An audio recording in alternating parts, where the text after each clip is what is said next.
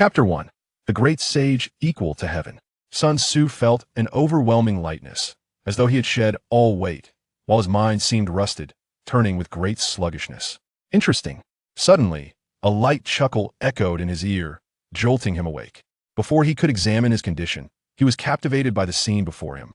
Surrounded by an endless night sky, devoid of distinction between up and down, left and right, distant stars twinkled sporadically. Before him sat an enormous monkey, indeed, a monkey of colossal proportions. It was akin to a mountain. Its body was covered in resplendent golden fur, radiating a brilliance surpassing that of the stars, sitting majestically upon a golden lotus, resembling a Buddha. What is this place? Sun Tzu wished to inquire, yet found himself at a loss for words, soon realizing he possessed no physical form, which filled him with dread. What is happening? How amusing!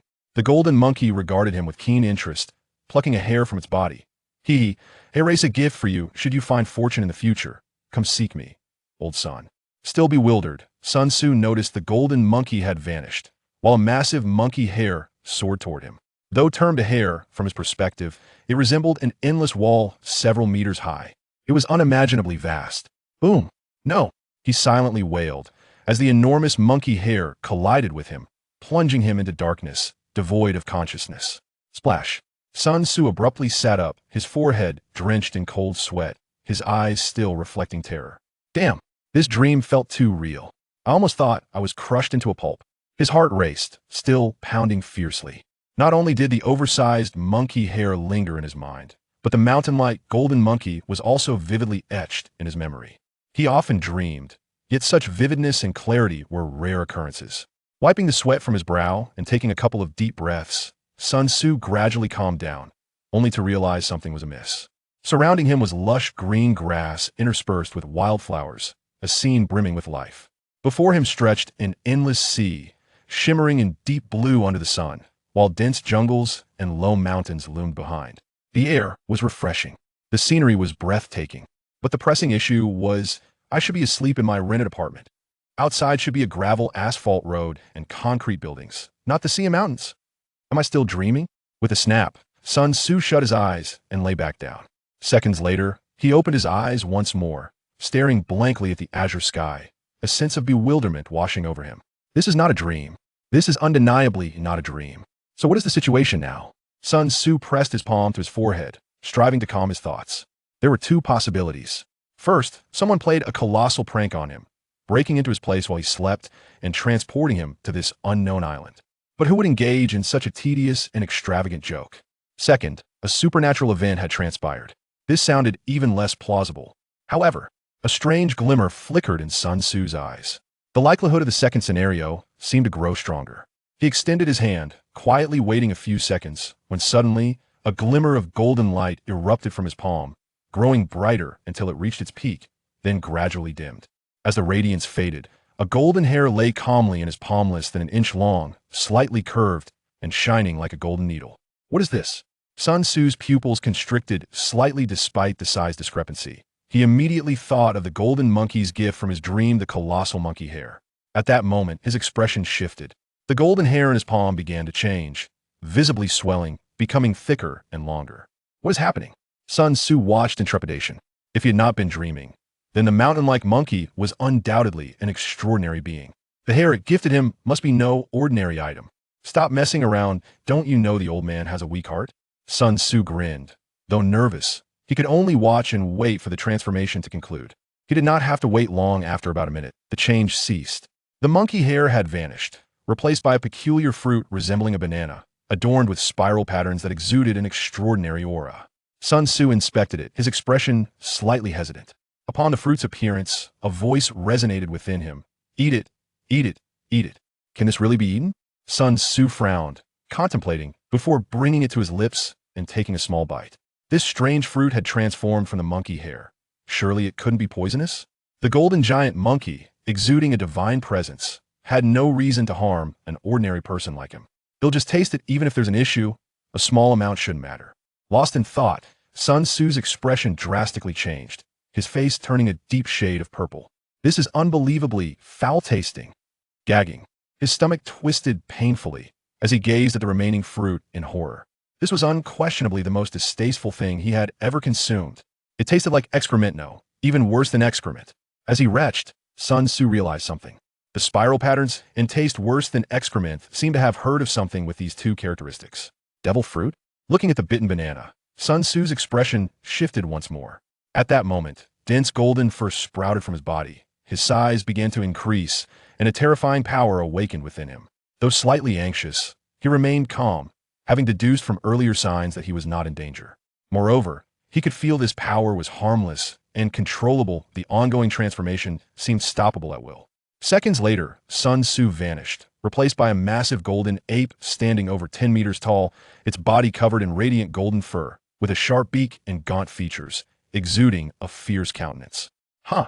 Sun Tzu roared, his fingers curling into a fist, pulling a golden-red iron rod from the void, a surge of rebellious spirit igniting within him, eager to challenge the heavens and pierce the sky. Wait a moment. 2 minutes later, Sun Tzu gradually regained his composure. What am I doing? How'd I end up as a beast? Is this the influence of the devil fruit? Indeed, this was a devil fruit. Based on an instinctive knowledge, he confirmed this, even discerning its type. It was the Zoan-type mythical beast, fruit monkey fruit, great sage equal to heaven form. After a moment's contemplation, Sun Tzu's exterior began to shift once more, his form slowly shrinking, though the golden fur remained. Eventually, he transformed into a smaller version of the golden ape. Standing just over 2 meters tall, his appearance softened significantly, no longer fierce, resembling a human covered in golden fur. He also donned a full set of gear. Upon his head rested a phoenix-winged golden crown, his body clad in golden chainmail, his feet adorned with cloud-weaving shoes, and in his hand he wielded the Ruyi Jingu Bang, unmistakably the great sage, the Monkey King. Chapter 2. Usopp. So, the golden giant ape I encountered was Brother Monkey? Or rather, the enlightened Brother Monkey. Sun Tzu had returned to human form, seated upon a rock, pondering quietly. Is this a reflection of fantasy upon reality? Or have I plunged into a fantasy? This was an ultimate question he had no intention of delving into just yet. The answer is clear. It's not a prank, rather. A supernatural event has occurred. Transmigration. During the transmigration, I encountered Brother Monkey, who gifted me a hair that transformed into a mythical beast devil fruit. If a single hair can become such a fruit, how formidable must his true form be? It's truly chilling. With a devil fruit, this must be the world of One Piece. Sun Tzu narrowed his eyes. He had watched the One Piece anime. While not an expert, he was somewhat familiar with it. Though the anime portrayed themes of camaraderie, humor, and warmth, the underlying realities were exceedingly brutal. Pirates ran rampant, committing atrocities, while the world government festered with corruption, and the celestial dragons regarded themselves as aristocrats. Looking down upon others, the Marines, who were supposed to represent justice, were fraught with contradictions and internal chaos. The strong towered above, while the weak were left at their mercy. In the world of One Piece, most ordinary people lived in dire straits, facing an uncertain existence. This is indeed a dreadful world, Sun Tzu shook his head, feeling fortunate that he possessed the capital to become a formidable force. The mythical beast species, the devil fruit, is among the most precious treasures in this world. Lost in thought, Sun Tzu began to contemplate his next course of action. First and foremost, I must ascertain the current time and my location. This was of utmost importance. If Luffy has already claimed the title of Pirate King and the world government has been overthrown, then the world may be entirely different from what he remembered. Secondly, I must develop the fruit and enhance my strength. Power is the foundation of everything. In the world of One Piece, lacking strength makes mere survival exceedingly arduous. Moreover, clenching his fists, feeling the surging power within him, a glimmer of excitement shone in Sun Tzu's eyes. Such strength was non-existent in his previous world. Hey, who are you? What are you doing here? Suddenly, a voice questioned him from behind. Someone's there? Startled, Sun Tzu quickly turned to look. A long-nosed boy, donning wind goggles and a light brown scarf, was observing him with caution. The familiarity of his appearance struck him. He blurted out, "Usopp?" The long-nosed boy paused for a moment, then proudly placed his hands on his hips and laughed heartily. "Ha ha! It seems my name, Captain Usopp, has spread beyond." After a brief moment, he wiped the smile from his face, stroking his chin and adopting a serious demeanor. "But that is not surprising. I am the brave warrior of the sea, the mighty Captain Usopp. You must have heard of my exploits and journey from afar to join the Usopp pirates, right? Very well. In light of your sincerity, I shall grant you this opportunity. Ha ha." Lost in his own fantasies, he burst into laughter. Sun Tzu's lips twitched as he listened to Usopp's bravado, contemplating, this is undoubtedly the world of One Piece. It appears that Usopp has yet to set sail with Luffy. The plot has not yet commenced. However, it should be soon. I recall Usopp setting off at the age of 17, and he seems to be approaching that age now. Best to confirm. He cleared his throat lightly. Usopp, how old are you? Still immersed in his daydreams. Usopp replied without hesitation, 16. No, this captain is actually 30 years old. Age brings maturity, after all. Usopp discreetly glanced at Sun Tzu, hoping to deceive him. 16, huh? Sun Tzu nodded. The timeline was established, and the location was also confirmed. If his memory served him right, they were in the East Blue, Siribu village. What good fortune? What does the East Blue signify? The weakest sea region. Here, weak refers to the pirate forces. The average bounty is a mere 3 million, 10 million marks, a notable pirate, while 20 million signifies the pinnacle. For Sun Tzu, this meant safety. What he needed most now was a secure environment to allow him to develop steadily for a while. There was no place more suitable than the East Blue. It seems I haven't been deceived. He truly is a peculiar individual. Usopp scrutinized Sun Tzu surreptitiously. There's no ship nearby. How did he arrive here? Come on, Usopp. Let's head into the village and take a look. Sun Tzu called out, leading the way inland. Hey, wait for me. Usopp exclaimed, hurriedly following. Do you even want to accept the challenge? Not interested. What? You don't wish to join the Usopp pirates? I never said I want to join, did I? I'm a great pirate with 8,000 followers. Dreams can be quite vivid. You saw through me. As they walked and talked, by the time they reached Siribu village, they had grown quite familiar with one another. Under Usopp's guidance, they arrived at a small tavern in the village. Unsure if it was due to having eaten the devil fruit, Sun Tzu felt particularly hungry upon entering the village. His first thought was to eat. He ordered an abundant feast, and soon after, it vanished in the blink of an eye. Usopp stared at him, dumbfounded. Are you a bottomless pit? What Sun Tzu had just consumed was easily 10 times Usopp's portion. I didn't expect that either. Sun Tzu shook his head, equally astonished by his own digestion speed. During the meal, he could even sense the food rapidly transforming into energy, replenishing his body. You must be quite wealthy, Usopp marveled. Sun Tzu's body stiffened. Wealth? He indeed had money, but that was from his previous world, all stored on his phone. In this world, he was utterly broke, unable to produce even a single belly. Usopp. Sun Tzu turned to the side, revealing a smile. Usopp, sipping his tea, felt a chill run down his spine at Sun Tzu's gaze and instinctively covered his wallet. What is it? Hee. I forgot my money. Could you lend me some? Sun Tzu said nonchalantly. Usopp's eyes widened, exclaiming, You have no money? Keep your voice down. Sun Tzu awkwardly glanced around. I have money. I just forgot it. Please cover for me this time, and I'll repay you later. Usopp looked at him with skepticism. His words seemed hardly credible. Don't be so stingy. Sun Tzu patted him on the shoulder amiably. We hit it off. Right away, we're practically friends now. A friend in need shouldn't be left in the lurch, right? Usopp scratched his head. It's not that I don't want to help, but this meal costs at least 10,000 belly, and I simply don't have that much. Only then did Sun Tzu remember that Usopp was an orphan. His father had gone to sea, and his mother had passed away, leaving him to fend for himself in poverty. His expression soured. What do we do then? Having suffered enough from financial woes in his previous world, he never imagined that the first trouble he would face after crossing over would still involve money. Was he supposed to dine and dash? Given Sun Tzu's current physical capabilities, it wasn't impossible. The couple running the tavern appeared to have combat power at 0. However, he couldn't bring himself to do it. Moreover, he intended to stay in Siribu village for a while. If he dined and dashed, he would surely be out of luck.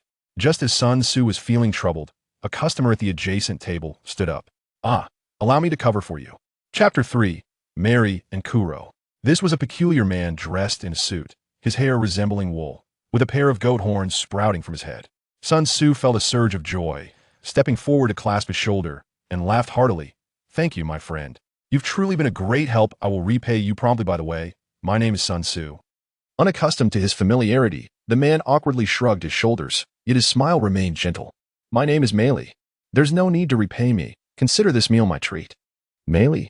A flash of insight coursed through Sun Tzu's mind as the man before him gradually conformed to the image residing within his memories. It must be acknowledged that there exists a significant disparity between the realms of the two-dimensional and the three-dimensional. Aside from uniquely distinctive characters such as Usopp or those with whom one is particularly familiar, recognition of others in person is not assured. Such is the case with the individual standing before him. Mirai, a minor character in the illustrious One Piece, who serves as the childhood companion of Usopp and the caretaker of Kaya. He is credited with the design of the Straw Hat Pirates' inaugural ship, the Mirai, a name derived from his own. While this character possesses a certain uniqueness, Sun Tzu still failed to recognize him immediately. Consequently, his thoughts began to wander. The chasm between the two-dimensional and the real world is vast. One must not blindly trust the information gleaned from anime or manga. Indeed, subtle discrepancies exist between the anime and the manga of One Piece, and it remains uncertain which version this world leans towards. In truth, the expanse of the world and the intricacies of human nature are far too vast to be encapsulated by a mere comic. I must exercise greater caution. By the time Sun Tzu regained his composure, Mirai had already departed. He paid it little mind, for in a village such as this, their paths would surely cross again. Turning to Usopp beside him, Sun Tzu remarked, "Usopp, I wish to reside in the village for a while. Do you know where I might find employment?" "Employment?" Usopp pondered. One arm crossed over his chest while the other supported his chin, furrowing his brow in contemplation. "That may prove quite difficult. Syrup Village is merely a small hamlet. Commerce here consists primarily of modest eateries, taverns, and general stores, most of which are family-run enterprises with scarce opportunities for hiring." Sun Tzu was beset by a profound headache. In his previous life, he lamented the challenges of job hunting, and now, having traversed worlds, he still found himself troubled by the same predicament. Yet, without employment, he would remain devoid of funds, and in the world of One Piece, living without money was equally untenable. Perhaps he could venture to a larger town? No. That would not suffice. Having consumed a devil fruit, he had become as helpless as a landlubber until he had mastered his newfound powers. He could not dare to set sail. Usopp struck his palm with determination. If there was any place where he might possibly secure employment, it would be there. But Sun Tzu was taken aback. But what? Usopp led Sun Tzu to the front of an opulent villa. The mansion exuded luxury, with a constant flow of individuals moving about, each bearing an expression of profound sorrow. This was the residence of a wealthy magnate, a place where one might find employment. However, a recent tragedy had befallen the family. Both the male and female heads had passed away, leaving behind only a pitiable little girl. This must be the home of Koya. Sun Tzu, lost in thought, gazed upon the magnificent mansion, realizing that in the affluent West Luo village, only the Kia family resided. Could it be that Kilo was inside as well? His eyes flickered as he pondered the merits and demerits of the situation. Kilo was a perilous individual. Once the captain of the Black Cat Pirates, his bounty was uncertain, but he was remembered to be close to 20 million. Under the guise of a servant, he had stealthily lingered beside Kia for 3 years, perfectly disguised without a flaw. When the moment came to strike, he was ruthless and unyielding, powerful, patient, merciless, and exceptionally astute. Kilo was undoubtedly one of the most dangerous figures in the East Sea. At that moment, Mary, who had just parted from them, emerged from the villa. Momentarily taken aback upon seeing the two, and inquired with curiosity, "What brings you here?" Sun Tzu already had an answer in his heart as he approached Meili with a smile. "Meili, I intend to stay in the village for a while. I came to see if there are any vacancies and to seek employment. The villa currently does not require any additional help." A hint of hesitation appeared on Meili's face, but she soon responded with a light laugh. "How about this? Let me inquire with the young lady. Do you possess any special skills, Mr. Sun Tzu? With the ability to transform into a monkey count?" Sun Tzu smacked his lips, yet he refrained from uttering his answer.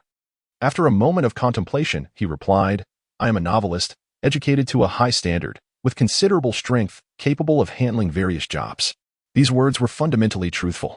Sun Tzu, at the tender age of 22, has recently graduated from university, majoring in Chinese language and literature. His writing skills are commendable. During his academic years, he published several essays and short stories. While he may not yet be a master of the craft, his proficiency, combined with the literary masterpieces of the past, allows him to navigate the literary world with a semblance of authenticity. Upon realizing his scholarly background, Meili's demeanor shifted to one of deep respect. She had previously perceived Sun Tzu as possessing an extraordinary aura, which had motivated her to assist him earlier. However, she was taken aback to learn that he was indeed a well-educated scholar, a term that, though unfamiliar to her, implied a certain distinction. Usopp's gaze towards Sun Tzu also transformed, reflecting a newfound recognition. Meili gestured courteously, inviting him to follow her. She altered her plans, intending to take Sun Tzu directly to meet Miss Kuya, a gesture befitting the respect owed to a scholar. Sun Tzu felt no objections. Yet there was a hint of peculiarity in his heart. Upon traversing into the world of One Piece and acquiring the mythical Zoan-type devil fruit, he had envisioned a journey of vanquishing the 4 emperors and confronting the admirals. However, to his astonishment, his first task turned out to be seeking employment. Relying on the skills he had honed in his previous life, accompanied by Mary, Sun Tzu entered the villa alongside Usopp. The atmosphere within was somewhat oppressive, tinged with a palpable sense of sorrow. Usopp, unreserved, surveyed his surroundings with keen curiosity, his eyes brimming with wonder. Sun Tzu felt increasingly relaxed and composed as he calmly followed Meili. Upon reaching the entrance, a man approached from the opposite direction, clad in a meticulously tailored black suit. His slick back hair and round glasses complemented his amiable smile, giving him a remarkably genial appearance. Klo. Sun Tzu paused momentarily, his eyes narrowing slightly. Had he not been privy to the truth, he would never have imagined that this man, with a gentle smile and eyes tinged with sorrow, could be a merciless pirate. Truly a master of deception. Kuro was also discreetly observing Sun Tzu, maintaining an impassive demeanor as he inquired softly, Meili, who are these two? Meili replied with a smile, this is Usopp, a young lad from the village, and this gentleman is Mr. Sun Tzu, a scholar. I am taking them to meet the young lady. Upon learning of his scholarly status, Kuro's expression shifted to one of respect as he inclined his head slightly towards Sun Tzu. This performance was undoubtedly of an Oscar-winning caliber. As Sun Tzu responded, he couldn't help but marvel inwardly. Even in close proximity, he found no signs of deceit. All he sensed from Klo was sincerity and kindness. It was no wonder that the Koya family had been so thoroughly deceived by him. After exchanging a brief greeting, Meili led the two to meet Koya, while Klo continued to fulfill his duties as a devoted butler. Chapter 4. The tutor Koya welcomed them in the living room. Sun Tzu sipped his tea while observing her. The young girl, at the tender age of 18, was in the prime of her youth. She wore a light blue long dress complemented by a yellow coat, and her shoulder-length golden hair framed her delicate features. She exuded grace and warmth, with a beauty that was both charming and endearing. However, her lovely face bore the pallor of sorrow, enveloped in a heavy shroud of grief and anguish, reminiscent of a frostbitten white rose, evoking a profound sense of compassion. This was hardly surprising. Not long ago, she had lost both her parents, a devastating blow for one so young. Sun Tzu was also aware that, due to overwhelming sorrow, she might fall gravely ill until the arrival of Luffy. Meanwhile, he secretly observed Usopp, noting that aside from a sympathetic glance, he exhibited no other signs of emotion. It seemed the two were still strangers to one another. He pondered silently. Indeed, one was an orphan, bereft of parental care, while the other was a young lady from a wealthy family. Under ordinary circumstances, their lives would seldom intersect. It was likely that Usopp, feeling a sense of kinship due to Kaya's parents' demise, often visited her to share tales and boast, which fostered their acquaintance. Reflecting on this, Sun Tzu discreetly shook his head. In truth, Kaya was not ill. Rather, she was simply overwhelmed by grief, her pent-up emotions manifesting as sickness, compounded by a lack of proper treatment. A naive and vibrant young girl, faced with the monumental change of losing her parents, devoid of relatives, friends, or any form of entertainment. Confined within her home, how could she not fall ill?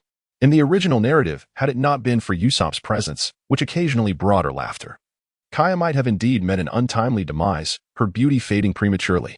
If you could offer me a position, I would extend my assistance to alleviate your suffering from illness. Sun Tzu murmured to himself, suddenly pausing to cast a peculiar glance at Usopp. If he intervened, it would likely mean Usopp would be sidelined. Rubbing his cheek, he silently reflected, Usopp, feel free to bond with Luffy. Your childhood companion shall be under my care. Unbeknownst to Usopp, who was carelessly admiring the opulent decor of the villa, a young lady named Kia was secretly observing him in return. Her first impression was quite favorable. For Sun Tzu was exceptionally handsome, tall and stately, exuding a subtle scholarly aura that set him apart from those around her. At this tender age, Kia was in a phase of whimsical daydreaming. During her moments of helplessness and sorrow, the sudden arrival of such a Prince Charming evoked connections to the novel she had read. Mr. Sun Tzu, Kia's voice, imbued with youthful innocence, rang sweetly. I would like to employ you as my tutor to assist me with my grammatical studies. Would you be willing? Reading was Kia's sole passion, and upon learning that Sun Tzu was a novelist, she was inspired to make this request. Upon meeting him, her resolve solidified instantly. Of course, I appreciate your kind words. Beautiful miss. With a burden lifted from his mind, Sun Tzu found Kia increasingly endearing. The position of tutor was far more appealing than he had anticipated.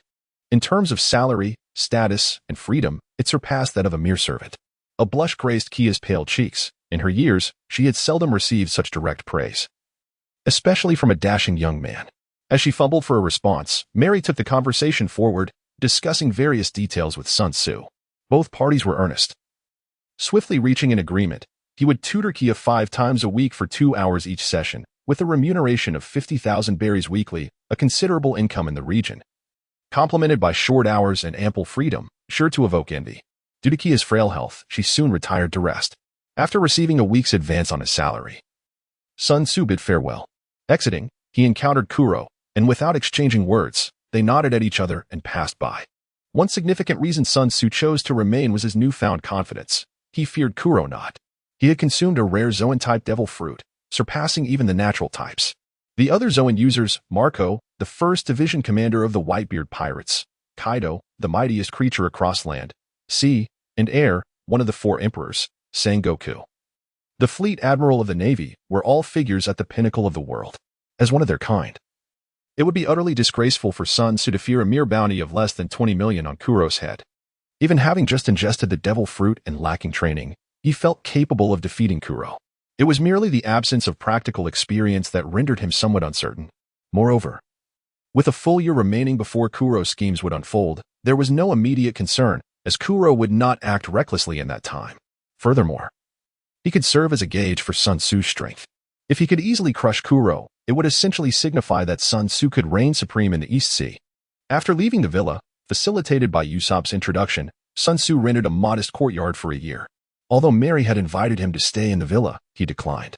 He needed to develop his newly acquired powers, and being under Kuro's watchful gaze would be unwise. Given his intellect, Kuro would inevitably discern something amiss. "Do come by often." He waved goodbye to Usopp, closing the door and discreetly exiting through the back.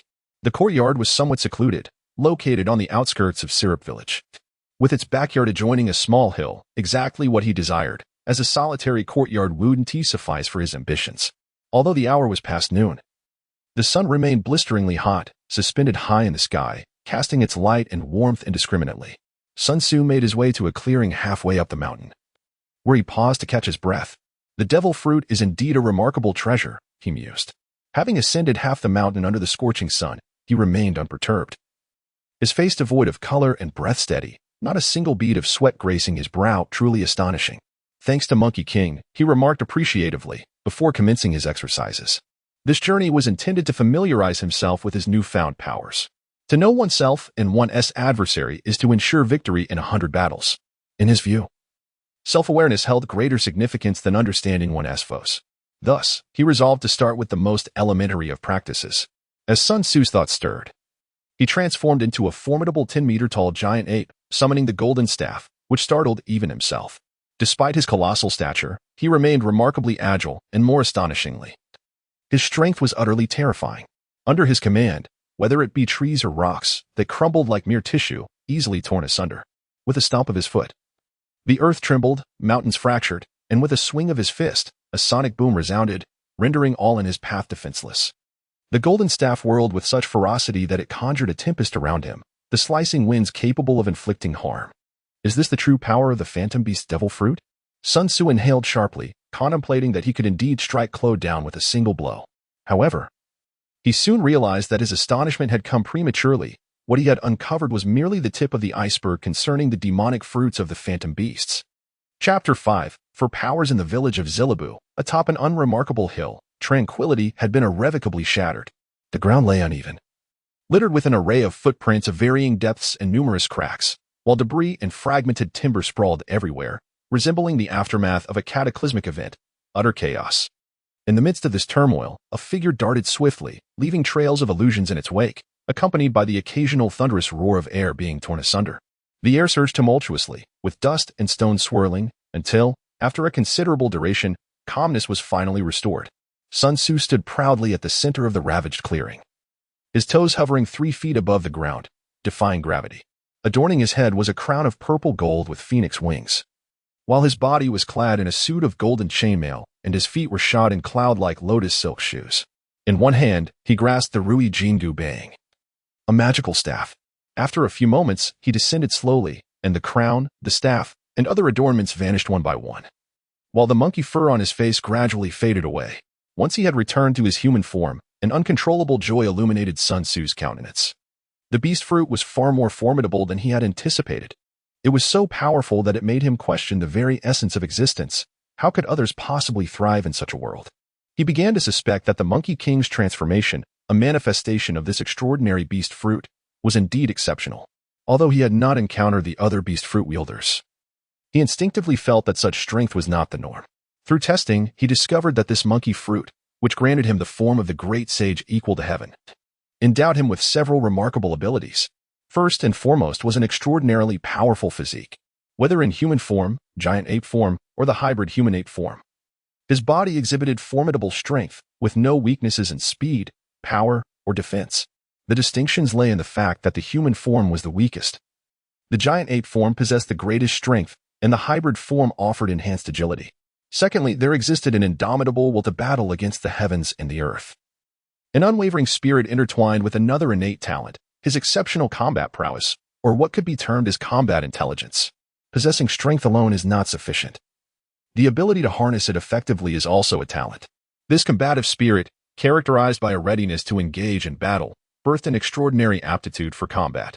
Of course, it was also conceivable that this was a latent ability he had possessed all along, merely unearthing it now, though the likelihood of that was nearly negligible. Lastly, and perhaps most crucially, was a capability he deemed even more significant than the enhancement of body and will, magical energy. This was a term he coined himself, though it could also be referred to as true energy, essence, or battle aura. Given that the beast fruit was derived from the Monkey King, he felt that magical energy was the most fitting appellation. In addition to the inherent abilities of the Zoan-type devil fruits, beast fruits often carried additional powers, such as Marco's immortal flames, Kaido's scorching breath, and Sengoku's shockwaves.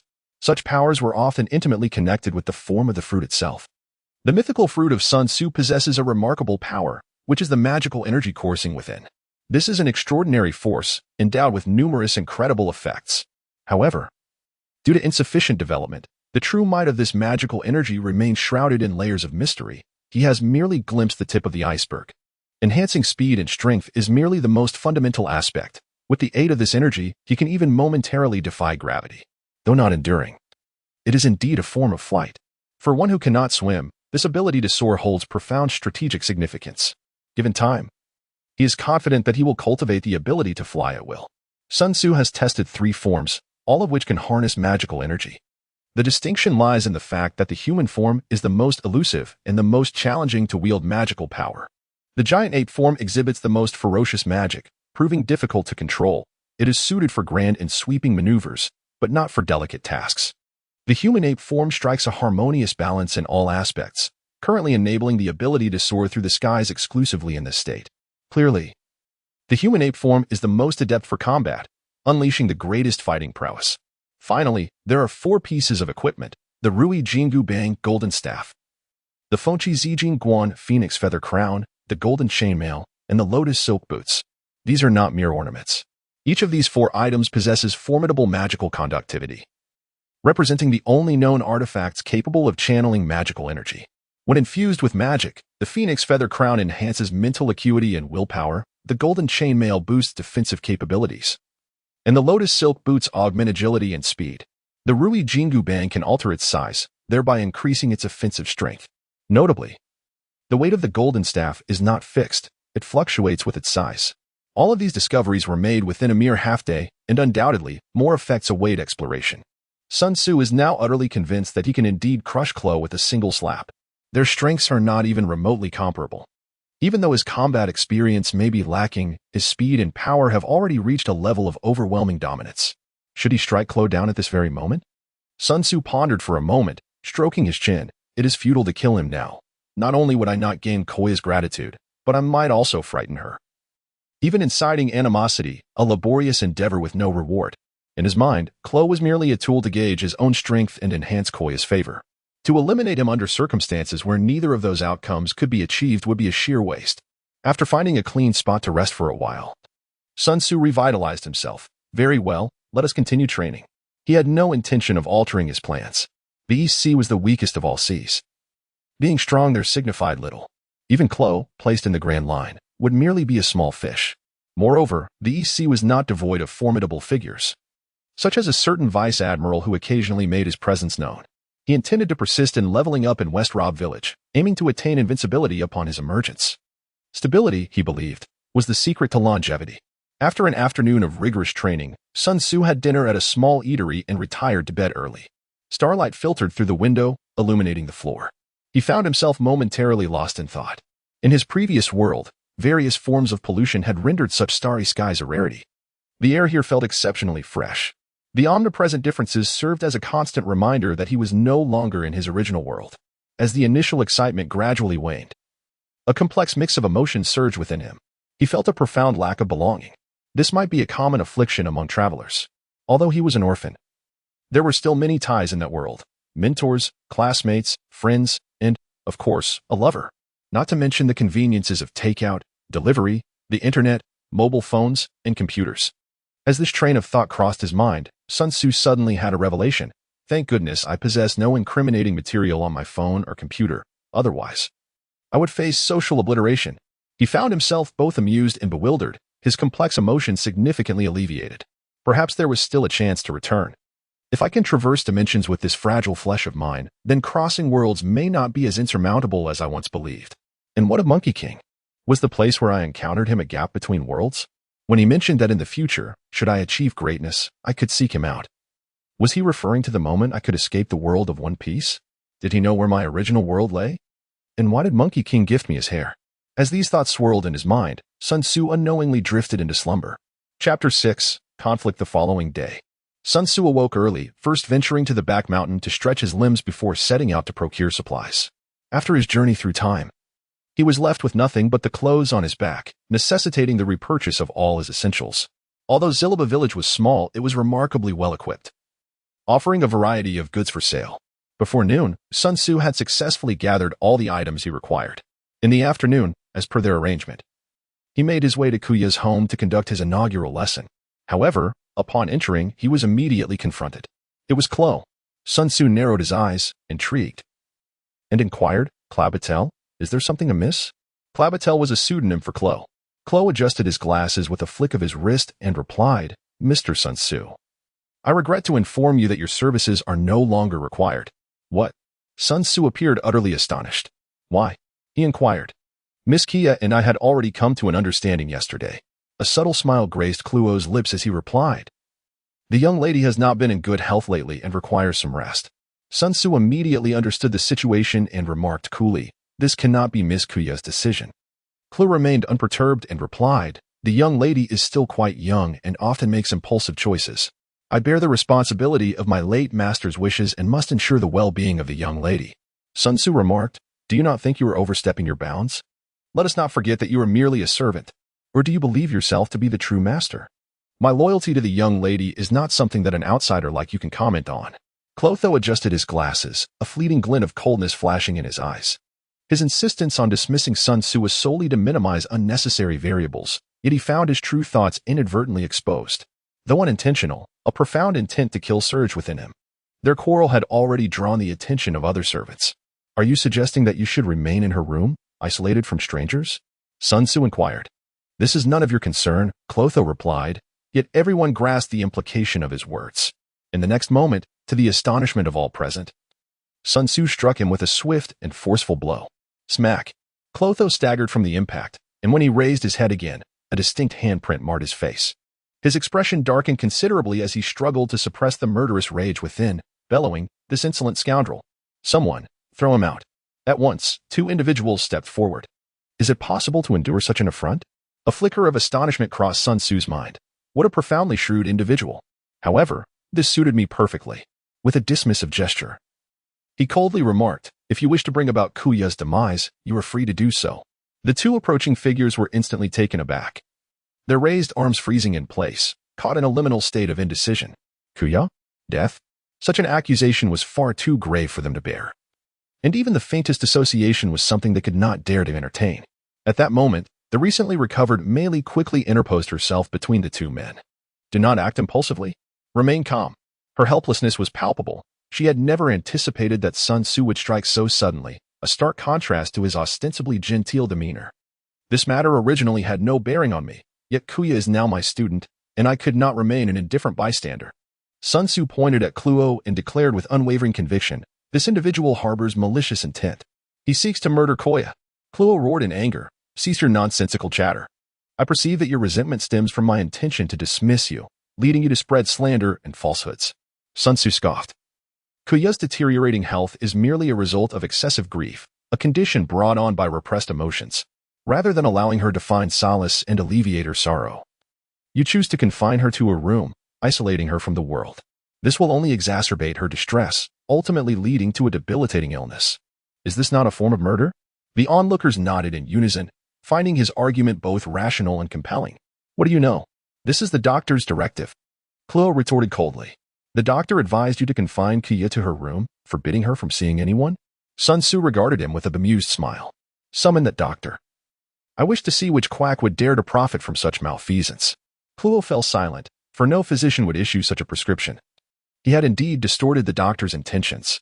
In an effort to preempt any unforeseen complications, he had intentionally minimized Kuya's interactions with outsiders. The expressions of the crowd began to shift as they sensed the underlying tension. Within this villa, Kuro and Meili served as the caretakers, with Meili overseeing the household staff and external affairs while Kuro was primarily responsible for Kuya's welfare. Given Kuya's youth and lack of assertiveness, her daily arrangements were largely dictated by him. Having earned the trust of the others, his decisions had seldom been questioned in the past. However, with Sun Tzu shattering that fade, the others began to recognize the disquieting truth. As they observed the growing suspicion in the eyes of the crowd, Kuro took a step back, conceding, "Perhaps I have been overly concerned for the young lady, misinterpreting the doctor's advice. This indeed may be my fault. Is that so? Yet I believe the likelihood that you acted with ulterior motives is far greater." Sun Tzu persisted, relentless in his accusations.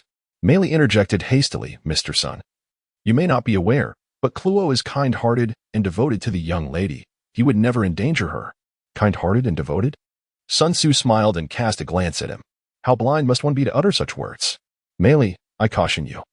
Should you place your trust in the wrong person, it could endanger Kia's life. Meili's expression faltered. Sun Tzu was overwhelmed by the intense pressure.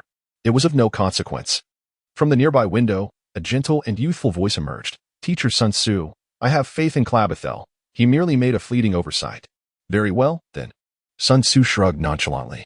Kuro had been lurking for 2 years, deliberately ingratiating himself with Kaya, and the trust cultivated through such efforts could not be shattered by mere words. He had achieved his goal, not only irritating Kuro but also stepping on him to gain a measure of Kaya's favor. The tool had effectively played its role. Kuro, with a face full of apology, bowed and said, "Thank you, Mississippi." He intended to say more, but Sun Tzu interrupted him with a wave of his hand. "It's getting late, Kaya. Shall we begin the lesson?" "All right, teacher," Kaya replied, her voice tinged with a hint of excitement. Her life had been exceedingly dull, and she eagerly anticipated a change. Once everyone had departed, Kuro's expression darkened completely. How dare he disrupt my plans? Though he longed to eliminate Sun Tzu immediately, he restrained himself. It was not the right time to act. Given their recent conflict, should Sun Tzu die now, suspicions would surely fall upon him. There would be opportunities. Adjusting his glasses, Kuro left the villa. Meanwhile, Kaya and Sun Tzu entered the study, where 3 bookshelves stood filled with an array of books. In any era, knowledge is invaluable.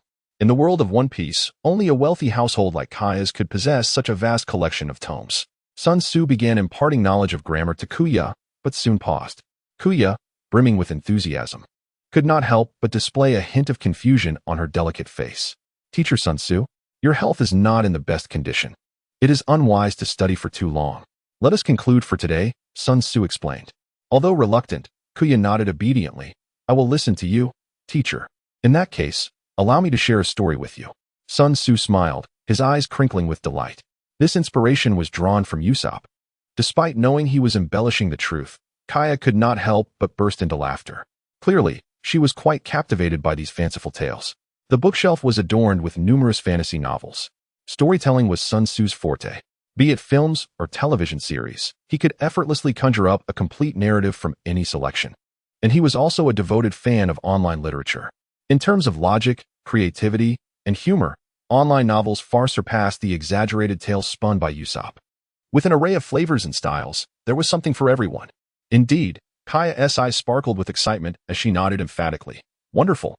Sun Tzu pondered for a moment, and suddenly an idea illuminated his mind. Today, we shall recount a tale concerning monkeys. It is said that after Panga separated the heavens and the earth, the world was divided into 4 great continents: Dongxing Shinzhou, Xinyo Hajou, Nandun Buzhou, and Beiju Luzhou.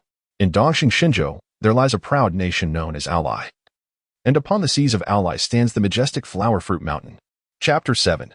Divine Powers, Manifesting the Celestial and the Terrestrial. To discover what transpires next, one must await the subsequent narrative. Sun Tzu struck the table, bringing today's narration to a close. His account was not a verbatim recitation of the original text. Although he had read it, he lacked the skill to memorize it entirely. Drawing from his recollections, he crafted a version that intertwined elements from both the novel and the television adaptation. The tale of Journey to the West is sufficiently captivating, and Chia listened with sparkling eyes, thoroughly enchanted. The Monkey King is so handsome. Yet, feeling a lingering desire for more, Chia playfully implored, "Teacher, could you share a bit more?" Sun Tzu coldly refused. "No, you need to rest. The teacher is so annoying." However, Chia immediately puffed up in anger. "Don't worry." Sun Tzu replied with a gentle smile, "I will come by often." Kia was overjoyed. "Then I will give the teacher more money." "No need for that. Having so much money is of no use to me." Sun Tzu waved his hand dismissively. If he sought to amass wealth, he would be better off hunting pirates. The bounty from a single notorious pirate's head could equate to decades of income as a private tutor. Subsequently, Sun Tzu embarked on a monotonous yet fulfilling existence. Each morning was devoted to rigorous training, while afternoons were occasionally spent narrating stories to Kuya. On days he did not visit her, he continued with his exercises. The fruits of his labor manifested in his rapidly increasing strength and the deepening bond with Kuya. It is noteworthy that during this period, Klo refrained from causing any disturbances. When they next encountered one another, Klo's demeanor had remarkably softened, seemingly having completely forgotten the displeasure of that fateful day. Embodying the essence of a formidable leader, Sun Tzu stood at the precipice, gazing out at the vast ocean, and uttered softly, "Manifest the heavens and the earth." In an instant, his form began to swell dramatically, transforming into a towering giant of 10 meters in height. This was not a mere transformation into a beast. He retained his human semblance entirely. With a mere thought, golden fur sprouted across his body, while the phoenix wing crown of purple gold and the Ruyi golden cudgel materialized alongside 3 other magnificent artifacts. Thus, he assumed the form of a divine ape. With a deft movement of his toes, Sun Tzu propelled himself into the air, his form momentarily transforming into a fleeting shadow. His towering figure, soaring 10 meters high, darted through the atmosphere with astonishing speed, yet it stirred not a whisper of air, resembling a specter. This was one of the marvels of his mystical prowess, reducing air resistance and achieving a state of seamless integration with the atmosphere. Moments later, Sun Tzu's silhouette reemerged. "Transform!" he bellowed as his body commenced another metamorphosis. His jaw protruded, fangs elongated, and his visage grew increasingly menacing. His physique swelled once more. When the transformation concluded, he stood as a colossal golden ape, towering 100 meters, wielding a golden staff that measured 150 meters in length and exceeded 3 meters in diameter. "Crush the mountains!" With a thunderous roar, Sun Tzu clenched his fist, maintaining his grip as the other end of the golden staff swelled to several times its size. He swung his powerful arm, bringing it down with tremendous force. A resounding boom reverberated throughout the entire village of Zilabu, startling many who trembled, believing an earthquake had struck. At the cliffside, debris scattered in all directions, dust swirling in the air, as the once formidable precipice had been utterly obliterated, leaving behind only a chaotic expanse of rubble. The timing was insufficient. Sun Tzu shook his large head as his physique began to contract. This technique, known as crushing mountain, was a new creation of his. Seemingly simple yet intricately woven with complex magical applications and techniques such as weight and shockwaves. According to his vision, if perfected, this move could reduce an entire mountain to mere dust. Moments later, he reverted to his human form, the magical energy swirling around his body coalescing into a suit of black armor. The transformation would tear apart his clothing, yet upon returning to human shape, the magical energy would automatically materialize an identical outfit. It felt akin to a passive skill. Sun Tzu also discovered this after numerous transformations. He has been diligently researching this technique, yet has made little progress thus far. Usopp cautiously approached, his eyes wide with astonishment as he exclaimed, You are a monster. Why the surprise? Haven't you seen it before?" Sun Tzu replied with a light chuckle. Some time ago, while training, he had inadvertently been observed by Usopp, primarily due to his lack of discretion. Since that moment, Usopp has frequently come to watch, and their rapport has improved. While it may not rival that with Koya, Usopp has become the second most familiar person to him in Scylab Village. Can they be compared? Usopp responded, visibly excited. In the past, you were merely faster and stronger, but this time you shattered a mountain. You transformed into a 100-meter-tall monster. Are you truly human? I told you before. That is the power of the devil fruit. And as for the giant ape towering 100 meters, a faint smile curled at the corners of Sun Tzu's lips. This is a newly developed technique of mine, or rather, a divine ability, law of heaven and earth. One could say this represents his most significant breakthrough in the past 6 months. The law of heaven and earth is a genuine mystical art. Its current effect manifests as a tenfold increase in physical stature, accompanied by exponential surges in speed, strength, and other attributes. Though his form appears massive when employing this divine technique, his velocity actually surpasses that of his smaller frame. Naturally, maintaining this celestial state continuously drains his spiritual energy at an alarming rate. To be precise, this sacred art was not so much created as it was unearthed, like an innate ability concealed within the bloodline of a mythical Zoan fruit. Its mysteries gradually revealed through Sun Tzu's deepening cultivation until achieving its current perfected form.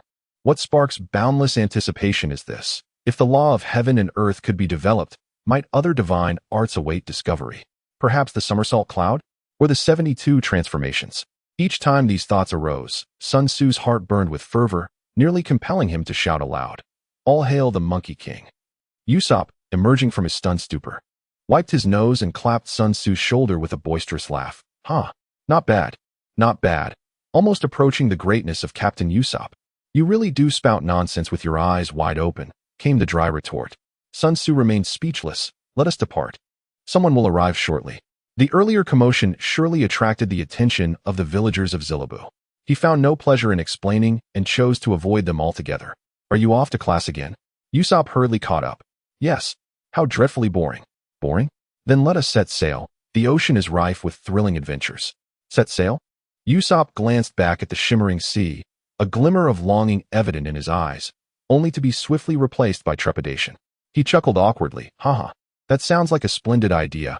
It is high time the world witnessed the renown of Captain Usopp. By the way, will you join me? Of course. Sun Tzu retorted with a sudden shift. No. Usopp's face lit up with joy, only to freeze in place. He abruptly clutched his chest. Haha. It seems I have come down with a malady that dictates I shall perish if I set sail, thus I must temporarily abandon this plan.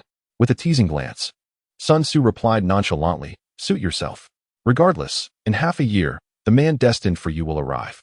Yet, without Xia, can they truly come together? Perhaps they shall.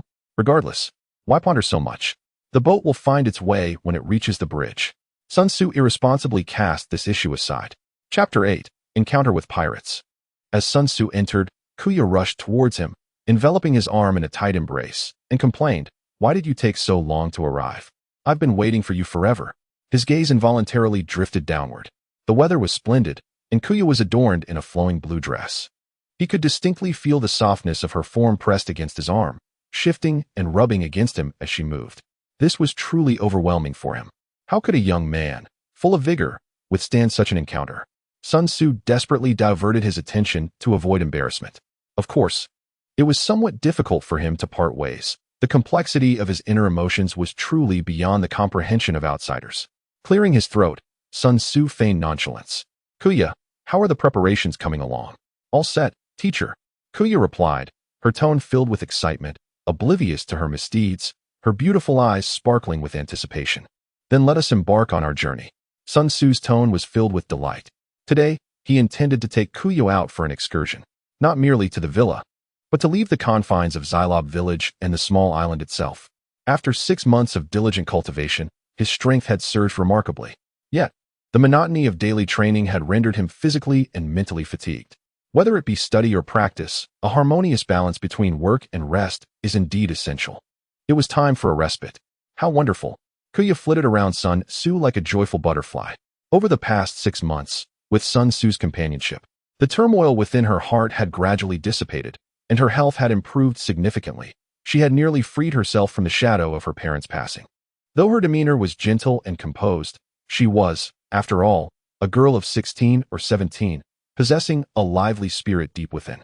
While bedridden, she had yearned for the day she could venture outside again, and now that her health had returned, that desire was stronger than ever. I entrust her to you, Mr. Sun Tzu, Mei Li said with a beaming smile. Her attitude towards Sun Tzu had grown increasingly respectful, not solely because he had healed Kuya, but also due to a significant reason. She sensed that Sun Tzu could potentially become the master of their household. Wasn't there still Kilabatel? Sun Shuchao glanced over, his gaze filled with intrigue. They had initially not intended to bring Klo along, yet he insisted on accompanying them. I shall take good care of the young lady and Mr. Sun Shuchao, Klo said softly, adjusting his glasses with a gentle push of his wrist. Let us proceed. Sun Tzu led the way with great determination, while Kuya, embracing his arm, walked closely beside him. Behind them trailed Keilu and 3 other attendants. Soon, the group arrived at the seaside, where a magnificent ship awaited them, resplendent in golden hues and resembling a colossal seashell. Kuya's spirits dipped slightly as she reflected. The golden conch was purchased during my father's lifetime. Sun Tzu said nothing, merely tenderly tousling her golden hair. However, Kuya was soon lost in her thoughts. Quickly emerging from her melancholic mood, she took Sun Tzu by the hand and began to explore the luxurious golden conch, enthusiastically providing a tour. The vessel was opulent, featuring spacious bedrooms, a small swimming pool, a library, and an abundance of entertainment facilities, fitting the description of a grand yacht. Under the command of Klo, the ship swiftly set sail, gradually drifting away from Zilabu village. After touring the golden conch, Sun Tzu arranged a lounge chair on the deck. Bathed in sunlight and caressed by the sea breeze, he was surrounded by refreshments, fruits, and a delightful assortment of snacks. Kuya nestled beside him, occasionally reaching out with her delicate hand to offer him a treat. Over the past 6 months, their relationship had subtly transformed. Kuya had grown increasingly dependent on him, while Sun Tzu found great joy in the presence of this gentle, graceful, and considerate young lady. It is often said that a tender haven is a hero's grave. The ancients did not deceive me, he mused silently. This lifestyle was truly exquisite, something he had never dared to dream of in his previous world. He almost wished to remain forever, indulging in such bliss for a lifetime. Ultimately, it was a flicker of hope for a brighter future that prevented him from succumbing completely. After approximately half a day's journey, a cluster of islands emerged ahead. In terms of size, this island far surpassed the one housing Zilabu village, boasting a bustling dock with ships coming and going. Teacher, ahead lies White Bird Town, the most prosperous town in the surrounding waters. Kuya softly whispered in Sun Tzu's ear. Have we arrived? Sun Tzu's tone carried a subtle hint of regret. What was he still hoping to encounter? He had not anticipated such a tranquil journey, devoid of even the faintest shadow of pirates. Yet, before his words could fully escape his lips, the atmosphere shifted dramatically. A ship docked nearby had unleashed its cannons, aiming directly at another vessel that was just preparing to depart, and brazenly opened fire. The thunderous boom reverberated like a tempest, as cannonballs, as large as basketballs, tore through the air with a piercing shriek, crashing violently into the mast. A fierce shockwave accompanied by blazing flames erupted forth, causing the mast to splinter instantly. With Sun Tzu's keen eyesight, he could even discern the despair etched on the faces of the crew on the deck. However, before they could react, more cannonballs rained down upon them. The relentless barrage transformed a ship of considerable size, rivaling the Golden Conch, into a veritable wreck within moments, leaving its crew and passengers nearly annihilated, with limbs and blood strewn across the deck. Brutality, bloodshed, violence, and slaughter were vividly displayed in that brief interval. Success! Hurry, hurry! Let us seize all the treasures! Echoed the maniacal laughter from the ship that had fired the cannons. A band of armed individuals, their faces contorted with ferocity and their eyes glinting with a thirst for blood, leaned over, greedily eyeing the ravaged ship ahead. They swiftly maneuvered closer, scrambling aboard the damaged vessel with practiced agility, immediately commencing their looting. It was evident that this was not their first foray into such lawlessness. Every member exhibited a disconcerting familiarity with their grim task. Sun Tzu embraced Kuya, burying her face in his chest to shield her from the gruesome scene before them. It is the Iron Hook pirates, croaked Klo, his voice laden with gravity. Sun Tzu turned to look back. Do you know? Kro's expression was grave. The Iron Hook pirates are an exceedingly perilous crew. They excel in disguise, often masquerading as merchant vessels to gain the trust of other ships, only to launch a sudden assault. Their captain is a notorious pirate with a bounty of 8 million. 8 million for a pirate? Sun Tzu's tone was inexplicably light, and he suddenly felt a desire to laugh. If this were any other sea rather than the East Sea, he would feel embarrassed to mention such a meager bounty. Klo, mistaking his demeanor for fear, glanced away and reassured him. There is no need for concern, Mr. Sun Tzu. Though the Iron Hook pirates are formidable, we should not encounter them again from this point forward. It was a grave mistake for them to act in White Bird Town, especially with a naval base in proximity. As soon as Klo's words fell, 2 warships emerged from the side, pursuing the Iron Hook pirates. The naval vessels showed no mercy. Upon entering range, they swiftly positioned their cannons and decisively opened fire. Just as Klo had indicated, the Iron Hook pirates had indeed made a grievous error by launching an attack here. In terms of firepower, range, and the speed of their vessels, the 2 warships far surpassed those of the Iron Hook pirates. The Navy showed no leniency, seemingly unwilling to take prisoners, and in an instant, the fate of the Iron Hook pirates mirrored that of the ship they had assaulted. After 2 successive and brutal battles, the waters near the dock were stained crimson with blood. However, once the warships had taken the pirates away, the dock quickly returned to its bustling state. Even as the battered ships remained afloat, the incident was swiftly forgotten, scarcely discussed at all. It seemed the populace had long since grown accustomed to such occurrences. Chapter 9. An unexpected encounter with Zoro. Aside from Klo, this was Sun Tzu's first encounter with pirates. Contrary to the imagined freedom and camaraderie, he was met only with brutality, bloodshed, lawlessness, and a blatant disregard for human life. 99% of pirates were wretched scum deserving of hell. The Straw Hat pirates were but a rare exception. In truth, they resembled adventurers bearing the pirate moniker. Docking now, Sun Tzu instructed with a casual tone, embracing Kuya as they returned to the cabin. Observing his retreating figure, Clotho adjusted her glasses, a glint of cold light flickering in her gaze. How bold he is. I wonder if he can remain so composed when confronted with the swords of pirates.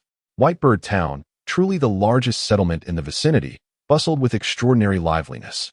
A myriad of shops lined the streets, the clamor of vendors incessantly ringing in the air, while tourists jostled for space, creating a vibrant commercial atmosphere. The presence of armed guards along the sidewalks served as a testament to the thriving trade. Teacher, allow me to take you to my favorite shop, Kuya exclaimed. Undeterred by the presence of pirates, her spirits remarkably high as she tugged Sun Tzu toward the heart of the town. The establishment she referred to was an upscale, ready-to-wear boutique, run by a couple, both graced with the wisdom of age and silver hair. My dear Kuya, it has been so long since your last visit. Upon their entry, the elderly woman rose with a face radiant with genuine surprise, devoid of the customary customer service smile. Kuya reciprocated with a bright smile, responding sweetly, Grandma Chiao, I have been unwell lately, recuperating at home. Oh, I heard about your parents. The elderly woman began to share whispers with Kuya. Sun Tzu leaned against the doorframe, curiously surveying the architecture beyond. In stark contrast to the quaint residences and shops he had just encountered, these structures loomed larger and more imposing, encircled by formidable walls. Atop certain edifices, cannons were distinctly positioned. No, it was not a semblance. They were indeed cannons. Boldly emblazoned on the entrance were the 2 characters, Navy. This was the naval base of Whitebird Town. Should he venture in for a closer look? Sun Tzu stroked his chin, deep in thought. With his abilities, even a casual stroll inside would go unnoticed by anyone. Just then, the tightly shut door swung open, and 3 individuals emerged. Upon closer inspection, Sun Tzu's eyes lit up. What a coincidence, a familiar face. The leader sported short green hair, adorned with a dark green headband on his left arm, while his left ear sparkled with 3 teardrop-shaped golden earrings.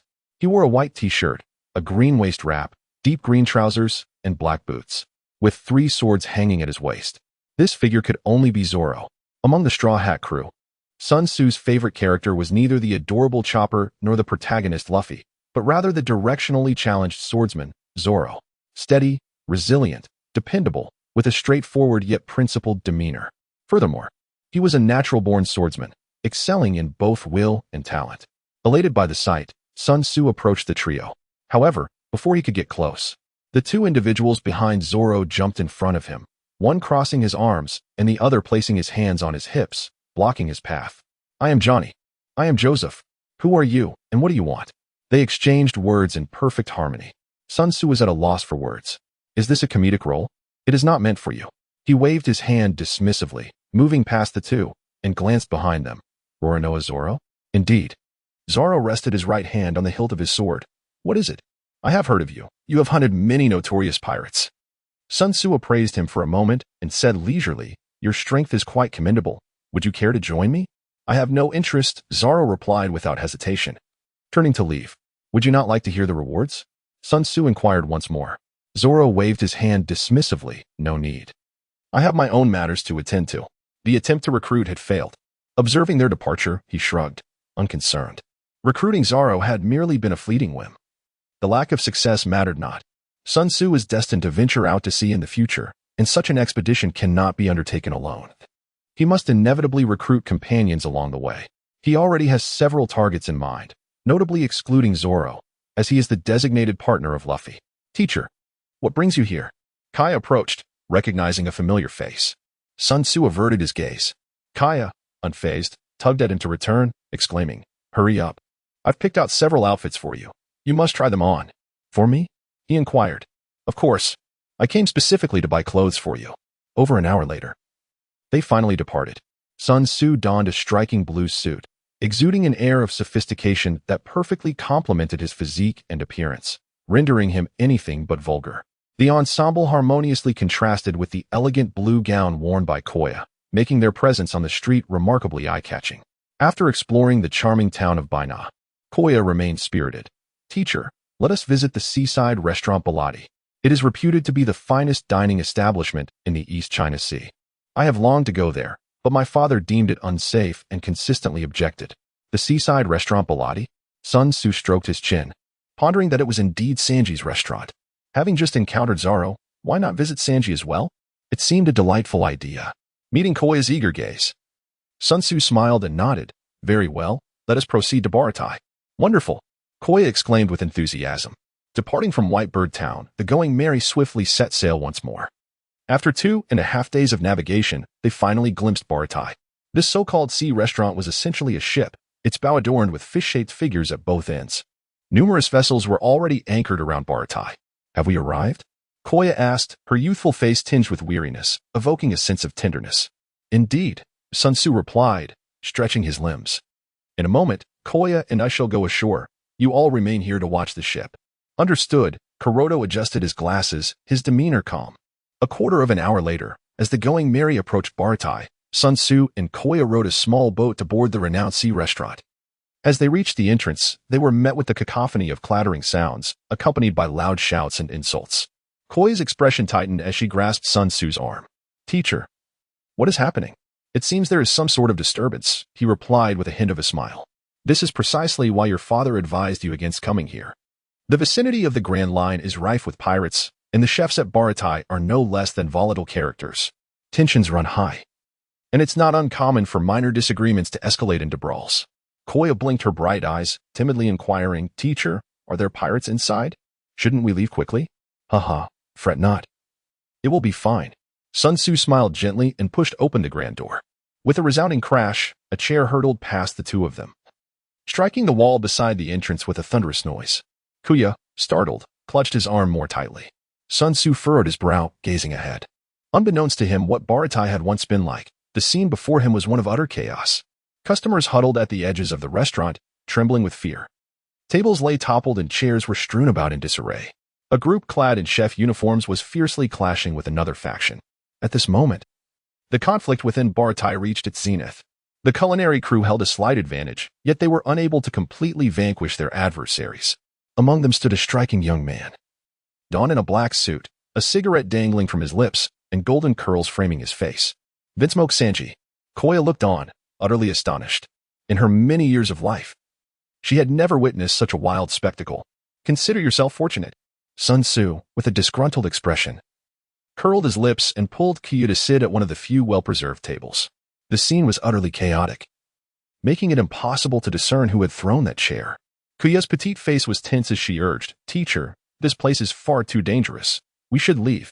"Humph. Don't worry, Kuya. If they dare to harm even a single hair on your head today, I shall dismantle Baratie."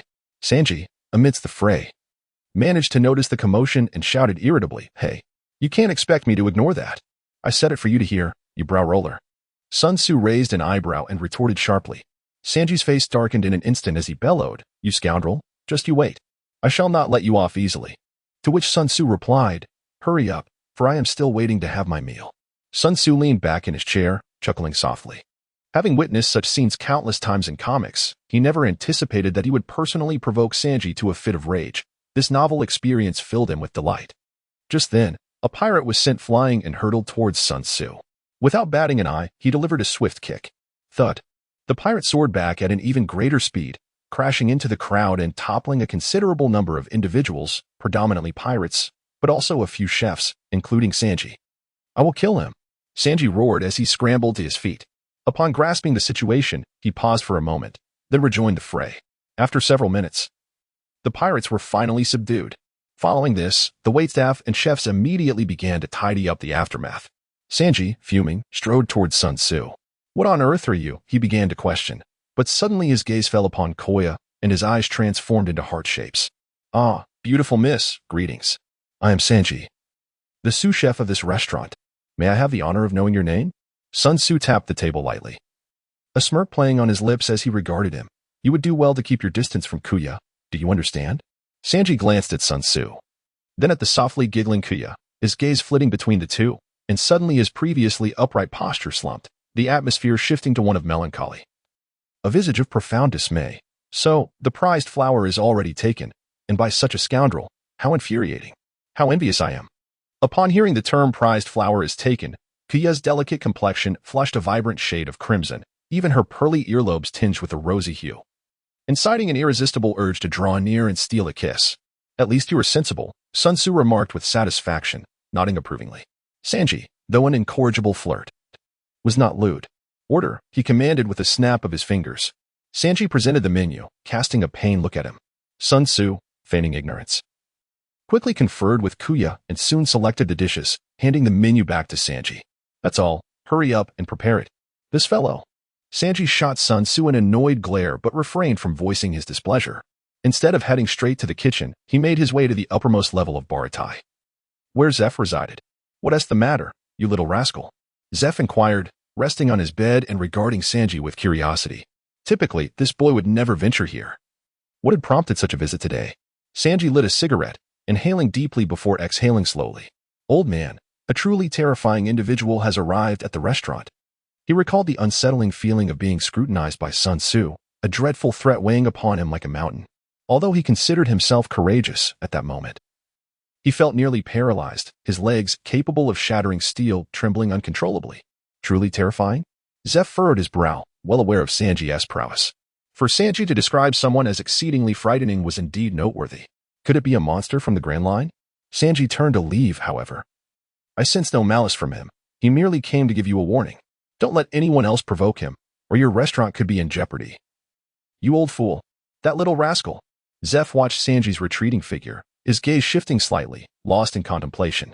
It was tea long before the dishes they had ordered arrived. Personally delivered by Sanji. "I recall that we did not order any beverages." Sun Tzu gazed at the open bottle of red wine in Sanji's hand, his expression filled with curiosity. "This is a gift. I appreciate your assistance earlier," Sanji remarked, setting down his glass as he poured wine for both of them. Sun Tzu's decisive kick proved to be immensely beneficial, serving as a pivotal moment that swayed the situation entirely in their favor. Otherwise, at the very least, several others would have sustained injuries. "Very well, I shall accept it." Sun Tzu raised his wine glass, swirled it, and downed its contents in one gulp. It was both sour and bitter, not particularly remarkable. "That's not how you drink." Sanji's forehead twitched with irritation. However, Kaya couldn't help but chuckle heartily. After 6 months of acquaintance, she had long realized that her teacher was not only extraordinarily talented and knowledgeable, but also remarkably easygoing and unconventional, often displaying unexpected behavior. Sun Tzu raised his eyebrows and inquired, "Would you care to sit down and share a meal?" Sanji, momentarily taken aback, shook his head and replied, "No, thank you. I have matters to attend to." "Then why are you lingering here?" Sun Tzu retorted with annoyance. "Hurry along, you're an eyesore." With a dark expression, Sanji departed, his teeth grinding audibly in frustration. "What a jerk, why is he so strong?" Observing his retreating figure, Kuya curiously asked, "Teacher, do you know him? It seems uncharacteristic of you to engage in such lengthy conversation with a stranger." Sun Tzu smiled softly, acknowledging, "I suppose so. He is quite an interesting fellow." Noticing his reluctance to elaborate, Kia refrained from further inquiries. The teacher had always been enigmatic, and she had no intention of prying into matters further. The two began to savor the culinary delights before them. It must be said, The renowned establishment certainly lived up to its reputation. Baratie undeniably deserved its title as the finest restaurant in the East Sea. The dishes, primarily seafood, were not only exquisite in flavor, but also distinct from one another, creating a harmonious experience that evoked no sense of aesthetic fatigue. "The taste is indeed remarkable, teacher," Kia remarked, taking a sip of her drink, her cheeks flushed, and her tone becoming endearingly playful. "Let us visit frequently." Sun Tzu wiped his mouth and stood up, while Kyo approached and linked her arm with his. As they reached the doorway, a gust of sea breeze invigorated them both. Sun Tzu glanced back at Sanji, arching his brow. "Let us depart swiftly. Never return." Sanji gritted his teeth. "Ha ha, that is out of the question." Sun Tzu laughed heartily as he boarded the small boat with Kuya. What an odd fellow. After observing their retreating figures for a moment, Sanji discarded his smoldering cigarette and turned back toward the restaurant. Chapter 11. The Black Cat Pirates miss Mr. Sun Tzu. Welcome back. Upon their return, Kuro approached them with concern etched on his face. "I heard there was a conflict inside, and I have been quite worried." Sun Tzu nodded at him. "Clabatel, you are indeed quite loyal." Mr. Sun Tzu replied, "I am aware that you have always harbored some misunderstandings about me." Klob's voice was humble and respectful. "The young lady's parents took me in and provided me with employment. Their kindness is akin to a rebirth, and I hold no ulterior motives towards the young lady." "Perhaps," came the response. Sun Tzu remained noncommittal, reclining on the lounge chair. He felt a tinge of helplessness. She was unsure why the teacher had persistently disdained Karabattle. Despite her attempts at persuasion, the teacher merely advised that in due time she would understand. After several futile attempts, she surrendered to the situation.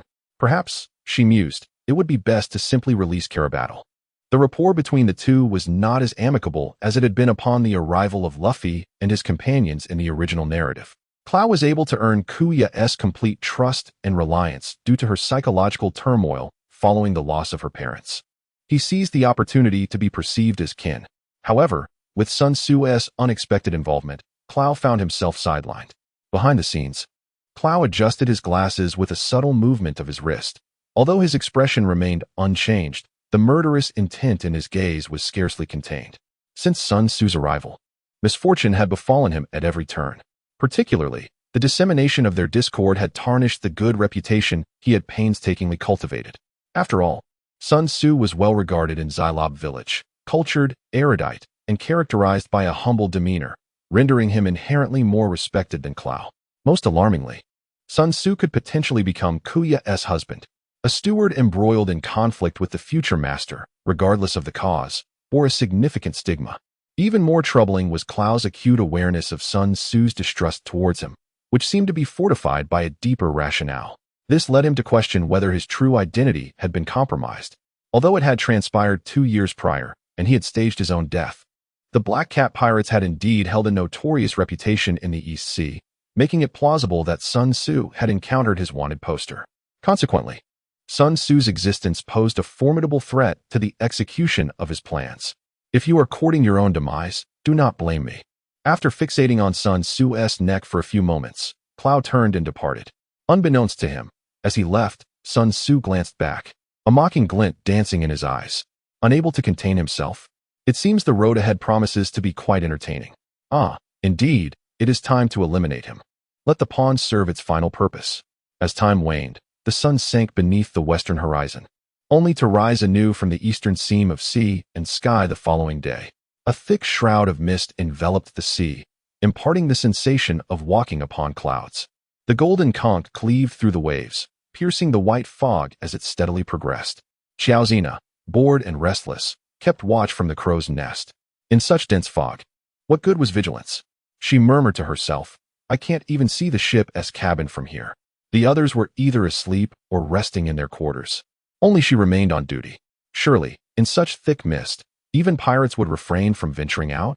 As Xiaozina pondered whether to indulge in a moment of laziness, she suddenly spotted a shadow looming ahead. Before she could react, a resounding crash reverberated, and the golden conch trembled violently, halting its advance. "This is bad. We've collided with another ship." In a frenzy, Xiaozina scrambled down, shouting, "Not good. We've hit another ship. Not good." She dashed towards the bow to assess the severity of the impact, but halfway there, she halted, eyes wide and trembling, her face a mask of terror. The vessel they had struck was slightly smaller than the Golden Conch, and it was teeming with individuals brandishing swords, their visages menacing, adorned with a pirate flag depicting crossed bones and a cat's head behind them. Overwhelmed, Xiaozina nearly collapsed, scrambling backward as she cried out in desperation, "Pirates!" The others, drawn by her cries, were startled. "Pirates? What pirates? Didn't Tiwi just collide? Where did the pirates come from?" Vivy rammed into a pirate ship. Xiaozina's voice quivered with panic. The Golden Conch was armed. If they were at a distance, they could have attempted to repel the attackers with cannon fire. But they had directly engaged the pirate vessel. What were they to do? Their collective strength amounted to merely 6 individuals. Kuya's face paled slightly, yet she endeavored to maintain her composure. "Pirates seek treasure, do they not? Let us offer them all our valuables and hope they depart." Clow adjusted his glasses, calmly stating, "Regardless, miss, you must find a place to conceal yourself. We shall handle the pirates." "No need. I will protect Kuya." Sun Tzu stretched lazily. Having diligently trained for 6 months, he was finally ready to showcase his abilities. While maintaining a low profile has its merits, it often feels akin to donning splendid attire in the dead of night, leaving one somewhat dissatisfied. "Do you even comprehend what you are saying?" Klaus glared at Sun Tzu. "That is a pirate, a ruthless killer, and it is exceedingly perilous for the young lady to remain here. Protect her? What capabilities do you possess to ensure her safety?" As he spoke, he moved to grasp Koya, but Sun Tzu raised his hand to block him. "You will soon discover what I am truly capable of."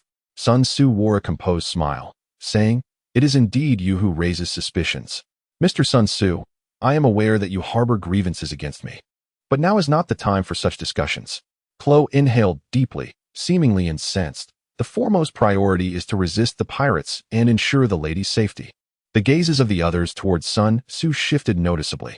In comparison, Klo had been considering Koya, while Sun Tzu appeared to be indulging in unreasonable provocations. Indeed. Sun Tzu clapped his hands in admiration. "Your performance is truly commendable. It would be a pity if you did not pursue a career in film." Haha. It seems they are at odds with each other. Quite amusing. A group emerged from the white mist onto the deck. Leading them was an eccentric figure clad in a blue suit, sporting heart-shaped red glasses and walking backward, followed closely by 2 contrasting silhouettes, one stout and the other slender. Who had just delivered the earlier jest? Klo's expression darkened considerably, but his displeasure was not directed at the arriving pirates. The other 3 servants trembled in fear, their eyes darting about as if seeking a means of escape. Koya clutched Sun Tzu's hand tightly. Though frightened, she maintained a semblance of composure. Only Sun Tzu remained unfazed, even sporting a glimmer of amusement. "Do not worry. Nothing will happen, I assure you." After comforting Koya briefly, Sun Tzu turned to face the pirates, a smile curling at the corners of his mouth. "So, you are the Black Cat pirates? Have we been recognized?" "Ha." Zahn grinned widely. "I must say, your luck is quite unfortunate to have encountered a pirate ship." Chapter 12. Annihilation of the Crew. Is it truly bad luck? Sun Tzu shook his head with a smile. Glancing to the side, "Klo, do you have anything to say?" Klobatel, with an expressionless demeanor, cast him a sidelong glance. "Mr. Sun Tzu, my name is Klobatel, not Klo." Sun Tzu remained silent, merely retrieving a piece of paper from his pocket and tossing it forward, allowing it to gently descend onto the board. The onlookers fixed their eyes upon it, and then instinctively recoiled a few steps away from Kuro. It was a wanted poster. Captain of the Black Cat Pirates, Kuro, with a bounty of 16 million. The likeness depicted bore an uncanny resemblance to Krabatel. Kaya, particularly astonished, gazed at Kuro in disbelief. "Krabatel? You're a pirate?" Kuro disregarded her question, adjusting his glasses with a flick of his wrist and chuckling softly. "Heh, when did you come to this realization?" "From the very first time I laid eyes on you," Sun Tzu replied nonchalantly. "It seems you did not inform the young lady." Kuro turned his gaze towards the astonished Kaya. "Because you disguised yourself so well, and I lacked sufficient evidence." Sun Tzu smiled faintly. "Of course. I am also curious about the motives of a pirate with a bounty of 16 million lurking beside a young girl. Surely it must extend beyond mere monetary gain." In truth, he was already aware, but Kuro's own admission would carry far greater weight, ensuring Kaya's utter despair. After all this time, was this not the purpose? He believed Kuro would not disappoint him. Monetary gain? Certainly not. Kuro's face seemed to be shrouded in a shadow, his expression, although unchanged, suddenly took on a menacing aspect. "Ha. I desire not only wealth but also stability." Perhaps feeling assured of his triumph, he began to recount his elaborate scheme. This included faking his own death, masquerading as a benevolent figure to gain Kaya's trust, and ultimately executing a grand deception. For the past 2 years, I, known as Captain Kuro, have humbly served this naive young girl, enduring such humiliation. Kuro's face was now a mask of murderous intent.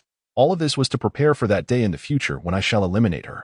Kaya, already in tears, looked at him in disbelief. Sun Tzu gently tousled her hair in a gesture of comfort and inquired, "The 3-year period has not yet elapsed. And you are already so impatient to take action?" "No. Today is solely about eliminating you." Chloe's expression suddenly transformed into one of calm. "Initially, my scheme was progressing splendidly. But your arrival has altered everything. I shall not permit the culmination of over 2 years of planning to falter.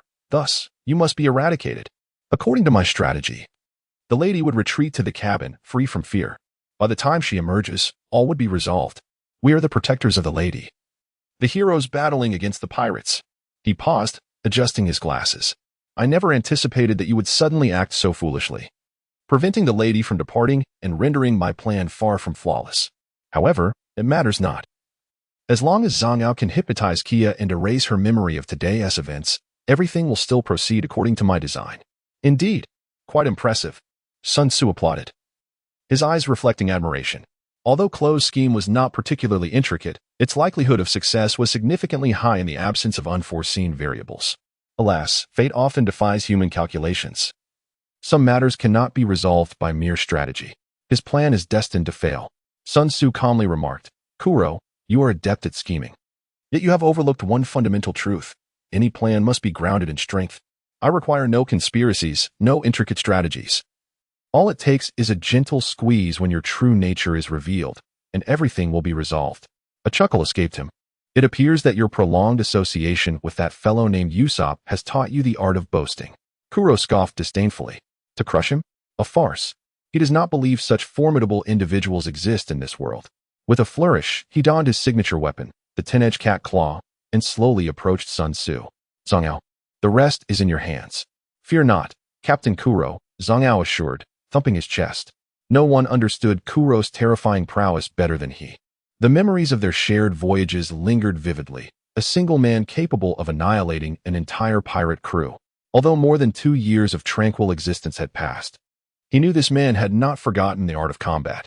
His characteristic gesture of supporting his glasses with his wrist, a precaution against the sharp edges of the 10-edged cat claw, remained intact. "Teacher." Kaya bit her lip tightly, her expression fraught with tension. Sun Tzu gently patted her hand and said calmly, "Do not fear. He is merely a buffoon. Had I not wished for you to see his true nature, I would have dealt with him long ago." He then turned to Chloe. "Do you believe I am merely posturing? You are likely unaware that I am fully cognizant of your every action, including your attempt to contact the Black Cat Pirates while I dined with Kuya today. You could never have imagined that it was, in fact, an opportunity one deliberately presented to you." Upon hearing this, Chloe's expression finally shifted. The matter of contacting Zango was supposed to be confidential. How could it have been discovered? A mere guess? Or something else? Regardless of the reason, the only solution was to eliminate him, after which all would be resolved. The murderous intent surged in Chloe's eyes, and his body transformed into a specter, silently lunging towards Sun Tzu. "Enough of this farce." Sun Tzu gently raised his palm and pressed downward. Chloe's ferocious expression suddenly froze. Abruptly, a hand appeared before him, long and pale, with distinct knuckles, fingers spread slightly and curving gently. When had this occurred? A wave of icy dread washed over Chloe. He had not perceived how Sun Tzu had moved beside him. It felt as if time itself had been severed. "This is impossible," he murmured silently. He prided himself on his speed, utterly unable to fathom that anyone could surpass him to such an extent. No matter his thoughts, the reality remained unchanged. The hand lightly descended upon his face, and in an instant, Chloe lost consciousness. His visage collapsed, and his head distorted. In his final moments of life, he recalled Sun Tzu's words. It was no exaggeration that he could crush him with a mere touch. Boom. Wood splintered, and the deck was shattered, leaving a gaping hole. Chloe lay there, devoid of any sound. The world suddenly fell silent, save for Sun Tzu's voice, tinged with disappointment, echoing, so weak. He was so feeble that he felt no semblance of battle before it concluded. Zango stared at the motionless Chloe, momentarily at a loss. How had he suddenly fallen? After a few seconds, a scrawny, hunchbacked figure with green hair from the Black Cat Pirates sneered disdainfully. It seems Klo has become useless after 2 years of a peaceful life, losing to such a trivial opponent. A sharp slap resounded. Before he could finish his sentence, his body was propelled into the air. One side of his face became a bloody mess, his eyes rolled back, and he lost consciousness before hitting the ground. Sun Tzu's figure materialized in the former position of the hunchbacked thin man. He gazed at his own palm, murmuring to himself, "It seems I have taken a life." Moreover, too, yet, there is no sensation at all. Sun Tzu shook his head. He felt no anxiety, no dizziness, no nausea. It was as mundane as eating or drinking. When he took the life of Klo, he was scarcely aware of the act of murder itself. However, it was somewhat anticipated. His will had long been as steadfast as steel, and the act of killing could not shake his spirit in the slightest. Sam, the stout man beside him, bellowed in indignation and lunged towards Sun Tzu. Sun Tzu raised his palm lightly and delivered yet another resounding slap. This time, the force was even greater, more ferocious, causing the hefty man's head to spin a full 360 degrees, nearly dislodging it entirely. It was evident to all that he was beyond salvation. Sam and Bougie were drenched in cold sweat. Kuro, the former ace of the Black Cat pirate crew, alongside the Catman brothers, composed of a stout and a slender individual, now represented the current strength of the Black Cat pirate crew. Neither of these formidable aces was someone he could contend with, and in the presence of such a terrifying man, they appeared as mere toys. "Kuro, you have led to my demise." Zhang Ao cursed inwardly, forcing a smile as he exclaimed, "This is a misunderstanding. I am also a victim. Kuro forced my hand. If I hadn't come, he would have killed me." Sun Tzu smiled faintly, disregarding him, and gently addressed Kia. "Kia, please return to rest for a while. I will handle matters here and join you shortly. The ensuing scene is not suitable for you." "All right, teacher," Kia replied obediently, turning to retreat to the cabin. Zhang Gao's eyes flickered as he contemplated whether to abduct the young lady to coerce the terrifying figure into sparing him. After much deliberation, he ultimately abandoned the thought. The swift demise of Keilu and his brother had made it abundantly clear that the man's speed was terrifyingly swift. There was simply no chance of success. Once Kia stepped into the cabin, Zhang Gao realized he could no longer afford to hesitate. He fell to his knees with a thud, pleading, "Please spare my life. I shall comply with any demands you may have." A peculiar smile crept across Sun Tzu's face as he declared, "My request is simple. You shall meet your demise." "No." Zhang Gao's heart raced with terror, but before he could react, the world around him began to spin, and his consciousness rapidly faded into obscurity. As he collapsed, his gaze fell upon the members of the Black Cat pirates, who were falling one by one like cut wheat. Even more chilling was the fact that, despite the continuous loss of life, he could discern no one wielding the blade. If apologies held any value, what purpose would the police serve? "I am not as merciful as the Straw Hat crew." Sun Tzu lowered his palm and turned to walk towards the cabin, instructing, "Please tidy up." The remaining 3 individuals, still capable of breathing, instinctively tensed their bodies in response. Yes. Chapter 13. Iron Fist Kyu sat on the boat, lost in a daze. Suddenly, the sound of familiar footsteps broke her reverie. "Kuya, are you all right?" As Sun Wukong entered the room, a figure suddenly rushed towards him. He reached out to embrace the girl's exquisite and delicate form. "What is the matter? Are you frightened? Or perhaps saddened by that deceiver?" However, Kia remained silent, burying her head in his embrace. After a moment, she murmured softly, "Teacher, are you going to leave?" Sun Tzu was taken aback. "Leave? Why should I leave?" Kia looked up at him, her delicate face adorned with 2 streaks of tears. "Did you not come specifically to apprehend Kelebaklu?" Sun Tzu gently patted her head, chuckling. "What is that little brain of yours pondering? When did I become the one specifically tasked with capturing Klo? He is not so significant." "Ah." Kia was momentarily taken aback, her delicate face gradually tinged with a blush, and she hastily buried her head in his embrace, playing the part of an ostrich. Yet the corners of her mouth secretly curved into a smile. Soon after, the mist began to dissipate, and the golden conch resumed its normal course. As they passed through White Bird Town, they made a brief stop.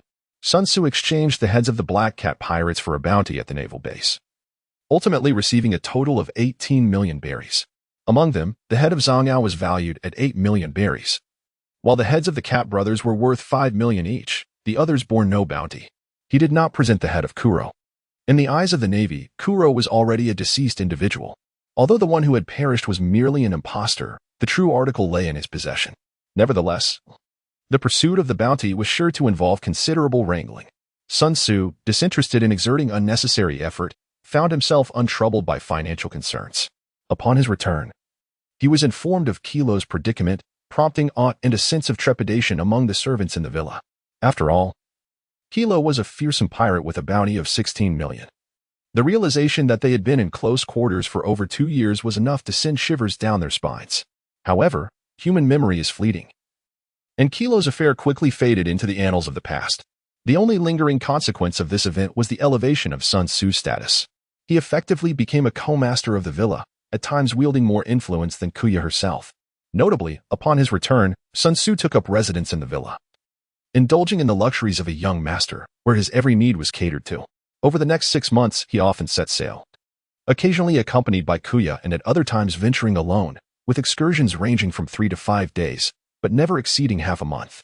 Most of his time was spent in leisurely exploration, with the occasional foray into the role of a pirate hunter, though his endeavors were primarily recreational.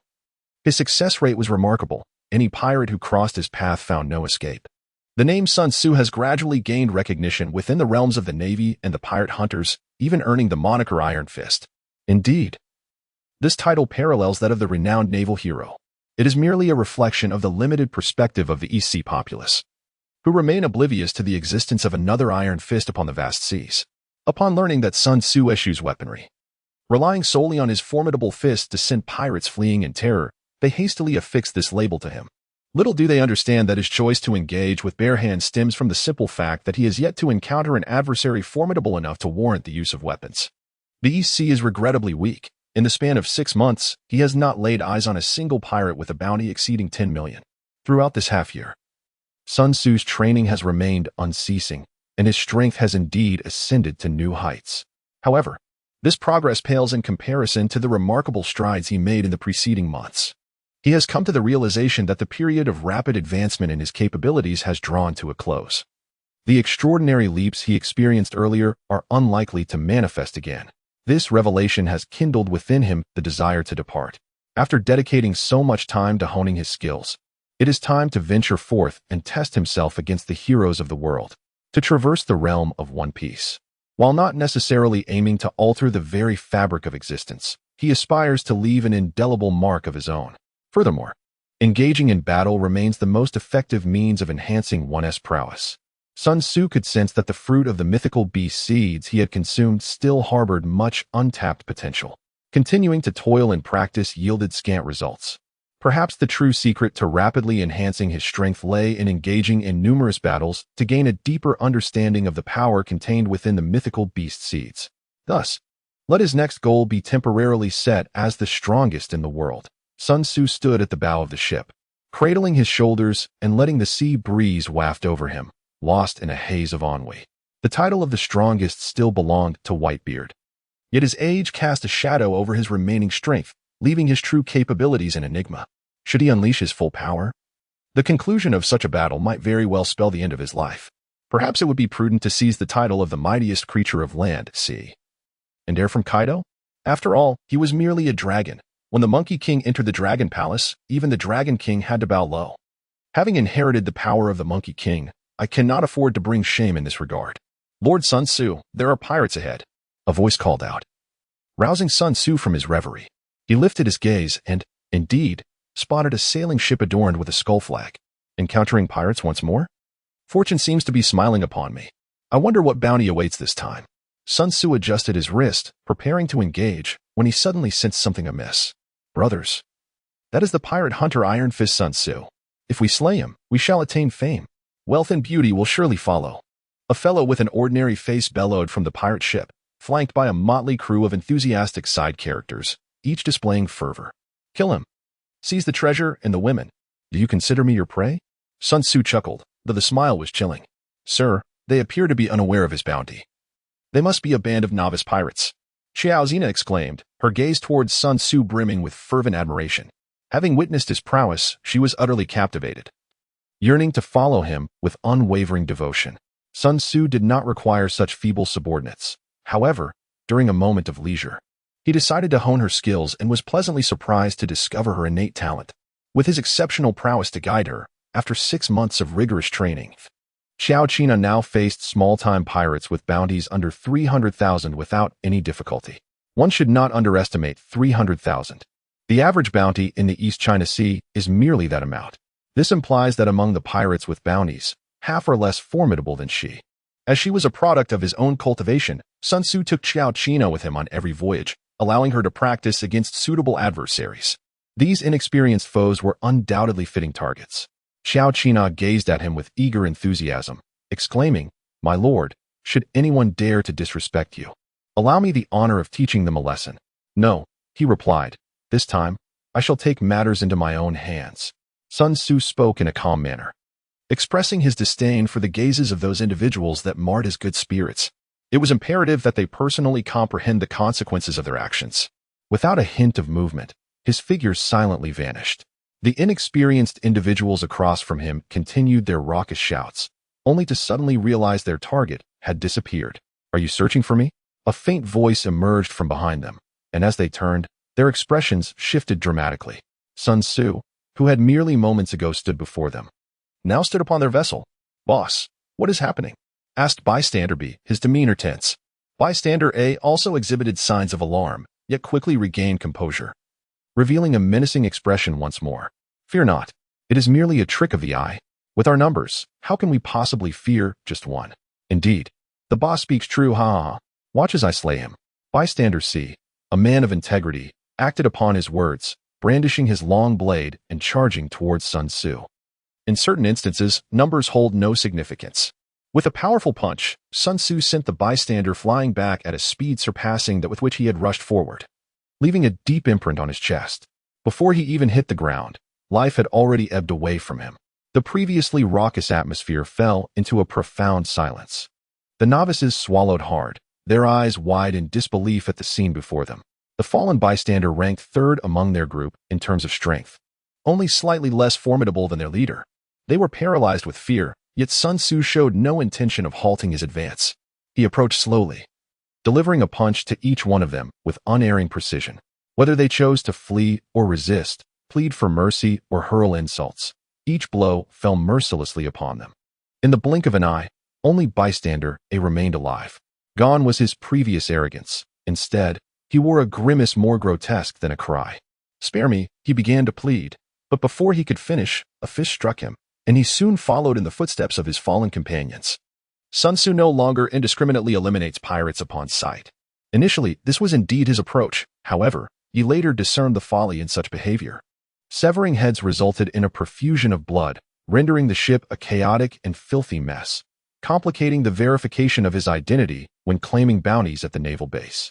Conversely, transporting living captives proved far more advantageous, as they could provide testimony, simplifying matters considerably. This time, the novice pirates were merely unfortunate, devoid of bounties and incurring Sun Tzu's ire. They were all dispatched to meet the King of Hell. Upon returning to the Golden Conch, Sun Tzu disregarded Kaizena's fervent gaze, shaking his hand dismissively as he retreated to the cabin. Initially, the thrill of tormenting novices was quite entertaining. However, as it became a repetitive endeavor, the excitement waned. It resembled the experience of gaming. Battling against AI opponents quickly grows tiresome. Only by competing with individuals of similar skill can one ignite the competitive spirit and savor the sweet taste of victory. He resolved to set sail soon, venturing into the Grand Line. Yet, how to broach this with Kaya remained a conundrum, plunging Sun Tzu into deep contemplation. The naval base at Whitebird Town. Sun Tzu is well acquainted with this place. Over the past 6 months, the majority of the pirates he apprehended have been delivered here. As he walks through, numerous individuals greet him, and he responds to each one. This time, he is not here to collect a bounty. Instead, he strides directly towards the administrative building of the naval base. Upon seeing him, the guards do not impede his passage. The top floor of the administrative building is designated for the commanding colonel of the Whitebird Town Naval Base. Just as he is about to push the door open, his movements suddenly falter. What an overwhelming presence! Sun Tzu's pupils constricted, and a grave expression settled on his face. The individual in the room was undoubtedly the most formidable person he had ever encountered. In his perception, the aura of this person radiated like that of the sun, exuding a heat so intense that approaching too closely would result in being scorched. In contrast, those he had previously met could only be likened to mere embers. Who could it be? With a tinge of anticipation, Sun Tzu pushed open the door and stepped inside, only to be met with 10 pairs of eyes fixed upon him. Simultaneously, he discerned the circumstances within the room. There were a total of 5 people, 3 men and 2 women. Seated at the forefront was a strikingly alluring woman with a voluptuous figure. She was Cynthia, the commanding officer of the Bainyao naval base. As for the other 4, they appeared unfamiliar, likely not affiliated with the Bainyao branch. Sun Tzu's gaze swiftly fixed upon one individual. He was an elderly man with white hair. A scar above his left eye, tall and broad-shouldered, his muscular frame resembling a formidable wall. The sun-like aura emanated from this venerable figure. At that moment, Sun Tzu recognized his identity, the naval hero, Carp. He was undoubtedly one of the most powerful figures in the world of One Piece. Carp, who had been drowsy, became fully awake upon Sun Tzu's entrance. His curiosity piqued as he regarded him with intrigue. Nearby the entrance stood a man clad in gray, who inquired with confusion, "Colonel Cynthia, who is this?" Cynthia gracefully approached, stating, "This is Sun Tzu, the exceptional pirate hunter I mentioned to you." The expressions of the others instantly shifted to one of peculiarity. "So, you are the Iron Fist Sun Tzu." Cynthia promptly introduced, "Younger brother, these gentlemen are from headquarters, and I am acquainted with this one." Sun Tzu interrupted her, exclaiming, "The naval hero, Iron Fist Carp. Who on the high seas wouldn't recognize such a name?" Carp, slapping his knee, laughed heartily. "Ha! What a coincidence. We are both dubbed Iron Fist." Sun Tzu shook his head, saying, "Your Iron Fist is truly deserving of its reputation. As for mine, it's merely the result of an unrefined East Sea individual calling out without knowledge." "Youngster, you are far too modest," Carp remarked, his eyes glimmering with wisdom. Despite his seemingly jovial demeanor and erratic behavior, he possessed a profound intelligence, with a keen and far-reaching vision. Sun Tzu could sense his formidable strength, and naturally, he would not be entirely unaware of Sun Tzu. Sun Tzu shrugged nonchalantly, revealing his true feelings. "What I mean is, I am not particularly skilled in fighting with my fists." Carp paused, then burst into hearty laughter, exclaiming, "Ha! How amusing." The others looked on in bewilderment, struggling to grasp the humor. Only Cynthia, who possessed some understanding of Sun Tzu's abilities, faintly grasped the implications. She grasped Sun Tzu's arm and inquired, "Little brother, would you be interested in joining the Navy? There is an opportunity at hand. If you are willing, Admiral Carp can take you directly to the headquarters." Joining the Navy? Sun Tzu was momentarily taken aback. It seemed like a reasonable proposition. At present, if one were to speak of the mightiest force upon the seas, there was no doubt that it was the Navy. Joining their ranks would be tantamount to securing a formidable ally, given his capabilities. Attaining the rank of admiral in the future was not beyond the realm of possibility. However, after a moment's contemplation, he ultimately declined. "Never mind, while the Navy is commendable. I do not wish to be a hapless grandchild under the shadow of a decaying father and an even more sordid grandfather." Upon uttering these words, the expressions of everyone present, save for Carp, soured considerably. After all, they were all part of the Navy, and it was akin to openly insulting them as grandchildren. Yet, they found themselves without grounds for rebuttal. This was particularly true for several officers from the headquarters.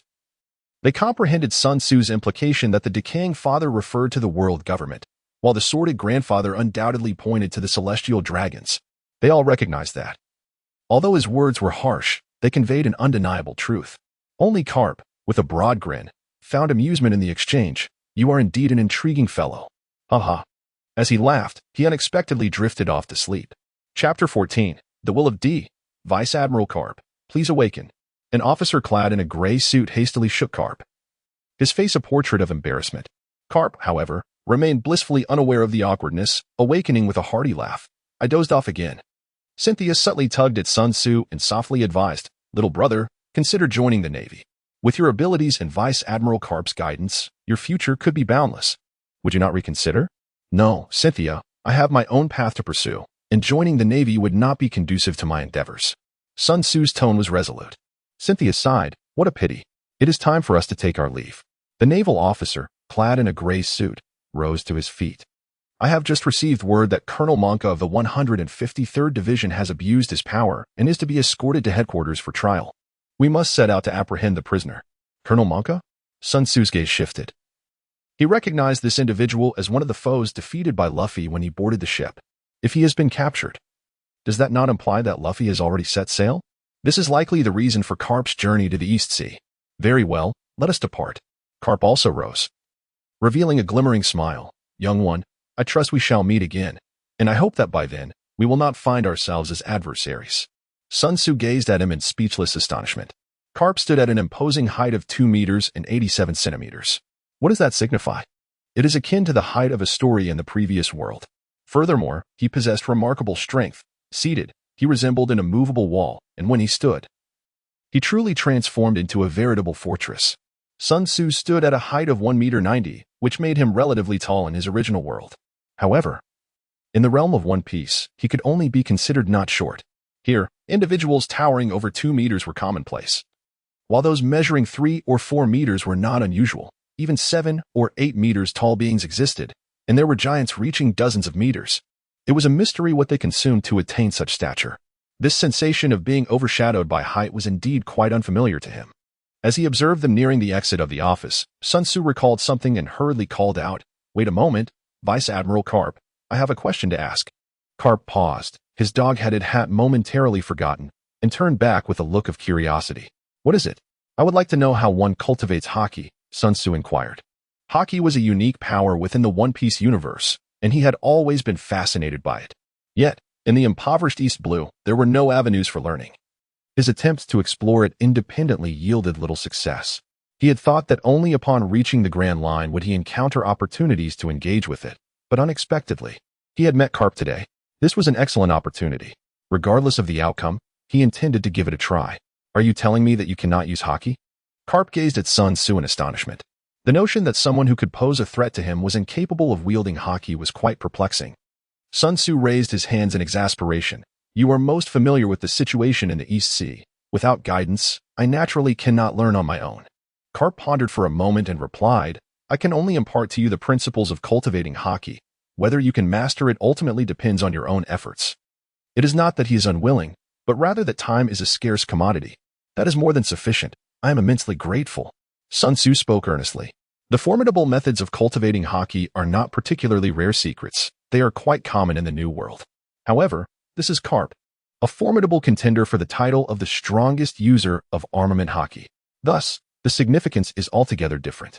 Karp, with no intention of withholding knowledge, meticulously imparted the principles and general techniques for mastering both armament Haki and observation Haki to Sun Tzu.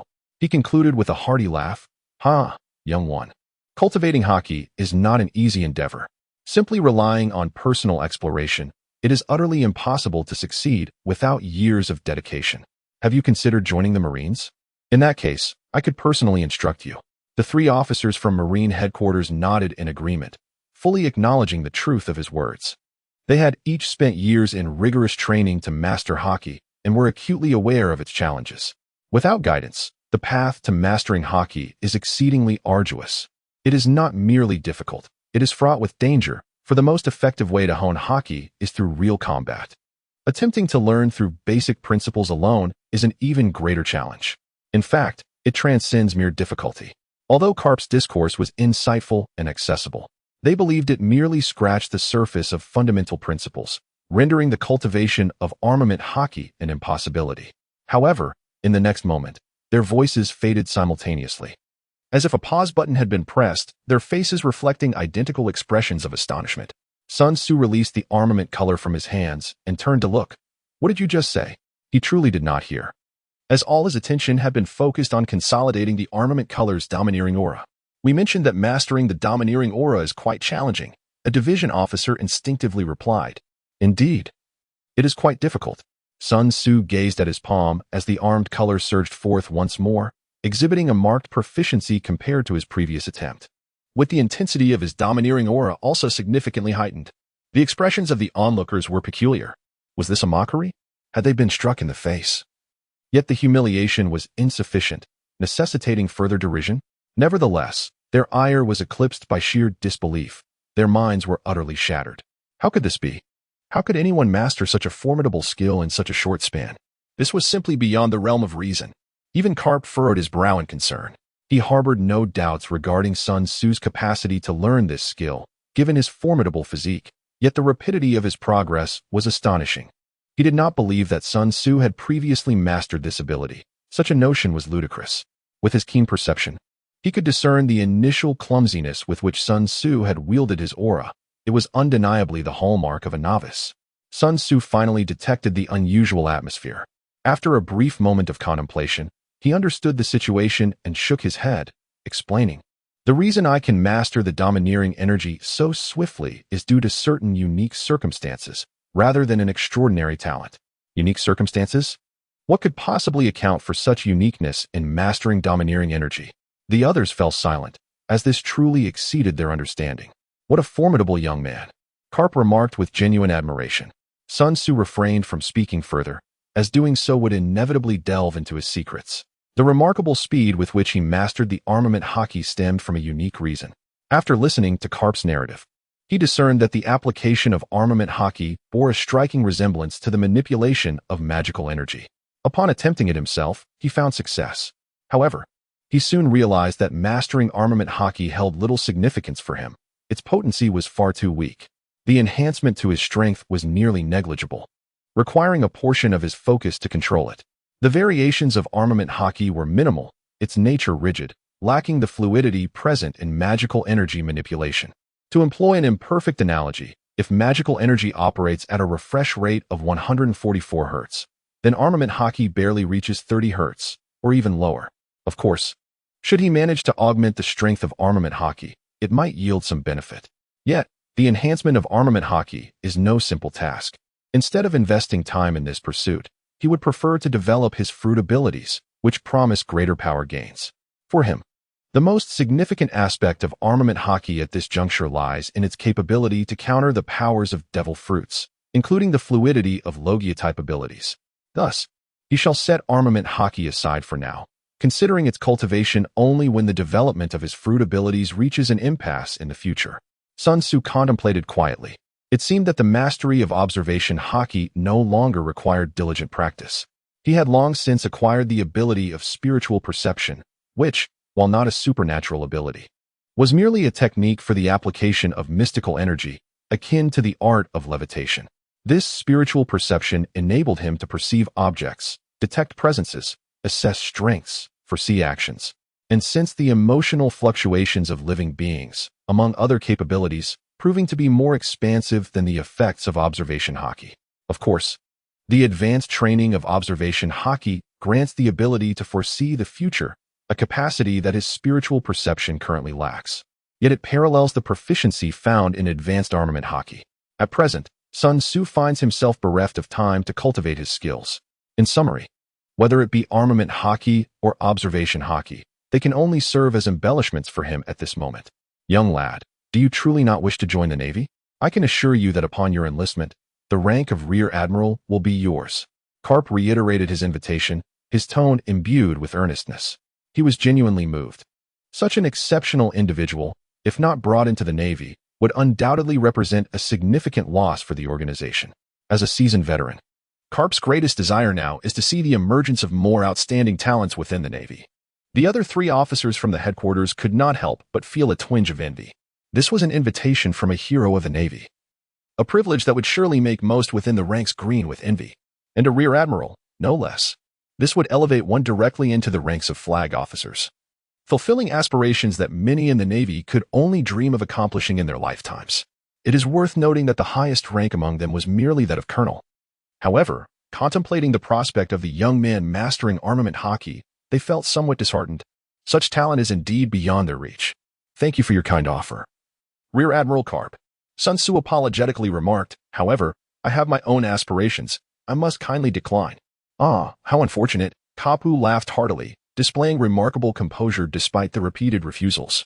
He continued, in addition to the armament Haki and observation Haki, there exists another form of Haki known as Conqueror's Haki. Yet, this particular power cannot be cultivated. It is inherent, representing a unique aptitude. Those who possess Conqueror's Haki are truly extraordinary individuals. Conqueror's Haki, you say? I have already mastered that. Sun Tzu pressed his fingers against his brow, his gaze sharpening. Suddenly, an invisible wave surged forth, sending documents on the desk fluttering chaotically, while cracks inexplicably appeared on the walls and furniture. After a brief display of his Conqueror's Haki, Sun Tzu retracted it. This formidable ability had recently awakened within him, causing considerable upheaval that left the entire village of Zilabu in a daze. Following the incident, the villagers conducted a thorough investigation, yielding no results. and it became an enigmatic occurrence that continues to be a topic of conversation among them to this day. Cynthia and several officers stood frozen, their hearts racing. In that moment, they were overwhelmed by a profound sense of trepidation, their breaths momentarily stilled. In truth, had Sun Tzu targeted them, only he and Carp would have remained standing in that room. The magnitude of his conqueror's Haki astonished Carp, who remarked, "What a fearsome little imp." The three officers from the headquarters were left utterly speechless, realizing that he possessed a power that placed him on an entirely different plane from themselves. Carp departed, accompanied by the dazed officers, leaving only Sun Tzu and Cynthia in the room. "Little brother, you seem to be even more formidable than I had imagined," Cynthia remarked, her eyes sparkling with intrigue. Today, she had heard of Carp's return to the East Sea and had specifically invited him in hopes of securing a promising future for Sun Tzu. While she had contemplated the potential outcomes, she had never anticipated the event would unfold in such an unexpected manner. Her little brother turned out to be a super genius lauded even by naval heroes. Sun Tzu reluctantly averted his gaze, nonchalantly remarking, "There is much you remain unaware of." A mature and alluring woman regarded him with eyes full of admiration, and the impact of such a gaze is understood by those who have experienced it. His acquaintance with Cynthia began 2 months prior. On that fateful day, Cynthia led her team on a mission to track down a pirate ship, only to discover that one of her subordinates had already conspired with the pirates. In a sudden outburst, he struck, leaving Cynthia gravely injured and in perilous circumstances. Sun Tzu happened to pass by and dispatched the pirate, inadvertently assisting her in the process. It was only later that he discovered she was the commanding officer of the naval base in Whitebird Town. Additionally, since Sun Tzu frequently visited the naval base to collect bounties, the two gradually became acquainted. "Young man, would you care to let me see your skills?" Cynthia flirtatiously cast a glance, her tone laden with innuendo. "See my skills?" Sun Tzu felt a stir in his heart, unable to resist the flood of imagination. Cynthia licked her crimson lips and said, "How about right here? The space is ample enough for some indulgence." Sun Tzu cast her a sidelong glance, warning, "If you continue to provoke me, consequences will ensue." Cynthia's alluring demeanor instantly transformed into a serious countenance, now imbued with an air of authority. "Little brother, have you captured another pirate today?" The shift in conversation felt rather abrupt. Sun Tzu regarded her with amusement, yet his expression soon turned somber. "In truth, I have come to bid you farewell." Cynthia fell into a brief silence, letting out a sigh. "I anticipated this day would come. A man of your caliber could hardly remain in the East China Sea forever." Sun Tzu smiled and said, "I have one more favor to ask of you. After I leave, please look after Zilaba village for me." Cynthia's expression immediately turned to one of indignation. "So you came here to ask me to take care of your little girlfriend?" she exclaimed. "I was wondering why you specifically sought me out to say goodbye." "You truly are a scoundrel." "Cynthia, you are being terribly unfair," he replied. Sun Tzu protested on his own behalf, stating, "I clearly mentioned two matters. It is you who overlooked one." Cynthia smirked and replied, "Do not presume that I am unaware. That was merely an afterthought." Sun Tzu gazed at her, his expression gradually shifting to one of suspicion. "Cynthia, could it be that you are feeling jealous? Surely you jest." Cynthia swiftly interrupted him, her countenance turning earnest. "Rest assured, I assure you that no pirate would dare approach Zilaba village. I will ensure that your quest for a girlfriend is well safeguarded." "Then I am most grateful," Sun Tzu remarked. 2 hours later, he departed from the naval base in Whitebird Town and returned to the Golden Conch, setting forth officially towards Zilaba village. Chapter 15, The Power of Destiny. Zilaba village. The villa. Koya sat at her desk, diligently inscribing something, occasionally pausing to furrow her delicate brows in contemplation before resuming her fervent writing. Compared to a year ago, she had matured significantly. The 17-year-old girl had shed her youthful innocence, blossoming into a graceful and elegant beauty, embodying gentleness and poise. Meili approached softly and said, "Miss, it's time for lunch." Koya wrote 2 more lines before putting down her quill, pursing her lips, and revealing a faint smile at the corners of her mouth. "Meili, is the teacher returning today?" Meili replied with a smile, "Indeed, Mississippi. According to the plan, Mr. Sun Tzu will return before evening." Koya, holding her notebook, gazed softly. "It's hard to believe that the teacher has been here for a year now." "Yes, we owe much to Mr. Sun Tzu this past year," Meili responded. "Hee. Tonight I plan to give the teacher a gift," Koya said, her eyes shimmering with anticipation and a hint of shyness. Meanwhile, at a small eatery in Zilaba village. for individuals gathered around a table. One was a young man wearing a straw hat with a scar across his face. Another was a green-haired man with 3 swords at his waist, followed by a beautiful girl with orange hair and a tattoo on her left shoulder, and lastly, a boy with a long nose. It was none other than Luffy, Zoro, Nami, and Usopp. Usopp, do you know where we can find a large ship? Luffy asked, gnawing on a piece of meat. Usopp, crossing his arms, replied thoughtfully, for a large ship, there's only one place. The village has a super-rich tycoon. Fantastic! Luffy exclaimed with excitement. Let us go borrow a ship. You fool! Nami interjected, clenching her fist. Why would a stranger lend us their ship? Unfazed, Luffy retorted. How will we know unless we try? I have a plan. Usopp patted his chest. I have a friend who is the tutor of the owner. He's quite trusted and can help us. A tutor? I doubt he can be of much assistance, Zoro skeptically interjected. Not at all, Usopp insisted, raising a finger mysteriously. Everyone says he will become the master of the house. Nami, intrigued, asked, is the current owner a woman? Usopp nodded. Yes, she is a girl about my age. Her parents passed away a year ago, and she is quite unfortunate. Thankfully, my friend has been accompanying her. Nami frowned slightly. That sounds odd. Your friend isn't a con artist trying to deceive an innocent girl, is he? Usopp shook his head vigorously. Sun Tzu is a good person. He would never do such a thing. Moreover, he helped that young lady chase away a pirate disguised as a butler, a notorious pirate with a bounty of 16 million. The former captain of the Black Cat Pirates, Kuro. As a friend of Sun Tzu, Usopp was well aware of the entire situation regarding Kuro. Kuro? I know him. Isn't he dead? Nami exclaimed. That's a ruse. Usopp animatedly recounted Kuro's escape from death. What a cunning fellow. Nami remarked, astonished. How impressive. Luffy's eyes sparkled with enthusiasm. Let us invite him to join us. That won't he do, Usopp sighed regretfully. Sun Tzu has said he does not wish to be a pirate. Luffy finished his last bite of food, raised his hand, and shouted, ha ha ha. I'm full. Let us go find companions and borrow a ship. Nami retorted. Didn't Usopp just say he doesn't want to be a pirate? Ha ha. Is that so? Luffy laughed heartily, carefree. The 4 of them chatted merrily until they reached the villa, where they encountered Sun Tzu and Kaiozena returning. Upon seeing them, Sun Tzu paused slightly before approaching. Greeting Usopp first, then turning to Zoro with a smile. Roronoa Zoro, good to see you again. Zoro frowned, pondering for a moment before a look of recognition crossed his face. Ah, it's you. Usopp, curious, asked, do you two know each other? We have met once. Zoro replied. Sun Tzu briefly inquired, casting a glance at Nami and Luffy, feigning ignorance as he asked, who might these two be? Luffy, with an earnest expression, replied. I am Monkey D. Luffy, a pirate.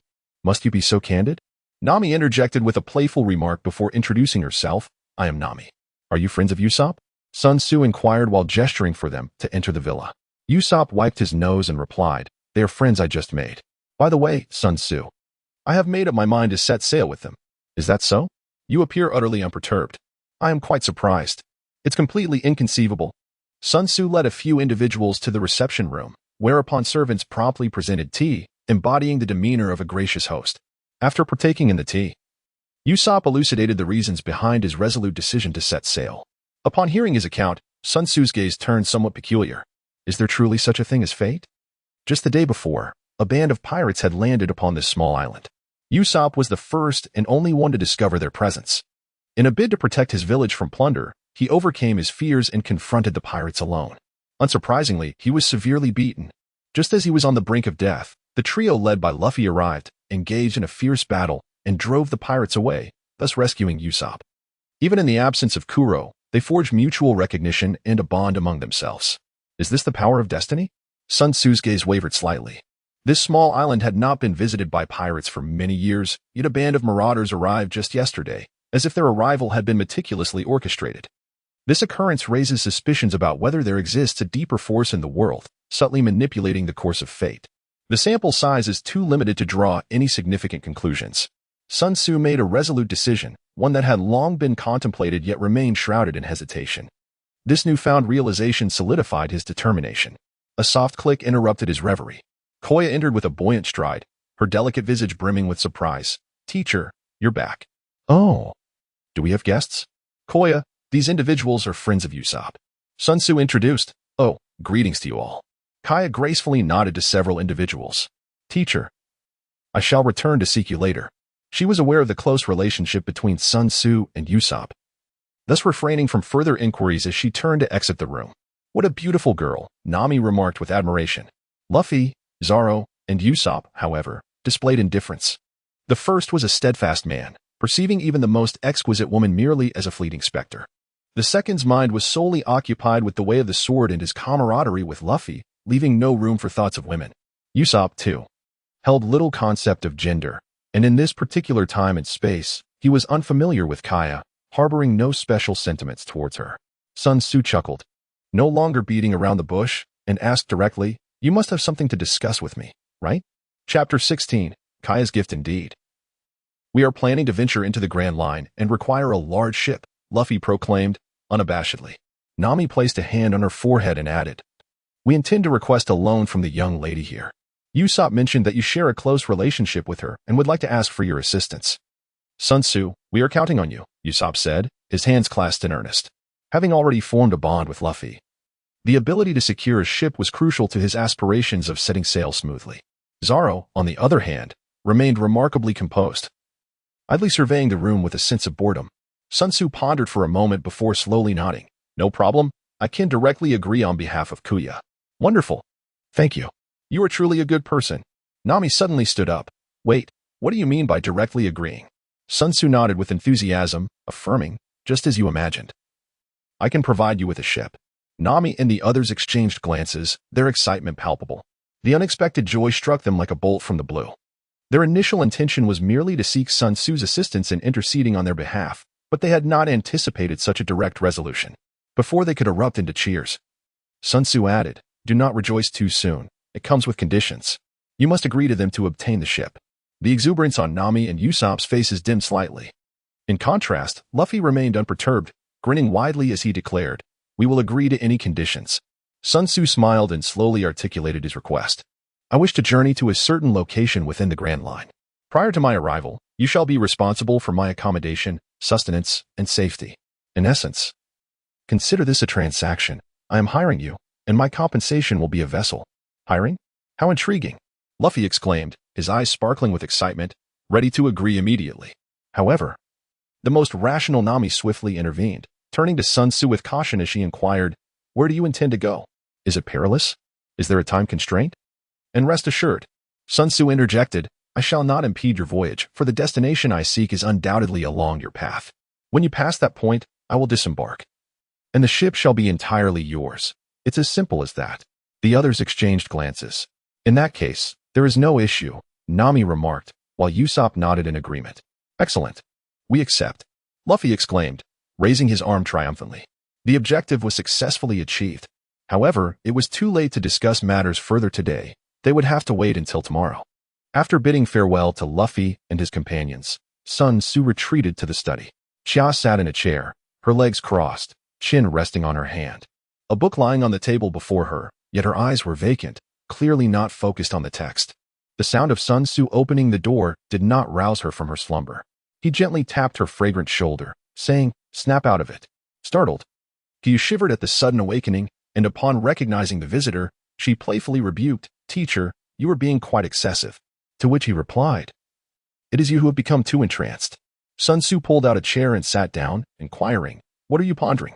Kia's face flushed crimson, her eyes desperately darting downward as she stammered, "In nothing."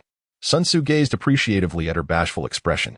In his former world, girls were seasoned drivers, far more skilled than he, and blushing had become almost mythical.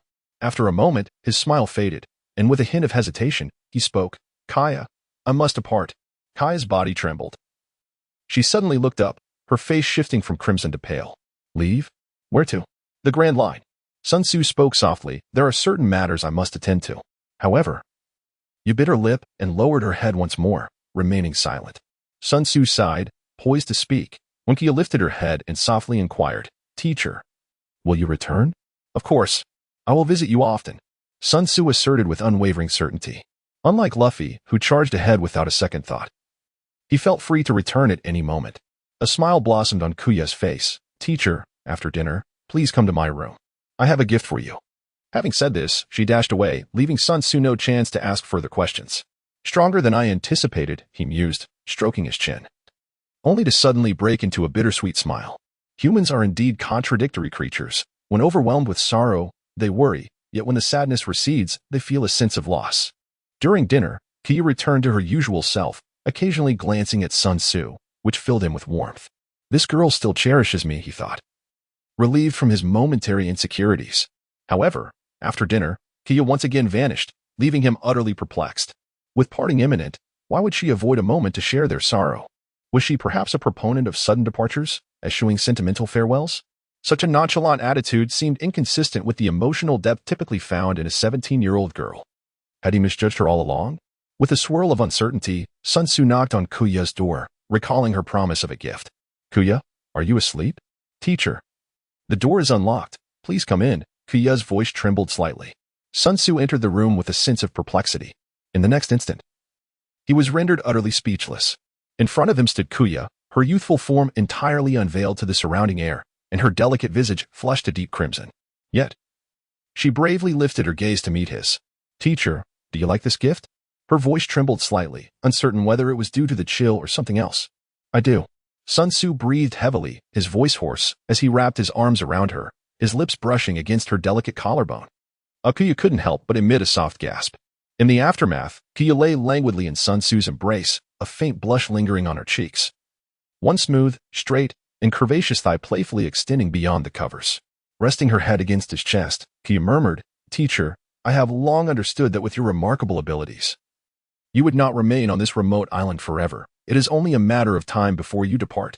Sun Tzu embraced her rounded, fragrant shoulder and mused, in truth, there is nothing amiss with remaining here. It is merely that my heart is tethered to certain thoughts that I cannot relinquish. Secure, leisurely, affluent, respected, and accompanied by a beauty, such a life brings him immense satisfaction. Though a traveler from another realm, he harbors no grand ambitions of world domination. He is merely curious about laughter yet has no desire to become the pirate king. As for revolutions and the overthrow of dominion, he has not a single thought on such matters. There is but one aspiration, to behold loftier vistas. If fate denies him this opportunity, so be it. Yet since Monkey King has bestowed upon him this chance, he shall endeavor to ascend and explore. Kaya remained silent, nestled quietly in his embrace, while Sun Tzu rambled on. Once I depart, you must exercise caution. The world is tumultuous. Although Xylob village is secluded, it is not entirely devoid of danger. You may not be aware, but yesterday a band of pirates landed, fortuitously encountering those individuals you met in the afternoon, yet they stirred no significant turmoil. Should you require assistance, seek out Colonel Cynthia at the Whitebird Town Navy base. I once saved her life, and she will aid you. From now on, let Josina serve as your full-time bodyguard. Remember to take her with you whenever you venture out. The news of yesterday's pirate activity rendered Sun Tzu somewhat vigilant. Nevertheless, with Cynthia watching over her externally and Josina safeguarding her internally, Kaya's safety appeared relatively assured. After all, this was merely the East Sea. He had contemplated taking Kaya to sea with him, yet ultimately abandoned the thought, for her physical constitution was rather frail. It is worth noting that even Nami, a member of the Straw Hat Crew's weaker trio, could leap several meters and deliver a formidable punch. This was in the early stages. Later, Nami's combat prowess became quite formidable. In the world of One Piece, ordinary individuals are ill-suited for long voyages, especially along the Grand Line. As the conversation unfolded, Sun Tzu suddenly sensed something amiss. Glancing down, he realized Kaya had fallen asleep at some point. He turned his gaze towards the window. The moonlight was splendid tonight, interwoven with a tapestry of countless stars, creating a magnificent celestial tableau.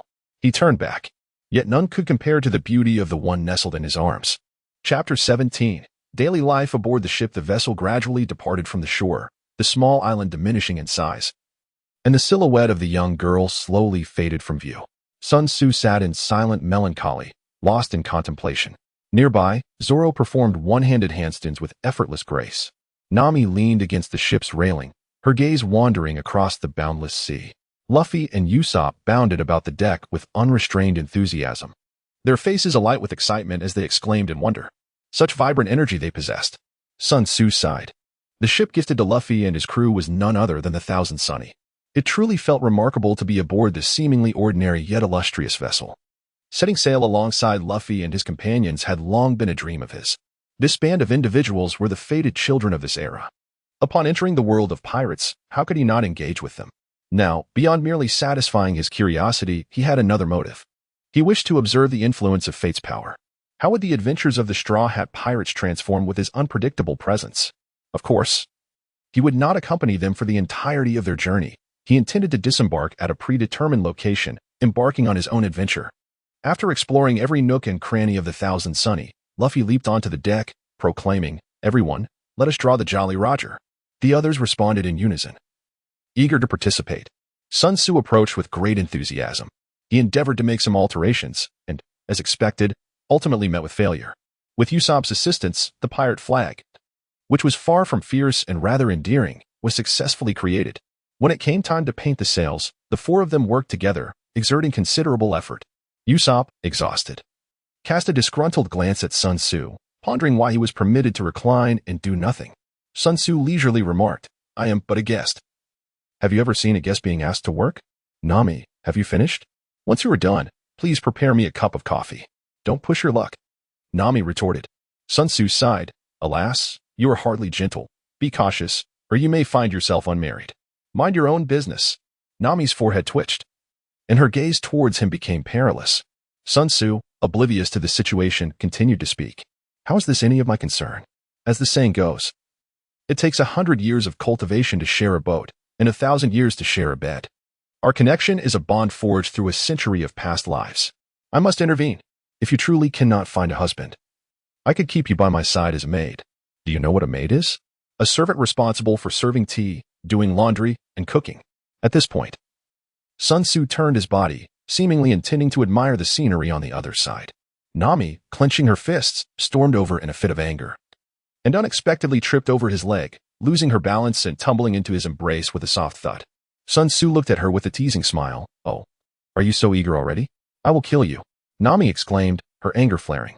The fire she had ignited herself could only be extinguished by her own hand. Sun Tzu obediently allowed Nami to strike him a few times, all the while mindful to relax his muscles to avoid injuring her fists. After a playful bout, their relationship grew significantly closer. Unlike Usopp, he lacked the shared experience of battle, which inevitably led to a sense of awkwardness between them. While the two engaged in their playful antics, Zoro had already succumbed to sleep, and Luffy had enthusiastically set up a cannon to engage in a delightful shooting spree with Usopp. In terms of marksmanship, Usopp displayed remarkable talent, shattering a stone mountain with a single shot, leaving Luffy in awe. As Usopp basked in his own pride, Sun Tzu interjected unexpectedly, "You've caused a ruckus.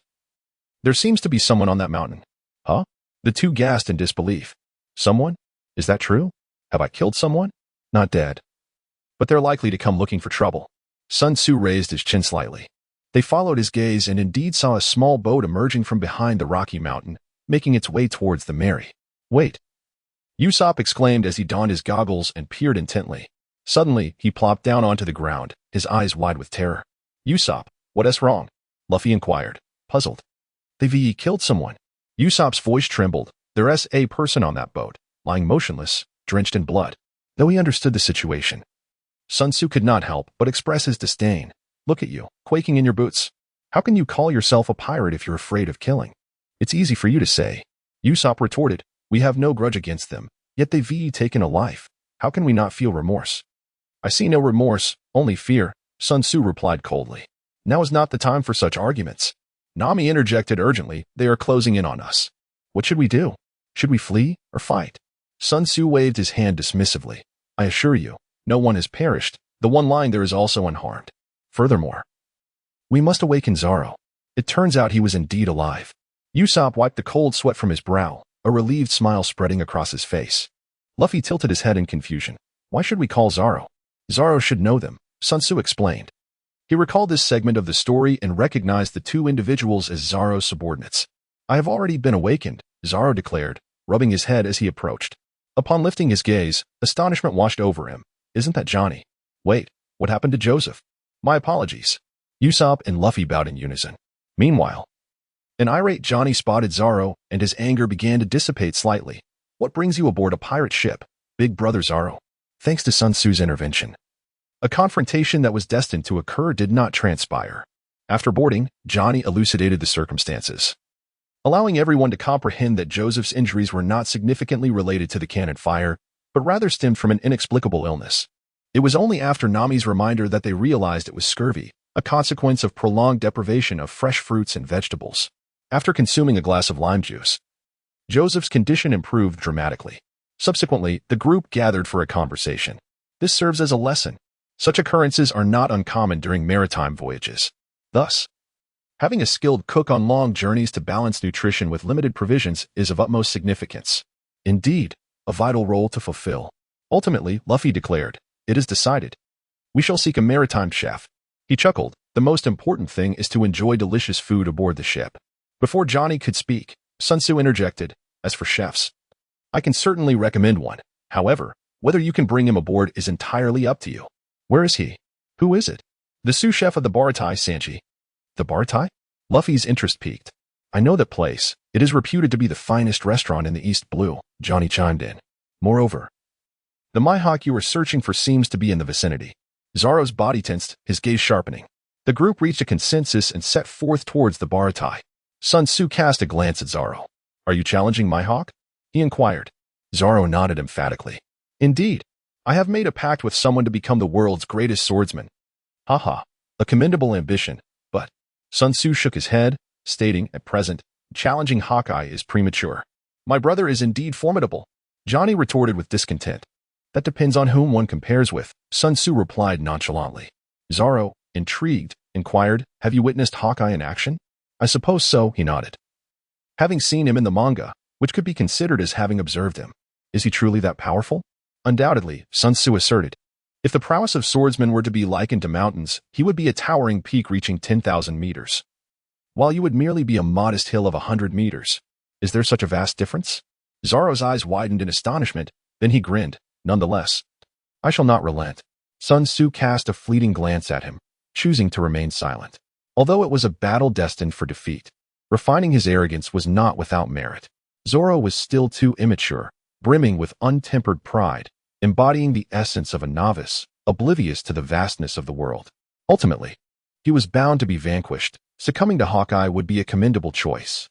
Yet, there was also the possibility that the overwhelming disparity could shatter his indomitable spirit, rendering such a swordsman ineffective. Chapter 18, Arrival at Baratie. 2 days later, Sun Tzu and his companions arrived at Baratie. Unfortunately, as they reached the entrance, they encountered a warship. The officer in charge, Lieutenant Hobody from the naval headquarters, ordered the bombardment of the Mary. Luffy, transforming into a balloon, miscalculated the angle while deflecting the cannonball, which ultimately landed atop the Baratie restaurant. Ignoring the ensuing conflict, Sun Tzu fixed his gaze upon Hobody, contemplating. This individual is also known as Iron Fist. It seems to be a rather common moniker, as even the naval headquarters boasts more than one. Furthermore, this man possesses an astonishingly thick skin. Not only does he show no shame, but he also revels in his self-importance, seemingly oblivious to whether he truly deserves such an epithet. After issuing the bombardment order, Hobody, embracing his female companion, was about to depart when he suddenly sensed a peculiar gaze upon him. Turning to investigate, he was confronted by a look brimming with disdain, causing his expression to darken. His anger intensified when he noticed that the strikingly handsome person was the object of his companion's frequent glances. "Hey, what kind of look is that? You there, in the blue suit?" Sun Tzu was pondering who had stirred up trouble when he heard a remark from behind, causing him to look up in astonishment. It seemed he was the only one wearing a blue suit. "This fellow is looking for trouble with me?" He found the situation both amusing and exasperating. There were far less reckless ways to seek death. "Pink-haired creature, you are meddling far too much. My gaze is none of your concern." "Pink-haired creature?" Usopp stifled a laugh, desperately trying to contain his amusement. Luffy, however, had no such reservations. He erupted into hearty laughter, repeatedly slapping the side of the ship. Hobody's face darkened ominously. His female companion whispered a gentle admonition. "Hobody, do not bully the weak. Let us depart swiftly."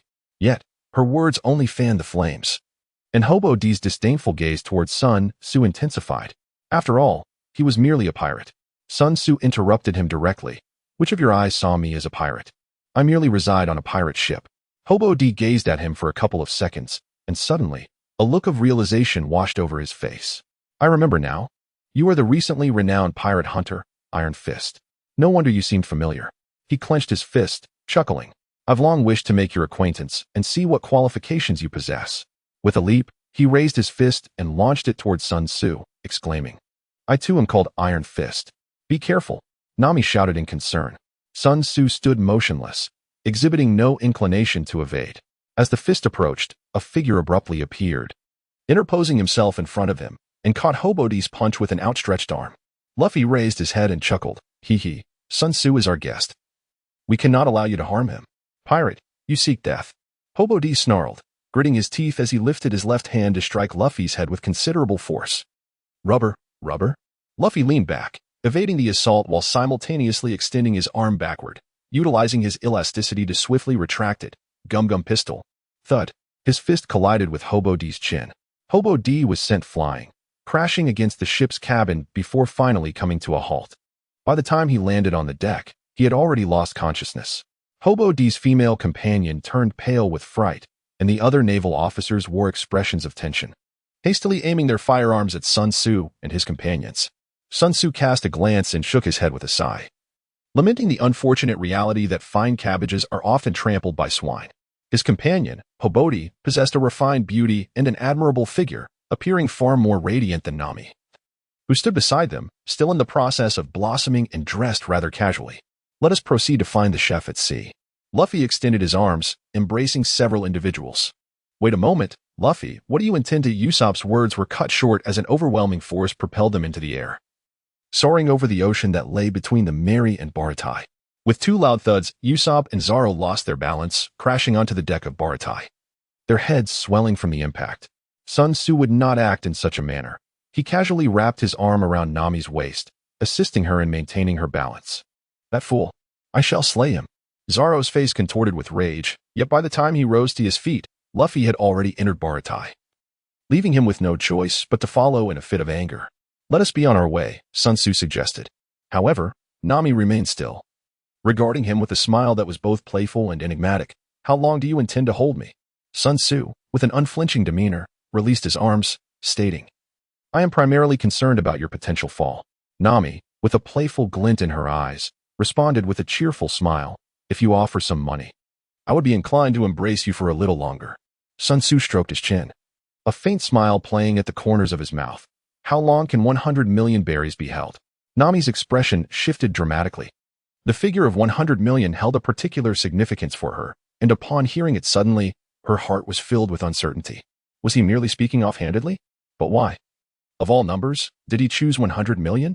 Could it be that he knows? No, it's impossible. I only disclosed that matter to Nokigao. He couldn't possibly be aware.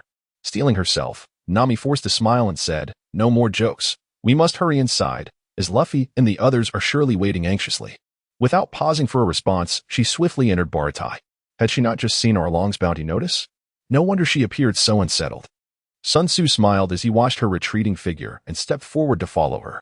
Baratie was bustling with activity, where Luffy was engaged in a brawl with an elderly man adorned with a white chef's hat. No, it was not a mutual fight. Rather, it was Luffy who was on the receiving end of a one-sided beating. Sun Tzu approached and gently nudged Nami with his shoulder, inquiring, What is happening? How did this altercation arise? Nami, rubbing her forehead, replied, Do you recall the cannonball that Luffy launched when we were under fire from the warship? I remember now, he said. Sun Tzu suddenly realized. Due to the conflict with Hobody, they temporarily overlooked this matter. Clearly, they had forgotten, but the chefs of Baratie had not. In fact, it was precisely because of their clash with Hobody that Luffy was not captured immediately. Rather, he was targeted once he entered Baratie. Let us disregard Luffy for now. Let us first enjoy our meal. Sun Tzu sat down at the adjacent table and called out, Sanji, place your order. What brings you here again? Sanji, slightly displeased, approached him, only to pause in surprise. But where is Miss Kaya? Did you not bring her along? Suddenly, he caught sight of Nami, and his eyes transformed into hearts. Who is this enchanting lady? Would you do me the honor of going on a date with me? Sun Tzu pushed his face away and wrapped his arm around Nami's shoulders, declaring, Step back. This young lady is my girlfriend. Upon hearing this, Sanji immediately erupted in fury, exclaiming, Aren't you already involved with Miss Koya? How could this enchanting lady possibly be your girlfriend? Sun Tzu shrugged innocently. Is it wrong for a man to like two beautiful women at the same time? Sanji, despite his reluctance, could not deny his own feelings and contorted his expression as he replied, Indeed, it is not. Then that settles it. Sun Tzu arrogantly pulled Nami closer into his embrace. Nami, ever compliant, nestled against him like a delicate bird. However, only Sun Tzu could hear her whispered words by his ear, 100,000 berries. If you dare to refuse, I shall end you. Wait, Sanji. Usopp suddenly realized, is he the chef you introduced to us? Sun Tzu nodded, indeed. This fellow may be a bit of a lecher, but his culinary skills are quite exceptional, and he possesses considerable strength. Having him along would not only make him a capable chef, but also a formidable ally. Chapter 19. Parting ways. Hey, what are you all discussing? Sanji interjected, visibly displeased. Sun Tzu, who are you planning to introduce me to? Sun Tzu pointed to Luffy, who was negotiating with Zeph. That fellow is the captain of a pirate crew. And these three are members. They are currently in need of a chef for their ship. I know you have always yearned for the sea, so I recommended you to them. Captain? Sanji cast a skeptical glance at Luffy, who appeared decidedly unreliable. Does such a pirate crew have a future? Noticing his doubts, Sun Tzu chuckled softly. I have great confidence in them. Sanji furrowed his brows. He understood that Sun Tzu was not one to speak without reason, given Sun Tzu's capabilities. His endorsement of this seemingly untrustworthy individual suggested that Luffy possessed exceptional qualities. He felt a flicker of temptation, but quickly extinguished it. I do not intend to set sail. You should seek someone else. Sun Tzu was utterly indifferent. That is your own affair. I merely facilitated a connection. After placing the order, Sanji took his leave. Usopp murmured. He seems quite resolute. Is he truly willing to become a pirate? Who can say? Sun Tzu casually remarked that, based on Luffy's words, there should be no issues. However, due to his own interference, he was uncertain whether Akin still had a chance to escape. If not, the troublesome Creek fleet would not exist. Convincing Sanji would likely require considerable effort. As Sun Shujin was lost in thought, a sudden crash resounded as the restaurant's door was forcefully kicked open. A figure staggered in, clad in a tattered garment adorned with a red serpent motif. With thick lips and dark circles under his eyes, he brandished a firearm, exuding an aura of utter disarray. It was none other than a Jin. Sun Tzu squinted his eyes, a hint of solemnity crossing his features. Was it yet again the force of fate? How utterly terrifying. No, wait. Perhaps it was not so complicated. He mused quietly. Given the capabilities of the Hoppity crew, they should never have been able to capture Akin under normal circumstances. It was merely due to Akin's prolonged absence of sustenance that he found himself weakened, thus granting them an opportunity. However, this also indicated that their assessment of Akin's strength was flawed, resulting in a lack of proper regard and confinement measures. Consequently, Akin's escape was entirely reasonable, and it bore little relevance to whether Hoppity had entered Baratie. No, the chaos caused by Akin's unconsciousness may have indeed facilitated his escape. With this clarity, Sun Tzu gradually relaxed his brow. He chose to remain a mere spectator in the unfolding events. The impoverished Akin was mercilessly beaten and subsequently cast aside, while Sanji discreetly offered him a bowl of rice. After regaining his strength, Akin bid farewell and departed. After satisfying their hunger and thirst, Sun Tzu and the others returned to the Going Merry. However, due to unresolved matters concerning Sanji, Luffy had to work as a handyman at Baratie to atone for his earlier mischief, delaying their departure. Thus, 2 more days passed. A ramshackle ship arrived at Baratie, shattering the tranquility of the place. It was Creek's pirate ship, the very same ruffians who had caused a stir just days prior. They had indeed come to Baratie. The crew aboard the Going Merry whispered among themselves.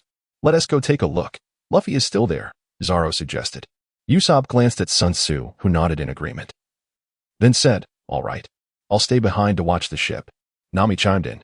Johnny and Joseph simultaneously raised their hands, exclaiming, and us too. Ultimately, they split into 2 groups. Sun Tzu, Zoro, and Usopp departed for Baratie, leaving Nami, Joseph, and Johnny behind to watch over the ship. Once they had all set sail, Nami secretly transferred Joseph and Johnny's belongings onto the Merry and concocted a scheme to push the 2 overboard, sailing away alone on the Merry. What a remarkable group they are. I wonder if they would still consider me a companion if we were to meet again. Would we cross paths once more? Nami stood alone at the bow of the ship, tears streaming down her face without her realizing it. I long to attain my freedom soon. Bellamy. At that moment, an arm extended from the side, wrapping around her. Allow me to lend you my shoulder. No need to hesitate. Just as Nami was about to lean in, she jolted back to reality, startled and stumbling several paces back, falling to the ground. She was utterly alone on the ship, with a smile adorning his face. Sun Tzu gazed at her and remarked, there is no need for such an exaggerated reaction. Nami's mind was a whirlwind of confusion, her thoughts muddled and chaotic, leaving her at a loss as to where to begin her inquiries. After a few seconds of mental paralysis, she gradually regained a semblance of composure and, with great difficulty, uttered, "Sun Tzu, how is it that you are aboard the ship?" Sun Tzu extended his hand to her, saying, "They were fighting, and I found it uninteresting. So I returned early." Nami hesitated for a moment, but ultimately grasped his hand and stood up. "Well, actually, Sun Tzu waved his hand and chuckled lightly, saying, "If you don't wish to speak, then do not force yourself. I am a person who cherishes the delicate and the precious." Nami fell into a brief silence before resolutely stating, "Let me make it clear. I will not return with you. If you intend to use force, do not blame me for being impolite. You are overthinking. I have no intention of taking you back." Sun Tzu languidly remarked, "If anyone should be anxious, it is Luffy and his companions. I'm merely a passenger, not one of your crew." Nami paused, momentarily taken aback, as she found his reasoning somewhat valid, yet sensed an underlying discord. However, she did not dwell on it and replied earnestly, "In that case, once we reach our destination, you should leave promptly. You are free to take the merry-go." Sun Tzu reclined on the lounge chair and stated softly, "I refuse."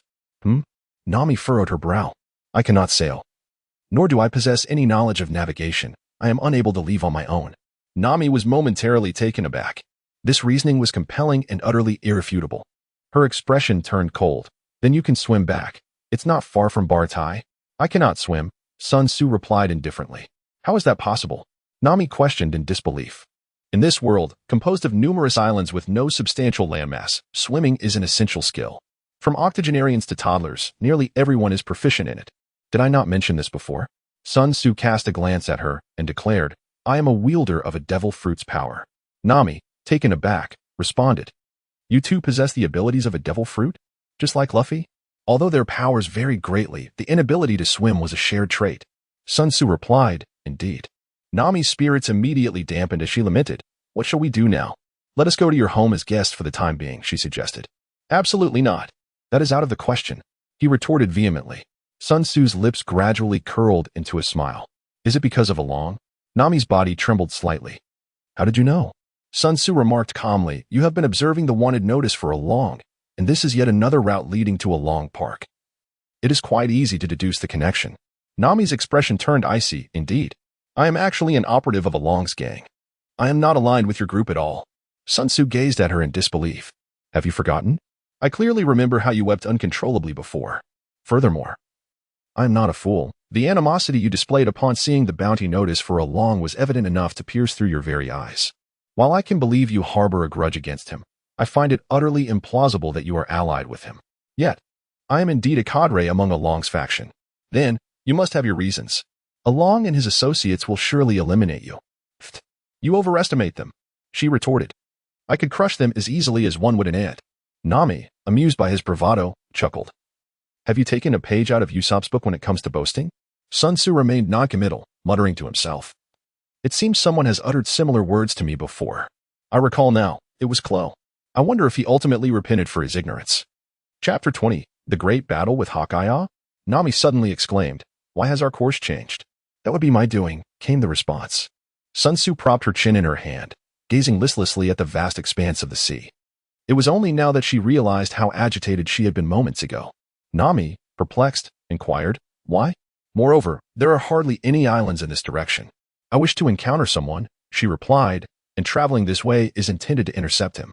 Sun Tzu elucidated, "Whom do you refer to?" "The world's foremost swordsman, Haki. Is he not the one Zoro has been seeking?" "Indeed. What is your purpose in meeting him?" "Naturally, it is to engage in combat." Sun Tzu smiled at her.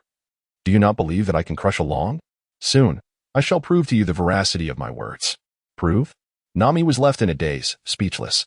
The resolute demeanor of Sun Tzu stirred a flicker of uncertainty within her heart. If Sun Tzu were indeed that formidable, he could forego giving money to Along and instead deliver a severe reprimand to him, avenging Bellamy. No, no, no. Nami fervently shook her head in her mind. Sun Tzu must have never witnessed the formidable power of Along, or he would not have spoken so. Along is truly a monster, beyond the capacity of any human to contend with. He must not be implicated. I am on the verge of accumulating 100 million. As soon as I fulfill my agreement with Along, I shall attain my freedom. However, It would not be without merit to witness the battle between Sun Tzu and Eagle Eye, for he is the world's greatest swordsman. Consider it an opportunity for enlightenment. Nami made her decision in her heart. She looked up and found Sun Tzu meditating, so she refrained from disturbing him. Resting her hands on the ship's railing as she observed the restless sea. After a moment of tranquil sailing aboard the Mary, Sun Tzu suddenly opened his eyes. I found it. Found what? Nami inquired, her face a mask of confusion. You shall see it shortly. Sun Tzu rose to his feet, standing shoulder to shoulder with her as they gazed into the distance. With a heart full of curiosity, Nami waited for several more minutes until a small black dot finally emerged ahead.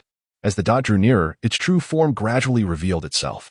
It was a small boat, upon which sat a man adorned with a black top hat trimmed with white fur, cloaked in a dark overcoat.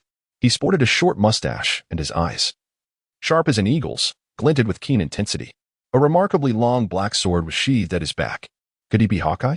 Nami's eyes sparkled with intrigue. She had encountered this man before, but had departed too early to witness his prowess. Dracul Mihawk, one of the 7 warlords of the sea, the world's foremost swordsman. Sun Tzu reiterated the identity of Hawkeye, turning his head to gaze at Nami with a light chuckle. Nami, allow me to show you the pinnacle of power in this world. With that proclamation, he leaped into the air, his body defying gravity as he gracefully floated towards Hawkeye, ultimately hovering a foot above the surface of the sea before him. What manner of ability is this? Flight, perhaps? Nami's lips parted in astonishment. Hawkeye rose from his seat, his eyes flickering with intrigue. I never anticipated encountering such a formidable opponent from the East Blue. It is a profound honor to receive praise from the world's greatest swordsman. Sun Tzu chuckled lightly. The two engaged in a brief exchange of flattery. However, the atmosphere soon shifted, losing its amicable tone. Hawkeye's gaze gradually sharpened. Might I inquire as to the purpose of your visit? Sun Tzu met his gaze without flinching, succinctly declaring, a fight. Such a remarkable resolve. Hawkeye's eyes narrowed, sensing an indomitable spirit rising from across the way, relentlessly assailing his very soul. This was a true warrior. Hawkeye unsheathed one of his supreme blades, the renowned black sword known as Knight, and replied in a deep voice, I am more than willing to oblige, regardless of the reason, or even the absence of one. He had never shied away from a challenge. Naturally, the challenger must be prepared for the possibility of death, for he would not show mercy lightly. Sun Tzu's lips curled into a faint smile as he gently grasped his palm, causing the golden cudgel to materialize. A fervent battle spirit surged within him. This marked his first true confrontation as a pirate hunter after attaining newfound strength. The previous skirmishes he had engaged in were scarcely worthy of mentions, resembling more a mere game than a genuine warm-up. Bring it on. Sun Wukong let out a piercing howl, swiftly closing the distance, his golden staff descending with unadorned ferocity. Bolstered by his terrifying speed and strength, what appeared to be a mundane attack possessed formidable destructive power. Hawkeye positioned his blade horizontally before him. With a resounding clash, the blade met the staff, unleashing an invisible shockwave that radiated outward. The small boat beneath Hawkeye suddenly lurched downward, emitting a creaking sound under the strain. The concentrated force diffused across the ocean, erupting into massive splashes. The small vessel rolled with the waves, adrift and unstable. Yet Hawkeye remained as steadfast as if anchored to the earth, expertly maintaining his balance. With both hands gripping the sword, he unleashed a series of fierce sword energies. Before Sun Tzu, a vast ocean of sword energy materialized. Hey, this is quite the underestimation of me, he scoffed. This technique, though seemingly terrifying, was in truth a mere fade, akin to a crown crafted from paper, impressive in appearance, yet lacking substance. Channeling his magical energy into the golden staff, its other end swelled dramatically. He grasped it firmly. With a resounding crash, the ocean of sword energy proved utterly inadequate against his might. The golden staff shattered it effortlessly and continued its relentless descent towards Eagle Eye. Eagle Eye furrowed his brow. Should he evade, his vessel would undoubtedly be reduced to splinters. Thus, he resolved to withstand the blow. Slightly bending his knees, he transformed into a shadow, soaring skyward. Flash, he uttered with a sharp command, brandishing his long blade. In comparison to the colossal golden staff, the ebony knife appeared diminutive. Yet, the outcome of their collision was astonishing. With a force that obliterated all in its path, the golden staff was sent hurtling away, and Sun Tzu was propelled backwards several meters. Once he regained his balance, he found Eagle Eye already back on his small boat, nonchalantly awaiting his next move. Impressive indeed. He was truly the world's foremost swordsman. Sun Tzu chuckled heartily, invigorating his magical prowess as he charged forward once more. He attacked, while Eagle Eye defended. The golden cudgel transformed into a mere illusion, yet Eagle Eye remained effortlessly poised, easily deflecting the onslaught. However, the small vessel beneath his feet could not withstand such force, creaking ominously as if on the verge of disintegration. Aware that he could not persist in this manner, Eagle Eye's gaze sharpened after several exchanges. The black blade, Knight, was enveloped in a heavy cloak of armed Haki. It was time to conclude this. With both hands gripping the sword, he thrust it upward. With a roar, a torrent of black sword energy surged forth, its piercing essence wildly corroding the surroundings. Those lacking strength and resolve in its presence might find themselves paralyzed with terror, their very hearts quaking in fear. Sun Tzu also sensed the weighty pressure enveloping him. Without needing to see it, he could discern that the power of this sword energy far surpassed that which had come before. Even from such a distance, a sharp pain pierced his skin, as though it were being torn apart. No longer hesitating, he concentrated his thoughts, causing golden monkey fur to grow wildly across his body, transforming him into a simian figure. The phoenix-wing purple gold crown, the lotus silk cloud boots, and the golden chain mail manifested as 3 pieces of equipment. Sun Tzu's aura surged wildly, magnifying in strength several-fold in the blink of an eye, as if it were boundless. His demeanor transformed dramatically, becoming more defiant and domineering, infused with a hint of the uncanny. The great sage equal to heaven is not merely the victorious fighting Buddha. He is a demon monkey, a king of demons. Sun Tzu infused his power and swung the golden cudgel. With a resounding crack, the unparalleled sword aura was shattered by a single strike. The fragmented sword energy still managed to carve a 100-meter-long fissure across the sea's surface. The warm-up was over. Hawkeye, shall we commence the second round? Chapter 21. Remarkable strength upon the vast ocean. A majestic ape clad in resplendent armor stood proudly, exuding an unrestrained and domineering aura. Opposite him stood a man wielding a black long knife, his gaze sharp and his presence chilling. He was none other than the renowned powerhouse of the sea, the world's foremost swordsman, and a member of the 7 warlords of the sea, Draculmihawk. As the sole spectator of their confrontation, Nami was utterly astonished. From the very outset, this battle surpassed her comprehension. Soaring through the air, wielding an extendable staff, and executing movements that defied the limits of perception. What unfolded before her eyes was a vivid manifestation of legendary phenomena. Moreover, the spectacle only grew more extravagant. What was that tremendous force that had carved a 100-meter trench in the sea? Could such power truly belong to a mere human? Nami found herself questioning whether these 2 beings belonged to the same species as herself. Upon witnessing Sun Tzu's transformation, her jaw dropped in disbelief. He had turned into a monkey. The warm-up was over? That earlier astonishing battle had merely been a prelude? Nami was left in a state of complete stupefaction. As Hawkeye beheld Sun Tzu's new form, his brow furrowed slightly, though he was not overly surprised. A Zoan type? No, it was more intricate than that. This appearance was clearly not that of an ancient breed. The aura emanating from him was beyond that of an ordinary Zoan. Taking into account the peculiar ability to fly, the answer was becoming increasingly evident. He spoke slowly. Is it a mythical Zoan? Your insight is commendable. Sun Tzu hoisted the golden cudgel upon his shoulder, a grin spreading across his face, his fighting spirit soaring ever higher. Beast-type phantom beast, monkey fruit, Sun Wukong form, I eagerly await your guidance. The Sun Wukong form? How intriguing. A subtle smile graced the corner of Hawkeye's mouth as he leaped gracefully, skimming the surface of the sea, charging towards Sun Tzu. Ha ha ha, splendidly done. Sun Tzu twirled the golden cudgel twice, and with a powerful swing, struck down towards Eagle Eye through the air. Upon transforming into the form of an ape, his magical prowess became even more vigorous, allowing him to manipulate it with remarkable ease. Almost instantaneously, as his thoughts shifted, the magic would respond automatically. As the golden cudgel descended, it expanded continuously, traversing several dozen meters to reach directly above Eagle Eye's head. Eagle Eye's expression shifted slightly. He chose not to confront the blow head-on, instead bending his body to evade the range of the cudgel's strike. With a resounding thud, the cudgel struck the surface of the sea, akin to a meteor crashing down, raising towering waves of several dozen meters. The force had significantly intensified. Eagle Eye made a swift assessment in his mind, and simultaneously, with a swift slash of his black blade, he cleaved through the massive waves and launched his counterattack. He became serious, his speed unparalleled, as he closed the distance to Sun Tzu in an instant, swinging his long knife downwards with fierce intent. Sun Tzu's golden cudgel had long been retrieved, yet he resolutely swung it forward.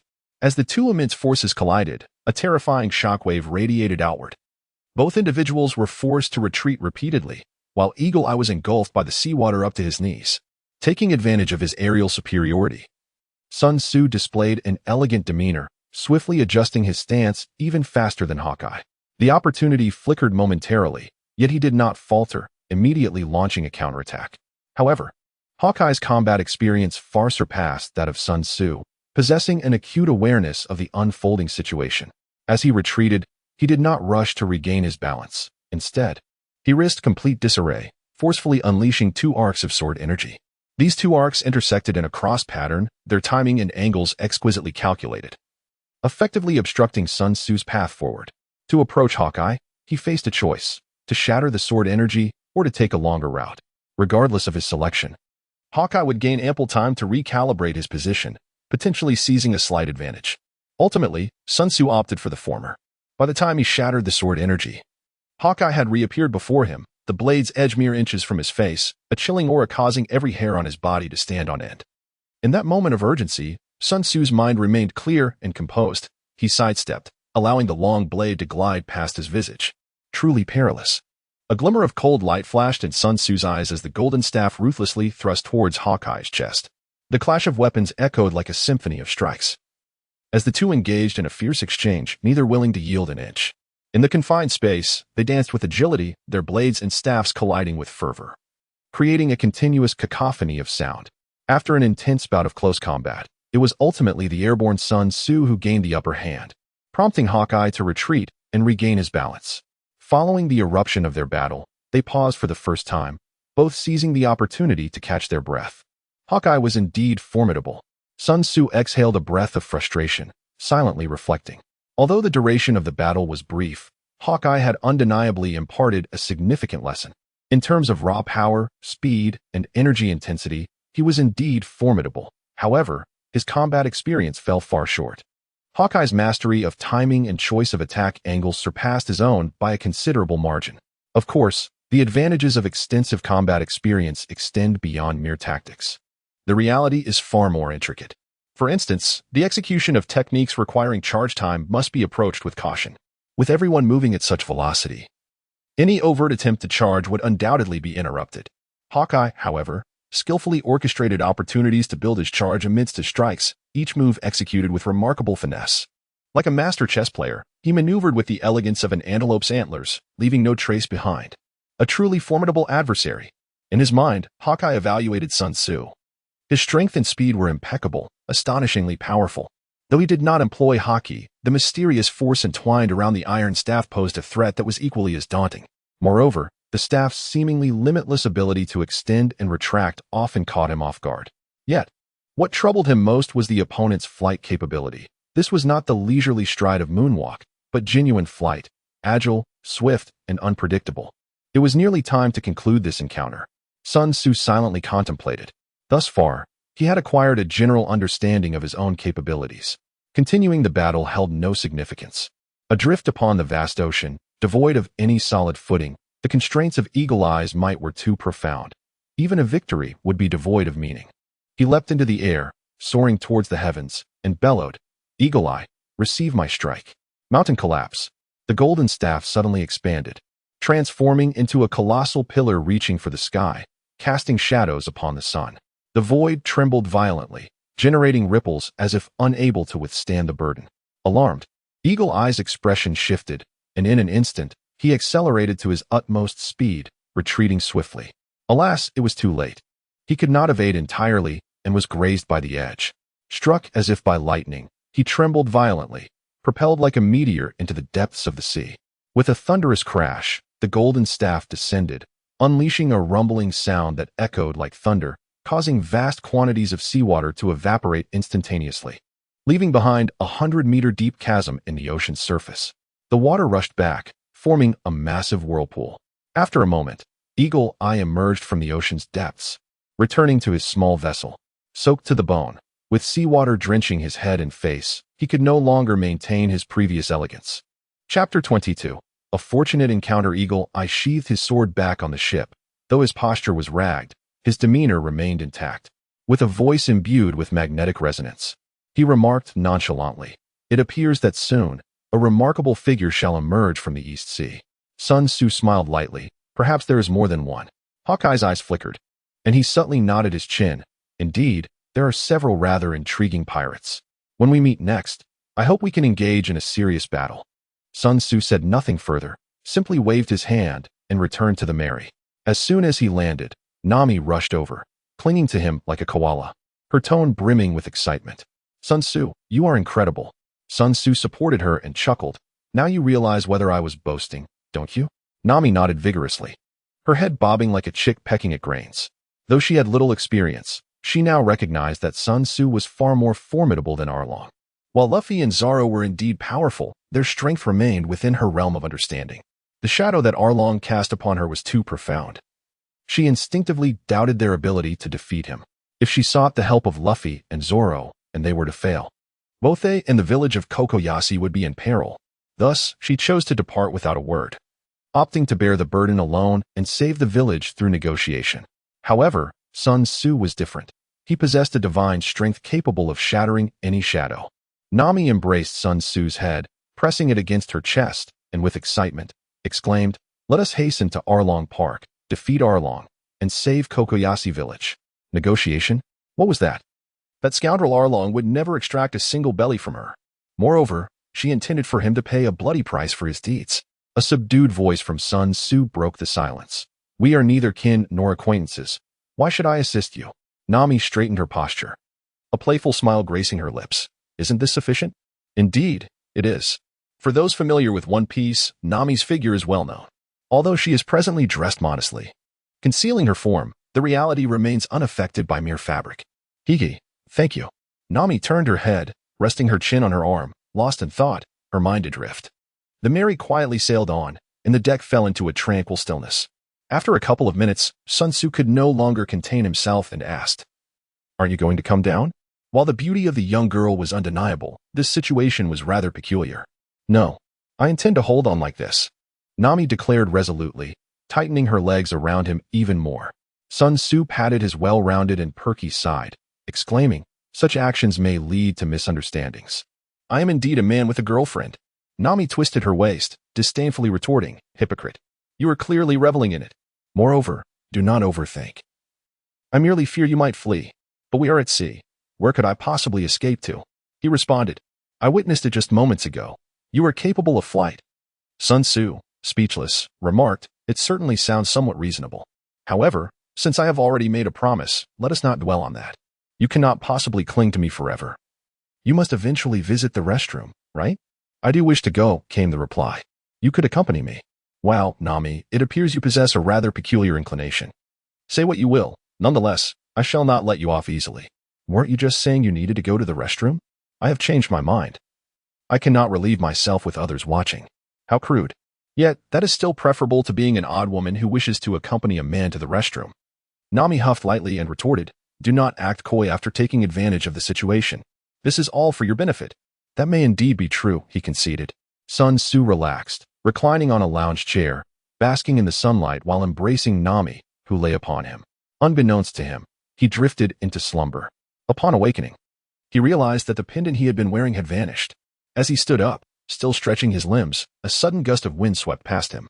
"You must be quite determined," Sun Tzu remarked with a hint of resignation. Immediately, a familiar form leaped onto his back, exclaiming with a playful giggle, "Hiki. Don't even think about escaping." Sun Tzu paid her no mind, gazing ahead at the island. "Is that the one?" Nami rested her chin on his shoulder, her face alight with joy. "Yes, that's the island where Coco West Village and Arlong Park are located." After 8 years of returning burdened with heavy pressures, this was the first time she genuinely felt happy and at ease. This time, someone was shouldering the weight that had long been hers. Before long, the Mary docked at a makeshift pier, and Sun Tzu helped Nami disembark onto the island. "What shall we do next? Should we head straight to Arlong Park and deal with the fishmen?" "No. First, let us go to my home. I need to share the good news with Nojiko." "No problem. Lead the way." Meanwhile, after Zoro's defeat by Mihawk, he, Usopp, Joseph, and Johnny began to pursue the Mary. However, their small boat was too slow, and soon they lost sight of the Mary. Fortunately, they had lost track early on. Had they followed longer, they might have been misled. Joseph and Johnny. Based on the course and Nami's frequent viewings of Arlong's bounty poster, deduced her destination. Ultimately, they split into two groups. Joseph returned to inform Luffy, while Zoro and the others continued their pursuit.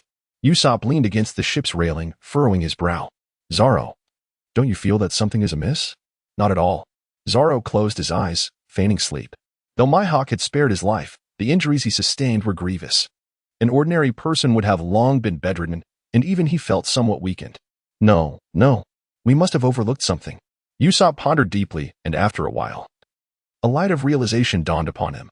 I remember now, Sun Tzu is missing. Zoro opened his eyes in surprise. It seems we haven't seen him in quite some time. Sun Tzu has disappeared? Johnny exclaimed in alarm. Usopp stroked his chin thoughtfully. Let me think. When we were at Baratie, Sun Tzu was still there. But when Kuro came attacking, he was already gone. This means he vanished during that interval. Where could he have gone? Could it be that he fled in fear? Zoro contemplated before responding. Usopp shook his head vigorously. Zoro, Sun Tzu is very strong. Johnny added, brother, you might not have noticed, but in the past 6 months, Iron Fist Sun Tzu has become quite renowned, reportedly single-handedly dismantling several large pirate crews. Is that fellow truly so formidable? Zoro's interest was piqued. Usopp expressed his frustration. This isn't the time for such discussions. We must quickly ascertain where Sun Tzu has gone. You all think it over. I need to rest for a bit.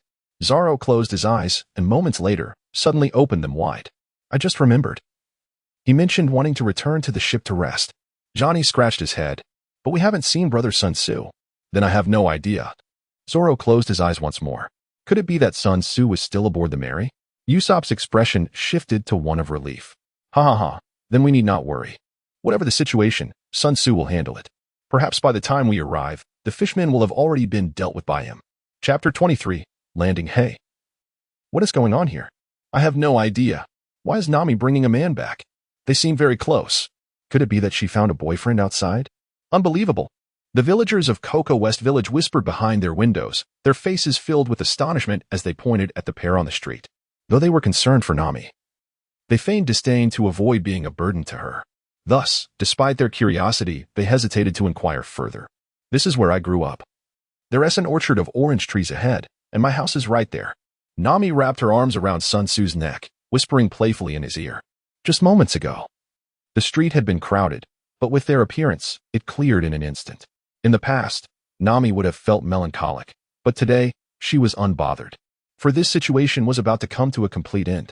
Sun Tzu wore a faint smile at the corners of his mouth, remarking, they are genuinely concerned about you. Nami chuckled in disbelief. How could that be? I am notorious in this area, to say the least. She had already confided all her secrets to Sun Tzu, including the tragic demise of Bellamy and her pact with Eren. But what I say is the absolute truth. Although they deliberately lowered their voices, their words remained crystal clear to my ears. Sun Tzu initially spoke with a serious tone, but it quickly shifted to a teasing manner. They are all quite curious about my identity, and many are speculating that I might be your boyfriend. Is that true? Nami's expression froze, and her feelings became complicated. To her astonishment, people still cared about her.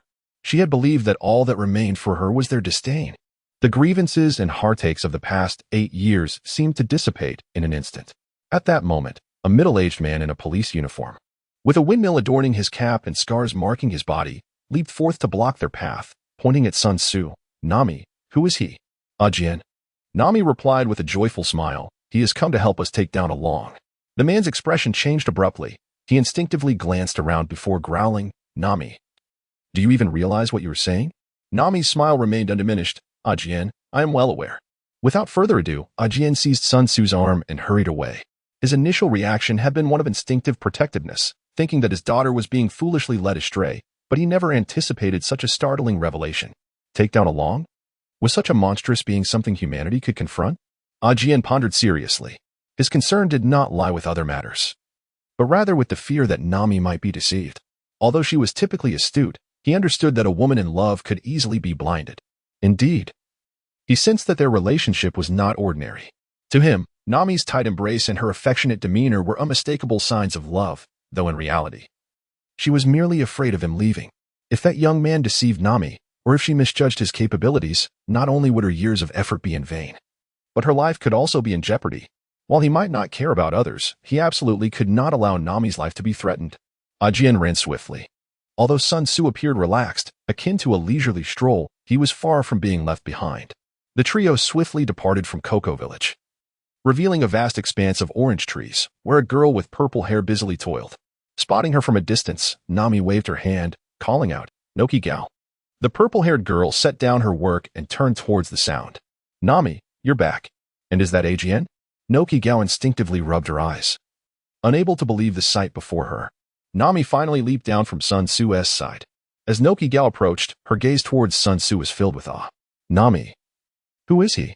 "Noki gal, he is here to help us defeat Arlong," Nami exclaimed excitedly. Noki gal's reaction mirrored Ajien's, astonished. "Nami, haven't you almost gathered 100 million? Why the sudden change of heart? And can we truly defeat a monster like Arlong? I want to give Arlong a single belly," Nami declared emphatically, then smiled brightly while patting Sun Tzu's shoulder. "Rest assured, Sun Tzu is incredibly strong. He can definitely defeat Arlong."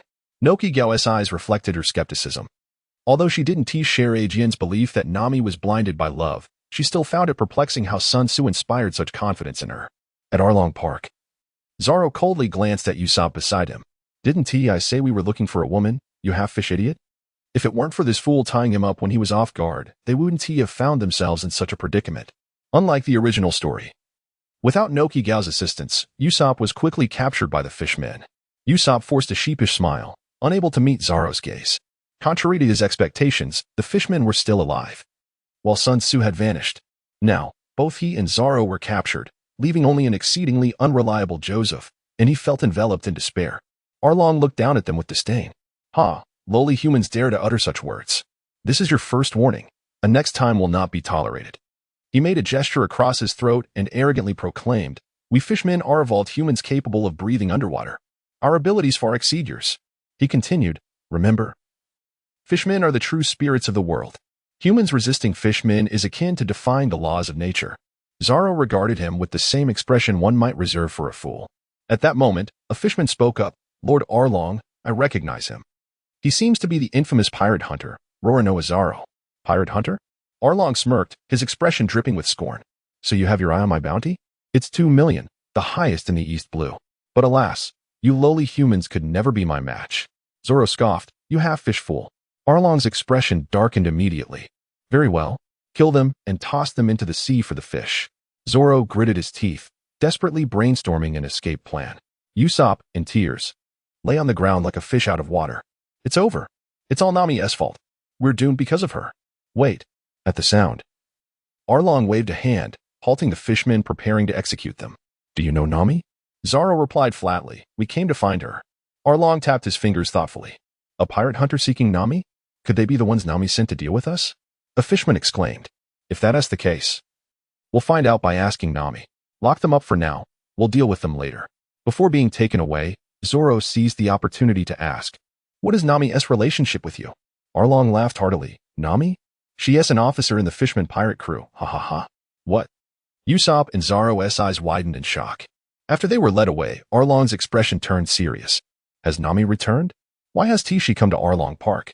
A fishman stepped forward to report, "Lord Arlong, it is said that someone spotted Nami near Cocoa Village." "Cocoa Village? Nami truly loves that village. Speaking of which, she must be close to gathering her 100 million, right?" Arlong's face twisted into a mocking grin. "It should be nearly complete. Lord Arlong, will you breach the agreement?" "Of course not. I shall never betray a financial pact." Arlong grinned wickedly. "However, if she were to lose the money herself, then it wouldn't be my fault. Ah ha ha." The other fishmen joined in his laughter. Indeed, such a talented individual shouldn't be allowed to escape easily. "Let us go." Arlong rose, his towering physique and muscular build radiating an intimidating presence. "I have business to attend to in Cocoa Village, so I shall personally retrieve our cartographer. Ha ha ha." Chapter 24. A sudden arrival. Cocoa Village. Orange Orchard. Nami's home. Sun Tzu and 3 others sat across from each other, with several oranges placed atop the table.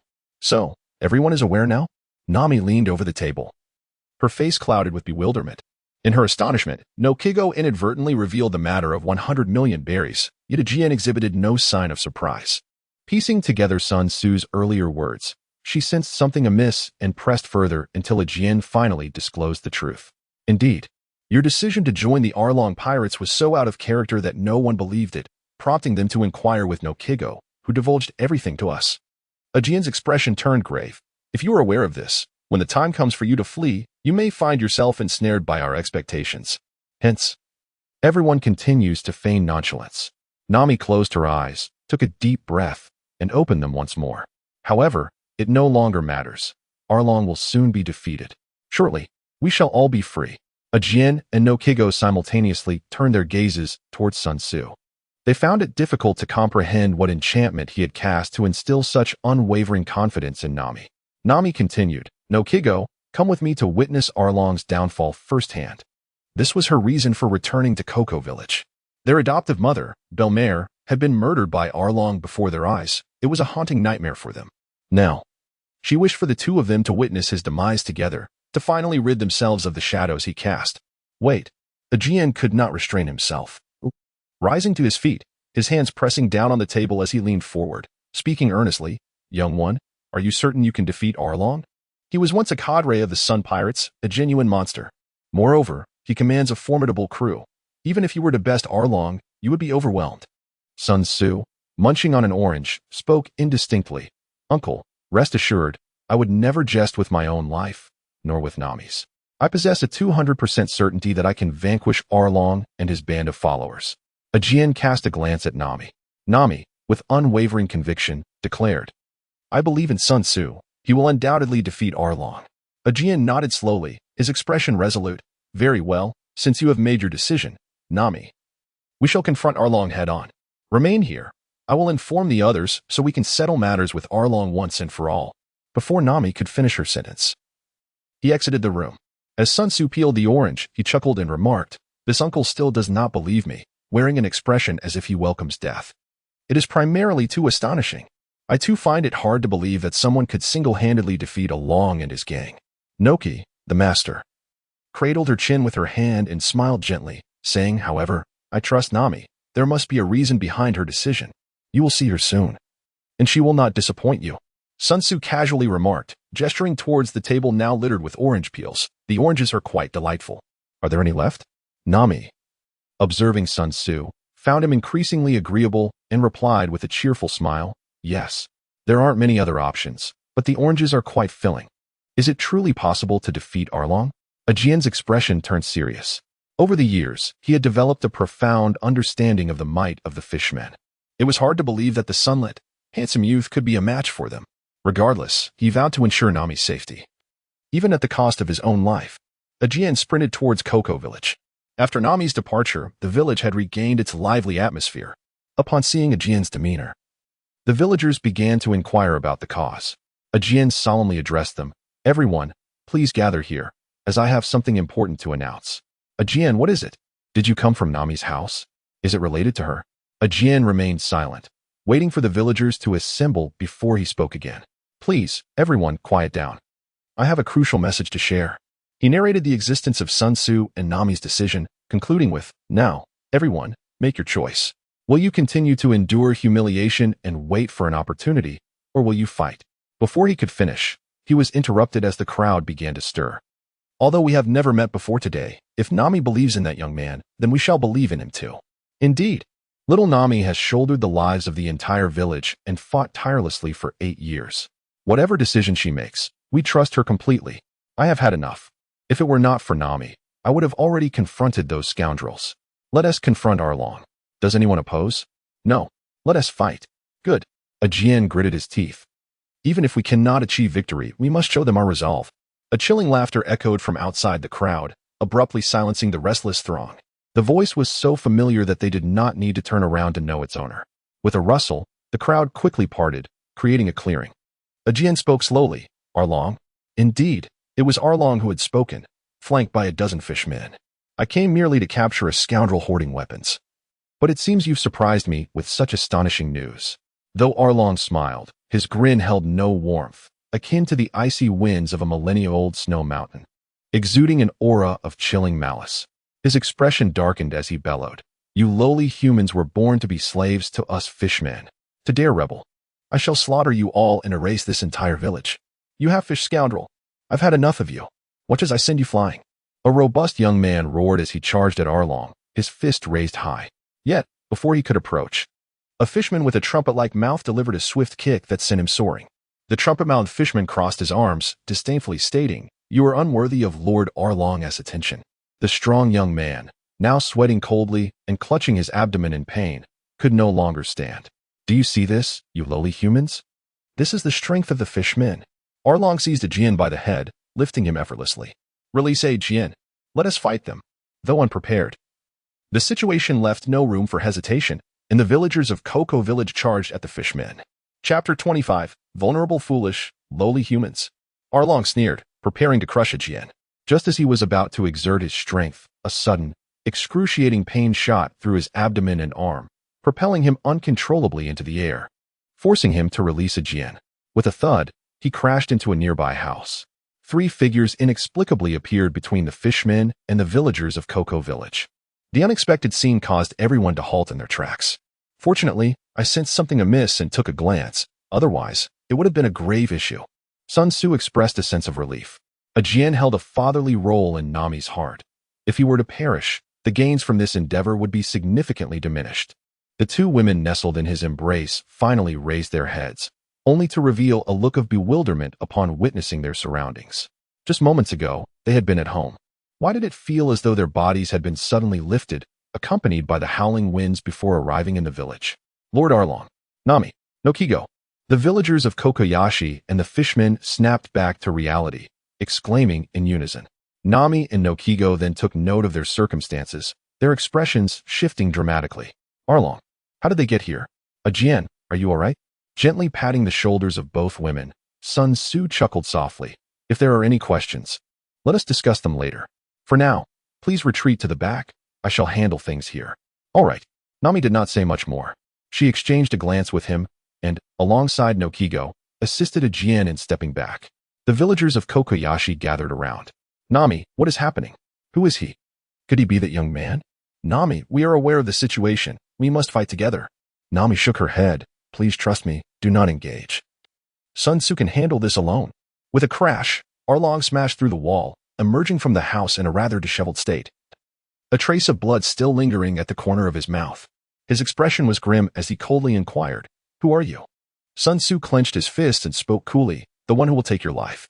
A fisherman stared at his face for a few moments, then suddenly exclaimed, "Master Arlong. He is the infamous pirate hunter, Iron Fist Sun Tzu." Another pirate hunter?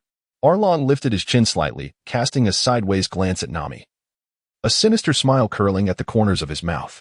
Nami, is this the ally you have chosen? When did you become so Navi? How could these inferior humans possibly contend with our kind? Yet, I must admit, I did not expect you to betray me at this juncture.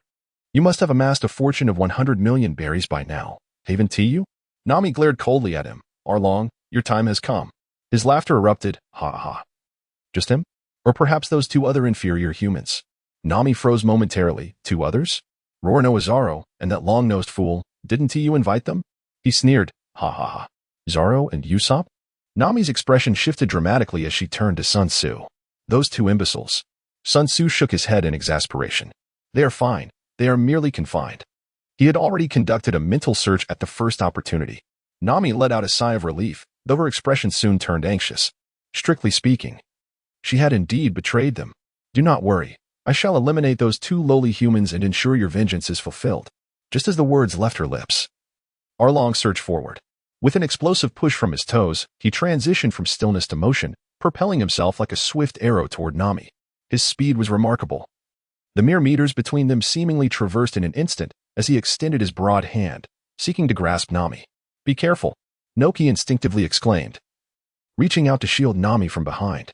At that moment, a long and powerful hand materialized out of thin air, seizing Arlong's wrist. Nami's face was mere inches away. Yet she could advance no further. Sun Tzu. Noki's eyes sparkled with astonishment. To earn Nami's profound trust was indeed no trivial feat. Who bestowed upon you the audacity to insult lowly humans? Sun Tzu gazed at Arlong with a smile that straddled the line between mirth and mockery. His right hand gripping tightly. A sharp crack echoed through the air. Cursed, lowly humans. Arlong's expression twisted into that of a feral beast as he lunged at Sun Tzu, baring his teeth like a gaping maw. Sun Tzu moved with the grace of a leisurely stroll, effortlessly evading the attack. He raised his palm, shaping it like a blade, and brought it down with a gentle sweep. A soft thud resonated as a glint of cold light flashed. Along's left arm severed cleanly at the shoulder. He staggered back, hunched over in agony, crying out, "Who are you? Who exactly are you?" The fishmen and Nua Chi Gao were rendered speechless. Their reactions diverged. The former were gripped by terror, while the latter was captivated by astonishment. In mere seconds, Along, now a mere shadow of his former self, found his wrist shattered and his arm severed, both hands rendered useless. How could this be possible? Except for Nami, everyone felt a profound disbelief, with some even pinching their thighs, questioning whether they were ensnared in a dream. Sun Tzu did not respond to his question, instead muttering to himself, "Should I call you arrogant or insecure? If you truly are a superior race, why do you cower in the depths of the ocean, merely surviving?" Silence. Along roared, "You are merely numerous. One day, you will deceive yourselves no longer." Sun Tzu unceremoniously interrupted him. "You must have witnessed it firsthand.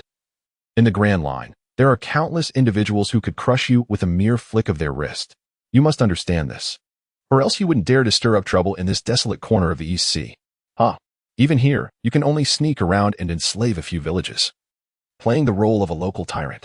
Oh, it seems you possess some intelligence after all. Go to hell, inferior human. I am the highest of the fishmen. How could I possibly be defeated by someone like you?" With a powerful push of his legs, Aaron arched his body like a sword, aiming directly at Sun Tzu. His hands may have been rendered useless, but that did not mean he was incapable of fighting.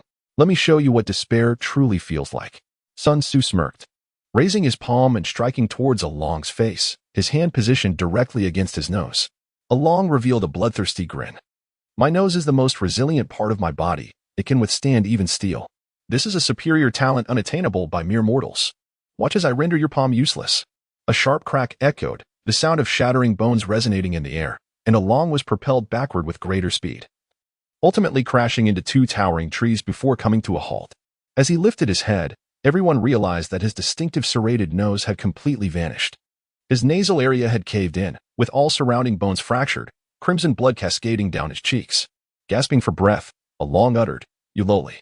In a swift motion, Sun Tzu appeared beside him, lifting his foot and bringing it down forcefully upon his head. Thud. All of Along's remaining words were choked in his throat, his head now distorted. Specifically, it had become flattened, transforming from an O shape to that of a zero. However, he was not yet dead. Sun Tzu grasped his head and lifted it, uttering with indifference, "Meeting me can indeed be considered your misfortune." In the original narrative, after being defeated by Luffy, Arlong's fate is imprisonment. Although he has lost his freedom, at least his life remains intact. Sun Tzu had no intention of causing trouble for the Navy. "Stop. Do you know who Lord Arlong is?" a fishman exclaimed. "I don't care who he is." Sun Tzu scoffed. The fishman hastily added, "You know Jinbei, one of the 7 warlords of the sea. Lord Arlong was once part of the same pirate crew, and they were very close brothers." "Oh, Jinbei," Sun Tzu chuckled. "Indeed, if you dare to kill Lord Arlong, Jinbei will surely retaliate." Before he could finish his sentence, Sun Tzu swiftly snapped Arlong's neck and carelessly discarded the corpse aside. "If Jinbei wishes to seek revenge, let him come. I too am eager to test his prowess as a warlord." Everyone except Sun Tzu stood in stunned silence, their first reaction not one of excitement, but disbelief. Was the shadow that had loomed over them for 8 years truly dissipating just like that? 10 minutes prior, they had no intention of resisting. And 3 minutes ago, they were prepared to fight to the death. Then, a young man appeared alongside Nami and Nojiko. Before they could fully comprehend the situation, Arlong had been dealt with. It was far too easy. To put it bluntly, it was simpler than killing a rat in their usual routine. The fishmen were not much better off. It took them a good 10 seconds to regain their senses before they charged at Sun Tzu, weapons in hand. "Lord Arlong has been slain. Damn humans. We'll fight back. You shall die." The courage was commendable. "I shall grant you a swift end." Sun Tzu spread his fingers wide, feeling the flow of energy between his palms and fingertips.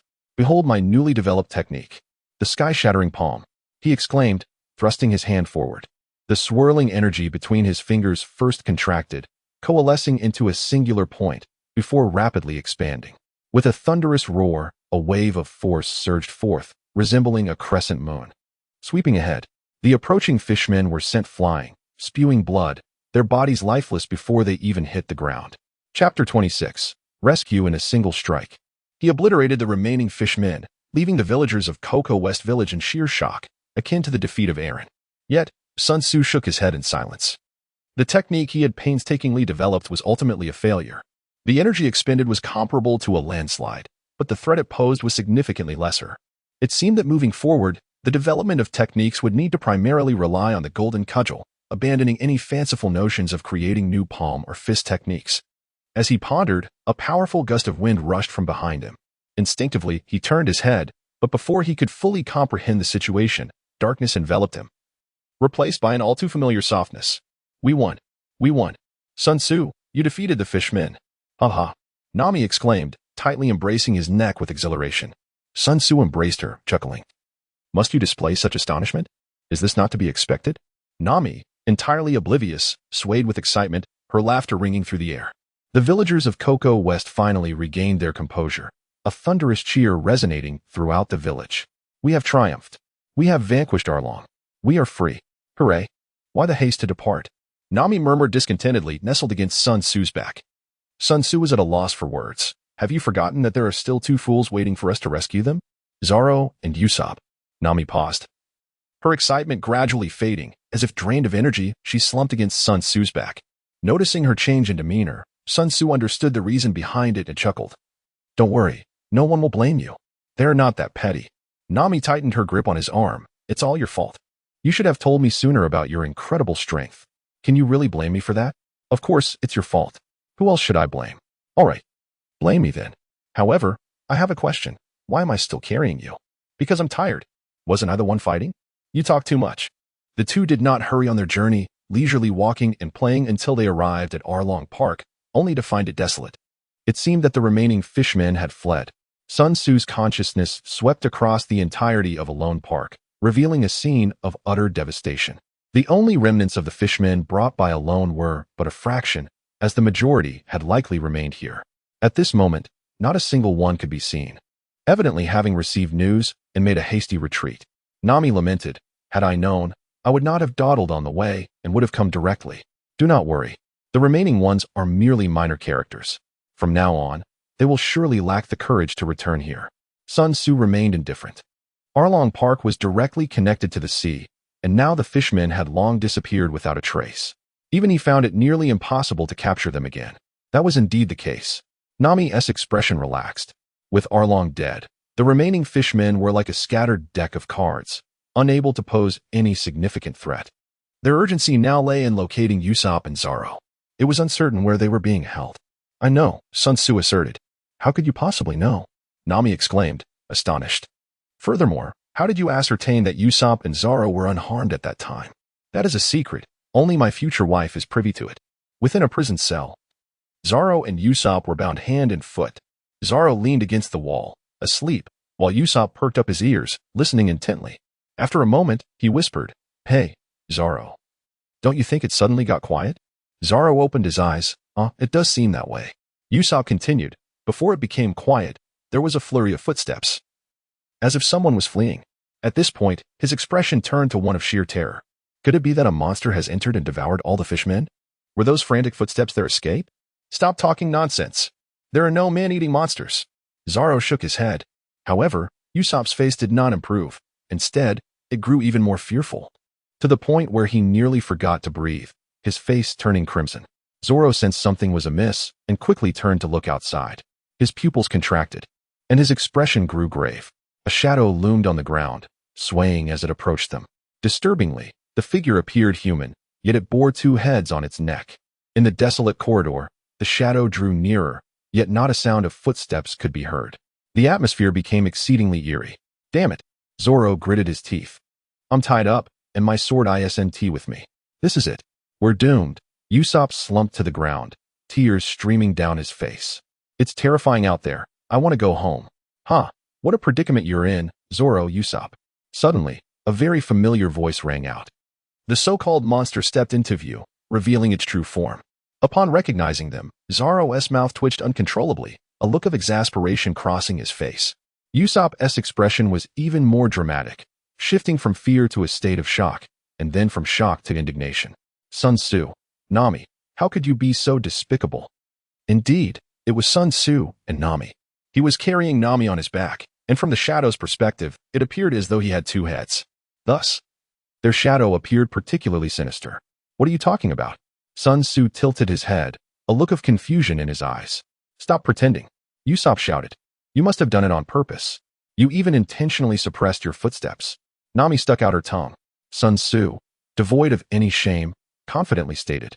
So this is what you meant. I am merely testing your courage, all for your own good. Usopp, infuriated to the point of bloodshed, thought to himself that had he been capable of winning, he would have certainly confronted Sun Tzu. Release both individuals. Sun Tzu tossed a blade to Zoro, saying, This is yours. Before rescuing the two, he and Nami had thoroughly searched Arlong Park. They discovered the sword in one of the rooms, along with various treasures and gold, all of which were claimed by Nami. Thank you, she expressed gratefully. Upon receiving the sword, Zoro's demeanor transformed. He appeared composed, shedding any previous restlessness. Sun Tzu, how is it outside? What about the fishmen? Usopp inquired, glancing around anxiously. Sun Tzu led them outside. Some had perished, while others had fled. It seemed that there were no living fishmen left on this island. Usopp glanced at Nami, hesitating to speak. Sun Tzu elucidated that Nami had her reasons, and once she reunited with Luffy, he would share the details with them. Usopp nodded thoughtfully, while Zoro nonchalantly remarked that as long as she was willing to return, it was sufficient, as Luffy had entrusted him with the task of bringing her back. The trio exited Arlong Park and discovered Nojiko waiting at the entrance. Upon noticing them, she hurriedly approached and exclaimed, It's bad. A fight has broken out. Chapter 27, Naval Ranks. Sun Tzu gestured for her to remain calm and inquired slowly, Who is fighting whom? His composure had a soothing effect on Nokigao, who took a deep breath, gradually regaining her composure, and replied in a low voice. A boy named Luffy. I recall you mentioning that he is one of your companions, and he is engaged in a battle with the Navy. Luffy. Nami and the others echoed in unison. That escalated rather quickly. Sun Tzu chuckled heartily. However, Nuachi remained quite anxious, expressing her concern. Is it truly all right? After all, it is the Navy. Sun Tzu remarked nonchalantly. What does it matter? They are, after all, pirates, and conflict with the Navy is a perfectly ordinary occurrence. Nami expressed her dissatisfaction, saying, These Navy officers were nowhere to be seen when Arlong oppressed the civilians. Now that he has been defeated, they emerge as if they were ever timely. Sun Tzu, Nami, do you believe that without the protection of the Navy, Arlong could audaciously establish a base and enslave the villages? He harbored doubts, suspecting that it was that Colonel Mouse who clashed with Luffy. Nami fell silent. She was well aware of this. In fact, she comprehended it when she was merely 8 years old, which is why she resolved to save the village on her own. Let us go and take a look. To prevent any significant turmoil from arising, Sun Tzu continued, and naturally, no one objected. Under the leadership of Nokigao, they all headed towards the location of the conflict. However, Nami, why do you allow Sun Tzu to carry you? Are you injured? On the way, Usopp inquired curiously. Because walking is too exhausting. What kind of reason is that? Nokigao chuckled, covering her mouth, and took the initiative to divert the conversation. Everyone is immensely grateful to you for defeating Arlong and has expressed their desire to treat you well. Sun Tzu's lips curled into a smirk. No need to thank me. I merely do what I am paid for. Nami has already settled the compensation, and I am quite satisfied. If anyone should express gratitude, it should be directed towards her. He chuckled softly. Nami beamed with delight. Noki slightly shook her head, likely aware of what Sun Tzu meant by compensation. If such a reward could summon a formidable warrior capable of defeating Arlong, they would not have endured years of suffering. The group soon arrived at their destination, where a multitude had gathered. In the midst of the crowd stood Luffy and Sanji, surrounded by a group of battered and bruised soldiers. The battle had already reached its conclusion. With a swift glance, Sun Tzu quickly identified a familiar figure, the conniving Colonel Mouse, who was in cahoots with Arlong. Please make way, Nami shouted. The onlookers turned their attention towards her, their eyes lighting up in recognition. Hey there, you've arrived. I can't express my gratitude enough. You are indeed our great benefactor. Everyone, please step aside and allow us to pass, she commanded. Under Nami's direction, the crowd finally parted, creating a pathway. Upon seeing a few familiar faces, Luffy gleefully waved his hand. Everyone is here. This is marvelous, haha. Nami-san, Sanji exclaimed. His face flushed with admiration, but his expression turned to one of fury in an instant. That scoundrel Sun Tzu is carrying Miss Nami. How fortunate he is. Nami leaped down from Sun Tzu's grasp and inquired, Luffy, what is going on? Why are you fighting the Navy? Luffy, with an innocent demeanor, replied, Oh, They tried to capture us, so we had to fight. Such a straightforward rationale left Nami speechless. Suddenly, Luffy's expression shifted, and he muttered, "Nami, why did you leave so abruptly earlier?" Nami stuck out her tongue playfully. "It was just a minor issue, but it's all resolved now." "I see." Luffy was quickly convinced. "Then let us set off now." He, our chef has already been located." "Where is Sanji?" Usopp pointed into the distance. He attempted to get close to Nami but was sent flying by Sun Tzu. "Ha ha, how amusing." Luffy burst into laughter. "What is so funny?" Sanji yelled as he got back on his feet. "Nami, let us depart tomorrow instead. We're having a feast here today," Nami called out. "A feast?" Luffy's eyes sparkled with excitement. "That is fantastic." During this interlude, Sun Tzu also discerned the specific situation. It turned out that the Navy here was not a unified force. They were from two different branches. One faction belonged to the 16th branch, led by Colonel Mouse, while the other was from the 77th branch, commanded by Brigadier General Brin Brin. The one who sought to capture Luffy was Brigadier General Brin Brin, while Colonel Mouse was merely a victim of circumstances. Unlike Colonel Mouse, Brigadier General Brin Brin was a true Navy officer with a sense of justice. In the original narrative, he bravely challenged Arlong but tragically fell short due to his lack of strength, resulting in the annihilation of his crew. Thanks to Sun Tzu's intervention, they managed to survive. "Pirates, we have lost. Do as you please with us." Though Brigadier General Brin Brin's name, hairstyle, and strength were somewhat comical, his courage and resolve were truly commendable. Sun Tzu crouched before him, pointing to his own face, and declared, "Look closely, Brigadier Blin. I am not a pirate. I am Blin Blin." Brigadier Blin Blin reiterated firmly, then scrutinized Sun Tzu's face for a moment before exclaiming, "You are the infamous bounty hunter, Iron Fist Sun Tzu. It seems I have gained quite a reputation." Sun Tzu replied with a smile. "It is because your name is synonymous with that of the legendary Navy officer, Major Carp, that you have garnered such attention. No wonder." Sun Tzu nodded and began to address the matter at hand. "Brigadier General Blin, are you aware that this place has been under the control of Eren all along?" "Just call me Blin," replied Brigadier General Blin with a sigh, his voice tinged with melancholy. "I have heard whispers of it, but it is only today that I have come to comprehend the full extent of the situation." Sun Tzu apprehended Colonel Mouse, inquiring, "Are you aware that this scoundrel has been colluding with Eren, concealing the true intelligence from headquarters in exchange for monetary gain?" "I am not. Cease your baseless accusations," Colonel Mouse retorted defiantly. However, a swift slap from Sun Tzu left him dazed and speechless. Brigadier General Blin Blin's expression darkened.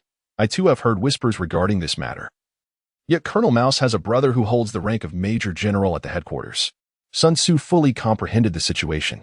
Although the ranks of Brigadier General and Major General may seem merely a level apart, the insignia within the Four Seas branch pales in comparison to that of the headquarters, falling 3 tiers short.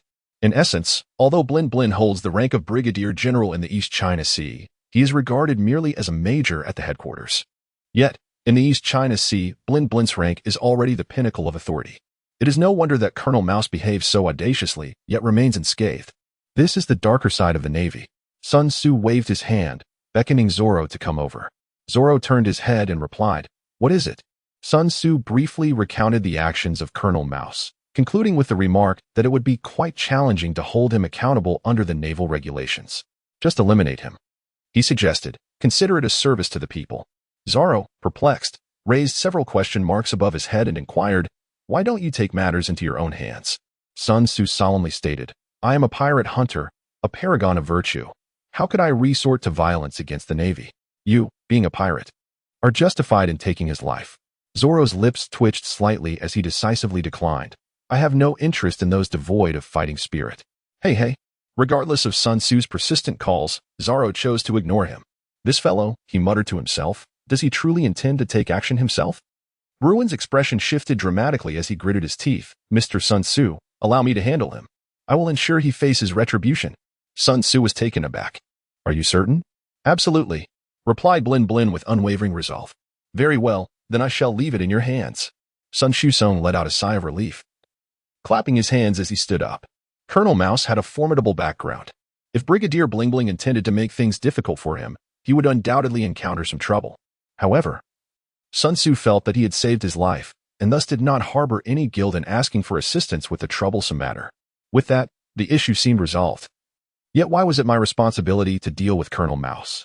It had nothing to do with me whatsoever. All this mental and physical labor was for Nami. It would be unreasonable not to provide her with some benefits. He muttered to himself as he prepared to leave, suddenly recalling something and turning back to inquire. Did you bring money? Is it enough? 20 million? Chapter 28. Dispelling Shadows meat, and more meat. Wow, this is delicious. This one is great too. This is fantastic. Cheers. Listen well, I am the great sea warrior Usopp. Beautiful lady, though this is our first encounter. My heart has been irrevocably captivated, and I have become your prisoner. Under the moonlight, the scene was vibrant with decorations, and the clinking of glasses filled the air amidst joyous songs and laughter. Tonight, Cocoa West Village was completely submerged in a sea of revelry. Every household was adorned with exquisite food and fine wine, indulging in merriment and laughter, the atmosphere more fervent than the grandest of festivals. Luffy, Usopp, and Sanji were having the time of their lives, while Zoro also partook in the festivities. Yet, the protagonist, Sun Tzu, was nowhere to be found. Why aren't you celebrating with everyone? They all wish to express their gratitude to you in person. And there are many beautiful girls too. Am I the kind of man who becomes paralyzed at the sight of a lovely lady? Isn't that so? Nami shot Sun Tzu a glare. She was well aware that from the moment he laid eyes on her, his gaze had been rather lascivious. You are unjustly accusing me. My taste is indeed quite discerning. Sun Tzu shrugged his shoulders. Nami remained non-committal, feeling indifferent to the distinction. However, she acknowledged that Sun Tzu was indeed different from that lecherous cook. The cook would swoon over any woman with a hint of beauty, whereas Sun Tzu, as he claimed, was quite discerning. Thus far, his infatuation seemed to be solely directed at her. Nami playfully shot him a sidelong glance, a smile dancing on her lips. Sun Tzu's expression remained unchanged as he glanced around, perplexed. Where are we headed? It seems increasingly desolate. At this point, his demeanor shifted abruptly, eyes widening in fear. A solitary man and woman in the wilderness. Surely, you don't intend to do anything untoward? He added. Shouldn't you be the one worried? Nami, unfazed, replied with a hint of irritation. I am merely going to bid farewell to Bellamy. If you are afraid, you may leave. I never asked you to accompany me. The realization that she truly had no ulterior motives left Sun Tzu disheartened, and he sighed. The fox's tail has been revealed. Apologies, but I am a monkey, not a fox. Belmere's grave rested on a low cliff beside the sea. Upon reaching this place, Sun Tzu's expression grew solemn. Nami, however, displayed no signs of sorrow.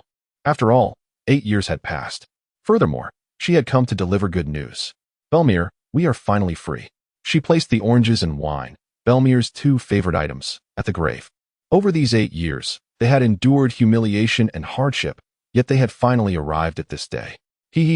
This is all thanks to this fellow beside us. Though he may seem lecherous, he is surprisingly dependable. Noki Gao, having arrived at an unknown time, quietly stood behind them. Once the moment concluded, the 3 sat side by side. The night sea breeze brought a refreshing chill, invigorating with each gust. Sun Tzu gestured towards the tattoo on Nami's shoulder. Do you wish to have it removed? It bore the emblem of the Arlong pirates, a symbol intertwined with Nami's painful memories. Traditional methods proved inadequate for its complete eradication. In the original narrative, Nami had opted to embellish it with a new design featuring a windmill and oranges as a means of concealment. Disheartened, Nami shook her head. It's impossible. I've inquired. And no matter what, it cannot be entirely erased. I might possess a solution, Sun Tzu replied nonchalantly. Though he lacked the power to resurrect the deceased, he believed restoring a small patch of skin should be feasible. He had been contemplating this matter for several days and had begun to formulate some ideas. Really? Nami exclaimed, her eyes lighting up with excitement. What must I do? Pull up your sleeve. Like this? Precisely. Sun Tzu raised his hand and gently rubbed the tattoo on Nami's shoulder. 1 minute passed, then 2, and then 3. Nami, with a skeptical gaze, questioned, Are you taking advantage of me? She exclaimed, Am I crazy? If I were to take advantage, why would I be touching your shoulder? Sun Tzu replied with irritation, Do not speak to me. I need to concentrate. It was his first attempt at using magic for healing, and his lack of familiarity caused the process to drag on. Nami stuck out her tongue, primarily because she felt nothing at all, which led to a rising doubt in her heart. Suddenly, her expression shifted. The sensation had arrived. It was warm and comforting, akin to a hot towel being applied. However, before she could fully appreciate it, that feeling vanished without a trace. Sun Tzu withdrew his hand. Is it done already? Nami quickly turned her head and discovered that the menacing tattoo of the fishman had completely vanished, leaving behind nothing but smooth, soft skin without even a trace of a scar. She was both astonished and delighted, gently caressing the area. It's truly gone. Sun Tzu said lightly, it's quite simple. There's no need for such sacrifices. Nami's face darkened. What nonsense are you talking about? Suddenly, Noki Gao interjected, could you assist me in removing mine as well? She too bore a tattoo, one she had inked in her youth to comfort Nami. Now that Nami had removed hers, she no longer saw the need to keep her own. Sun Tzu hesitated, saying, I have no objections, but let's proceed. Noki chuckled with a mischievous grin. Consider yourself fortunate. Nami rolled her eyes in response. Naka's tattoos extended beyond just her arms, a portion adorned her chest as well. Since the individual involved had no reservations, Sun Tzu naturally refrained from being overly formal and placed his hand upon her. 5 minutes later, Sun Tzu withdrew his hand. Noki, her cheeks flushed, tugged at her collar. It had truly vanished, as if it had never existed. It was astonishing. Thank you. Nami retorted with irritation. Do not thank him. He has taken advantage of everything. Sun Tzu replied with a hint of indifference. Indeed, there's no need to dwell on it. The earlier benefit can be considered compensation. While assisting Noki Gao in removing his tattoo, an unexpected incident caused his palm to inadvertently press against the lower area of his chest. Not to be outdone by Nami. Humph. Nami coldly uttered, gently resting her head on his shoulder. Noki Gao glanced at them, a smile gracing his lips. None of the three uttered another word. A few minutes later, Nami lifted her head with enthusiasm and said, Sun Tzu, would you take us to see Cocoa West Village from the sky? From the sky? Noki Gao questioned, his expression filled with confusion. Sun Tzu stood up, brushed off his clothes, and opened his arms wide. No problem. Come here, lovely ladies. He chuckled. Consider yourselves fortunate. Nami giggled as she embraced him from the left, while Noki, with a hint of confusion, joined him on the right. And so it began. Sun Tzu issued a reminder and soared into the sky. The vista broadened with each ascent. Mountains, houses, and trees gradually diminished in size. Upon reaching a certain altitude, the peaks transformed into mere mounds, the forest appeared as a lush green carpet, and the houses completely vanished, reduced to mere specks of gravel. Even the island where Cocoa West Village is situated resembled a solitary canoe adrift in the vast ocean. Both Name and Noki were profoundly moved. From such a lofty perspective, some might be overwhelmed by fear, feeling insignificant amidst the vastness of the world, while others might be filled with a sense of grandeur, as if they were treading upon the entire world beneath their feet. Sun Tzu was oblivious to the thoughts of the two companions and did not inquire further. He guided them in a leisurely exploration of Cocoa West Village from various altitudes, circling the area several times before concluding their aerial adventure and returning to the previous cliff. The trio leaned against one another, engaging in casual conversation, and before they realized it, they drifted into slumber. Chapter 29, 35 million the following day. They were jolted awake by an irate voice demanding, What are you doing? Nami yawned, rubbed her eyes, and gradually comprehended their surroundings. Mr. Aegean stood behind them, glaring with fury, his eyes seemingly ablaze. Sun Tzu found himself nestled between Noki and Nami, each embracing him closely. It's not my fault, he murmured. Sun Tzu wore an innocent expression. You see, I haven't moved at all. It is you who leaned into my embrace. Nami was taken aback, realizing that it was indeed the case. What was even more astonishing was that she had been in the center, with Sun Tzu and Noki Gao flanking her on either side. How had Noki Gao managed to cross over both of them to end up on Sun Tzu's other side? At that moment, Noki Gao awakened and offered an embarrassed smile. I leaned over on my own. It was rather chilly last night, and Sun Tzu was quite warm. In my drowsiness, I gravitated towards him. Nami also recalled that indeed, the latter half of the night had turned cold, and they had no blankets. Yet, it felt as if there were a heater nearby, radiating warmth, causing her to unconsciously lean closer. She had initially thought it was merely her imagination, however. It now seemed that this was not the case. Sun Tzu smiled silently. This is what distinguishes him from others. The inhabitants of the pirate world are peculiar. They possess formidable strength and remarkable vitality, yet in many respects, they are profoundly deficient. For instance, their resistance to extreme temperatures and toxins is alarmingly low. Cultivation does not extend one's lifespan, and they remain susceptible to illness. Even top-tier masters like Roger can fall victim to terminal diseases, and Whitebeard, at the age of 70, is already beset by ailments. Such fragility is astonishing. Sun Tzu is exceptional. His enhancement in strength is holistic, transcending mere accumulation of combat power and embodying a profound elevation of life itself. Without delving into other matters, He firmly believes that living for 200 years poses no challenge for him. Observing the three individuals engaged in jovial banter, Aegean felt an overwhelming surge of frustration. His head nearly boiling with irritation as he gesticulated wildly and exclaimed, "This is utterly outrageous. Why are you not hastening to separate?" Sun Tzu chuckled, "Uncle, I am indeed your benefactor." Aegean's expression darkened. "Other matters may be negotiable, but this is absolutely out of the question. Enough of this nonsense." Nami, speechless, delivered a light punch to Sun Tzu, straightened her attire, and rose to her feet. "It is time to set off. Luffy and the others must be waiting eagerly." Aegean slapped his forehead. "I came to inform you of this. They are already prepared to embark, and everyone is awaiting your farewells." Suddenly, Nami donned a mischievous grin. "I have a rather intriguing idea. Nojiko, Aegean, you two go ahead. We have a little matter to attend to, but we shall arrive shortly." With that, she seized Sun Tzu and ran off. Hey, Nami, what are you doing?" Aegean shouted after them, but the pair did not look back, vanishing from their sight in an instant. He huffed in annoyance. "What a capricious individual." Nojiko chuckled. "Come on, Aegean. Let us await the surprise Nami has in store for us." At the port, Luffy and the others leaned against the ship's railing, bidding farewell to Johnny and Joseph. The latter two would no longer accompany them, returning to their original profession as bounty hunters. The shore was crowded with villagers from Cocoa Village. Usopp muttered softly, "Why haven't they arrived yet? They wouldn't dare not show up, would they?" Last night, Sun Tzu had revealed Nami's background and the reasons for her departure to them. As expected, everyone had immediately forgiven her. Even if Nami did not come, Sun Tzu would certainly not remain behind. Zoro crossed his arms, maintaining a calm demeanor.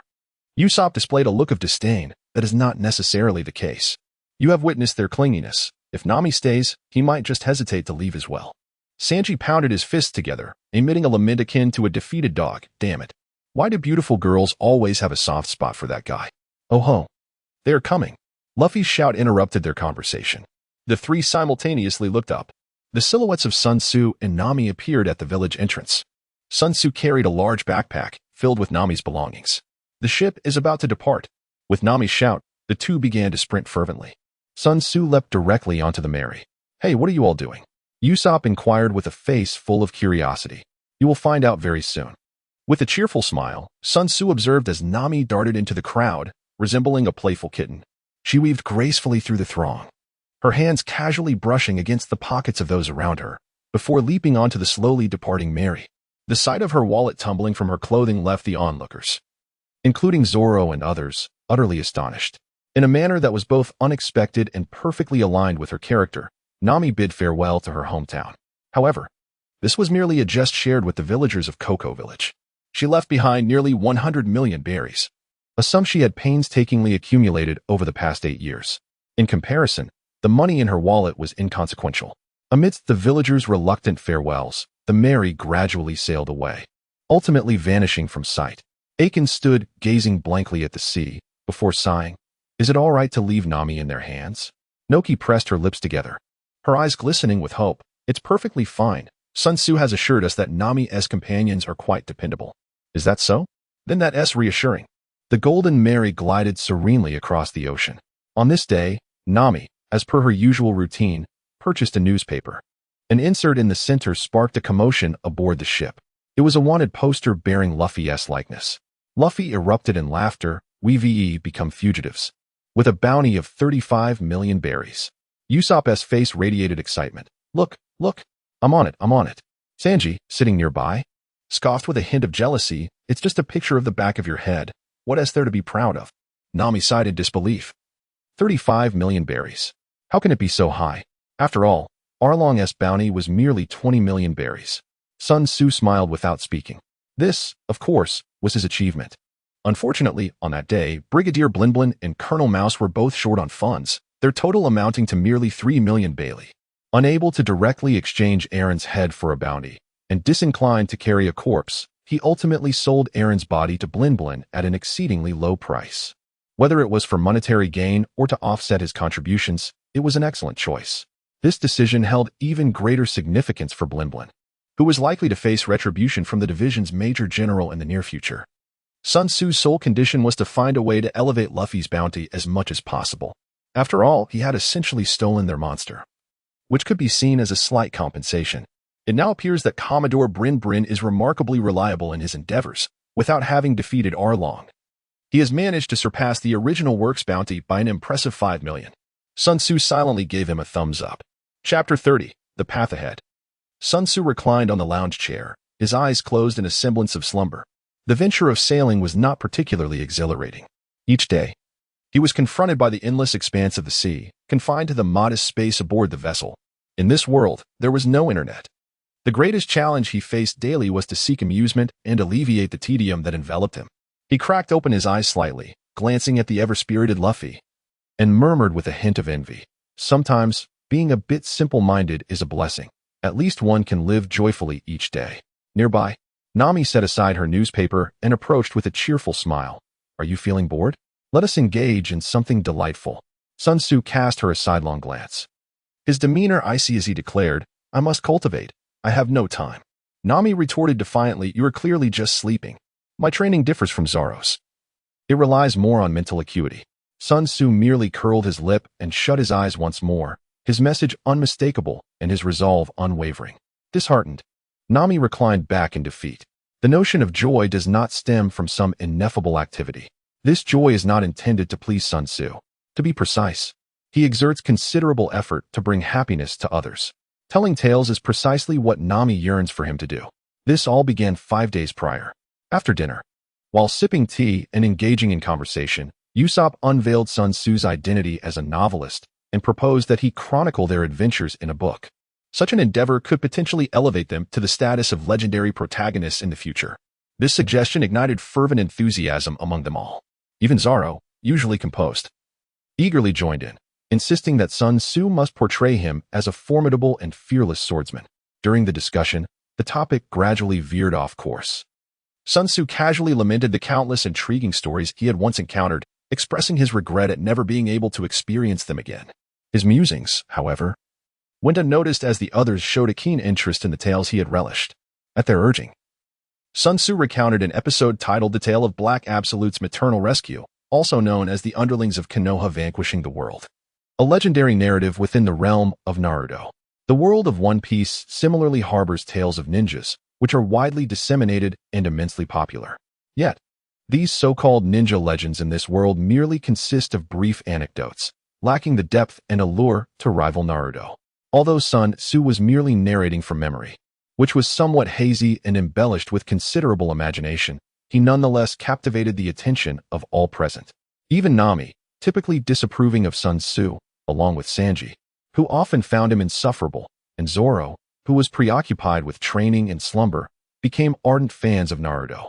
Each time Sun Tzu commenced his discourse, all present would invariably set aside their tasks to listen intently. Luffy and Usopp had transformed into fervent admirers, eagerly anticipating the moments when Sun Tzu would expound upon Naruto. They even appointed a dedicated individual for urging updates, Nami. As days passed, Sun Tzu transitioned from enthusiastic beginnings to a state of irritation, ultimately resorting to a set of rules. He decreed that he would discuss Naruto for 1 hour after dinner each day, with additional sessions contingent upon his mood, explicitly forbidding any urgings. The others naturally opposed this arrangement. Regrettably, in this matter, Sun Tzu wielded absolute authority, decisively quelling dissent and enforcing the agreement. He further threatened that any urgings would result in the cancellation of that day's updates. The group was silenced, including Luffy, who dared not protest. However, Nami remained relentless, teasing him at every opportunity, sometimes employing a strategy of sweet persuasion. Most of the time, Sun Tzu would indulge her sugary requests while dismissing the more demanding ones. Yet, occasionally he would acquiesce to her whims. Nevertheless, at this moment, he had no time to entertain her, as he was contemplating the direction for his forthcoming advancements. Contrary to his initial thoughts, after developing the celestial powers, his progress and divine abilities had stagnated, and his growth and strength had slowed considerably. Recently, he had come to a realization: aimlessly floundering was ineffective. A more purposeful approach was imperative. Sun Tzu contemplated silently. At present, I have 3 avenues for enhancement. First, to continue honing my physical strength, which has been the primary focus over the past year. The challenge lies in the fact that, although I have yet to reach my peak, further advancement at my current level of strength is not an easy feat despite considerable effort. The rewards are minimal. Moreover, I sense that physical prowess is secondary, True power lies in mastery of my abilities. While developing physical strength is not entirely fruitless, it does represent a rather low return on investment, thus I shall set it aside for now. Second, I aim to cultivate my domineering presence. My confrontation with Hawkeye allowed me to personally experience the formidable power of such presence. It is indeed a tremendous force. However, the enhancement of this presence is equally challenging. Elevating it to a level that would significantly augment my capabilities will undoubtedly require a considerable investment of time. The key to transcending the world of One Piece in my future undoubtedly lies in this demon fruit, derived from the hair of the Monkey King. Whether spending extensive time to achieve a brief surge in strength is truly worthwhile remains a question.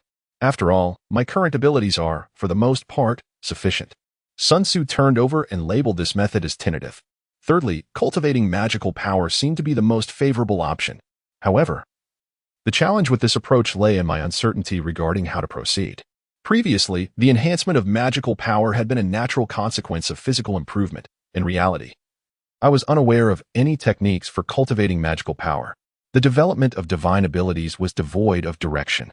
Exploring the application of magical power merely involved acquiring additional techniques and skills, without any fundamental advancement. Sun Tzu pinched his brow, feeling a twinge of melancholy. In recent days, he had diligently recalled the capabilities of the Monkey King. Unlike the portrayals in television dramas, the original text revealed that the Monkey King's fundamental power stemmed from a cultivation manual known as the Grand Supreme Immortal Method. Through this cultivation technique, the Monkey King attained the status of a Tai Golden Immortal within 3 years, which was the root of his formidable strength. Upon reaching such a realm, mastery of one law leads to comprehension of myriad others, and numerous divine abilities and spells naturally manifest. As for the rest, the primary function of the 72 transformations is to evade calamities, while the somersault cloud serves as a method of traversing the skies. Techniques such as the external body method, transforming heaven and earth, and wielding 3 heads and 6 arms are predominantly combat-oriented. In essence, these divine powers belong more to the realm of technique. Only the Grand Supreme Immortal Method embodies the true path. Considering various circumstances, Sun Tzu's thoughts gradually crystallized. For me, my current strength suffices, and there is no pressing need for enhancement.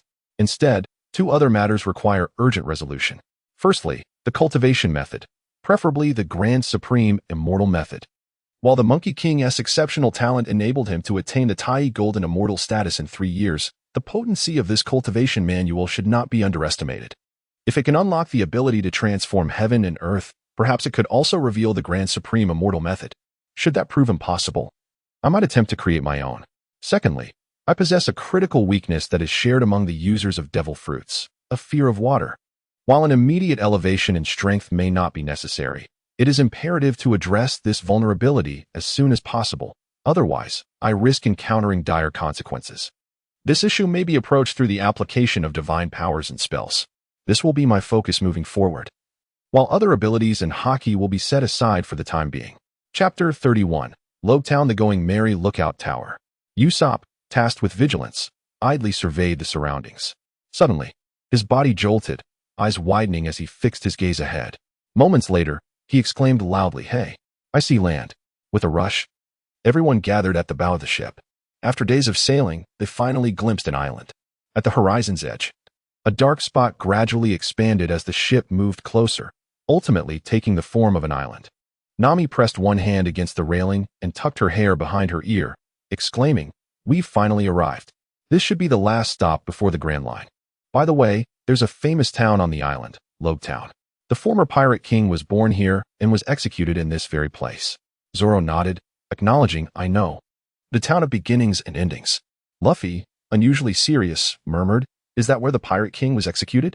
Sun Tzu leaned against the ship's railing and remarked with a smile, "When it comes to Luffy, his connection to the pirate king is indeed profound." Luffy, however, appeared bewildered, his expression one of confusion. The others also gazed at him with puzzled looks. After all, when Roger met his demise, Luffy had yet to be born, making it difficult for them to fathom any relationship between the two. Sun Tzu pointed to Luffy's head and exclaimed, "Are you not aware? That hat you wear is none other than Roger's." Nami and the others gasped in astonishment. "Is this truly Roger's hat?" They pondered. But wait. Luffy claimed it was a gift from Shanks. Luffy nodded vigorously in agreement.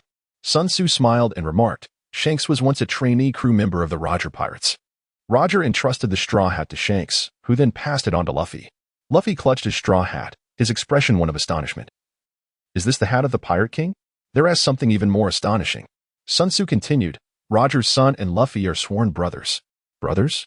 The revelation that Roger's son and Luffy share such a bond left Nami momentarily stunned, before she abruptly realized the Pirate King actually has a son? The others were equally astonished. This revelation was far more astonishing than anything related to the Straw Hats. If true, it would send shockwaves throughout the entire world. Luffy, not one to be easily fooled, quickly pieced things together and stammered, Are you saying Ace is the son of the Pirate King? Sun Tzu gently nodded, affirming. Indeed, Ace is the illegitimate son of the Pirate King. Luffy stood in stunned silence, and the others remained equally speechless. The revelation that the bloodline of the Pirate King still existed in the world was utterly astonishing, leaving everyone in a daze. Once the Merry arrived at the shore, Sun Tzu dropped the anchor and declared, Let us venture into town. I am nearly sick of gazing at the sea every day. As he disembarked, the group finally regained their composure and hurried to follow him. They soon arrived at the entrance of Logue Town. Sanji sighed, What a grand town. Surely, we can procure some fine ingredients here. Luffy exclaimed, I want to see the execution platform. Usopp added, I will go gather some equipment. Zoro stated, I wish to purchase 2 swords. Nami turned to Sun Tzu, accompany me to buy some clothes. Sun Tzu, here they come. With diverse intentions, the group decided to part ways, leaving only Sun Tzu and Nami together. They had not ventured far when he suddenly halted, gazing intently in a particular direction. What's wrong? Nami inquired, her brow furrowed in curiosity as she looked at him. Sun Tzu chuckled softly, having spotted a father who was evidently concerned for his son. Initially intending to greet him, he reconsidered and decided against it, opting not to intrude. Nami glanced in the direction he was looking and murmured, Is that someone you know?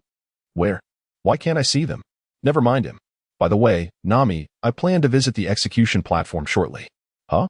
Aren't you a pirate? Are you not intrigued by the Pirate King? Primarily, I wish to check in. Check in? What does that entail? Well, that's a long story. The two were in no rush, engaging in conversation while leisurely strolling through the streets. Before they realized it, they had amassed a substantial collection of items. Predominantly clothing, some for Nami and others for Sun Tzu. In truth, when he boarded the ship, Kaya had already prepared a considerable amount for him. However, Nami insisted on making additional purchases, leaving him with no choice. Upon exiting a shop, Nami suddenly sensed a drop in atmospheric pressure. Anticipating rain, she decided to abandon their shopping expedition and hurried back to the ship. Sun Shuchao glanced in a certain direction and said, You may return first. I shall make my way to the execution platform. Nami was taken aback and quickly replied, Then I shall accompany you. It would be perfect to summon Luffy and return to the ship together. No need for that. Sun Tzu gently shook his head.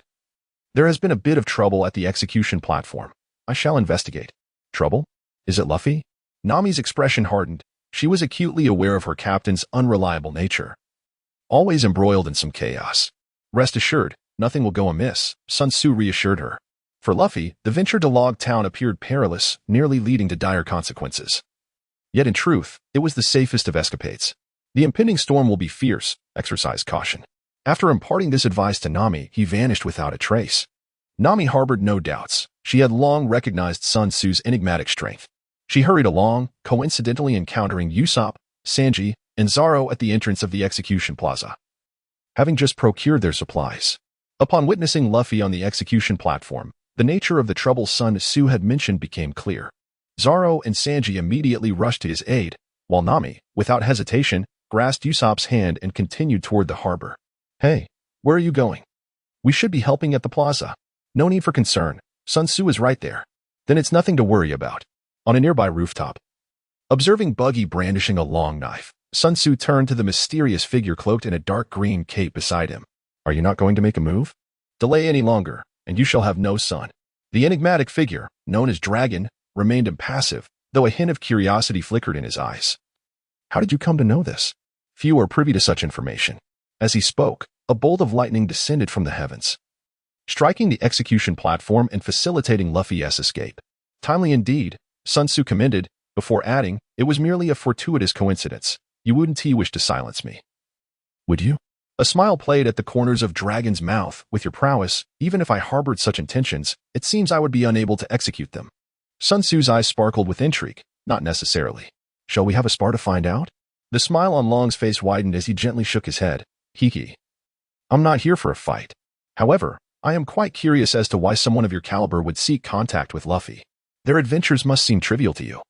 No? Although he had no opportunity to witness Long's prowess, Sun Tzu felt a tinge of disappointment and replied nonchalantly, Do you not think that girl is rather charming? Long could no longer maintain his composure, his face betraying a palpable astonishment. A girl? Sun Tzu chuckled, Ha, just kidding. Long, however, did not share in the levity and replied earnestly, There are many charming girls in the Revolutionary Army. If you're willing to join us, I can introduce you. Chapter 32, Towards the Grand Line. Ahem.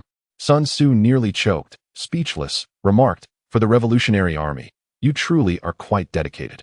Long chuckled softly, Opposing the celestial dragons is no easy feat. We require more allies, particularly formidable individuals such as yourself.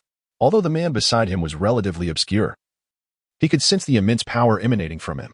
Despite the Revolutionary Army's burgeoning strength, it remained significantly lacking in top-tier warriors. Encountering one here was indeed beyond his expectations. Sun Tzu pondered the matter. What position would I attain if I were to join the Revolutionary Army? We are all like-minded individuals gathered here with the shared objective of overthrowing the tyrannical rule of the celestial dragons. Positions are merely a matter of differing responsibilities, devoid of any hierarchy. Long elucidated this and continued, Given your prowess, you would undoubtedly assume a role of utmost significance. Should you choose to join the Revolutionary Army, you would become the vice commander. Vice commander? Ha. That is indeed a commendable position. Sun Tzu chuckled softly. The title of deputy leader, while seemingly indicative of a second in command, amounts to little more than a figurehead without any real authority. This position ensures that he can uphold his status without imposing significant influence on the Revolutionary Army. What is even more astute is that should he prove his trustworthiness in due course, he would swiftly ascend to genuine power, becoming the true second in command. Long is adept at playing his cards wisely. Sun Tzu shook his head, stating, While I harbor a strong disdain for the celestial dragons, I currently have no intention of dedicating myself to the cause of revolution. Despite the rejection, Dragon did not feel disheartened. As a stranger meeting for the first time, he had never anticipated that Sun Tzu would readily agree to join the Revolutionary Army. His true intention was merely to gauge Sun Tzu's stance. He found himself quite satisfied with the outcome. It was evident that Sun Tzu held a certain affinity for the Revolutionary Army, coupled with a shared aversion towards the celestial dragons. The two parties' positions were largely aligned, marking Sun Tzu as a potential ally. Thus, Dragon made his assessment. He produced a piece of paper and handed it to Sun Tzu, declaring, The position of vice leader remains open. Should you reconsider your decision? You may reach us using the information provided on this paper. No problem, Sun Tzu replied. Sun Tzu did not decline. He harbored a certain curiosity towards the Revolutionary Army and Dragon. In the anime, they remained shrouded in mystery until his journey across dimensions. The strength of Dragon is one of the greatest enigmas in the world of pirates. He chuckled softly, I must take my leave, looking forward to our next encounter. With a few low laughs, Dragon's figure vanished amidst a whirlwind. I see you are off to rescue your son. Sun Tzu curled his lips in disdain. He had already perceived with his spiritual awareness that Smoker had subdued Luffy and was poised to strike him down. I shall return as well. Sun Tzu soared into the sky, heading towards the harbor. There was no need to worry about Luffy's safety. With a dragon watching over him, even Smoker, let alone the admirals of the Navy, would find it challenging to pose any threat. The Golden Mary was docked at the harbor. The sound of cannonballs and bullets pierced through the rain, landing upon the Golden Mary and the surrounding waters with a chilling whine. Nami wiped the raindrops from her face and shouted, We can't delay any longer. We must set sail, or the ship will be sunk. But what about Luffy and the others? Usopp also shouted at the top of his lungs. The storm was so intense that their voices were barely audible. We will find a way, Nami declared, as she prepared to raise the anchor. Wait, Nami. Wait for the Golden. Before she could finish, she suddenly noticed that the sound of gunfire had ceased and looked up in surprise. There, all the Navy personnel lay sprawled on the ground. A tall, handsome figure hovered 3 feet above the ground, smiling down at her. Nami's heart soared with joy. Sun Tzu, you're back. Usopp, equally astonished, waved and asked, Sun Tzu, what about the others? Is Luffy safe? He is safe now. They should be arriving shortly. Sun Tzu descended onto the Mary. He and Nami began gathering the scattered garments, which he cradled in his arms, ready to stow them in the cabin. Just as he stepped inside, a sudden gust of wind swept through. Ah, Nami screamed. Lifted off her feet, nearly blown off the Mary, but at the last moment, She clung to Sun Tzu's waist, averting disaster. As the wind subsided, 3 figures descended from the sky, landing on the dock, none other than Luffy and his companions. Their attentiveness was remarkable, Sun Tzu thought, knowing without doubt that this was the handiwork of Dragon, who had even thoughtfully delivered them to the harbor. He muttered to himself, "You might as well have blown them directly onto the ship." Unbeknownst to the others, who were filled with surprise, they promptly raised the anchor and unfurled the sails. Hastily departing the port, the wind howled, rain poured down in torrents, and the sea roared with towering waves. The Golden Mary swayed like a mere leaf, rising and falling with the tumultuous waters. "Wow, it feels as though the ship might capsize," Luffy exclaimed, pressing his hat down, shouting in exhilaration. At this moment, all 6 remained outside, drenched by the rain. Nami pointed toward the faintly visible lighthouse ahead. "Do you see that light? The Grand Line lies just beyond it." The group gazed on with eager anticipation. Luffy perched at the bow of the ship, his legs coiled like ropes, raised his arms in triumph. "All right. Let us charge forward toward the Grand Line." Usopp, with a look of terror, protested, "Hey, are we really going to brave such a fierce storm?" Sanji produced a barrel of wine and suggested, "Let us hold a ceremony for entering the Grand Line." He was the first to place his foot upon it, declaring, "I do this to find the All Blue." Luffy followed suit, proclaiming, "I do this to become the Pirate King." Zoro asserted, "I do this to become the world's greatest swordsman." Nami added, "I do this to draw the world map with my own hands." Usopp exclaimed, I do this to become a brave warrior of the sea." The group then turned their gazes towards Sun Tzu. He hesitated for a moment. "Shall I join as well?" They all nodded in unison, urging him on, of course. "Hurry up, hurry up." A smile graced Sun Tzu's face as he lifted his foot and placed it beside Nami. Speaking in a deep voice, "I strive to become the strongest in the world." The others turned their gazes toward him once more. "What is it?" he asked, a look of confusion in his eyes. "Surely, I haven't clashed with anyone. The only one remotely similar would be Zoro. Yet the current world's greatest swordsman is not the strongest in existence. It's nothing, merely that this seems to be the first time I've heard of your aspirations." Nami replied, shaking her head. She had never anticipated that this usually cheerful man, who appeared indifferent to most matters, harbored such wild dreams within.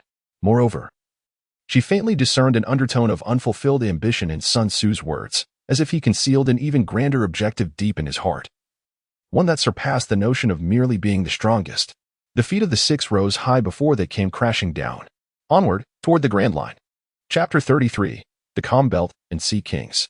"Nami, this is not good. The light has gone out." Luffy suddenly exclaimed in panic. "The lighthouse uses lamps." "It's not unusual for it to extinguish," Nami replied, glancing at the map. "Do not worry. I have memorized the direction. That is the navigator's duty. However, it is quite vexing if we continue forward like this." She and Luffy returned to the cabin, expressing her concerns to the others. "The map is accurate."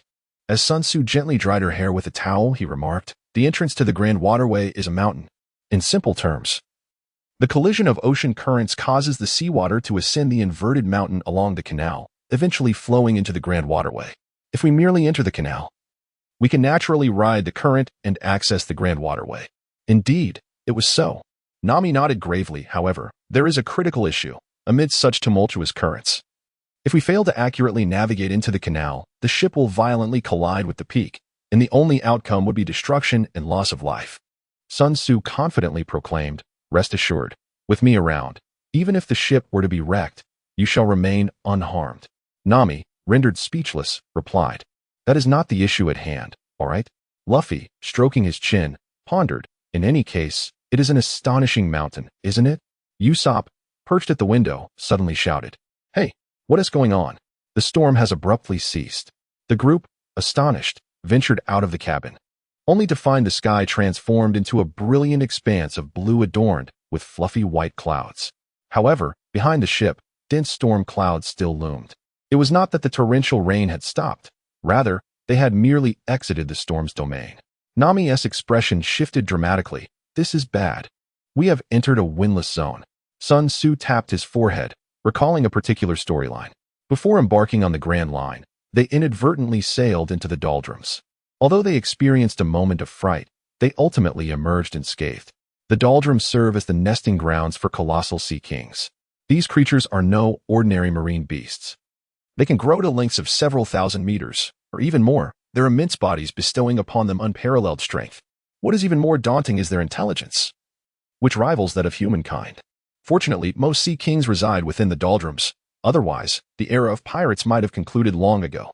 Sun Tzu's thoughts began to wander. The marine royalty indeed had a ruler, the princess of Mermaid Island. Considering the sheer number and strength of the marine beings, it is undeniable that the mermaid princess possesses the power to bring about the world's destruction. However, she is merely one of the 3 ancient weapons, with 2 others capable of matching her might. What powers do Pluto, the king of the underworld, and Uranus, the king of the heavens, possess? If given the chance, I would truly like to witness the truth. Sun Tzu's reverie was abruptly interrupted by a piercing scream, followed by the sensation of a familiar body nestled in his arms. Embracing Nami's slender, delicate waist, he lifted his gaze. The sky had darkened. No, it was the sun that had been obscured by something. This entity was colossal, its expanse too vast to perceive at a glance. It was only through his spiritual awareness that Sun Tzu discerned its full form. A creature resembling a sea serpent, most of its body submerged beneath the ocean's surface, yet the portion that emerged towered over a kilometer. One of its eyes was larger than the Golden Mary itself. Surrounding it were several slightly smaller monsters, encircling the Golden Mary menacingly. Sea kings. Colossal sea kings. Faced with such a gargantuan being, Sun Tzu was momentarily stunned. The visual impact was overwhelmingly intense.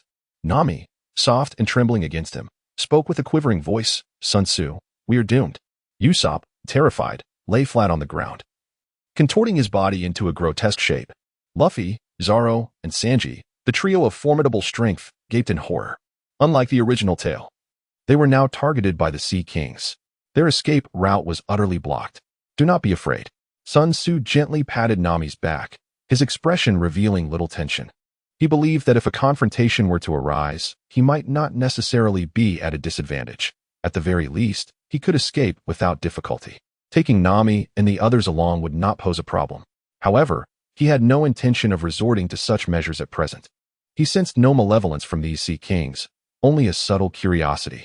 He had not forgotten that the Sea Kings possessed intelligence and the capacity for communication. Sun Tzu shouted loudly, "Greetings to you." Yet, there was no response. After a moment of contemplation, he reached out with his consciousness to touch the emotions of those around him, conveying the sentiment of goodwill. The surrounding sea creatures, particularly the marine beings, exhibited clear signs of agitation, either emitting sounds or writhing in excitement. With their slightest movements, they stirred up terrifying waves, nearly capsizing the Mary. The marine beings quickly took notice of this and ceased their actions. A serpentine sea creature lowered its head, and a thought resonated within Sun Tzu's mind. "Hello, human." Its voice brimmed with astonishment. How extraordinary it is.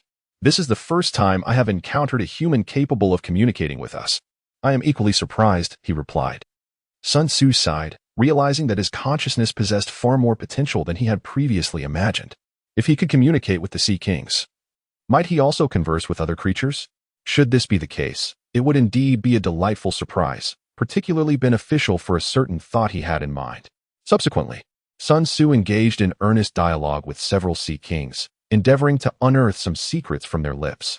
Questions such as the true meaning of the will of D, the events that transpired during the blank 100 years, the reason most Sea Kings reside in the Calm Belt, and the origins of the 3 ancient weapons, all these were the ultimate mysteries of the world of One Piece that piqued his interest. Unfortunately, whether due to genuine ignorance or some underlying caution, the Sea Kings remained vague and elusive regarding these inquiries. Recognizing that no fruitful revelations would emerge for the time being, Sun Tzu decided to take his leave. Having inadvertently trespassed upon your domains, it is now time for us to bid farewell. A flicker of hesitation appeared in the eyes of the sea serpent-like Sea King. Is there anything else? Sun Tzu inquired, expressing that if the opportunity arose, he would not mind extending a few favors. The Sea Kings undoubtedly harbored countless secrets. Aside from transcending the world, these mysteries intrigued him the most.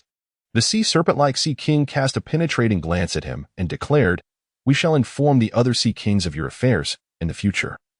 You are welcome to visit the Calm Belt." With a splash, several Sea Kings gradually descended into the depths of the ocean. After they vacated their positions, Luffy and his companions, having prepared in advance, began to paddle fervently, swiftly navigating out of the Calm Belt. Afterward, the group lay sprawled on the deck, gasping for breath, their faces reflecting sheer terror. Luffy, panting and with his tongue lolling out, exclaimed, "That was close. We almost got eaten." Sanji leaned against the mast, a cigarette dangling from the corner of his mouth, pondering aloud. But why did those sea kings merely observe for a while without launching an attack? Nah, Sun Tzu. Were you just conversing with them? Nami queried. While others may have overlooked the moment, she had been nestled in the man's embrace and had naturally sensed something amiss. Sun Tzu did not conceal the truth and candidly stated, indeed, those sea kings bore no ill intent. In fact, they regard us much like we regard ants. Too insignificant to even consider consuming. I possess a unique ability to communicate with sea kings. Upon conversing with them, they allowed us to depart. Laughter erupted. And Luffy leapt onto his special seat, swiftly dismissing the earlier events from his mind. The others also regained their composure, redirecting their focus to the current voyage, oblivious to the profound significance of such a capability. For the Straw Hat Pirates at this moment, the priority remained the smooth entry into the Grand Line. After sailing for a while, a towering cliff emerged before them. We have arrived. The Red Line. How immense! The surrounding currents grew increasingly turbulent, making navigation exceedingly challenging. Press onward. The canal lies just ahead. We can see the canal. The ocean is truly climbing the mountain. Steer carefully.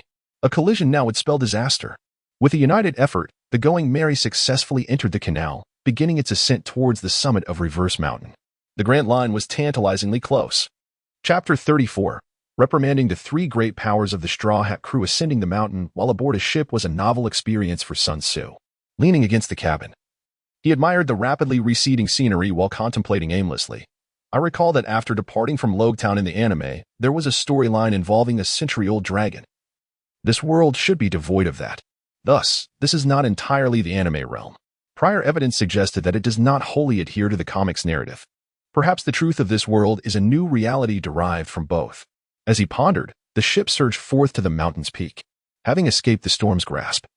Golden sunlight poured down. The clash of sea and rock produced a magnificent spray of mist that, under the sun's rays, transformed into shimmering rainbows, creating a dreamlike spectacle. Upon reaching the summit, the Going Merry glided down the current, accelerating rapidly. A peculiar sound echoed in their ears. Wait, something appears ahead. Usopp was the first to notice the anomaly. Sanji, positioned higher, also observed, hesitatingly remarking, it seems to be a mountain. Impossible. Beyond Twin Cape should be the boundless sea. Nami retorted, only to be struck with astonishment as she caught sight of the massive dark shape ahead. Soon, they realized it was a colossal black whale, so immense that it resembled a mountain. Could this be Laboon? Sun Tzu possessed keen eyesight, clearly perceiving the scars adorning its head. In the realm of animation, this appeared exceedingly terrifying. In reality, it was even more shocking. The others were too preoccupied to notice. For if things continued in this manner, the Going Merry would inevitably collide with a whale. Zoro soon discerned that the exit was not entirely obstructed. A gap on the left side was sufficiently wide for the ship to pass through. Unfortunately, amidst the swift currents, they found themselves unable to alter their course. Ultimately, Luffy had a sudden inspiration, devising a method to decelerate using the cannon. However, they still could not halt completely, resulting in the bow being shattered. This included Luffy's special seat, which incited his furious wrath, leading him to deliver a punch to Chopper's eye in a fit of anger. In pain, Chopper swallowed the Going Merry whole, leaving only Luffy, aided by the powers of the Gum Gum fruit, to escape. Sun Tzu understood the situation and did not intervene.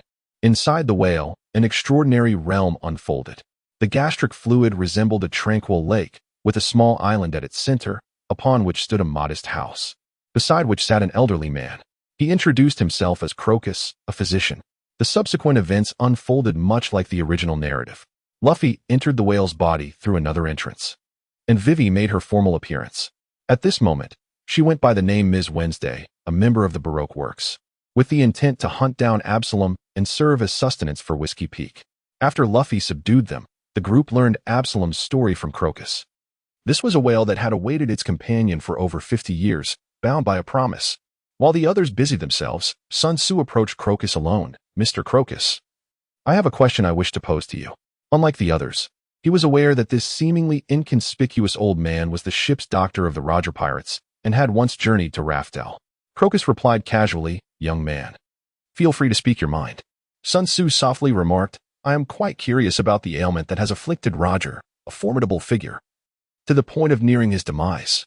Crocus's expression shifted dramatically as he replied in a grave tone, how could you possibly know? Sun Tzu maintained his smile, remarking, It is merely a matter of coincidence. Crocus gazed at his face for several moments before gradually regaining his composure. Those are matters of the past. It is best not to dwell on them. Sun Tzu was about to inquire further, but was swiftly interrupted by Crocus. Young man, seek out the knowledge you desire on your own. In due time, you shall uncover the answers. Very well. Sun Tzu chose to remain silent. Crocus was unwilling to divulge information, and he could not compel him to speak. Moreover, even if he were inclined to do so, success was not guaranteed. Shortly thereafter, Luffy and Laba reaffirmed their agreement and consented to Mr. Nine and Ms. Wednesday's request to transport them back to the town of Whiskey Peak. On the deck, Nami stood beside Sun Tzu, her arms crossed, observing Ms. Wednesday, who was known as Vivy, with a glint of danger in her eyes. Are you infatuated with her beauty? She warned. I caution you, she is a wicked woman. She keenly sensed that Sun Tzu's gaze towards the girl was somewhat askew.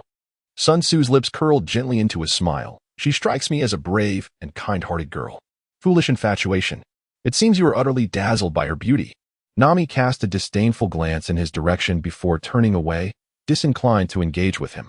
However, her attention soon shifted elsewhere as the first lesson of the Grand Line commenced. In the blink of an eye, the sweltering summer heat transformed into a flurry of snow. Fierce winds and torrential rains ensued. Suddenly, icebergs emerged, accompanied by erratic sea breezes and unpredictable currents. The capricious environment quickly wore everyone out. Near the entrance of the Grand Line, a chaotic magnetic field created extreme conditions. Gradually, things began to settle down after this tumultuous stretch. Once everything was in order, Sun Tzu summoned everyone to gather. Let us discuss your prowess, he proposed. His gaze swept over each individual. How do you perceive your own strength? Luffy grinned broadly, exclaiming, I am quite strong. Zoro and Sanji remained silent, yet both wore confident smiles. Nami and Usopp chose to overlook the exchange. Sun Tzu chuckled softly and remarked without mercy. Such confidence. Yet the reality is starkly cruel. You have yet to even approach the threshold of true strength, merely a band of Na'vi novices. He cast a glance at Zoro, adding, I believe Zoro has begun to grasp this. Zoro's gaze sharpened, and the expressions of Luffy and Sanji grew solemn.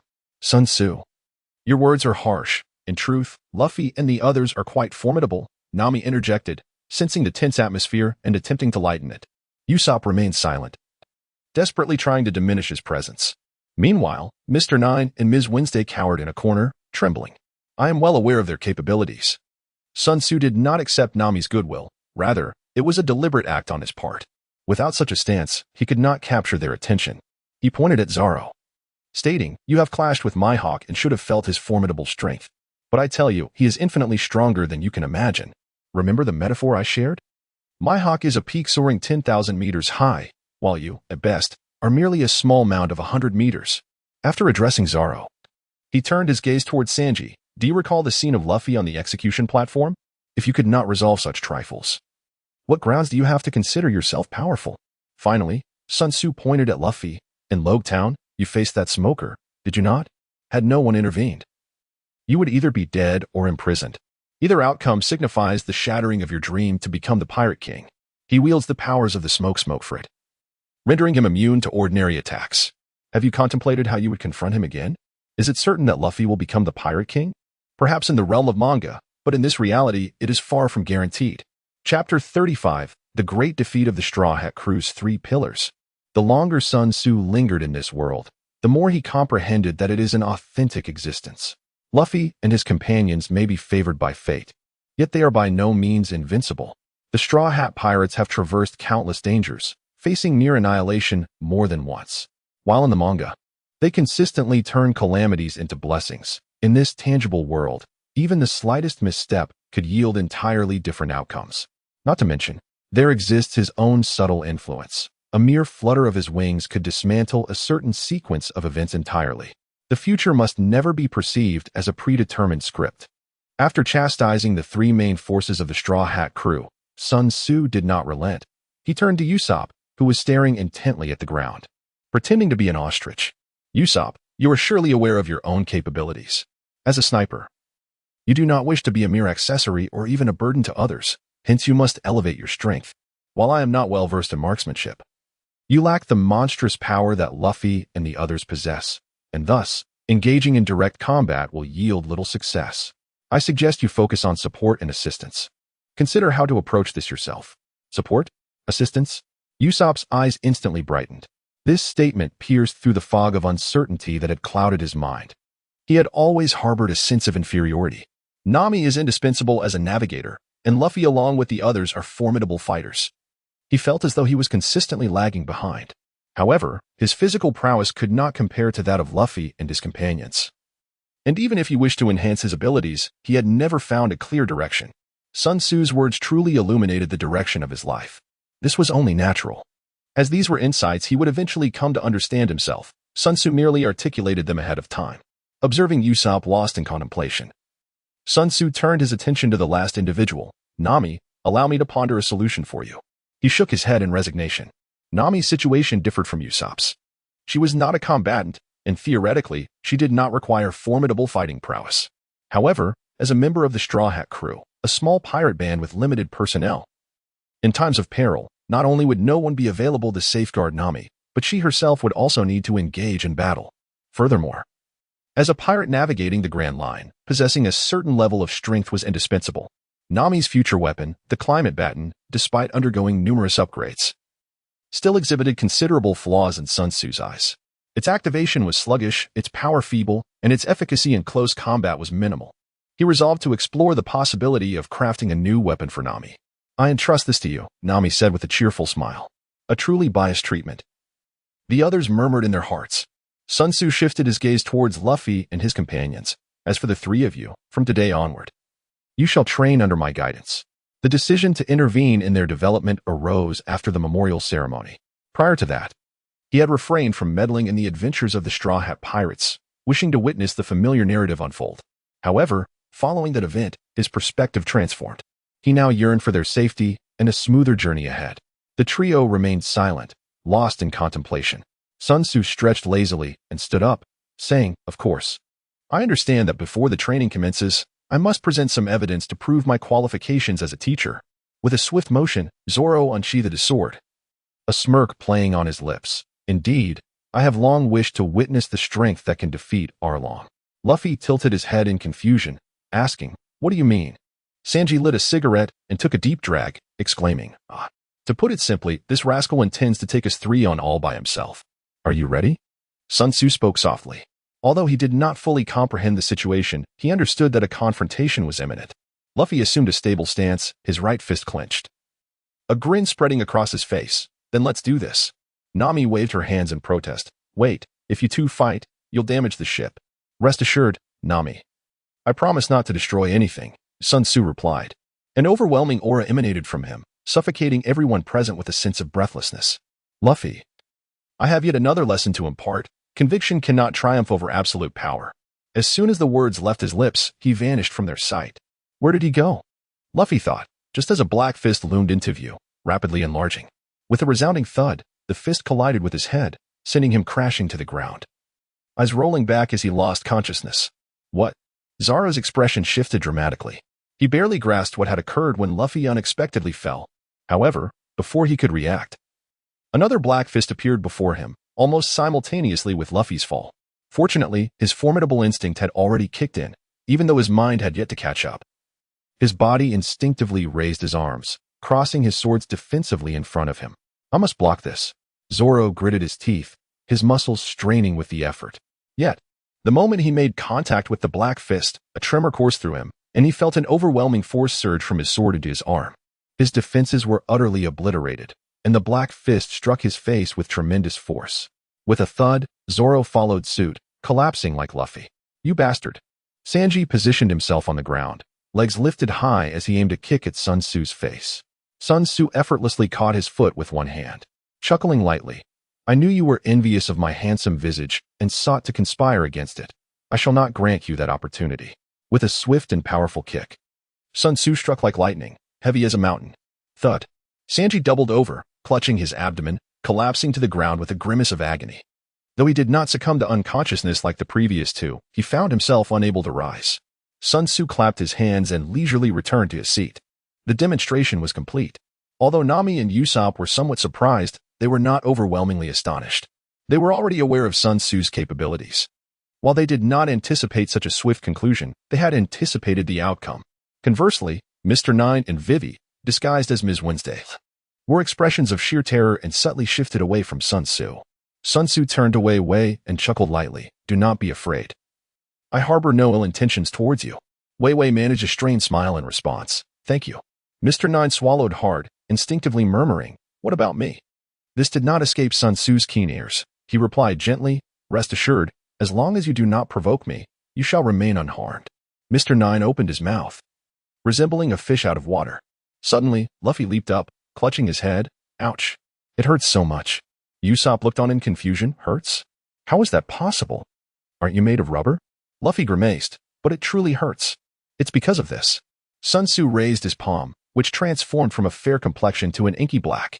The attention of the crowd was drawn to this spectacle, including the awakened Zoro and the pain-relieved Sanji. Even Vivy and Mr. Nine, two unrelated individuals, discreetly cast curious glances. Sun Tzu remarked, this is known as armament Haki, which will be the primary focus of your upcoming studies. This power can envelop the body, akin to donning armor, thereby enhancing both defensive and offensive capabilities. It can also be applied to weapons, augmenting their striking power and durability, safeguarding them from damage. Armament Haki can inflict harm on those with devil fruit abilities, including Logia users, allowing one to capture their elusive forms. Luffy, should you master armament Haki? Your confrontations with that smoky adversary will be far less daunting. Haki is the foundation of becoming a formidable warrior. Anyone who truly comprehends strength understands the essence of Haki. Luffy's eyes sparkled with enthusiasm. Incredible! I want to learn it. Zoro and Sanji also exhibited signs of intrigue, particularly Zoro. He recalled Sun Tzu's assertion that Haki is fundamental to becoming powerful. Consequently, the world's greatest swordsman, Mihawk, would undoubtedly possess Haki. Yet, during their previous battle, he had not employed it. Zoro once again felt the vast chasm separating them, his yearning for strength intensifying. Chapter 36. The Grand Performance, Part 1. This guy is indeed formidable. Sanji took a drag from his cigarette, a lingering pain in his abdomen reminding him of the encounter. He had long been aware of Sun Tzu's immense power, but today he witnessed firsthand just how profound that strength truly was. None of the three of them could withstand even a single blow from him. No wonder he dares to aim for the title of the world's strongest. Sun Tzu extended two fingers, proclaiming that he would impart two distinct forms of mastery.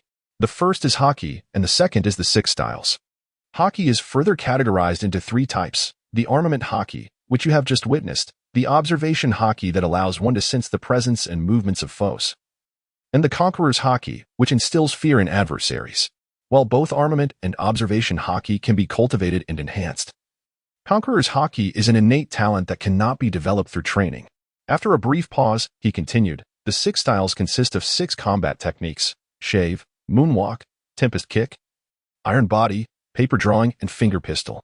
Sun Tzu has mastered the 6 forms through self-study, without any formal instruction. The principles of the 6 forms are quite straightforward. However, both learning and creation demand a high level of physical fitness and control over one's body, with the former being of greater significance than the latter.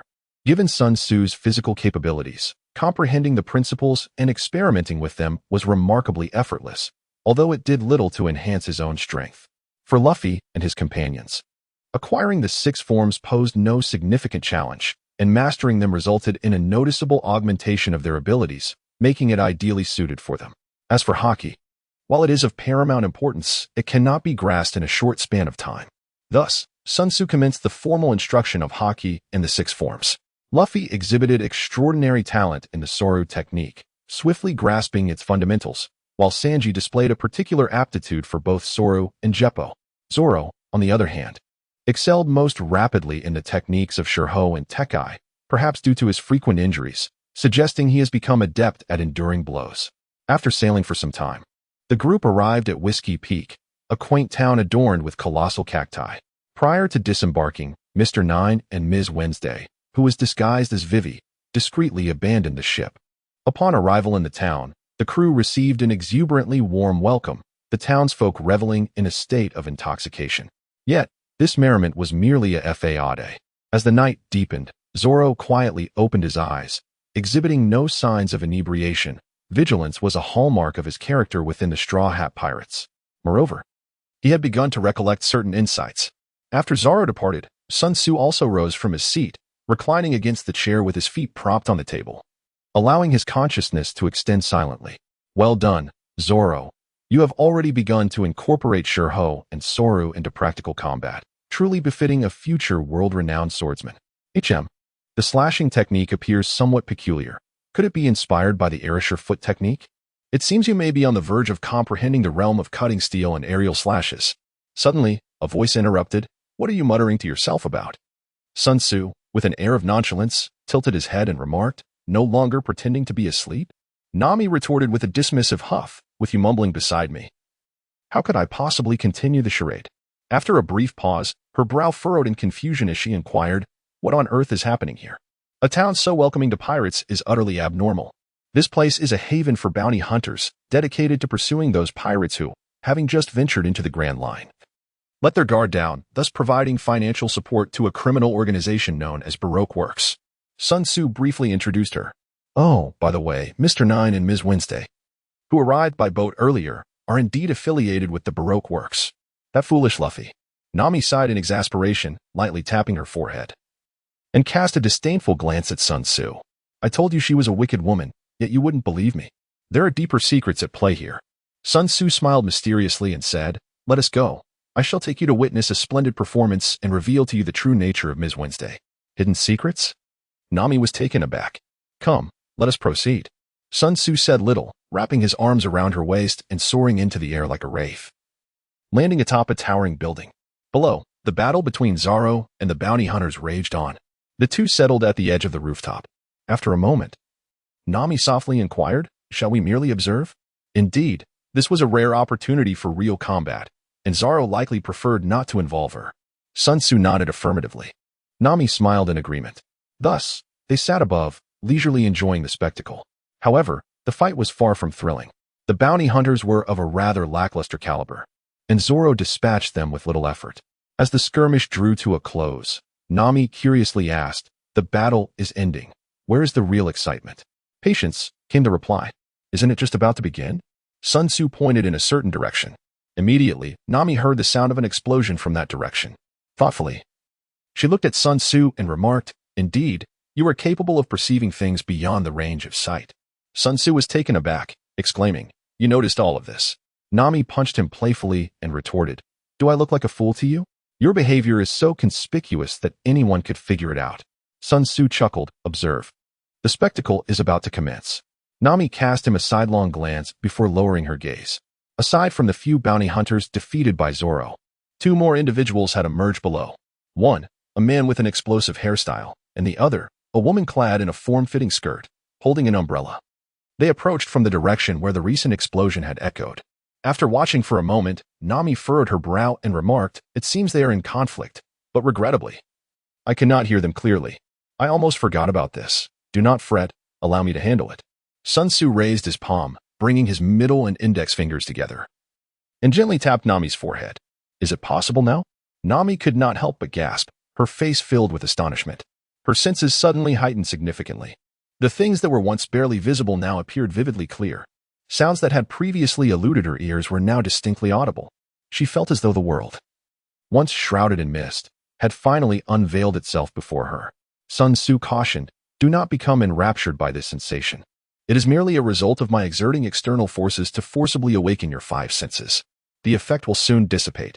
This is truly remarkable. Nami turned to gaze at Sun Tzu. Utilizing her enhanced vision at such close proximity, she could discern no flaws upon his countenance. This man is not only extraordinarily capable but also strikingly handsome. Sun Tzu chuckled lightly, just a little trick. Watch closely, for the climax is about to unfold. In recent days, he had been diligently exploring the methods of cultivation and had finally made some progress.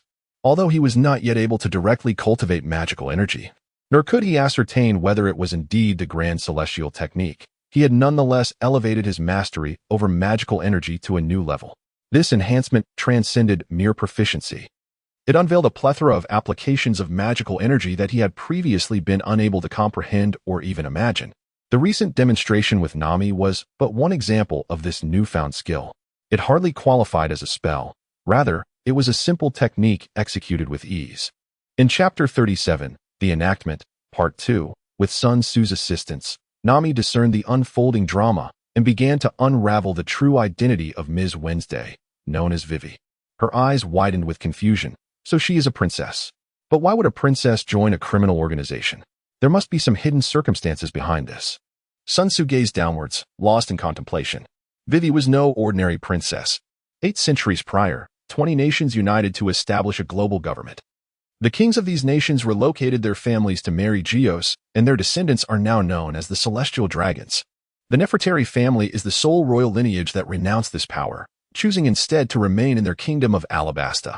Vivy, whose full name is Nefertari Vivy, is indeed the princess of Alabasta. Notably, Alabasta is said to be the resting place of one of the 3 ancient weapons, Pluton. In a scene from the manga, during the next World Government Conference, Im is depicted seated upon the empty throne, holding several photographs. Among them are Luffy, Princess Shirahoshi, and Vivy. The former 2 hold significant identities. Luffy is the prophesied child, the bearer of the will of D, and is highly likely to become the next pirate king. Shirahoshi is one of the 3 ancient weapons, Poseidon. The importance of their identities is immense, positioning them as pivotal figures capable of influencing the global landscape. It is reasonable to surmise that Vivy, standing alongside them, must also possess unique significance. Could it be connected to Pluton? Sun Tzu pondered. What are you thinking about? Nami roused Sun Tzu from his reverie, her large eyes sparkling as she smiled mischievously. I have a brilliant idea, even without using his intellect. Sun Tzu anticipated her thoughts and chuckled, rescuing a princess for a reward? Hiki, you guessed it correctly. Nami's eyes transformed into the shape of coins. She is a princess of a nation, currently under threat, and this is a once-in-a-lifetime opportunity. If we save her, we could certainly secure a substantial reward. I've thought it through. We don't need too much. Just 10 billion berries would suffice. Sun Tzu was speechless. Nami, wake up. Would a princess from a normal country infiltrate a criminal organization herself? In other matters, Nami is quite rational, but when it comes to money, her intelligence plummets to 0. It makes sense. Nami calmed down for a moment but quickly became more agitated. Did you hear that? A substantial bounty. I heard, Sun Tzu replied, exasperated. Below, Vivy's guardian, Igram, had just sent a distress signal to Zaro, stating that if he rescued Vivy, he would receive a hefty reward. These 4 words clearly struck a chord with Nami's very soul. Just then, a twist of fate occurred as Luffy suddenly burst onto the scene and engaged in a fight with Zaro. Nami glared at the 2 of them and ominously declared, "Those 2 fools. If my billion berries disappear because of them, I'll kill them. Sun Tzu, forget about them. Let's hurry and save the princess." Sun Tzu shook his head and said, "No, what if something truly goes awry? Here's the plan. You go and stop them, while I rescue the princess." It must be this way. Nami sighed and earnestly reminded him, "Do not forget to sign the contract." Sun Tzu waved his hand and soared toward the direction where Wei Wei was located. At that moment, Wei Wei was galloping on Kuro. Suddenly, her vision blurred as a figure appeared ahead. "Be careful," she exclaimed in alarm, urgently pulling on Karu's reins to slow down. Unfortunately, the distance was too short. Even if Karu wished to brake, it was too late, and they collided head-on. Contrary to Wei Wei's expectations, the individual did not get knocked aside. It felt as though they had crashed into a formidable wall. With a resounding thud, Karu was left dazed and staggered before toppling over, rubbing her forehead. Wei Wei looked up, her pupils dilating in shock as she gasped, "It's you." Sun Tzu scrutinized her for a couple of seconds and nodded. "You look much better this way. Your previous hairstyle was rather unappealing." "Unappealing hairstyle?" Wei Wei was taken aback. Is this really the moment to discuss such matters? What on earth is this person here for? Tap, tap, tap. 2 sets of footsteps echoed behind her, drawing ever closer. Wei Wei's expression shifted dramatically as she brandished her weapon, gritting her teeth and glancing back, her eyes betraying a hint of despair. With a wolf in front and a tiger behind, what was she to do? Sun Tzu chuckled softly. "Do you require assistance, Princess Wei Wei? If you are willing to offer some compensation, I could help you deal with them." "Is that true?" Wei Wei replied incredulously, turning her head back. After all, they were adversaries. Yet, if he genuinely intended to assist, it might ensure her survival. She had witnessed Sun Tzu in action and recognized him as an unfathomable man, possessing a remarkable power known as dominance. "I have come precisely for that reason," Sun Tzu remarked with a light laugh. "I have assured you that I harbor no ill will towards you. But I only have 500,000 berries," Wei Wei said anxiously. The people of Alabasta were struggling to make ends meet, and she could scarcely spare any funds. This sum was her personal savings. 500,000 it is. Sun Tzu replied indifferently, raising his gaze ahead. He, Mr. 5, what did I just hear?" A voice chimed in. "You heard correctly, Miss Valentine. Yet another ignorant fool dares to obstruct us. As the dialogue unfolded, two figures emerged. They were none other than the flamboyant Ms. Five and the alluring Ms. Valentine. Both wore confident smiles, dismissing Sun Tzu entirely. Wei Wei's expression tightened with anxiety as she subtly edged closer to Sun Tzu. Although his behavior was somewhat peculiar, it provided a sense of security compared to the clear intent to kill exhibited by Mr. Five and Ms. Valentine. Sun Tzu cast a sidelong glance at the two individuals. Speaking coolly, should you dare to throw a booger at me, I shall twist your neck. Mr. Five, the man with the explosive hairstyle, possessed the power of the bomb fruit, enabling any part of his body to detonate. In Sun Tzu's perspective, this was an exceedingly formidable ability, capable of yielding immense advantage in close combat. However, in the hands of this individual, it became a complete waste. His most frequently employed technique was, astonishingly, the booger bomb. It is difficult to fathom how his mind operates. Does he truly believe this would repulse his adversaries? You even know my abilities, Mr. Five remarked, as he picked his nose, extracting a dark, unsightly booger, and with a flick of his finger declared, "Die, booger bomb." With a swift motion of his hand, Sun Tzu conjured a fierce gust of wind that propelled the nasal residue back into the air. The explosion that ensued from this minuscule particle surpassed even that of a grenade. However, once the smoke and flames dissipated, Mr. Five and Ms. Valentine remained utterly unscathed. I warned you, if you dare to hurl nasal matter at me, I shall sever your neck, Sun Tzu remarked coldly, expressing his distaste for such repugnant acts. Mr. Five, brimming with bravado, opened his mouth to retort, but was abruptly struck by the realization that the enemy before him had vanished. A sudden, overwhelming sensation of asphyxiation washed over him, and his consciousness began to wane. In the final moments of his life, he glimpsed an additional arm encircling his neck, and a flicker of understanding crossed his mind. So this was the truth. Sun Tzu cast the body aside with contempt, exclaiming, "Repulsive creature." Stumbling backward, Miss Valentine's face drained of color as she stared in disbelief at the scene unfolding before her. Mr. Five is dead? How could this be possible? You may join him, Sun Tzu said, extending his hand and delivering a gentle clap. With a resounding thud, Miss Valentine fell backward, the light in her eyes gradually fading. He harbored no principle against slaying women. Chapter 38, Pluto, the king of the underworld, seeking collection and recommendations. It was astonishingly effortless. Vivy's face was etched with shock. He was a senior agent of the Baroque works, albeit the last one. This was far too swift. Such prowess. She recalled the battle witnessed aboard the ship, where the bounty of 35 million was claimed by Monkey D.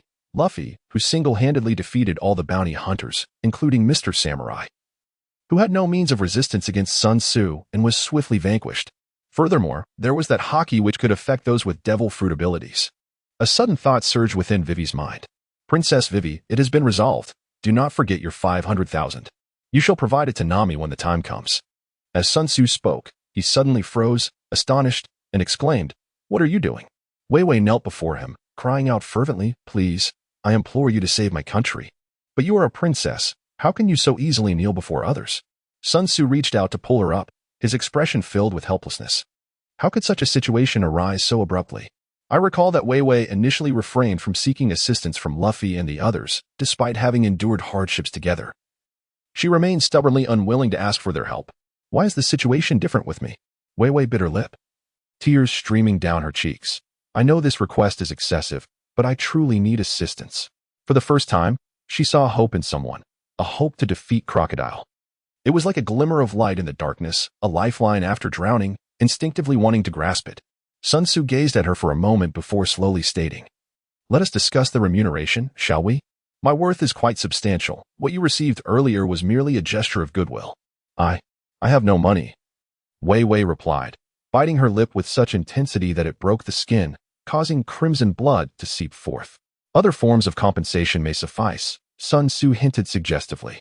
Wei Wei paused, her expression resolute as she declared, "I am willing to offer everything I possess." Sun Tzu extended his finger, gently lifting her chin, and spoke slowly. "Are you certain? What I desire is an exceedingly precious item." "Absolutely." Wei Wei met his gaze without a hint of hesitation. "Then it is settled." Sun Tzu withdrew his hand, declaring, "I assure you, Alabasta shall never fall into Crocodile's grasp." Xia Wei Wei was momentarily taken aback. How could you possibly know? She recalled that she had not yet disclosed who the enemy was. Sun Tzu smiled. "This is a secret." A flicker of understanding arose within Wei Wei. He must have known her true identity for quite some time. After a moment's contemplation, she spoke with a hint of trepidation. Since you are already aware of the situation, I can find a way to resolve the issue with the rebel army, but Crocodile must be left to you. No need.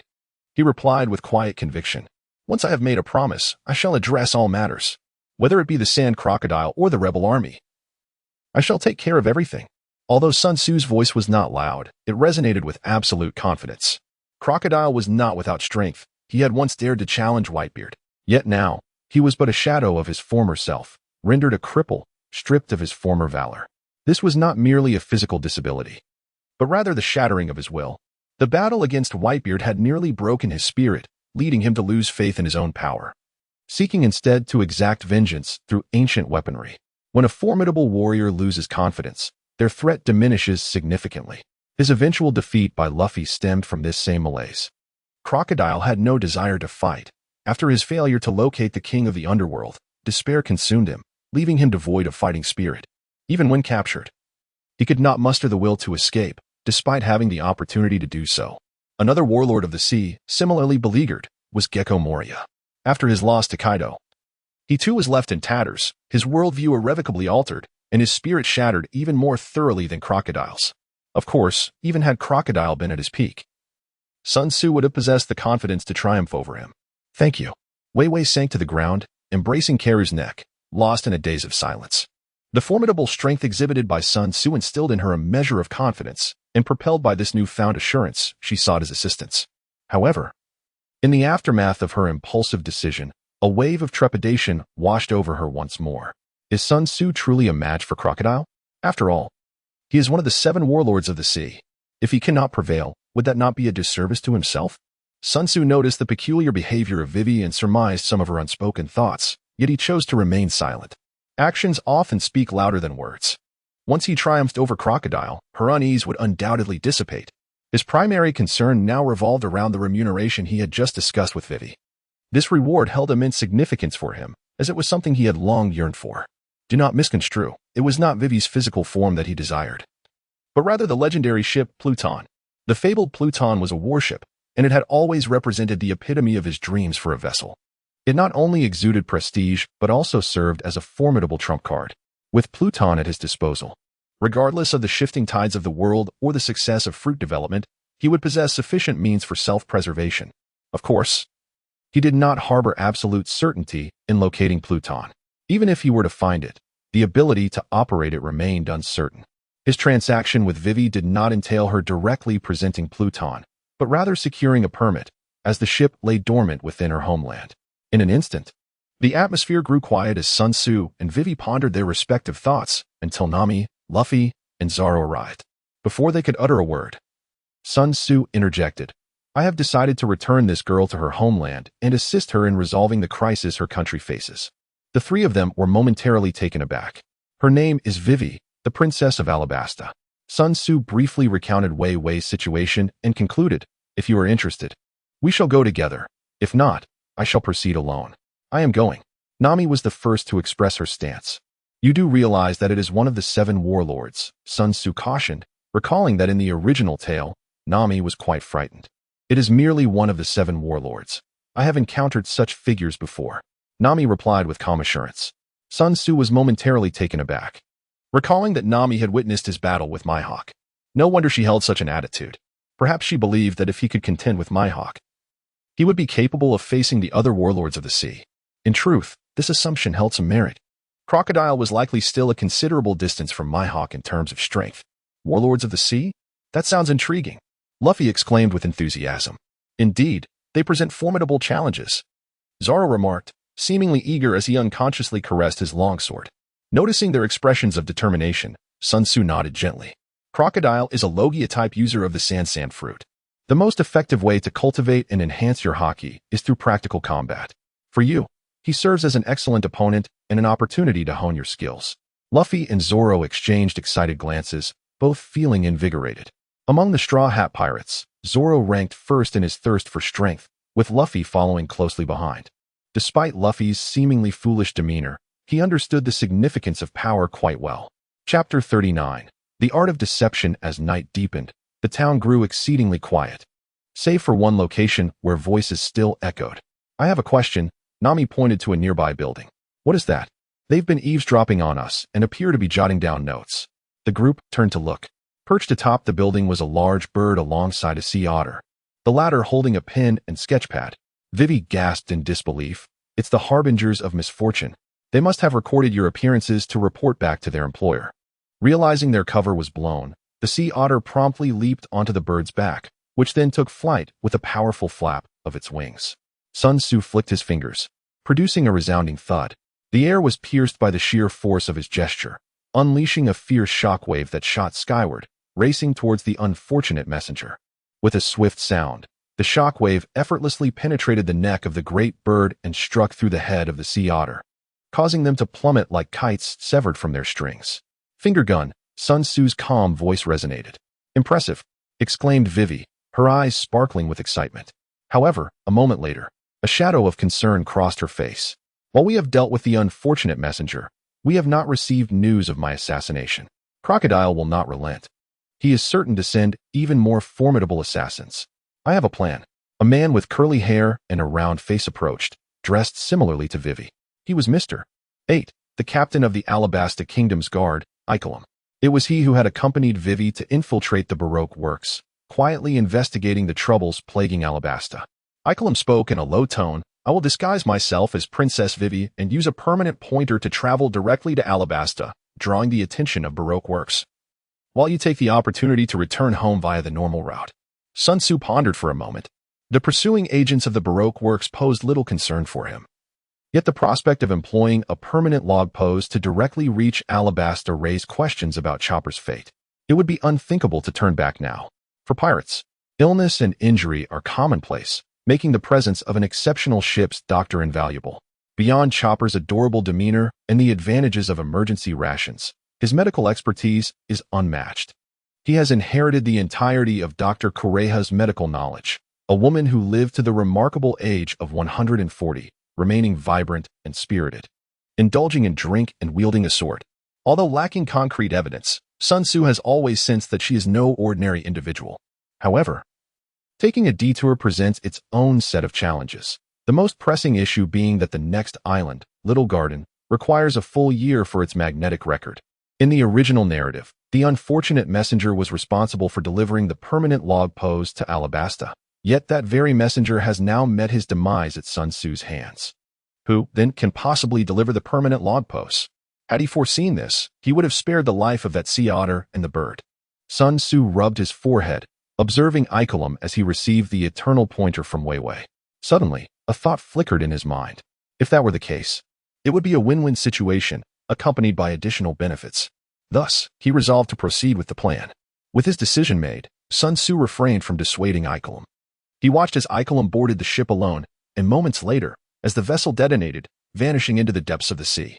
A glimmer of amusement crossed his eyes. Robin. Is it? Truly a wicked woman.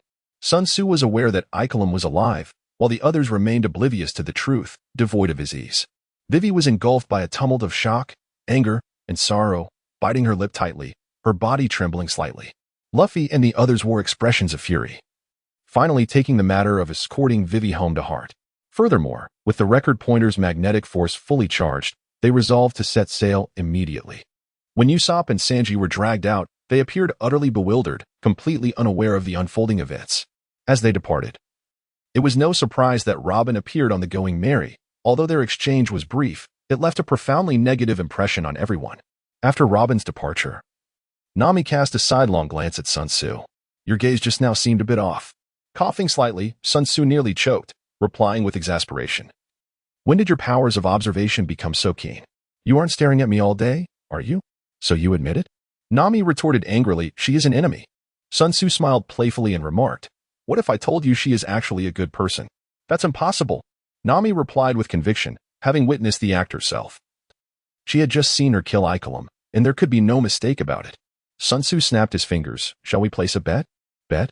On what? Nami furrowed her brow, her tone tinged with confusion. The evidence was clearly laid out before them. Why did Sun Tzu remain so confident in his judgment? Considering his consistently enigmatic demeanor, she couldn't help but feel a flicker of doubt about her own conclusions. Sun Tzu chuckled. I bet she will become your companion in the future. If you lose, you must kiss me. If I lose, I shall kiss you. It seems you always have the advantage.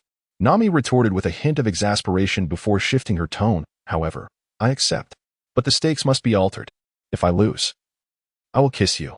If you lose, you must give me 1,000,000 berries. Luffy was resolute in not allowing anyone he disliked aboard his ship. Of that she was certain. More importantly, even in the event of a loss, it was of little consequence. Winning would yield a handsome reward of 1,000,000 berries. No problem. Sun Tzu readily agreed. He wouldn't hesitate even if the sum were 100 million, as it was a gamble he was confident would succeed.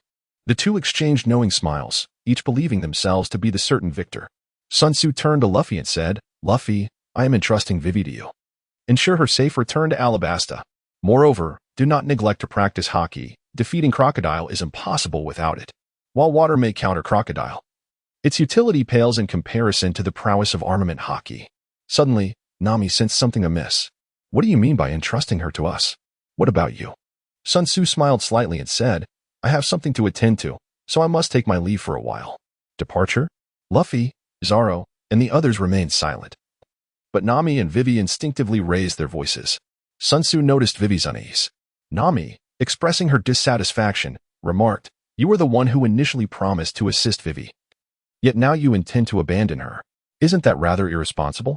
Here, take this with you. Sun Tzu first plucked 2 strands of hair, presenting one to Nami and the other to Vivy. He then reassured Vivy, saying, Rest assured, I shall fulfill my promise. Do not forget. I have yet to receive the agreed-upon reward. After a brief pause, he continued, However, I must attend to a matter that compels me to depart temporarily. I assure you, I shall arrive in Alabasta even before you do. Let us convene there. What purpose does this serve? Nami inquired, gesturing towards the hair in her hand. Sun Tzu's visage appeared slightly pallid. This is for your protection. In the face of life-threatening peril or insurmountable hardships, activate it, and it shall aid you in overcoming adversity. As he spoke, the hair in the hands of the 2 individuals quivered as if imbued with life. The originally dark, short strands elongated into approximately 5 centimeters of golden hair, radiating brilliance akin to glistening needles. The technique of external body. Chapter 40. Robin. Before Sun Tzu resolved to devote his entire energy to the study of the magical cultivation scriptures and the development of the grand celestial immortal technique. There had been no signs of progress in his spiritual powers. Now, he comprehended the truth. It was not a matter of insufficient effort. Nor was it a lack of abilities. Rather, it stemmed from an absence of prerequisite conditions, specifically, mastery over his magical energy. As he delved deeper into his cultivation, he began to grasp the intricacies of magical energy control, leading to fruitful advancements across various spiritual techniques, including the technique of external body. However, what he currently employed was merely the superficial layer of this technique, not even the essence. The authentic technique of external body is a celestial art, a divine ability comprehended by the Monkey King after attaining immortality. The Monkey King's technique of external body, with its 84,000 strands of feathers, could transform at will, responding to circumstances with unparalleled intuition. Sun Tzu's technique of creating doppelgangers can only be activated singularly at a time. Each time he manifests a clone, it feels as if a portion of his very essence is forcefully wrenched away, resulting in a throbbing headache. Furthermore, there exists a temporal limitation, even without activation. The doppelgangers will dissipate after approximately half a month. The accompanying power is also exceedingly constrained. In summary, the current method of creating doppelgangers is fraught with significant deficiencies and offers minimal utility, rendering it of little practical significance. Nonetheless, if employed judiciously, it can yield certain benefits. As Luffy and his companions journey onward, with the narrative already disrupted by him, Sun Tzu remains uncertain of the challenges they may face. By providing doppelgangers of Vivy and Nami, he ensures that, even in the face of peril, their lives may be safeguarded. Sun Tzu formed a mystical seal, causing 2 golden strands of hair to leap from her palms, piercing through her garments and effortlessly tying themselves into a knot, resembling a brooch adorning her attire. The method of activation was remarkably simple: sever the hair and cast it away. However, one crucial point to remember was that only one could be activated at a time. Even if 2 were triggered, only one would prove effective. How impressive! The crowd exclaimed in unison, their astonishment palpable. Although they had yet to witness the aftermath of the activation, the preceding spectacle was sufficiently enchanting. Usopp rushed forward, pleading, Sun Tzu, grant me one as well. I find myself in peril too. Get lost. Sun Tzu retorted playfully, "Can't you see my face has turned pale? If I were to create another, I'd be bedridden for days." The toll of creating clones on one's mental state did not accumulate linearly, but rather exhibited exponential growth. Each subsequent attempt, without mental recuperation, inflicted considerably greater damage than the last. What a cad, prioritizing beauty over friendship. Usopp sulked in a corner, silently sketching circles. Nami touched the brooch on her attire, a glimmer of mirth dancing in her eyes. Vivy's expression also lightened considerably. She could discern that Sun Tzu's visage had indeed worsened significantly. Such elaborate measures were clearly not indicative of a hasty retreat. "I have a question," Zoro suddenly interjected. "How do you intend to depart? We no longer possess a second vessel." That will soon become apparent," Sun Tzu replied with a smile, waving her hand. "You shall see in Alabasta. Farewell. And take care." After bidding her farewells, Sun Tzu soared into the sky like a comet, vanishing from their sight in an instant. After a full half-minute of silence, Luffy suddenly leapt to the bow of the ship, craning his neck and shouting, "She is flying. Sun Tzu has taken to the skies." Usopp, maintaining his composure, replied, "Really? What is so surprising? I knew this all along. Not only can she fly, but she can also transform into a colossal ape. Does that mean she can shoot lasers?" Luffy asked, his face alight with excitement. Zoro, unable to conceal his astonishment, murmured, "So that's how it's done. Is this the moonwalk?" Sanji inquired. Zoro shook his head. "It doesn't seem like it. She can actually fly," Vivy remarked, her expression one of disbelief. "Rest assured, she is a remarkably reliable individual," Nami reassured her, patting her shoulder with a gentle laugh. "She saved my homeland as well." After leaving the Mary, Sun Tzu did not fly for long before he spotted his objective. It was a colossal sea turtle, upon whose shell was affixed a sofa, complemented by an upright sunshade. Nicole Robin sat atop it, gazing straight ahead, her eyes devoid of focus. Sun Tzu descended without a sound. Only speaking once, he stood upon the tortoise shell. "What occupies your thoughts?" Robin startled at the sudden voice, leaping to her feet. Anyone lost in contemplation would be alarmed by such an interruption, but for someone as inherently vigilant as her, the fright ran deeper. How could there be another soul in the vastness of the open sea? Turning in disbelief, her eyes widened in recognition. "It's you," she exclaimed. Among the crew of the Mary, two figures had captured her attention, Luffy and Sun Tzu. Luffy, the captain of the Straw Hat Pirates, with his 35 million bounty and the enigmatic D in his name, was impossible to overlook. But Sun Tzu drew her notice for a simpler, more primal reason. An aura of danger clung to him, not born of malice, but like a lion at rest, exuding an unspoken threat. Sun Tzu exuded an aura that was not only formidable but also somewhat predatory. Robin steadied herself and observed a peculiar phenomenon, questioning, "How did you arrive here?" There were no boats in the vicinity, so it was clear he hadn't come by vessel, and his attire bore no trace of water, indicating he hadn't swum here either. Had he flown in? Sun Tzu pointed towards the sky, settling down on the sofa, and leisurely admired the youthful beauty of Robin and Nami. In contrast to their youthful charm, Robin embodied the allure of a mature woman. Every inch of her skin and every movement exuded sensuality and grace, tinged with a hint of elusive danger, akin to a blooming black rose, irresistibly enticing yet daunting to pluck. As for the question of who had come flying in, Robin had regained her composure. She pondered for a moment. At first glance, the answer seemed absurd, yet when one cast aside preconceived notions, it revealed itself to be rather plausible. "What brings you to seek me?" she inquired with curiosity. "Are you thinking of avenging Mr. 8? He's not dead. So what vengeance do I need to exact?" Sun Tzu replied nonchalantly, patting the sofa beside him. "Feel free to take a seat." Robin, with her characteristic demeanor, found herself somewhat speechless. After all, this was her mode of transportation. Furthermore, it was a single armchair, while it could accommodate two. It was quite evident that it was designed for one. Noticing her lack of response, Sun Tzu prompted, "Do you intend to stand there indefinitely?"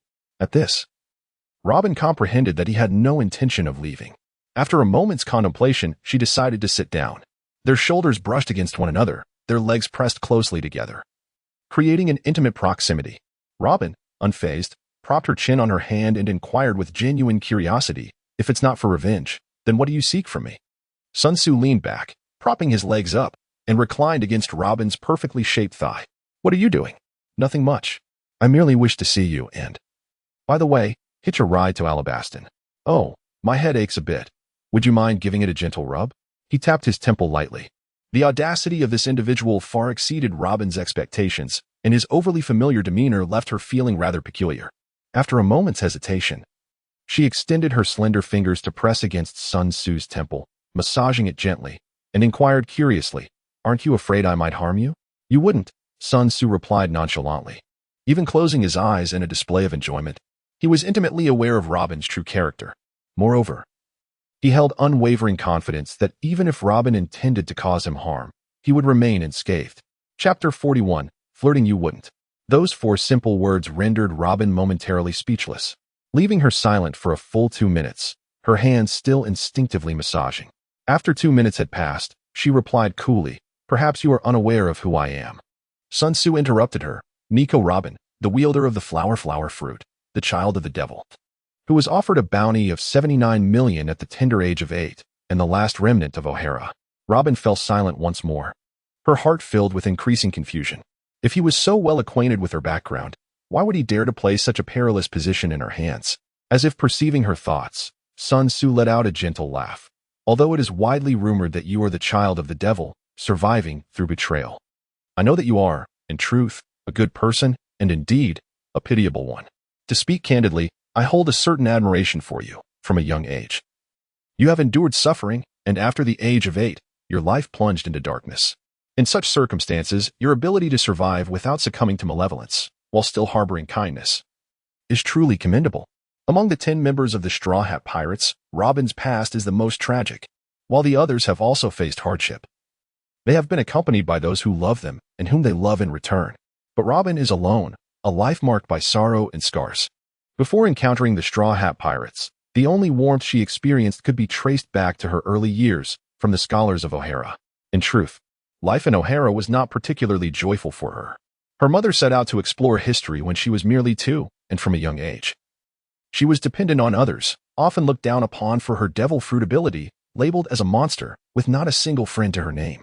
This elegant, cunning woman, rich in knowledge, harbors a past that evokes deep sympathy. A good person? Robin chuckled softly, a hint of disbelief in her voice. I never imagined anyone would associate me with those words. That is because most people are fools. Those who can see through the essence, like myself, are exceedingly rare. Sun Tzu boasted unabashedly. At this point, he opened his eyes, intending to gaze at Robin, but found his view entirely obstructed by a looming malevolence. And he reluctantly gave up. He turned over, burying his face in Robin's abdomen. Robin wore only a cropped tank top, their skin pressed intimately together. Robin, you may not comprehend your own worth. To me, you are one of the most significant individuals in this world. You are aware of One Piece, aren't you? Though I do not know what it truly is, I am certain it is something that will alter the entire world. It is common knowledge that One Piece is buried in Laugh-Tale, yet few are aware that the route to Laugh-Tale is concealed within the Poneglyphs. At present, you might be the last remaining person capable of deciphering the Poneglyphs. Robin, do you understand now? Your existence will directly determine the birth of the next pirate king. Tell me, how high is your value? Robin was left astounded. The revelation that the route to Laugh-Tale was hidden within the Poneglyphs, and that she was intertwined with the emergence of the next pirate king, left her in a state of bewilderment. How could she, merely a wretched soul struggling for survival, suddenly be transformed into a figure capable of influencing the world's fate? Robin, come with me. Sun Tzu pondered quietly. Unlike the whimsical invitation he extended to Zoro in the past, this time he was entirely earnest. Among the Straw Hat Pirates, the one he most desired to recruit was Robin. Not only was she visually appealing, but her intelligence and competence made her an exceptional candidate for a deputy role. With her by his side, Sun Tzu could effortlessly delegate the chaotic affairs, adopting the role of a carefree leader. Nami was admirable as well. However, without her as the navigator and financial overseer, the Straw Hat crew would likely descend into disarray. Robin, on the other hand, while equally significant, did not play as overt a role during their adventures. As for how Luffy would ultimately locate Raftel, they could simply wait until they gathered the 4 road Poneglyphs and request Robin's assistance in deciphering them, even lending her to them temporarily. After all, Kazuki Oden was also borrowed from the Whitebeard pirates by Roger. Maintaining this tradition among the pirate kings was indeed splendid. Robin glanced at him and asked, "Join you? Where to? The Straw Hat Pirates?" Sun Tzu shook his head and said, No. You may have misunderstood. I am not affiliated with Luffy and the others. I am merely temporarily aboard their ship. Do you aspire to become the Pirate King? Robin inquired. She did not dismiss the idea of following Sun Tzu. For her survival over the past 2 decades, she had allied herself with numerous leaders. Currently, Crocodile was among them. However, their relationship was merely a partnership, fraught with ulterior motives, devoid of loyalty or trust. She sensed that her collaboration with Crocodile was nearing its end, and when that moment arrived, it would undoubtedly coincide with Crocodile's betrayal. She needed to contemplate her escape route. If Sun Tzu truly intended to become the Pirate King, as he claimed, he would likely not turn against her for quite some time, allowing her a measure of stability. "You are mistaken again," Sun Tzu replied, shaking his finger. "I do have some interest in what One Piece is, but I have never contemplated the necessity of becoming the Pirate King." Robin was taken aback. "Then you?" Sun Tzu chuckled softly. "Is it not enough to simply like you?" Robin looked taken aback, as if his words were sincere. After years of living a life on the run, she possessed a strong confidence in her ability to read others' expressions. Simultaneously, she realized a certain truth. Ever since Sun Tzu's arrival, she had been plagued by an inexplicable sensation, which she had finally come to understand. Sun Tzu harbored a profound sense of trust, admiration, and affection towards her. This feeling was entirely foreign to her. She was accustomed to experiencing disdain, greed, fear, and hatred on a daily basis. The dilemma was that this was merely their first encounter. Robin found it challenging to comprehend, and thus fell into silence. Trust, to her, was an unattainable luxury. Over the past 2 decades, she had endured countless escapes and innumerable betrayals, yet she had never truly felt trust. Its sudden emergence now evoked a sense of trepidation akin to returning to one's homeland after a long absence. As for whether Sun Tzu was merely acting, the truth spoke louder than words. Here was a man bold enough to place his temple beneath her fingertip. If this did not constitute trust, then nothing could be deemed trustworthy. There was no need for haste. She could take her time to ponder. Sun Tzu gently nuzzled Robin's cheek. The soft and smooth texture of her skin reminiscent of exquisite mutton fat jade, evoking an irresistible allure. Robin parted her lips, yet remained silent. Her heart fluttered. Could this be the companion she had long yearned for? However, the shadows of her 2 decades of darkness made it difficult for her to commit wholeheartedly. She feared that this might be a fleeting dream, shattering with the slightest touch, and she was also concerned that Sun Tzu might become ensnared in peril because of her. After all, her enemies were none other than the world government. Chapter 42. The Search. In the end, Robin chose not to acquiesce. After all, they had only just met, and she surely harbored reservations. Upon entering the territory of Alabasta, she departed alone, leaving no means of contact behind. Sun Tzu shielded his eyes with his hand and exclaimed, "The sun is truly fierce." Since entering Alabastan, the air had grown oppressively hot, and the ground and walls felt parched, as if scorched by flames. Alabastan, being a desert nation, had become exceedingly arid after 3 years without rain. Yet, it was rather lively. As Sun Tzu meandered aimlessly, his thoughts wandered unconsciously. He found himself in a city known as Nyana, a bustling port renowned for its exquisite perfumes. The air was filled with an array of fragrances, ranging from robust to subtle, from pungent to delicate, each more varied than the last. However, he found little pleasure in this olfactory tapestry. The mingling of diverse scents often culminated in their antithesis, a foul odor.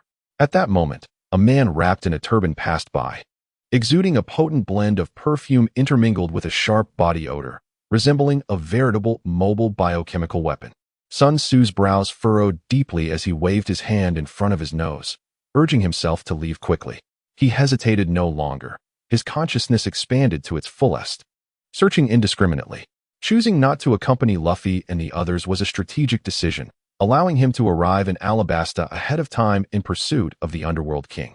This was the most prudent approach, as it neither hindered their quest for Chopper nor jeopardized the chances of Crocodile's success in the event of unforeseen circumstances.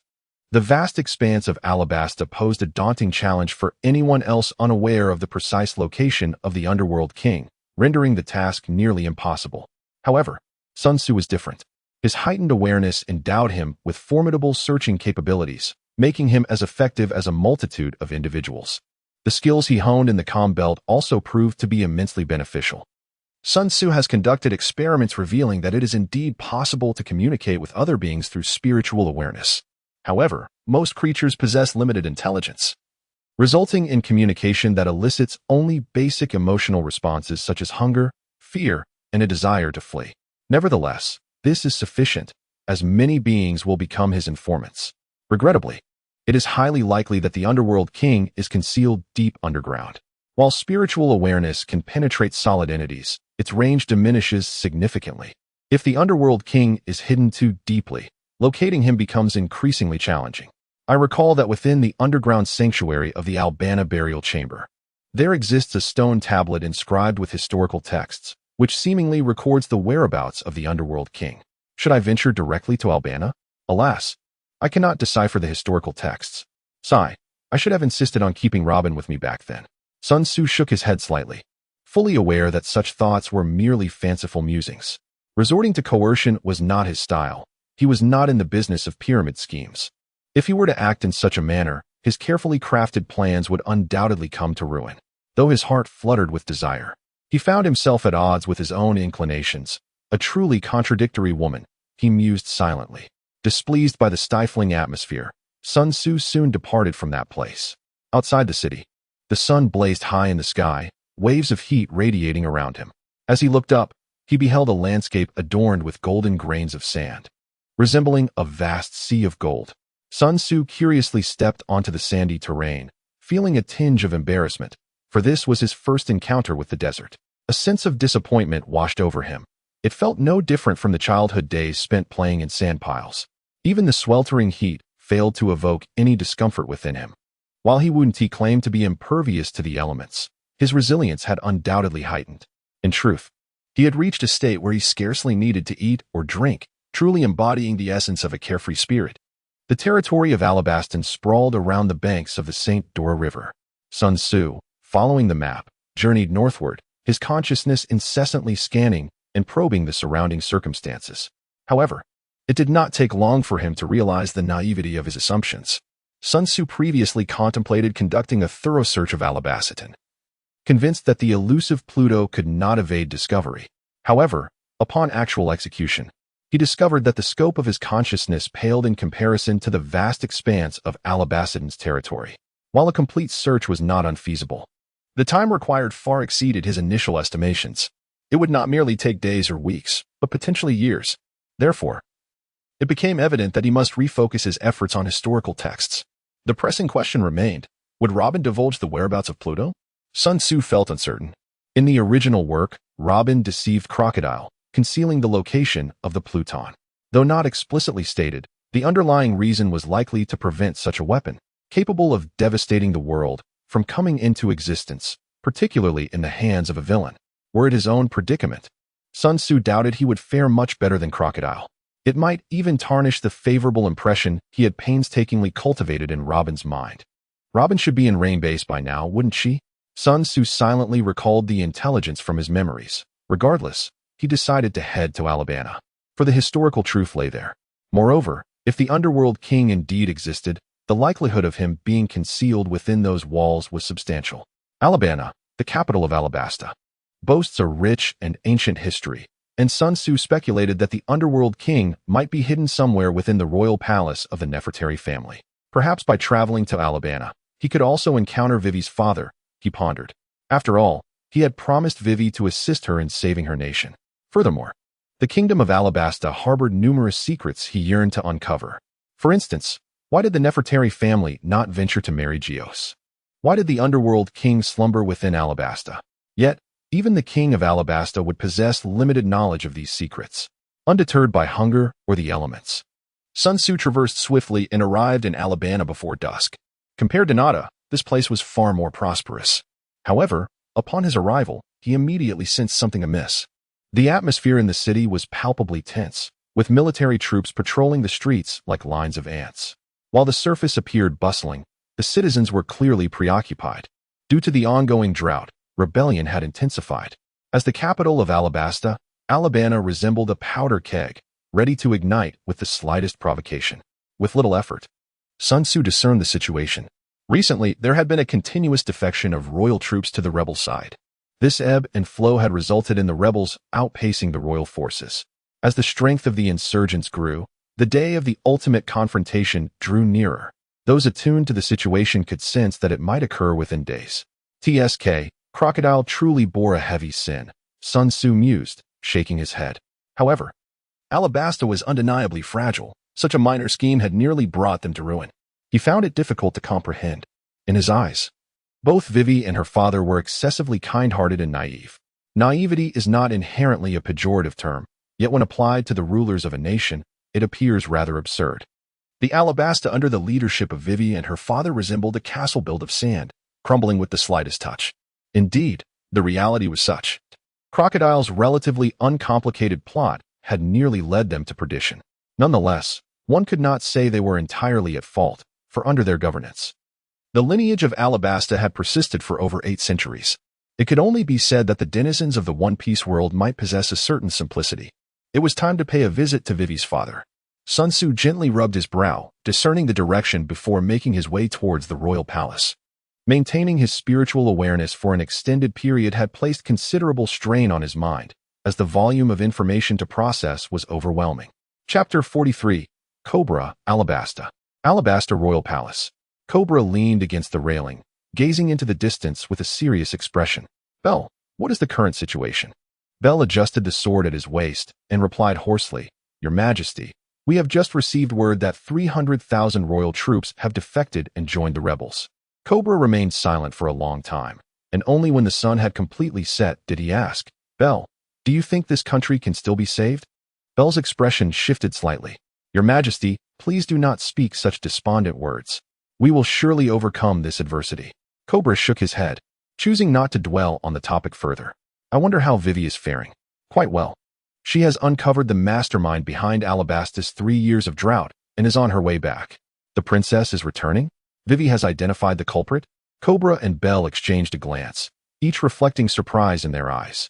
Suddenly, Bell dashed forward, positioning himself protectively behind Cobra. Who is speaking? With a rustle, 2 squads of guards swiftly approached, forming a perimeter and scanning the surroundings cautiously. Right here. Sun Tzu waved his hand. The group turned towards the sound, spotting a figure perched on the rooftop behind them. The dim light obscured his features, but he was clearly a young man. Who are you? What are you doing in the palace? Bell's hand rested on his sword, his expression wary, prepared to strike with ferocity at the slightest hint of danger. Bell, there is no need for such tension. Cobra placed a reassuring hand on Bell's shoulder and stepped forward. May I inquire about the mastermind behind Alabasta's 3 years of drought that you just mentioned?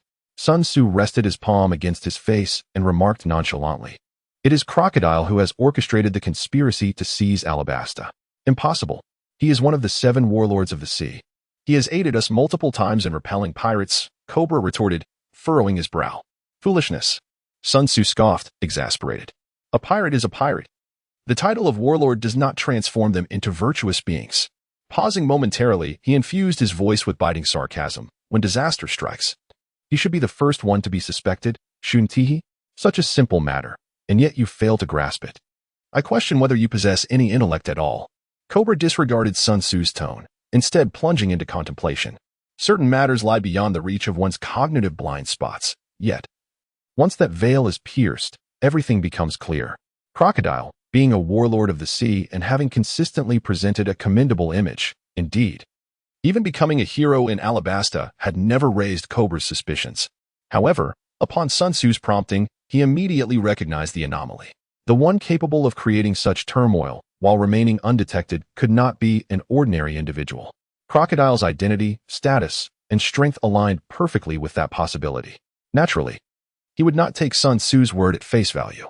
Cobra raised his gaze and inquired, What of the young lady you mentioned who intends to return home? Are you not aware? Vivy and Icolum had uncovered leads and infiltrated the Baroque works to unveil the mastermind behind the chaos. Oh, Baroque works, the criminal organization founded by Crocodile to undermine Alabasta, he continued. With that, Sun Tzu leapt down from the rooftop, landing nearly 2 meters away from them. The mission has been accomplished. They will undoubtedly return. Bell remained vigilant, gripping the hilt of his sword tightly, poised for any sudden movement. Vivy, Cobra murmured, turning towards Sun Tzu. Thank you for the information you have provided. May I ask who you are? I am Sun Tzu, a friend of Vivy. He replied after a moment's thought. Do you know where Vivy currently is? Her identity has been exposed, and Crocodile is pursuing her. However, rest assured, my companions are with her and will ensure her safety. She should arrive in Alabasta in approximately a week's time. Is the princess in danger? Bell's expression changed dramatically. Cobra also exhibited concern, though he remained composed. I understand. It is late. You should rest in the palace tonight. Sun Tzu nodded. This was, after all, one of his objectives. Where in an inn could one find the comfort of a royal palace? Kobula gestured for a maid to escort him downstairs. After taking a few steps, Sun Tzu paused once more. Your Majesty, I have a question that I hope you might be able to answer. Please, go ahead. Kobula replied earnestly. As long as I am aware, I shall speak without reservation. Sun Tzu smiled gently at him and said, I have heard that one of the 3 ancient weapons, the king of the underworld, lies in slumber within Alabasta. I wonder if this is true? Although Kobula made an effort to maintain his composure, a flicker of astonishment crossed his face. He opened his mouth as if to speak, but upon meeting Sun Tzu's smile, he fell silent once more. After a considerable pause, he finally spoke. Have you come for the king of the underworld? One could say so, Sun Tzu replied calmly, nodding, and added with significance, moreover, I am not alone in this pursuit. Kobula paused, realization dawning upon him. Crocodile is also seeking the king of the underworld? Indeed. That is his ultimate objective, Sun Tzu confirmed with a nod. Kobula remained silent, lost in thought. Sun Tzu smiled and said, How about we strike a deal? I will assist you in eliminating that crocodile, and in return, you shall provide me with the underworld king. Cobra shook his head, replying, I'm afraid I do not know the whereabouts of the underworld king. With an unwavering smile, Sun Tzu spoke earnestly, Your Majesty, it is imperative that you comprehend the limitations of Alabasta's strength in safeguarding the Pluton. If such knowledge were to remain concealed, it would be of little consequence. However, the emergence of crocodile has unequivocally negated that possibility. There exists no wall that does not allow the passage of sound. Once a secret is known to one, it shall inevitably be known by many. Even if crocodile were to fail, there will undoubtedly be others drawn to it in the future. After all, it is the Pluton, an ancient weapon said to possess the power to annihilate the world. No one could remain indifferent to its allure. There is a saying in our homeland, a common man is innocent, but the possession of a jewel brings about his guilt. Alabasta, with the Pluton in its midst, is akin to a child carrying gold through a tumultuous crowd. It is destined to attract calamity. Kobula remained silent. Sun Tzu continued, Of course, if you could control the underworld king and harness its power for yourselves, that would present an entirely different scenario. After saying this, he followed the maid into the palace. Once his figure had completely vanished, Bell whispered, Your Majesty, should we? He made a gesture across his throat. Absolutely not. Cobra decisively shook his head. He has provided us with crucial intelligence. How could we repay kindness with malice? Bell hesitated.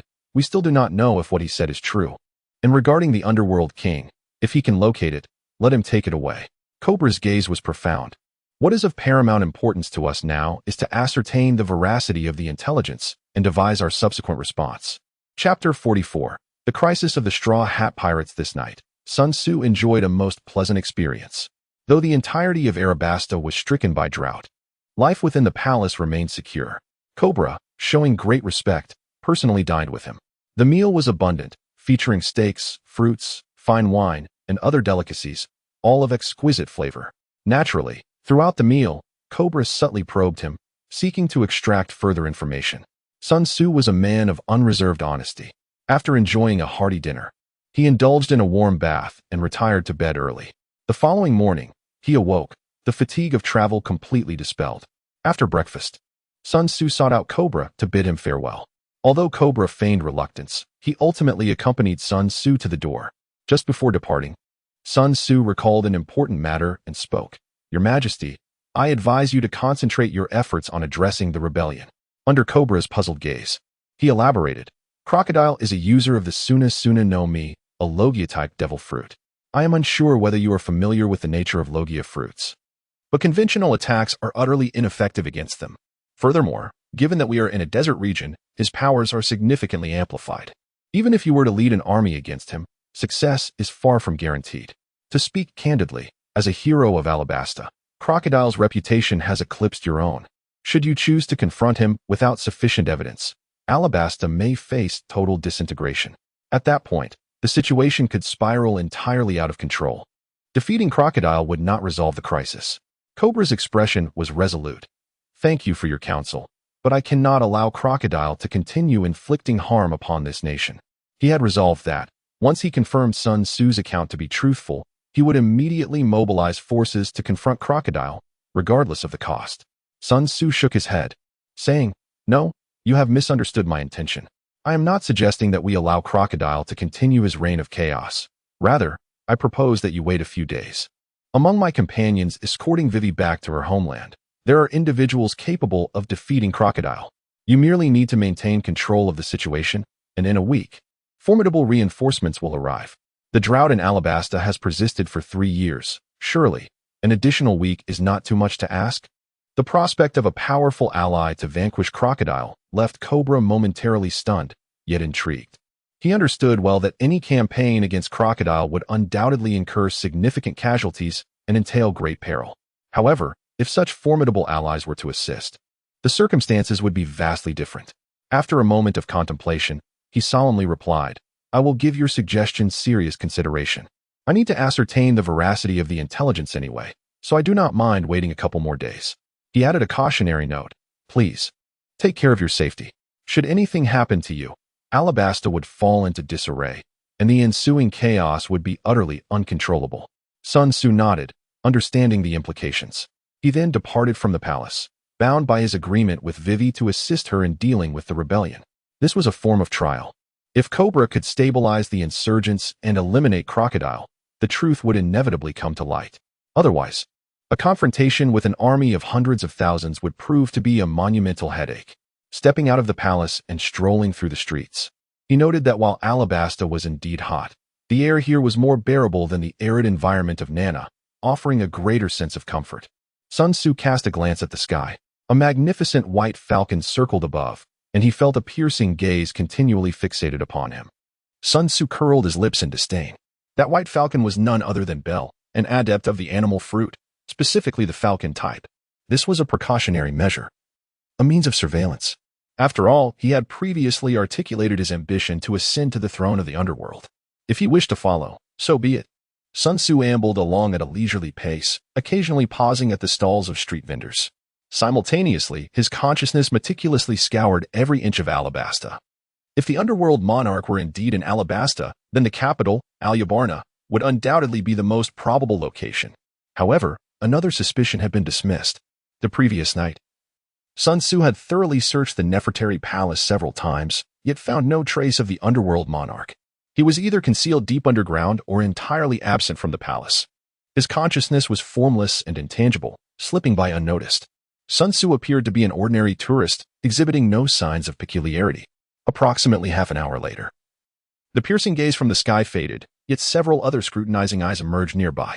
It was evident that Bell had relinquished his watch, only to summon others to observe him instead. Under the influence of his divine perception, the actions of those around him were laid bare. Nevertheless, he refrained from any actions, allowing them to keep their vigil as long as they did not disturb him. Unbeknownst to him, Sun Tzu ventured close to the mausoleum. It is widely acknowledged that this is the burial ground of the Nefertari clan. However, few are privy to the existence of a hidden chamber beneath the tomb, housing a stone tablet inscribed with the annals of history. The historical text is invaluable, but of even greater worth is the information it contains regarding the whereabouts of the underworld's sovereign. Should this revelation come to light, it would incite a frenzy across the globe. Sun Tzu found a tranquil spot to settle down, his consciousness silently extending downwards, penetrating through several layers of walls. He beheld a grand palace adorned with towering stone pillars. At its far end lay a chamber, stark and empty, save for a colossal square stone tablet positioned at its center. Surely, this must be the essence of history. Sun Tzu focused his attention on the towering monument before him. Approximately 4 meters high, its face facing the grand entrance was inscribed with enigmatic characters, which, as anticipated, likely contained information about the underworld king. Regrettably, he could not decipher it. Satisfying his curiosity momentarily, Sun Tzu's spiritual awareness began to extend further. This place was among his primary targets of suspicion. He searched not only underground but also scrutinized the surface, pondering whether the underworld king might be concealed within a particular edifice. As time slowly slipped by, Sun Tzu found himself without any discoveries. Yet, he remained unperturbed, patiently continuing his search. The little garden, aptly named, was home to 2 giants, Chingue Dongli and Hongue Baloki, the former captains of the original giant pirate crew. A casual remark from a little girl had ignited an enduring battle between them on this island. In stark contrast to their colossal forms, the modest isle resembled a quaint garden, hence the moniker. Today, the little garden welcomed several visitors, namely the Straw Hat Pirates along with Vivy. Unbeknownst to them, they were being watched since the moment they set foot on the island by the elite agents of Baroque Works, Mr. 3, Ms. Golden Week, and Mr. 4 alongside Ms. Christmas. This ensemble was even more formidable than that depicted in the original narrative, with Mr. 5, Ms. Valentine's Day, and the unfortunate duo eliminated by Sun Tzu. Crocodile had grown increasingly vigilant, dispatching even stronger forces. Of course, in terms of sheer strength, they still fell short compared to the Straw Hat Pirates. Moreover, Sun Tzu had imparted Haki and the Six Styles to them, enhancing the Straw Hat crew's capabilities beyond those portrayed in the original tale. However, combat was not merely a contest of strength. Represented by Luffy, the Straw Hat crew was comprised of naive and straightforward individuals. They unwittingly fell into the trap set by their adversaries, finding themselves ensnared. Usopp, Nami, Vivy, and Zoro were all trapped, leaving only Luffy and Kuro free. Underneath the Grand Candelabrum, their feet were ensnared in hardened wax, rendering them immobile. Simultaneously, waxy vapors infiltrated their nostrils, causing them to struggle for breath as their bodies grew increasingly rigid, transforming towards wax figures. Ha ha, it's almost time. You shall all become my masterpieces, cackled a man with braided hair styled into threes, reveling in their despair. Are you afraid? Fear not, for your agonized expressions are the very essence of the art I pursue. Chapter 45, The Art of External Body Techniques. This is dire, Zoro exclaimed, gripping his swords. Yet, due to his posture, he found it difficult to muster the force necessary to sever the candelabrum beneath him. Zoro, think of something, Usopp cried, his face a mask of despair. What can I do? Zoro retorted, exasperated. You're useless, Nami scoffed. Zoro's face darkened. Aren't you all in the same predicament? If only Sun Tzu were here, Nami mused wistfully, her hand instinctively reaching for her chest. There lay a golden brooch, a gift from Sun Tzu, said to have the power to save them in times of peril. Initially, she had not paid it much heed, as Nami found it hard to believe that a single strand of hair could wield significant power. However, with no other options at hand, she thought it prudent to grasp at straws. Just then, the sound of footsteps echoed nearby. Suddenly, a duck and a person burst forth from the forest. Luffy! Everyone exclaimed joyously. Nami lowered her hand. You wretched scoundrel! Don't worry, I'm coming to save you, Luffy declared, his face a mask of fury. As he rode Kuro, ready to charge toward the candelabrum, a baseball suddenly flew at him, striking him square in the face. Boom!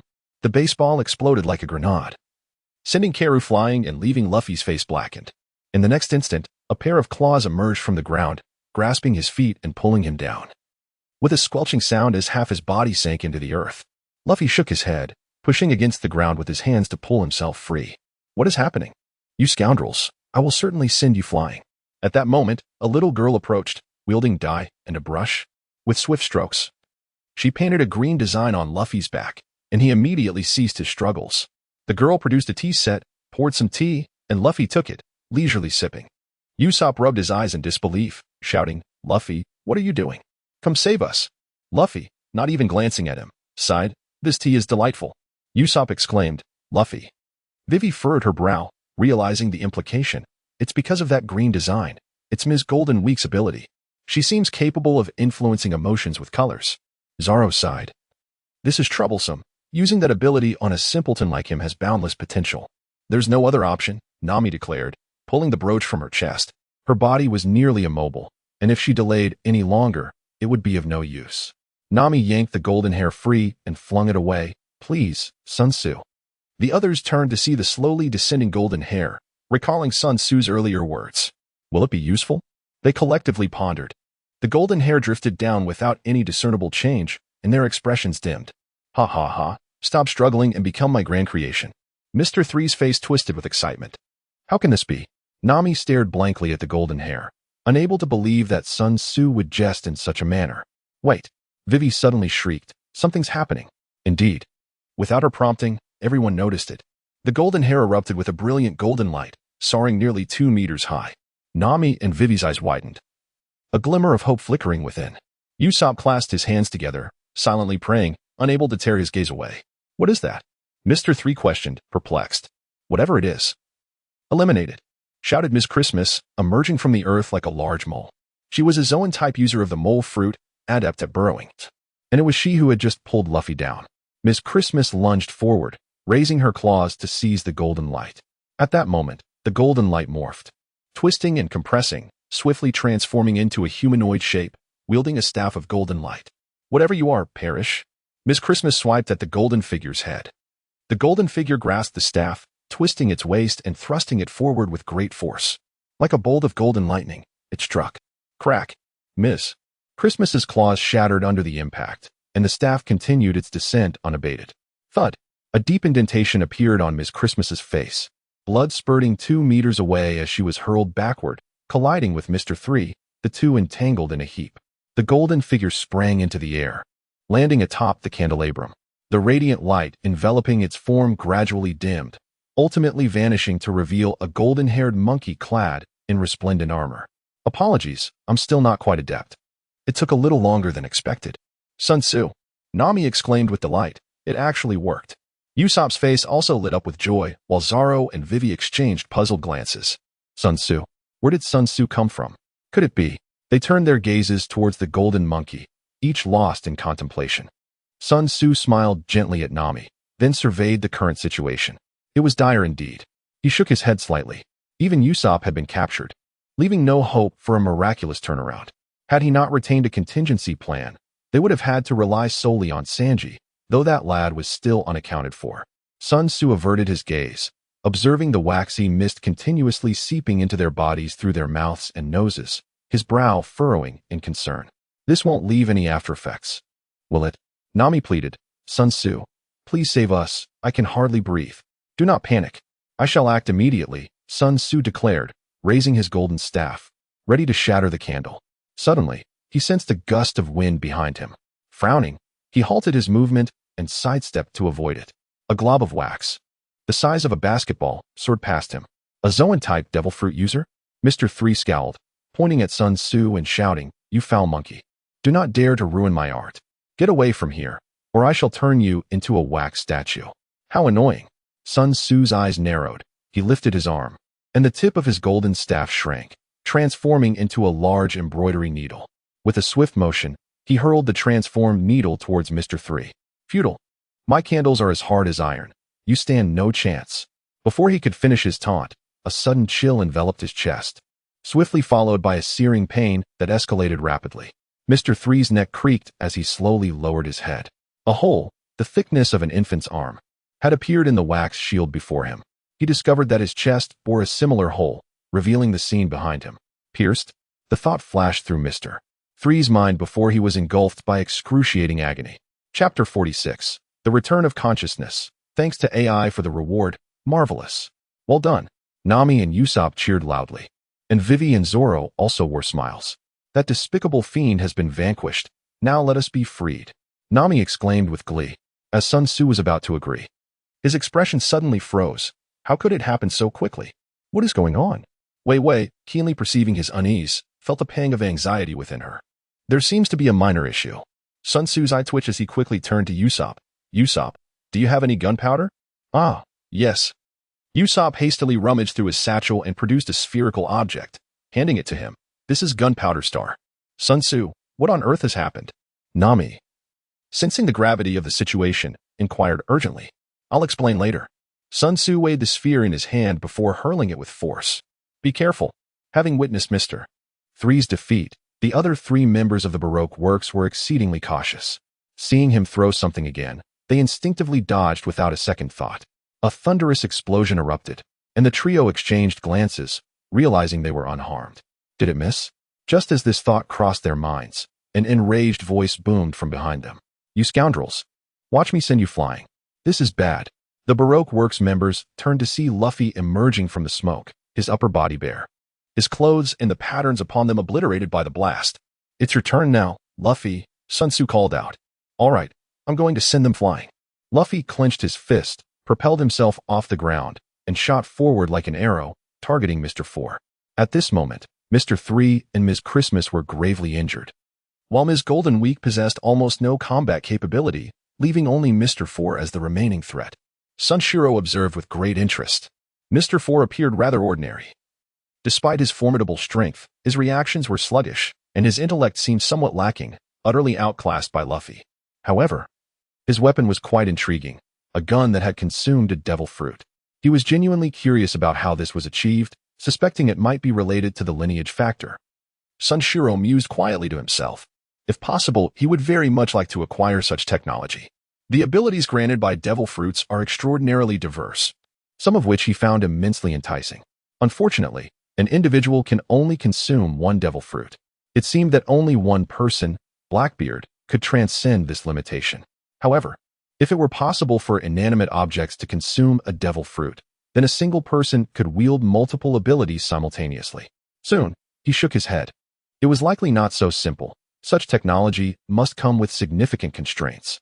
If memory served, the technique for objects to consume devil fruits was invented by Vegapunk, a member of the Navy, which meant that the Navy must possess this skill.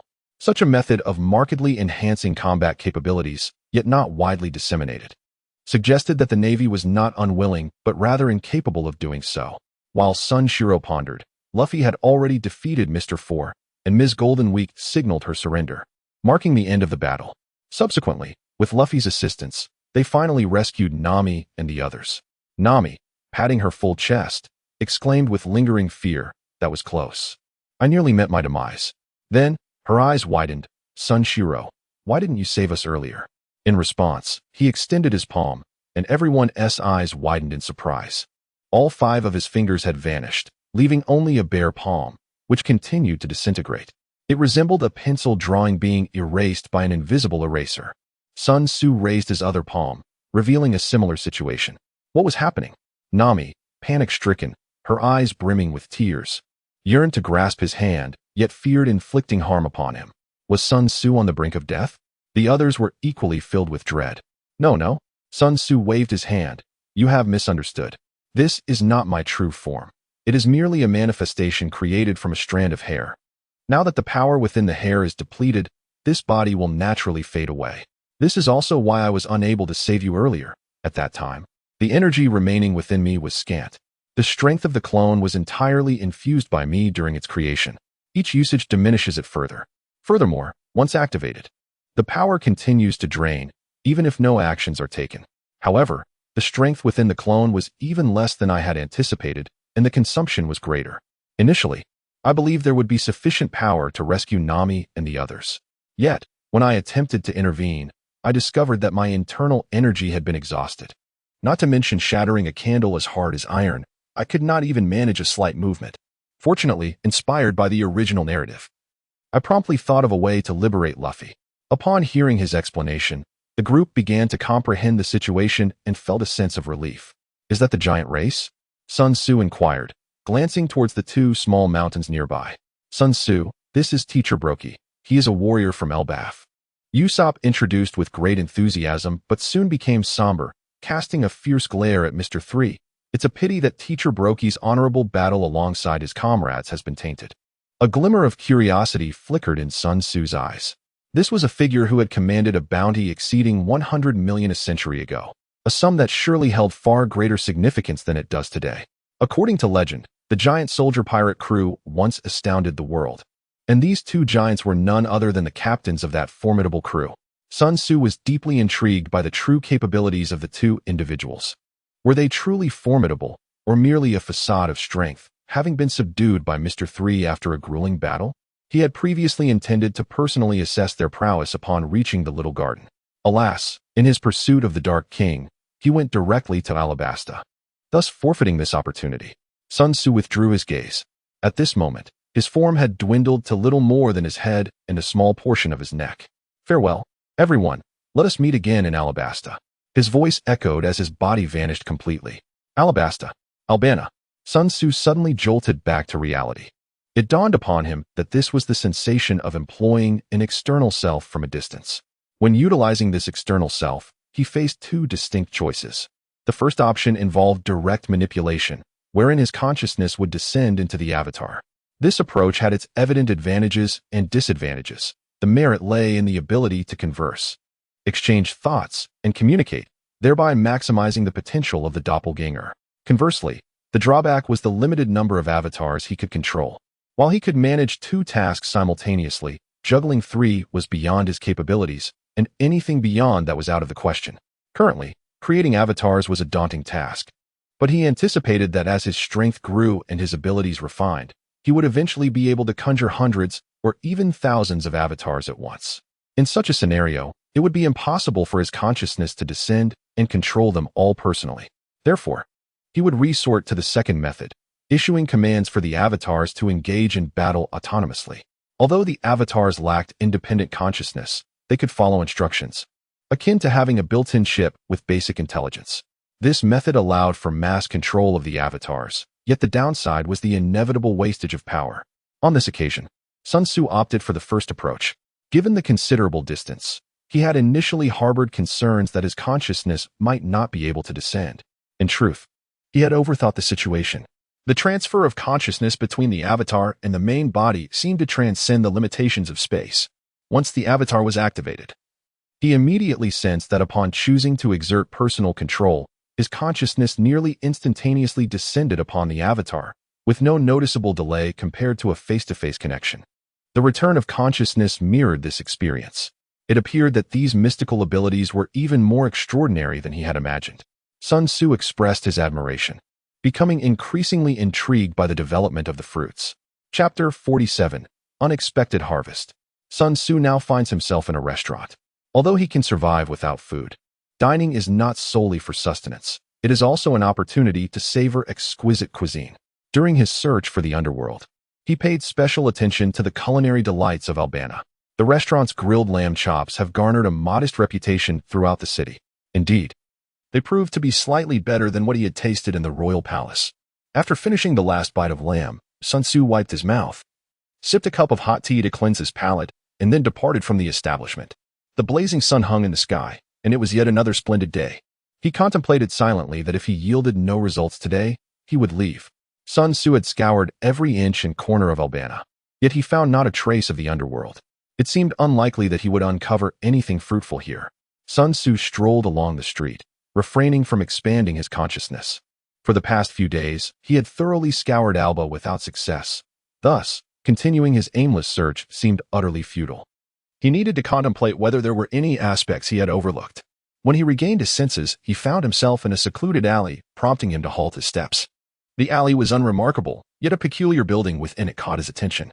It was an opulent two-story villa, adorned with a coat of white paint, starkly contrasting with the dilapidated structures surrounding it. If one were affluent, why reside in such a remote location? Conversely, if one were financially constrained, how could they afford such a lavish abode? Of course, it was possible that the owner simply harbored unique tastes, which was not illegal. Even if it were, Sun Tzu was not in the mood to pursue criminals at that moment. What piqued his interest was a fragment of conversation he overheard. Indeed, it was a bounty hunter who discovered it. I killed him upon finding it and seized it for myself. You're going to strike it rich. Submitting it will surely earn you a handsome reward. Rest assured, brother, I won't forget you when the time comes. The two men intentionally lowered their voices, seemingly wary of something.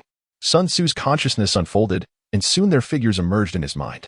One was a slender man in a black suit, appearing to be in his 40s, while the other was a towering, muscular giant. The burly man held in his hand a peculiar fruit the size of a fist, its exterior a deep purplish red adorned with spiral patterns. This sight was all too familiar to Sun Tzu, causing his brows to lift in realization. A devil fruit? What place is this that possesses a devil fruit? While in anime, it seems that those with abilities are abound, and devil fruits are as common as cabbages. In reality, they are exceedingly rare upon these seas. Even the most ordinary zoan types are considered precious commodities. As his consciousness spread, he discovered that the number of individuals within this small building far exceeded his expectations. It appeared to be a marketplace, populated not by ordinary folk, but by those cloaked in mystery. After observing for a while, Sun Tzu suddenly came to a realization. This is a black market. How intriguing. He rubbed his chin, filled with interest. It was his first encounter with a genuine black market, and he was eager to explore. However, based on my experience, such black markets typically do not cater to ordinary individuals, do they? One must usually rely on acquaintances for introductions, or it may even be a members-only establishment. Sun Tzu quietly pondered how to infiltrate the scene. Suddenly, a stifled cry of pain caught his attention. The slender figure in a black suit, who had been engaged in jovial conversation moments ago, brandished a knife and plunged it into the heart of the burly man. Why, Why? The burly man gazed at him in disbelief. Why? You ask me why? The slender man scooped up the fallen devil fruit, inhaling its aroma with rapture. Of course. It is for this. This is the devil fruit, a legendary treasure. You foolishly intend to surrender it instead of consuming it yourself. How utterly foolish. Yet, perhaps it is fortunate for me that you are a fool. Otherwise, how could I benefit? The boss will not spare you. The light in the burly man's eyes began to dim rapidly. Aha. The boss? What of him? I've long found him displeasing. Once I consume the devil fruit, you shall be the first to perish. The slender man sneered coldly. You shall meet a dire fate. The burly man widened his eyes in surprise, then, with a sudden tilt of his neck, he fell silent. The slender man scoffed. My fate will undoubtedly be far superior to yours, you simpleton. I find no difference. Perhaps I shall even meet a more humiliating end. A voice suddenly resonated from behind. The slender man's expression shifted dramatically as he fumbled for his pistol, swiftly turning to look. The previously closed window had been opened, and a strikingly handsome man sat upon the ledge, observing a purplish-red fruit in his hand, seemingly engrossed. Without casting a glance his way. A stranger. How did he get in? Never mind, it matters not. I shall eliminate him. The slender man felt a slight relief, as the situation was far better than he had anticipated. It was neither the boss, nor was the intruder armed. Just as he was about to pull the trigger, he realized something was amiss. The fruit in the man's hand looked eerily familiar. It couldn't be. He turned around, only to find that the devil fruit he had just held had vanished. The slender man's countenance darkened, and he growled, Kid, hand it over, or I shall blow your brains out. He refrained from firing immediately, as he feared the devil fruit might be damaged. The handsome man ignored him, continuing to examine the devil fruit in his possession. The slender man took a step forward, aiming his gun at the man's head. I said, give it to me.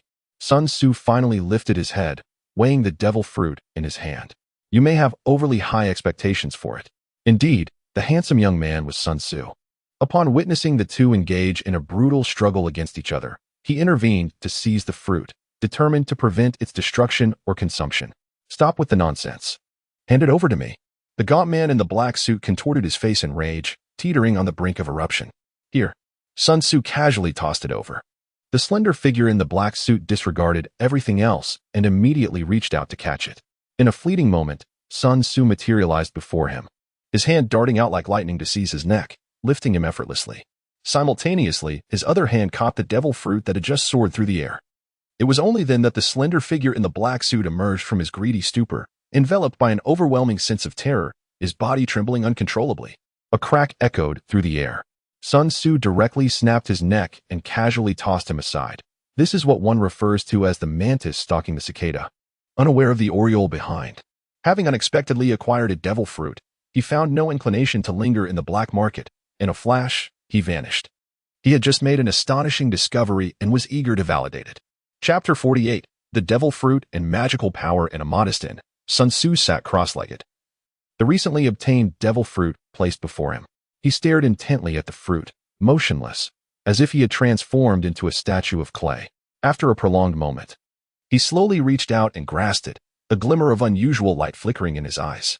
This appeared to be a zoan-type devil fruit, likely related to dogs. Do not misunderstand. Sun Tzu had never perused a devil fruit compendium. His assumption stemmed from the energy he sensed emanating from within. While in the black market, his spiritual awareness had remained expanded, and upon acquiring the devil fruit, he instinctively conducted a probe. To his astonishment, he discovered that the fruit seemed to conceal something within. Upon returning to the inn, he scrutinized it closely, confirming his initial observation. Indeed, there was a phantom resembling a creature akin to a dog. This naturally led him to various conjectures. Although he could not be certain, he felt a strong inclination that his hypothesis was correct. Could it be that I can discern the type of devil fruit without the aid of a compendium? Sun Shiro pondered with great interest. Well, this ability may seem rather trivial, and indeed it is. However, his subsequent discovery proved to be immensely significant. It is essential to understand that spiritual awareness is merely a manifestation of magical energy. In simpler terms, spiritual awareness can still be regarded as magical energy. When he employed his spiritual awareness for examination, he found it to flow remarkably smoothly, devoid of any sense of obstruction as it traversed through other entities. To employ a somewhat imprecise analogy, spiritual awareness resembles an electric current. The devil fruit serves as the conductor, while everything else functions as an insulator. This implies that the devil fruit can indeed accommodate magical energy. This is a groundbreaking revelation. Sun Tzu, endowed with mystical powers, naturally conjures images of magical artifacts, enchanted tools, and elixirs. Regrettably, since his arrival in this world, Sun Tzu has conducted numerous experiments, and aside from a few demonic fruits that come with their own equipment, such as the golden staff and the phoenix wing purple gold crown, he has yet to discover any object capable of harnessing his magical energy. It appears that the items within the world of One Piece serve as insulators against such powers.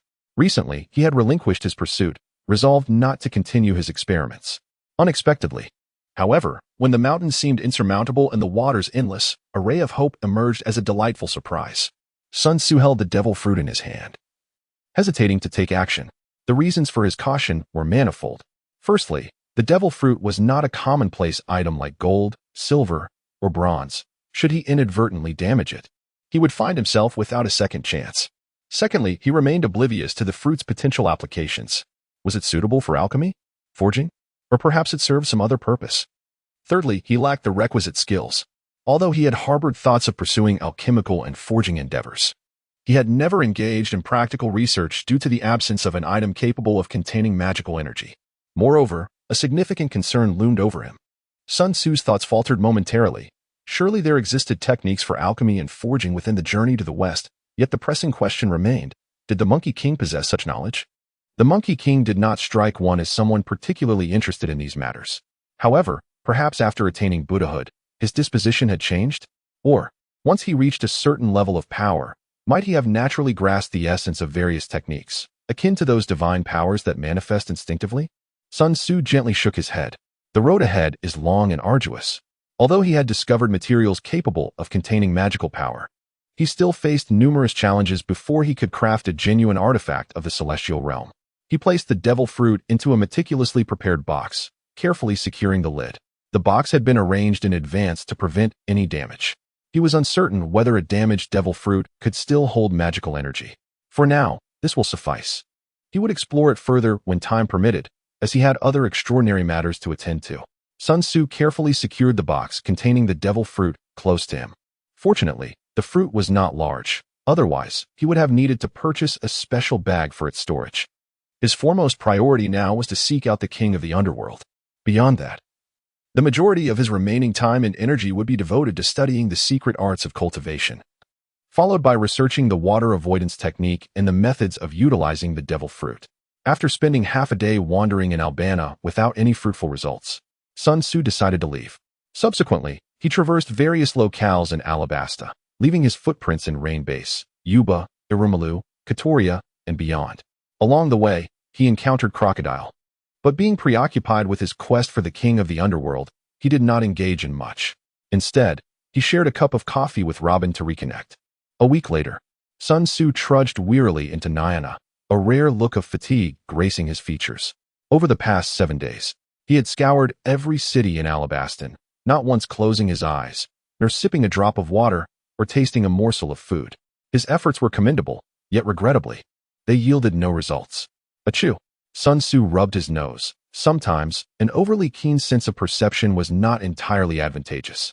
Perhaps it was time to rest. He glanced around and found a tavern, stepping inside. After such relentless toil, he deserved a moment of relaxation. Having ordered his meal, he pondered while he ate. He had searched every city, yet there was still no trace of the Underworld King. 3 possibilities remained. First, the Underworld King was outside the cities. Second, he was buried too deeply, beyond the reach of Sun Tzu's senses. Third, the Underworld King was not even in Alabastan. No matter which scenario it was, they all posed significant challenges. Outside the city lay an expanse of endless desert, and searching it thoroughly would require an inordinate amount of time he was unwilling to squander. The latter 2 possibilities were even worse. It was inconceivable that he could discover the truth on his own. At this juncture, Sun Tzu understood that if he wished to locate the Underworld King, he would likely have to rely on Robin. The question, however, was how to persuade her. He felt a slight headache coming on. When he had previously encountered Robin over coffee, she had regained her composure, her demeanor elusive, making it difficult to discern her true thoughts. Gaining her complete trust in a short span of time and learning the whereabouts of the Underworld King from her was, regrettably, a far-fetched aspiration.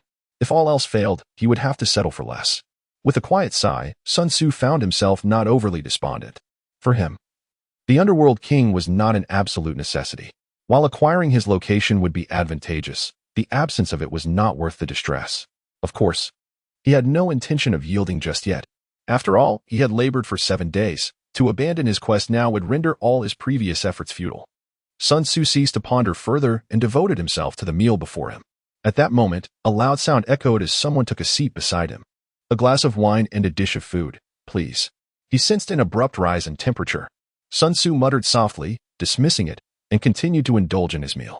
However, the individual beside him, upon hearing his murmur, cast a glance in his direction, surprise flickering in their eyes. Chapter 49. Persuasion. Sun Tzu perceived something and looked up. Before his eyes stood a young man clad in shorts, his upper body bare, revealing a well-defined physique. On his head rested an orange cowboy hat, and around his neck hung a necklace of red beads, with a few freckles adorning his cheeks. Portiasti, Ace, the son of the Pirate King, Luffy's brother, the spark that would ignite the forthcoming war on the summit. Sun Tzu was momentarily taken aback, but then he broke into a smile. Hello, Ace. Hello. Ace adjusted his hat, revealing a gentle smile, and inquired with curiosity, do you know me? Of course, I've heard of Fire Fist, Ace, Sun Tzu replied, his eyes glimmering with amusement. However, I am more familiar with your brother. Ace's eyes brightened with intrigue. You know Luffy? Sun Tzu nodded slightly, chuckling, indeed. I arrived at the Grand Line aboard their vessel from the East Sea. In fact, just over a week ago, I was still with them. However, I had matters to attend to and came to Alabasta ahead of time. Oh, by the way, Luffy should be arriving shortly. Ace's expression brightened with anticipation, and his demeanor became notably more amicable. Haha, Luffy must have caused you quite a bit of trouble. You know your brother well, Sun Tzu replied with a smile. It is certainly not an exaggeration to say that Luffy is quite the troublemaker. As they found common ground, the two quickly grew more familiar with one another. After their meal, Sun Tzu purchased a few bottles of wine, and they sought out a quiet spot to continue their drinking. As their conversation flowed, Ace broached the subject of his purpose. You mentioned you were in pursuit of someone? Yes, he was once one of my subordinates, but he committed an unforgivable crime. I must capture him and ensure he faces justice. You are referring to Marshal D. Teach, aren't you? Ace was taken aback, gazing at Sun Tzu with surprise. How did you know? Sun Tzu leaned against the railing, remaining silent, and instead inquired, he killed one of your companions and stole a devil fruit, correct? At the mention of this, Ace's gaze turned icy as he took a large swig of alcohol. Indeed. Have you encountered him? Sun Tzu shook his head, saying, not at all. I merely stumbled upon this information by chance. After a brief pause, he inquired, Ace, do you know what fruit Blackbeard stole? Ace shook his head and took a swig of his drink. The dark fruit, Sun Tzu stated, casting a glance at him. He explained in a solemn tone. This fruit is reputed to be the most malevolent of all devil fruits, capable of unleashing formidable gravitational forces, drawing in and compressing anything that comes into contact with darkness. What complicates matters further is that its power can even interfere with the abilities of other devil fruit users. Upon contact with his palm, a user loses their powers, regardless of whether they wield a Logia, Paramecia, or Zoan type. The dark fruit? Ace's expression tightened. As the user of the Logia type flame fruit, he was well aware of the challenges posed by Logia types. Moreover, the dark fruit, known for its notorious abilities, was undoubtedly an even greater threat. Sun Tzu remarked softly, there is something you may not be aware of. From the very beginning, Teach's objective has been the darkness fruit. The sole reason he allied with you is that he believes the likelihood of the darkness fruit appearing within Whitebeard's territory is the greatest, nothing more. What? That scoundrel Teach! Ace exclaimed, his face a mask of astonishment, both at this astonishing revelation and at Sun Tzu's knowledge of it. For this was information even their closest companions had remained oblivious to. This is Teach. I do not know what impression you hold of him, but his true nature is one of tenacity, treachery, greed, and cruelty. He ardently reveres power, is fiercely ambitious, and possesses a heart as ruthless as it is cunning. His only weakness lies in his arrogance and impulsiveness. Yet, in these vast seas, which capable individual is not somewhat arrogant? Sun Tzu spoke with an unhurried demeanor. Blackbeard is the quintessential rogue, a true pirate in every sense. Ace shook his head, finding this characterization to be in stark contrast to the image he, and indeed the entire Whitebeard pirates, had of Teach. Had this conversation occurred earlier, he would have unequivocally dismissed such claims, perhaps even deeming Sun Tzu as slandering his comrade. However, with Teach's prior defection, he now comprehended that much of what Sun Tzu asserted was likely true. Furthermore, he had now established his own pirate crew, the Blackbeard Pirates. Though their numbers were currently few, each member possessed extraordinary strength. Sun Tzu continued, "Ace, you mustn't be considering releasing Teach, are you?" "Indeed," Sun Tzu replied candidly, stating without reservation, "Ace, at this moment, you are certainly no match for Teach. Continuing to pursue him will only lead to the loss of your own life. Whitebeard is well aware of Teach's strength and understands his character. I believe he must have advised you before your departure, correct?"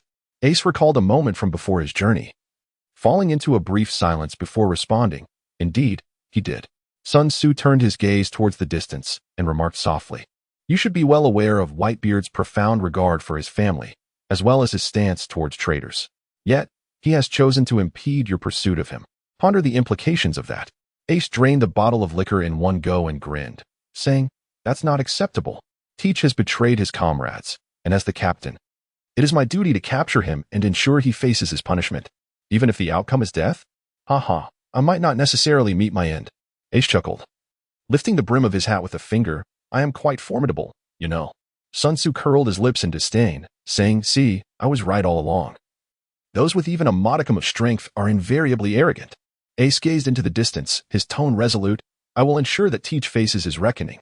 Sun Tzu observed him for a moment, a profound realization dawning within him. "I comprehend now. You possess a pronounced inclination towards self-destruction." "Self-destruction?" Ace's gaze flickered momentarily. Yet he refrained from uttering a word. "This is all Carp's fault. He has neglected your mental well-being." Sun Tzu sighed, then chuckled lightly. "Indeed. If Carp were truly adept at nurturing his progeny, he wouldn't have such a son and grandson. Remarkably, the son of a naval hero leads the Revolutionary Army, while his grandson aspires to be the future pirate king. One could scarcely believe it, for these two are the arch-enemies of both the world government and the Navy." Ace fixed his gaze upon him. "You possess an abundance of knowledge. You envision even more." Sun Tzu raised an eyebrow and slowly remarked, "For instance, your biological father." Ace's expression darkened instantly. He waved his hand to interrupt, coldly asserting, "My father is Whitebeard, and only Whitebeard. It seems this is the very root of your self-destructive tendencies." Sun Tzu regarded him steadily and said, "I believe you harbor some bias against Roger. I recommend that you seek out Whitebeard and Carp to understand what kind of person Roger truly was. They share a relationship that is both adversarial and amicable with him. Do not utter that man's name." Ace slammed his palm against the railing, flames dancing from his hand, leaving a charred imprint. His emotions had spiraled somewhat out of control. Sun Tzu silently shook his head. Ace's animosity towards Roger was deeply entrenched, impervious to mere words. Chapter 50, Confronting Ace. The two fell into a contemplative silence. After a while, Ace's emotions gradually settled, and he scratched the back of his head, sheepishly saying, "I apologize for my earlier outburst." Sun Tzu waved his hand dismissively, seemingly unaffected. His actions only served to exacerbate the situation, akin to pouring oil on flames or salt on a wound. He had already anticipated Ace's reaction. "Do you still insist on pursuing Teach?" he inquired. "Of course, it is my responsibility," Ace replied without a moment's hesitation. Then hesitated briefly before curiously asking, "I must admit, I am rather intrigued as to why you wish to impede me." Sun Tzu smiled, comprehending his meaning. The two had previously been strangers, their only connection being Luffy. However, the earnestness of his words and the act of dissuasion seemed oddly profound for their shallow acquaintance. He stroked his chin, somewhat perplexed, uncertain of how to elucidate the situation to Ace. Teach had delivered Ace to the Navy in exchange for the position of Warlord of the Sea, facilitating his infiltration of Impel Down. Yet, at present, Crocodile had not been vanquished by Luffy and thus retained his warlord status. The ranks of the warlords remained fully occupied, and thus the ambition to attain such a position could not be articulated. Without the ability to clarify Teach's actions, it was impossible to deduce the potential consequences or interpret his true intentions. After some contemplation, Sun Tzu boldly stated, "This will trigger a chain reaction that may ultimately involve Whitebeard. My goal is to become the strongest in the world. I wish to spar with him and do not desire his premature demise. You wish to challenge Pops? You must first contend with me." Ace's eyes gleamed as he patted Sun Tzu on the shoulder, chuckling, "Moreover, rest assured, Pops is invincible. No one can rival him." "If you had said that a decade ago, it might have held water," Sun Tzu replied, casting a sidelong glance at him. "Whitebeard is aging," he continued. He is afflicted with grave illness. Though he remains formidable, he is no longer invulnerable. Ace retorted defiantly, but we have other allies. You may be unaware. Sun Tzu interjected bluntly, but I am quite aware. Marco and the others may possess considerable strength, yet they cannot uphold the renown of the Whitebeard pirates alone.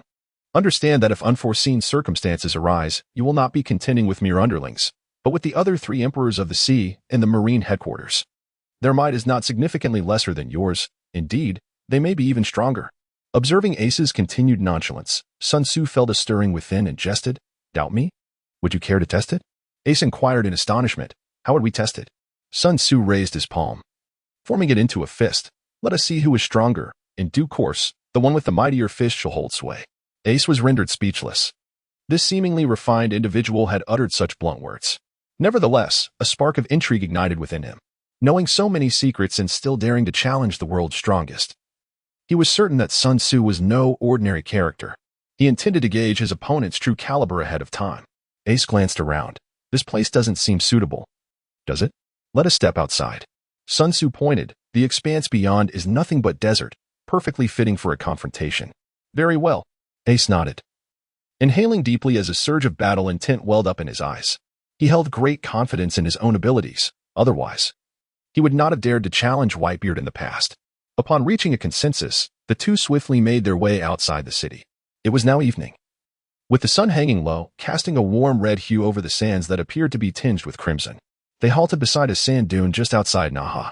This shall suffice, Sun Tzu remarked, visibly pleased. He had already scanned the area with his spiritual sense and confirmed that they were alone, free to unleash their full potential. I shall not hold back, Ace declared, clenching his fist, which transformed into a swirl of crimson flames. Neither shall I. Sun Tzu gradually ascended, halting 3 feet above the ground. Simultaneously, his form underwent a transformation, morphing into that of a humanoid ape, fully adorned with his golden staff, phoenix wing crown, and cloud walking shoes. Animal type? Ace mused with a hint of confusion. Something feels amiss. Moreover, how did he manage to fly? He had encountered various individuals capable of flight, such as his teammate Marco and numerous naval officers and pirates who utilized the moonwalk technique. However, Sun Tzu was unlike them all. He possessed no wings. Nor was he treading upon the air, as if an invisible thread suspended him aloft. Please, make your move, Sun Tzu said, gripping his golden staff at an angle. As his magical energy surged, enveloping the surroundings with his consciousness. Compared to his battle with Haki, his strength had seen a notable escalation. During this period, the development of his magical cultivation techniques progressed smoothly, taking on a preliminary form. An accompanying change was that his mastery over magical energy had ascended several levels. To draw an imperfect analogy, his control over magic could be likened to marksmanship. He had evolved from a novice handling a firearm for the first time into a seasoned marksman capable of wielding weapons with finesse. While he was not yet a sharpshooter, he had certainly achieved a qualitative leap, significantly enhancing his combat prowess. Very well, Ace conceded, not refusing the challenge. Though they had yet to formally engage in combat, he could already sense the pressure mounting. Sun Tzu's aura after transformation was boundless and overwhelming. Imbued with a sense of brutal and otherworldly ferocity that instilled a profound sense of apprehension within him, he dared not harbor any trace of disdain. Truly formidable. However, it is precisely by vanquishing the mighty that one finds significance. Behold my prowess, Fire Fist. Ace, with a graceful pivot of his hips, unleashed a powerful punch. As the flames encircling his fist rapidly swelled, morphing into a terrifying dragon of fire that roared forth towards Sun Tzu. As dusk approached, the previously lowered temperature surged dramatically, causing the surrounding air to warp under the oppressive heat. Sun Tzu's gaze remained undisturbed as he lightly swept his golden staff, effortlessly shattering the fiery dragon. Was it ineffective? Behold this technique. Ace crossed his index fingers, using them as a sight, and aimed at Sun Tzu, crossfire. In an instant, a jet of flame surged forth with remarkable speed. Compared to the scattered fire fists, this flame was more concentrated, swifter, and undeniably more powerful. Without a flicker of emotion, Sun Tzu merely swept his golden staff lightly, causing the attack to veer off course. With a resounding boom, flames struck the sand dune, creating a gaping crater several meters wide. When Sun Tzu turned his gaze forward again, he found that Ace's figure had vanished. Flame ring, pillar of fire. His voice echoed from above. Sun Tzu looked up. Ace's arms transformed into flames. As he turned his body, a torrent of fire erupted, encircling him and forming a colossal pillar of fire. The crimson light flowed like molten lava, with a swift downward motion of his arm. The fire pillar descended towards Sun Tzu with tremendous force. Compared to the previous two moves, the power and scope of the flame ring, fire pillar had been significantly enhanced. As the pillar fell, it resembled lava cascading from a volcanic eruption, engulfing Sun Tzu's entire field of vision in flames. With a thunderous roar, the fire pillar struck the ground, flames soaring, fire serpents roaring, transforming the surrounding area into an ocean of fire. Ace's expression remained utterly composed. In his observation, the opponent's aura showed no signs of diminishing, still brutal and formidable. A sudden change swept over his face. In his perception, Sun Tzu's presence abruptly vanished, that overwhelming aura disappearing completely as if it had never existed. Where is he? Ace scanned his surroundings, alertness heightened to its peak, and soon his observation responded. He abruptly looked up, above. In the next instant, he was momentarily stunned. A massive iron rod loomed above him, descending with an unstoppable force. Where did such a colossal iron rod come from? Ace was bewildered. He recalled that Sun Tzu wielded a metal rod. But that was merely the thickness of an infant's arm, completely incomparable to the object before him, which was even thicker than he was. This moment of distraction cost Ace the time to evade. However, he did not panic. Instead, a look of confusion crossed his face. Why is there no Haki? Can he use it? He pondered, realizing it was not too surprising.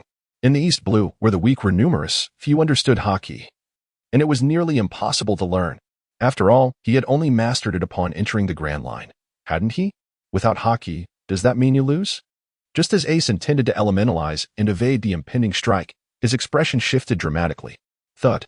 The golden staff crashed heavily onto him.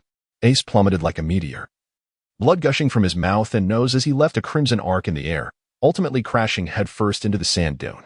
Sun Tzu did not pursue, instead shouldering the diminished golden rod, contemplating the place where Ace had vanished.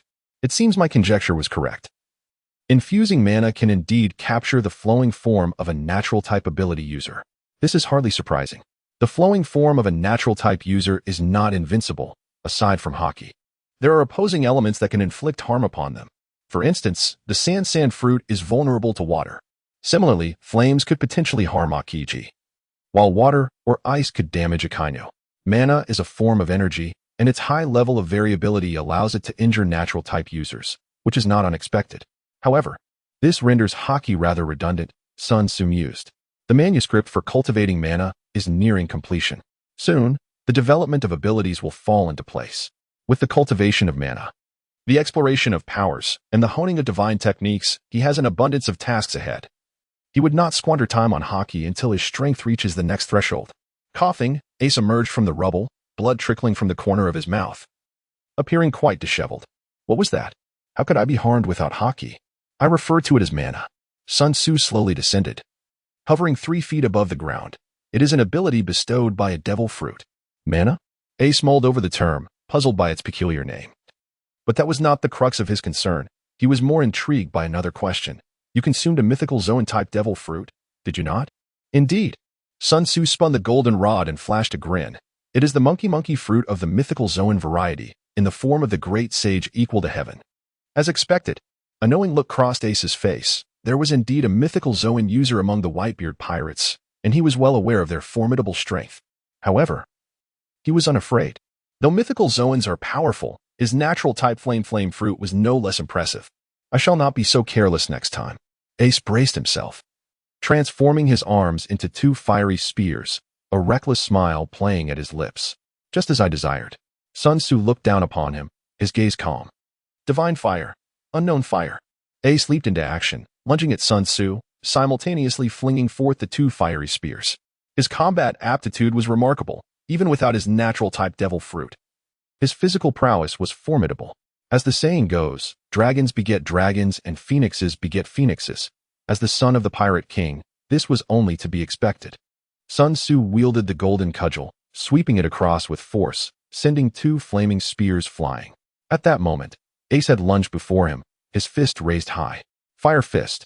His right hand transformed into a blazing crimson flame, crashing down upon Sun Tzu's face. In his consciousness, everything was as clear as a mirror. Sun Tzu's gaze remained utterly unperturbed as he wielded the golden rod with a deft twist, striking Ace squarely in the abdomen. With a soft thud, Ace's body contorted in response, blood erupting from his mouth. Just as the flames threatened to sear Sun Tzu's visage, they faltered, dissipating into the air. Sun Tzu wielded the golden staff and thrust it forward.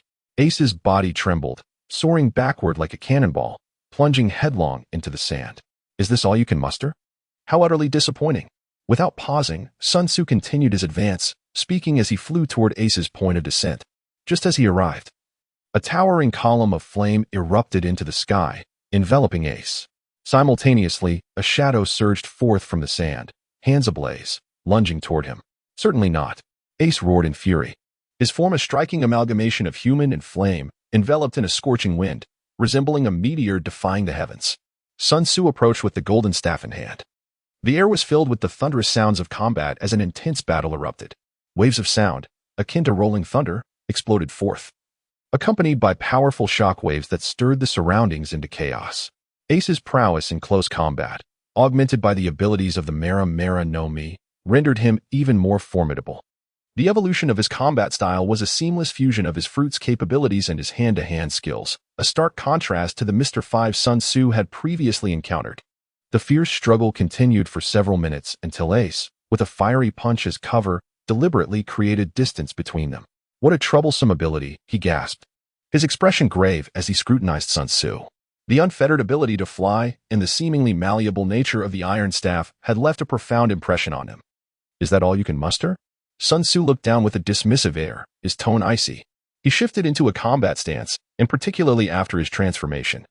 He exuded an aura of lethal sharpness, akin to a blade unsheathed. This was merely his human ape form. Should he assume the giant ape form, he would become even more domineering and brutal. A flicker of anger crossed Ace's eyes. Though he had tempered his fierce temperament and adopted a more courteous demeanor following Sabo's demise, it did not imply he was devoid of anger. Moreover, his pride would not permit him to tolerate such disdain. Receive my strike. Ace inhaled deeply, and colossal spirals of flame erupted around him, ascending skyward and engulfing the area in a sea of fire. Eventually, the flames contracted into a massive fireball, which he cradled above his head. Resembling a sun he held aloft. Great Flame Ring. Flame Emperor. A series of heat waves radiated outward from Ace, the blinding light rendering it difficult for onlookers to keep their eyes open. Compared to the setting sun in the distance, the sun in his grasp shone even more brilliantly. In the city of Nayana, half of the populace paused in their tasks, gazing in astonishment at the spectacle. What is that? Has the sun fallen? They exclaimed in disbelief, their mouths agape and expressions blank. In the next moment, the sun expanded dramatically, transforming into serpentine flames that seemed poised to devour the world. Before they could succumb to fear, a colossal iron staff appeared in the heavens. No, it was not merely an iron staff, to the residents of Nayana. It resembled a towering pillar reaching the sky. With a thunderous crash, the pillar plummeted, akin to a corner of the sky collapsing or a mountain crumbling. The rampant flames, confronted by a nemesis, were easily punctured and obliterated, vanishing into thin air. The ground trembled violently, as if a minor earthquake had struck Nayana, causing many to lose their footing and fall. Chapter 52. On justice. In the midst of the battle between Ace and Sun Tzu, the once dominant sand dunes had vanished, leaving a vast crater in their wake. The debris at the bottom had been pulverized, some reduced to glass-like shards, bearing the marks of extreme heat. Sand poured into the pit like a relentless tide, forming a gigantic whirlpool. In the distance, Ace lay on the ground, panting heavily, his body bruised and battered, staring blankly at the sky, murmuring, "You are truly a monster. You are not so bad yourself." Sun Tzu, now restored to his human form, sat beside him. His earlier aggressive demeanor dissipated. "Liar," Ace retorted, a wry smile tugging at his lips. "You haven't even broken a sweat." Moments prior, Ace had unleashed his most formidable technique, the Great Flame Ring, Flame Emperor. In response, Sun Tzu had felt his fighting spirit ignited, delivering a mountain-crushing blow. In his excitement, he had unleashed his power uncontrollably, not only dismantling Ace's Great Flame Ring, but nearly crushing him in the process. "Don't compare yourself to me," Sun Tzu chuckled. "With such strength now, in another decade or two, you will undoubtedly secure your place among the world's top powerhouses." Ace's gaze shifted thoughtfully before he regained his composure, replying coolly, "Such matters do not concern me." Sun Tzu patted his shoulder gently, urging him not to be so negative. "There are countless beautiful and enjoyable things in this world. Embrace the beauty around you and do not dwell incessantly on your trivial worries." Ace remained silent. Sun Tzu was aware that the knots in his heart were not easily unraveled. With a sly grin, he suggested. How about this? I have a piece of advice for you. If you follow it, I assure you it will transform your current perspective. Although Ace was indifferent to altering his worldview, he couldn't help but turn his attention towards him. Curiosity piqued. He wondered what method could possibly convince Sun Tzu of its efficacy in changing him. Sun Tzu confidently remarked, "You should find a wife and perhaps even have a child. In that moment, you will surely find it hard to part with life." Ace's eyes twitched violently at the corners as he turned away, choosing to disregard Sun Tzu. He realized his folly. From the very beginning, he should never have placed his trust in this unreliable individual. Sun Tzu, oblivious to the implications, enthusiastically inquired, "Do you have a girl you fancy? If not, how about I introduce you to someone?" "Oh, I recall now. You met a girl named Yamato in Wano. Did you not? Though she is the daughter of Kaido, she does not share his ruthless disposition. She seems quite compatible with you, the only drawback being her considerable height. You even know that." Ace, uninterested in probing further into Sun Tzu's sources of information, replied coolly, "The most sinister blood flows through my veins. How could I allow it to propagate further?" Sun Tzu's smile faded as he pinched the bridge of his nose. "From my perspective, your father, G.O.L.D. Roger, is a man who cannot be simply classified as good or bad." Ace appeared to remain unfazed, yet his ears subtly perked up. Since his birth, he had only heard that Roger was the most wicked criminal in the world. It was the first time he encountered the notion that his character could be difficult to judge. Roger ushered in the era of piracy, resulting in countless deaths and shattered families. This is an undeniable fact, and he cannot escape culpability. However, to label him as utterly irredeemable may not be entirely accurate. With a faint smile gracing his lips, Sun Tzu began, "Before I delve into the reasons, allow me to pose a question. Who do you believe embodies justice in this world?" Without awaiting a response, he continued, "In my view, no force in this world truly represents justice. The four emperors? Certainly not. The seven warlords? Even further from the truth. The Navy once held promise. Yet their awkward position relegates them to merely half a representation. The Revolutionary Army remains somewhat ambiguous and, given their limited influence, can also be deemed half a representation. The various kingdoms may possess elements of justice, but their insignificance renders them inconsequential to the global landscape."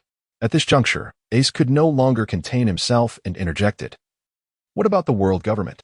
The most formidable force in this world. Why do you not mention them?" Sun Tzu replied with a calm demeanor, uttering words that left Ace astonished. "In my perspective, the greatest evil in this world emanates from the world government." Ace opened his mouth in disbelief. "To be precise, it is not entirely accurate to say the world government. A more precise term would be their superiors, the celestial dragons." Sun Tzu elaborated. After a prolonged silence, Ace finally articulated, "This reflects the ideology of the Revolutionary Army, yet to the masses, it is they who are perceived as malevolent. So, what do you consider to be justice?" Sun Tzu cast a glance at him and replied, "Or rather, is justice dictated by the world government? Or is it defined by the celestial dragons?" Ace found himself at a loss for words. He had never contemplated these ideas. His greater concern lay in discovering the meaning of his own existence. Beyond that, he was indifferent to the opinions of the majority, save for a select few.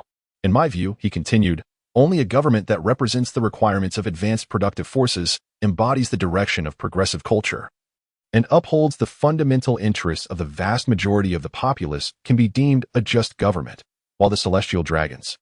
Sun Tzu curled his lips in disdain, proclaiming, regardless of the plight of the common folk, the indulgence in heavenly riches for one's own pleasure, the perpetuation of slavery, and the embodiment of cruel arrogance are nothing short of archaic and a synonym for malevolence.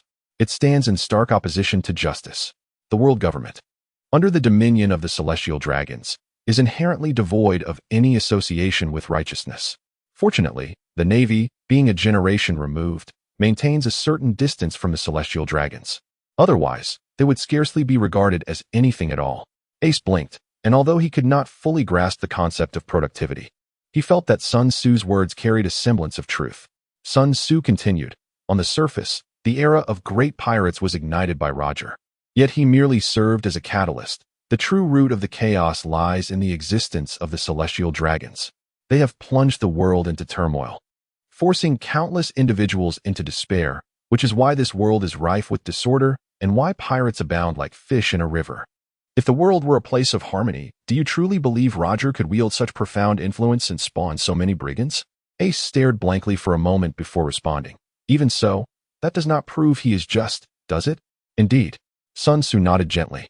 If the celestial dragons embody malevolence, then the forces that strive to overthrow them, in some sense, represent justice. This is precisely why I previously referred to the Revolutionary Army as a half-representative of justice. Roger's instigation of the Great Pirate Era was certainly not aimed at creating more pirates to wreak havoc upon the innocent. If my conjecture is correct, his true intention was to pave the way for the next pirate king to arise. The crux of the matter lies within One Piece. Reaching Laugh Tale and obtaining One Piece is the universally acknowledged standard for becoming the pirate king. I do not know what One Piece specifically is, but based on my speculation, it is likely something that could shake the foundations of the Celestial Dragon's rule. When Roger and his crew arrived at Laugh Tale, for reasons unknown to us, they either did not take or were unable to acquire One Piece. Thus, he initiated the Great Pirate Era, hoping to witness the emergence of those who would inherit their will. In other words, his actions may have been driven by the desire to topple the Celestial Dragons and eradicate the ultimate evil of this world. Now, do you understand why I assert that Roger cannot be simply categorized as good or evil? Chapter 53. The Art of Locking Fate. I do not know whether Roger was a good man or a villain, but he was undoubtedly a remarkable figure, Sun Tzu declared. Ace gazed blankly at the sky, rendered speechless. Despite being Roger's son, he realized that his understanding of Roger was rather superficial. Garp would not divulge such insights, nor would Whitebeard, and others were utterly oblivious. The morality of the world government aside, their dominion over this world is indisputable. They wield one of the most formidable weapons known, public opinion. Under the auspices of the world government, Roger was branded as the most notorious criminal, a narrative that became the prevailing belief among the vast majority of people, including Ace. Hearing this alternative perspective now left him with an overwhelming sense of complexity within. However, this does not imply that he was willing to forgive that man. Sun Tzu silently shook his head, fully aware that Ace's emotional turmoil could not be unraveled with mere words. His psychological struggles had persisted for 2 decades, becoming deeply entrenched. The animosity he harbored towards Roger was not solely due to the tainted bloodline. The death of his mother loomed as an insurmountable chasm between their reconciliation, a knot that could not be untied. Are you still planning to pursue Teach? Sun Tzu inquired. Absolutely. Ace responded without hesitation. Sun Tzu patted his shoulder, refraining from further persuasion. Although the dark fruit belongs to the natural type, it does not elementalize like other natural fruits. When suffering damage, the dark fruit absorbs it, which means that Teach experiences pain several times greater than that of an ordinary person. This is his vulnerability. Furthermore, one must never allow him to seize you, for then you will be unable to wield your own abilities. If you wish to defeat him, heed these 2 points, or defeat is inevitable. Blackbeard, having acquired the dark fruit, is not inferior to the flame fruit in any regard, and may even possess an upper hand. His physical prowess is certainly on par with Ace's. Taking all this into consideration, Sun Tzu harbored little hope for Ace, even after divulging Teach's weaknesses to him in advance. Thank you. Ace grinned. Teach betrayed his comrades, and Ace was determined to make him face the consequences. This was his conviction, his will, regardless of what lay ahead. He would never allow himself to regret his choices. Sun Tzu stood up, preparing to leave, but suddenly halted, turning back to look at AIC.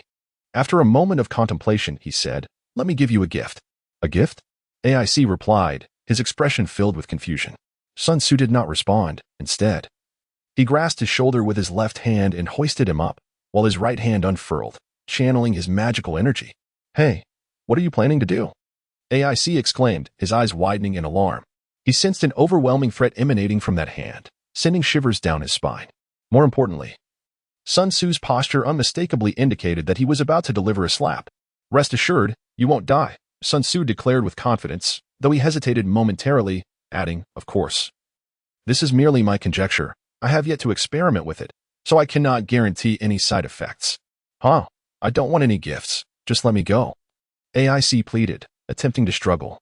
However, having just emerged from a fierce battle, he was utterly drained of energy and facing someone as formidable as Sun Tzu. Escape was simply impossible. "Do not fear. I assure you, your life is not in peril." With a hint of insincerity, Sun Tzu offered a fleeting word of comfort.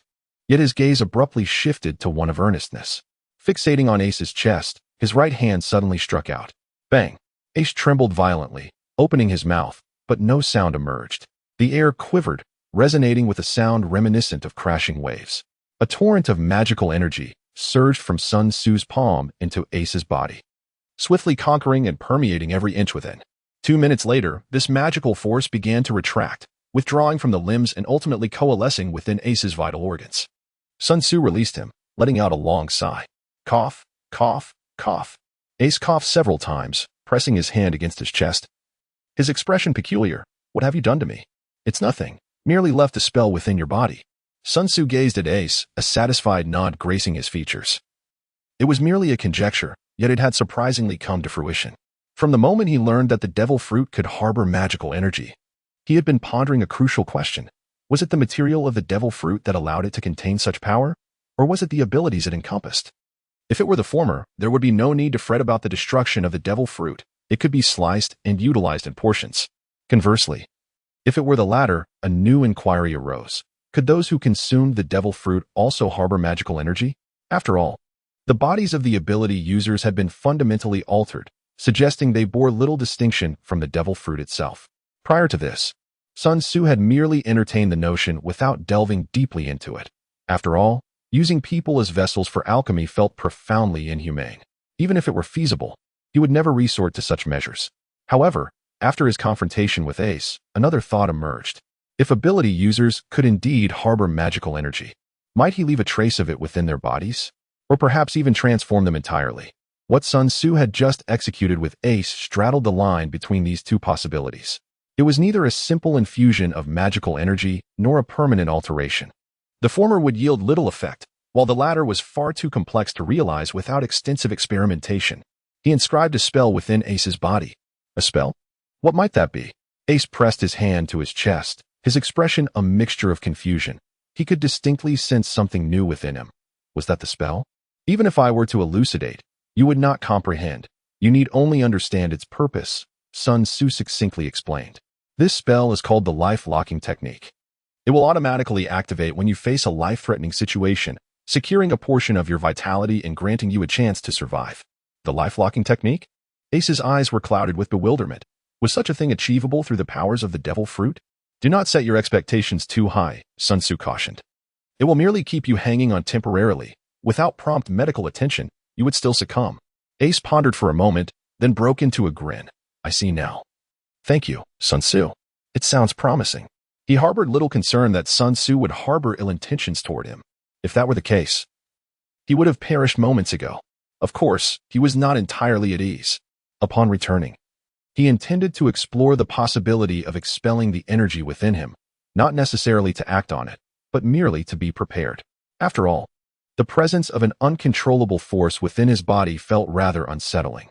Additionally, he planned to inquire with Luffy to learn more about Sun Tzu. Do not perish. Your mother bore you for 20 months, not for you to seek death. Sun Tzu patted Ace on the shoulder and, with a meaningful glance, uttered a few words before gracefully departing. As he watched Sun Tzu's vanishing figure, Ace's expression shifted through various emotions before eventually settling into tranquility. Although Sun Tzu's words did not completely alter his perspective, they undeniably instilled within him a deeper appreciation for life. After resting for a while and regaining some strength, Ace rose and made his way towards Naha. Chapter 54. Target, Blackbeard. In the air, Sun Shufei wore a contemplative expression. The spell he termed life-locking technique was not a haphazard invention. Its origins can be traced back to the era of Cocoa West Village, where he devised a minor spell to remove tattoos for Nami, which served as the precursor to the life-locking technique. Amidst his studies of cultivation manuals and water evasion techniques, he also dabbled in healing spells, for one cannot guarantee immunity from injury. Healing spells are indeed essential tools. The life-locking technique stands as one of his accomplishments during this period. Though it sounds formidable, it essentially functions as an enhanced version of adrenaline. However, it is not without its drawbacks. It is cumbersome to cast, requires undisturbed concentration, consumes considerable magical energy, and demands significant time. In truth, most of the spells Sun Shufei developed share similar limitations, numerous shortcomings and narrow applications, only useful under specific circumstances. This is an unavoidable reality. After all, he is but a solitary individual without formal inheritance. It is well known that no matter how intelligent or gifted a person may be, it is impossible to create a flawless invention entirely from scratch. Great discoveries are always built upon the foundations laid by predecessors. Without a solid base, one cannot construct a sturdy edifice. Nevertheless, Sun Wukong's advantage lies in the fact that he has directly acquired divine powers akin to bloodline inheritance from the devil fruit. The Monkey King, being a celestial being, has naturally passed down extraordinary abilities.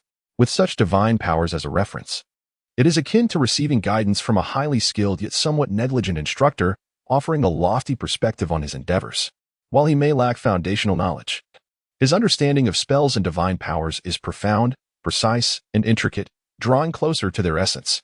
With this premise, although the spells he creates bear various flaws, their efficacy remains undeniable. Inscribing the life-locking technique within Ace's being holds immense significance for Sun Wukong.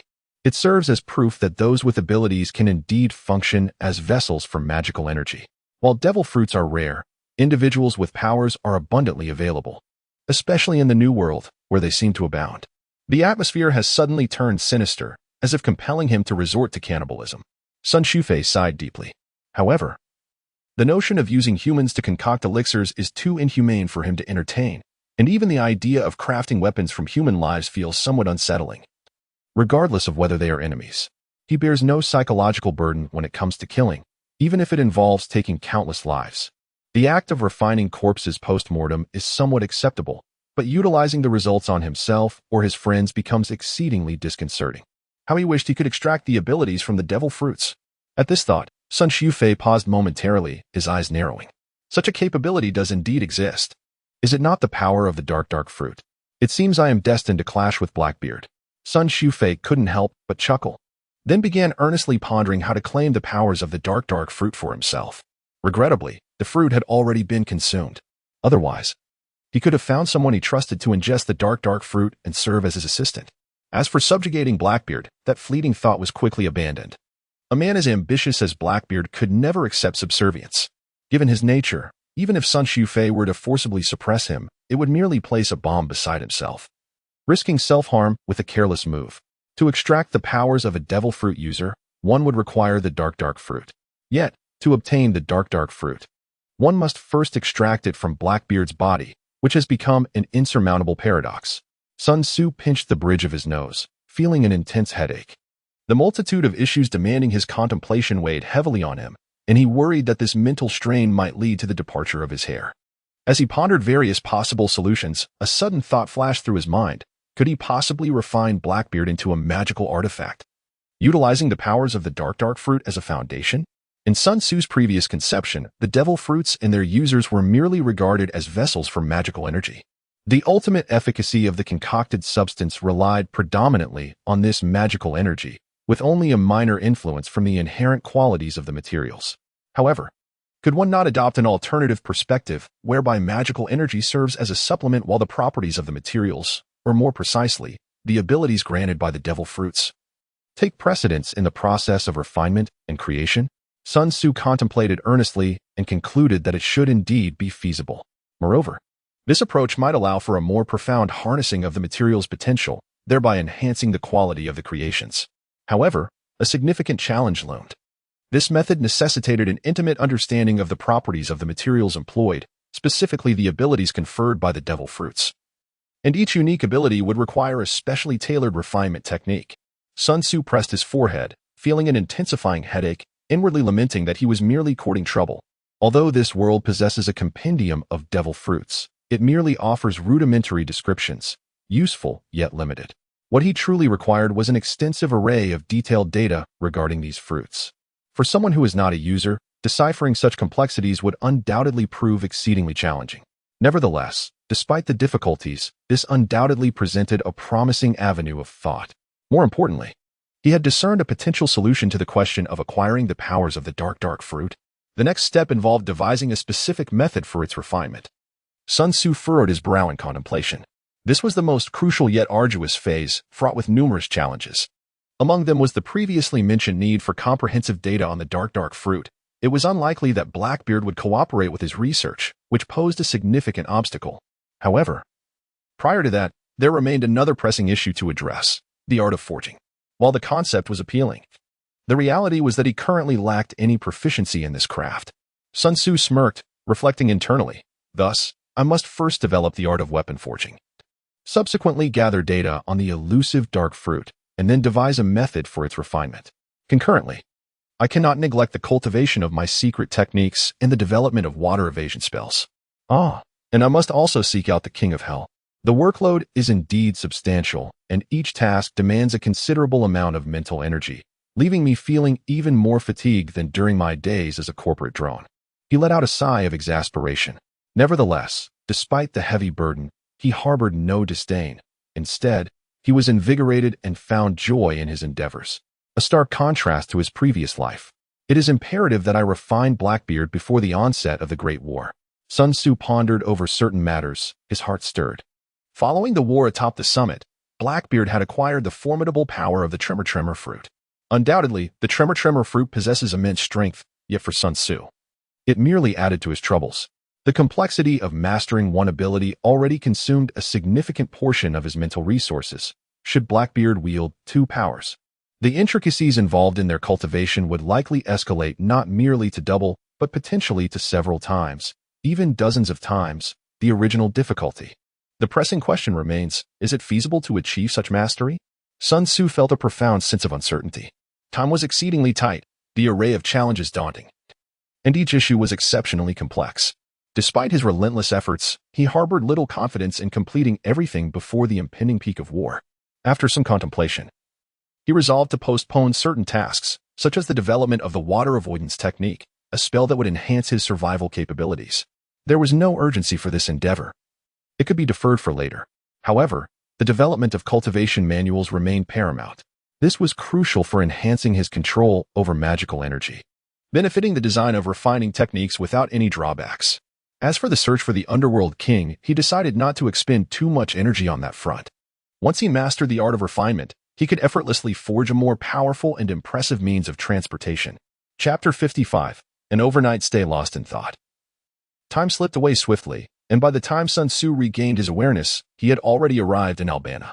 The night had descended, and the sky was adorned with a myriad of brilliant stars, twinkling in harmony with the lights of the city below. Beneath the starlight and amidst the glow of lanterns, Sun Tzu strolled leisurely, soon arriving at the palace. Without hesitation, he descended directly. The cover of night ensured that no one noticed his presence. He walked openly within the palace, although maids and guards occasionally cast puzzled glances in his direction. None approached him with inquiries. Until, "Who are you? What are you doing in the palace?" Gaka regarded him with suspicion, bathed in moonlight. Sun Tzu discerned the individual's features. This person was certainly not a resident of the palace. Moreover, he was acutely aware that there were no guests expected that day. As Sun Wukong was about to explain, another voice rang out beside him. "Jiaka, what's the matter?" Accompanying the words, a man adorned in a white robe, embellished with a myriad of star patterns and wielding a long sword at his side, stepped forward. Upon seeing Sun Tzu, he was momentarily taken aback. Jiaka spoke in a grave tone. "Bell, there is an infiltrator in the palace, lurking about stealthily. He may be an envoy of our adversaries." Sun Tzu rolled his eyes, exclaiming, "Which of your eyes perceived me as sneaky?" I approached with the utmost transparency. Jiaka furrowed his brow, taken aback by the audacity of this suspicious individual. Just as he was about to retort, Bell swiftly interjected, "Jiaka, he is not an enemy." "Not an enemy?" Jiaka questioned, incredulity evident in his voice. "Indeed, it was he who conveyed intelligence to us a few days ago." "What?" Jiaka paused, lowering his guard, and apologized. "I sincerely apologize for the misunderstanding." Sun Tzu waved his hand and turned to Bell, inquiring about the whereabouts of King Cobra. "Have you found any evidence linking Crocodile to the mastermind?" "His Majesty is currently dining." Bell gestured for him to follow, and then proceeded forward. "We have uncovered numerous traces of the Baroque works activities. However, we have yet to find any evidence connecting Crocodile to the Baroque works." A hint of helplessness tinged his voice. "The primary issue lies in the current turmoil in Alabasta, which has significantly weakened the royal palace's power, complicating their investigation. This predicament is also the reason they have not yet taken action against Crocodile. Sun Tzu is not Wei Wei. Without decisive evidence, Cobra will not place complete trust in him." "This is hardly surprising." Sun Tzu remarked indifferently, "Crocodile is exceedingly cautious. Even within the Baroque works, few are aware of his true identity. Given Crocodile's actions, should he be exposed, he stands to lose his position as one of the 7 warlords of the sea. Although he does not particularly value that title, it is imperative to maintain it until he successfully seizes Alabasta." As they spoke, the three arrived at the dining area of the royal palace. In truth, They had not strayed far from it. As palace guards, either Jaka or Bell would invariably remain close to the king. Upon seeing Sun Tzu, Cobra displayed a hint of surprise and graciously invited him to join the meal. Sun Tzu did not refuse. The culinary skills of the palace chefs were quite commendable. Although they could not rival Sanji's prowess, they still belonged to the highest echelon. After satisfying their appetites, the group proceeded to the study. Cobra instructed the maidservants and guards to withdraw, leaving only himself, Sun Tzu, Bell, and Jaka in the room. Thank you for your invaluable information. Without it, we might still be in the dark, Cobra stated earnestly, displaying no semblance of royal arrogance. Although it was still uncertain whether the mastermind was Crocodile, at the very least, they had been pointed in a direction that appeared increasingly likely to be accurate. It was but a trifling effort. Sun Tzu waved his hand dismissively, smoothly transitioning to his request. Your Majesty, I wish to reside in the palace for a few days. Would that be possible? Of course, that is no trouble at all. Cobra replied readily, though a flicker of hesitation crossed his face. Noticing his apparent conflict, Sun Tzu inquired, Is there something on your mind, Your Majesty? A shadow of embarrassment crossed Cobra's features as he confessed, I would like to know the whereabouts of the individuals you mentioned earlier who could defeat Crocodile. As a benevolent and compassionate king, he would not trouble others for his personal challenges. However, this was a catastrophe that threatened the entire kingdom. The prospect of numerous soldiers perishing in a confrontation with Crocodile weighed heavily on his conscience. Thus, though it pained him, he felt compelled to seek assistance. Oh, about that. Sun Tzu responded with clarity, They are with Vivy and should be arriving soon. Nearly 10 days had elapsed since their separation. Based on his deductions, Luffy and his companions ought to be nearing Alabasta, perhaps even arriving within a day or two. Cobra inhaled deeply. If I were to request their aid in combating Crocodile, what sort of compensation would be necessary? In his eyes, Sun Tzu was an enigmatic figure, given his assertion that someone could indeed defeat Crocodile. The credibility of that claim seemed quite high. Sun Tzu stroked his chin and pondered, Compensation, you say? Prepare a sumptuous feast of fine wine and exquisite meat. They exchanged incredulous glances for a brief moment. Kibira, taken aback, inquired, and then?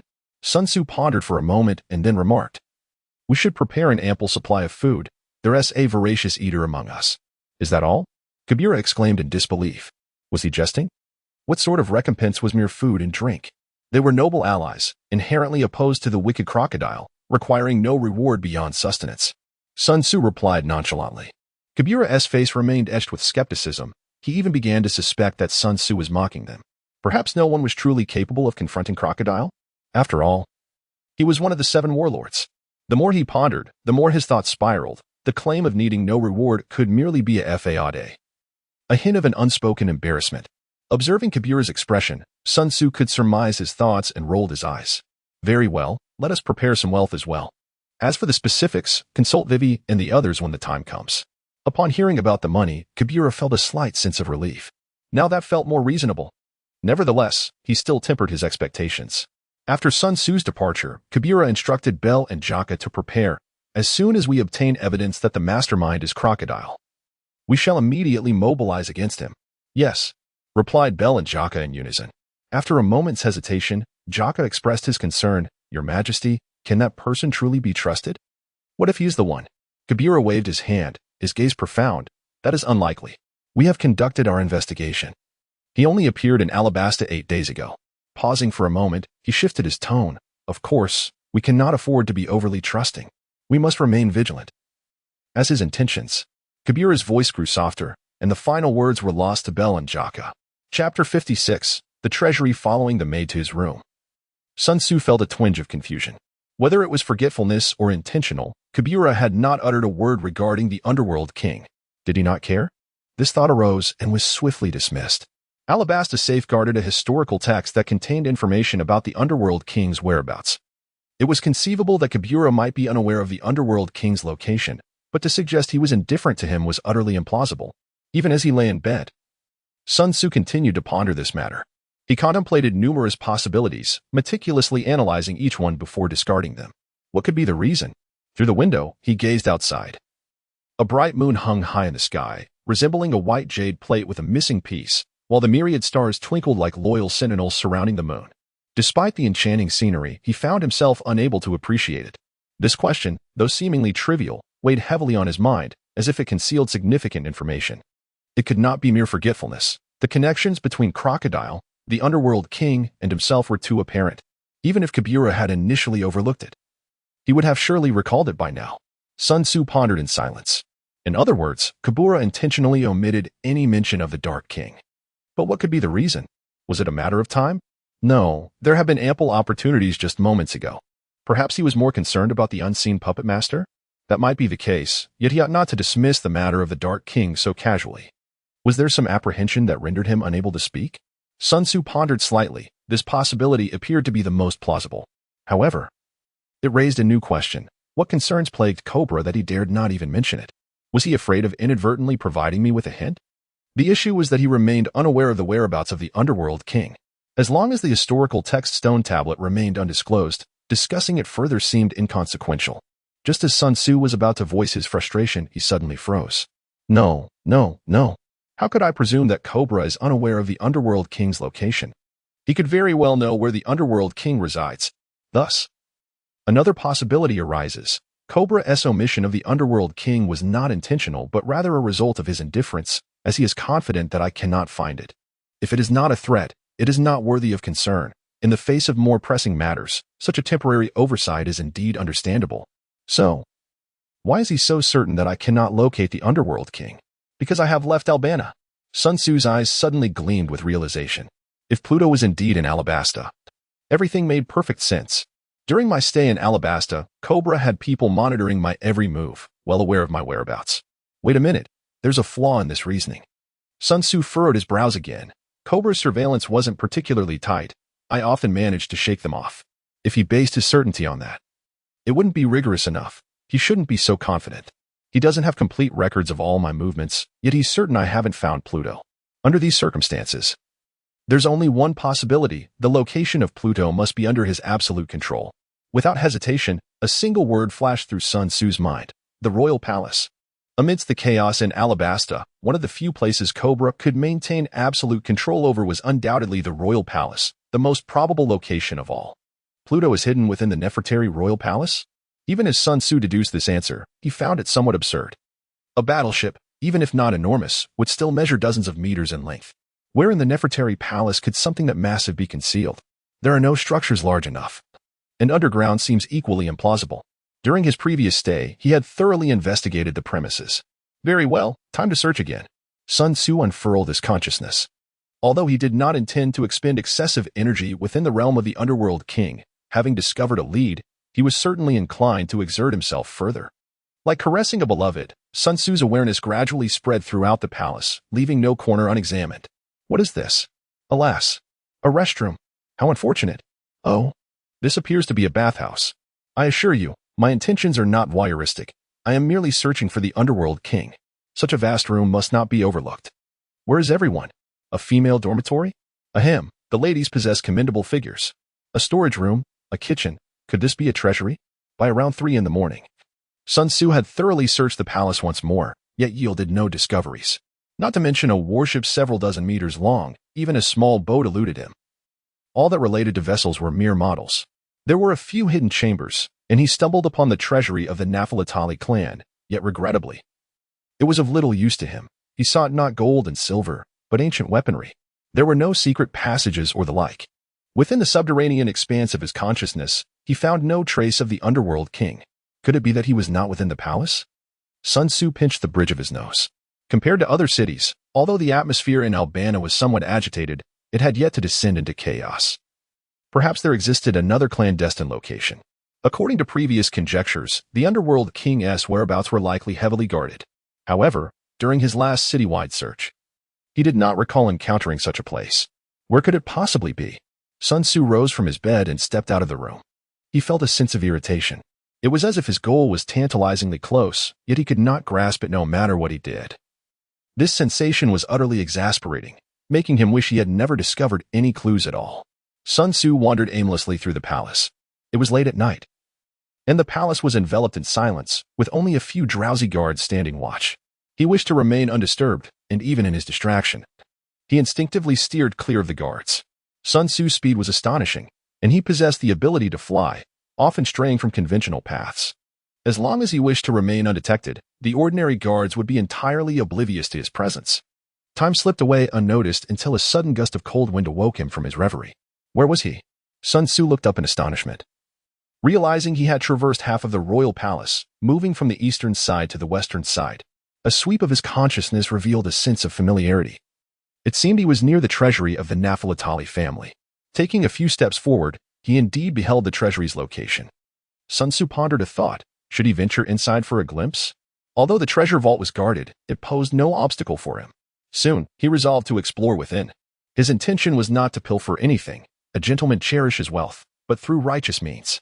To become a thief in the night was not his desire.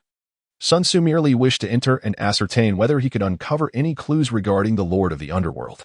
With a flick of his finger, he silently unleashed 2 streams of magical energy towards the 2 guards, causing their expressions to instantly turn vacant and dazed.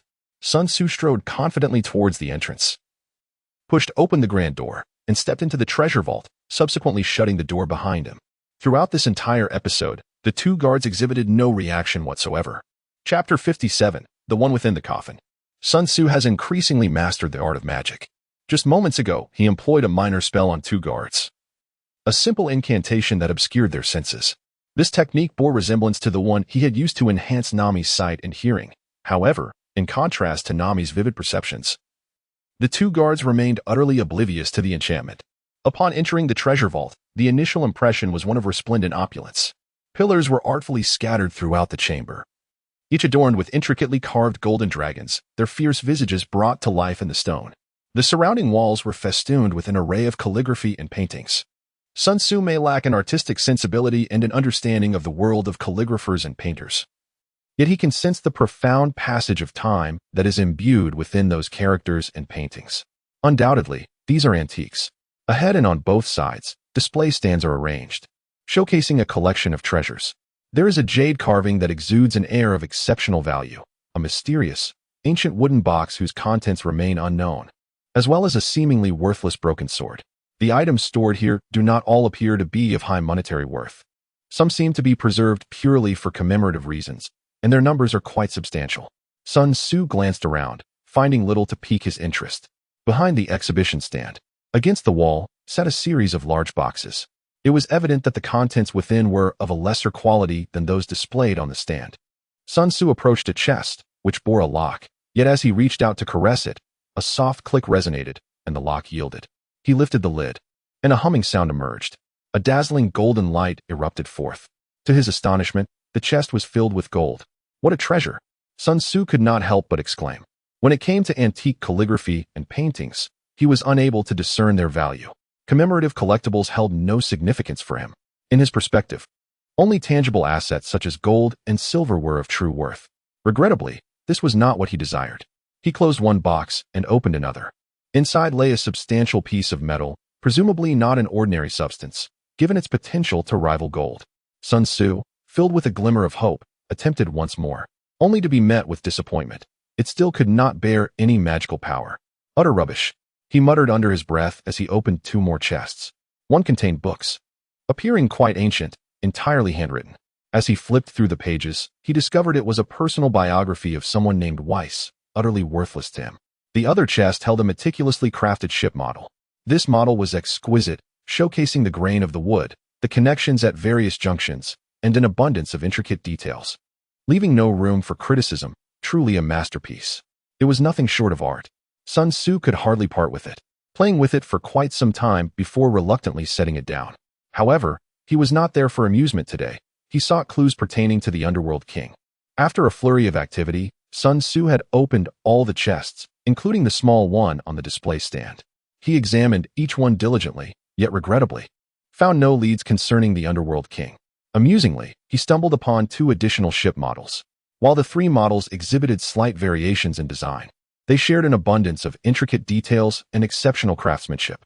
It remained a mystery as to which monarch possessed such a hobby, amassing so many ship models and hiding them away in a treasury. Sun Tzu amusingly contemplated. Subsequently, he meticulously restored the open box, rendering it indistinguishable from its original state. Having completed this task, he did not depart. Instead, he focused his gaze on the display stand directly facing the main entrance. Upon it rested a jade sculpture, intricately carved from a block of exquisite mutton-fat jade, depicting a soaring dragon. However, it was not the sculpture that captivated his attention, despite its undeniable beauty. In truth, his focus was not on the jade piece itself, but rather on the stand beneath it, which concealed some little-known secrets. Sun Tzu gripped the exhibition platform firmly and began to twist it to the left with great force.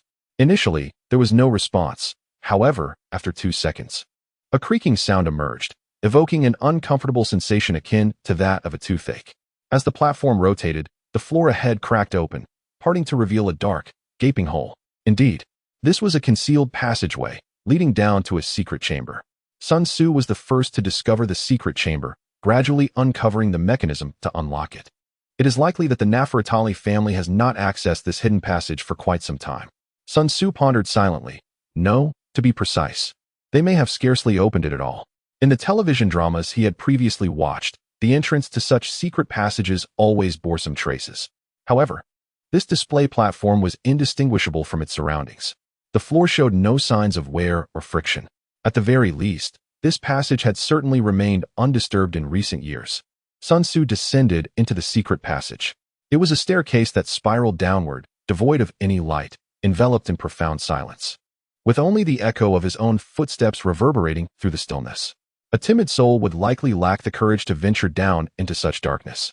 Sun Tzu was remarkably bold, and more importantly, even in the absence of light, everything was vividly clear in his consciousness, including the traps laid out within the passage.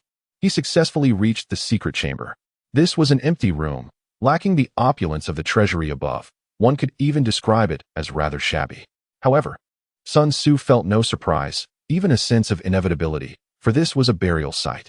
The room contained nothing but a coffin positioned centrally. It was a crystal coffin, through which the interior was clearly visible. Inside lay a beautiful woman.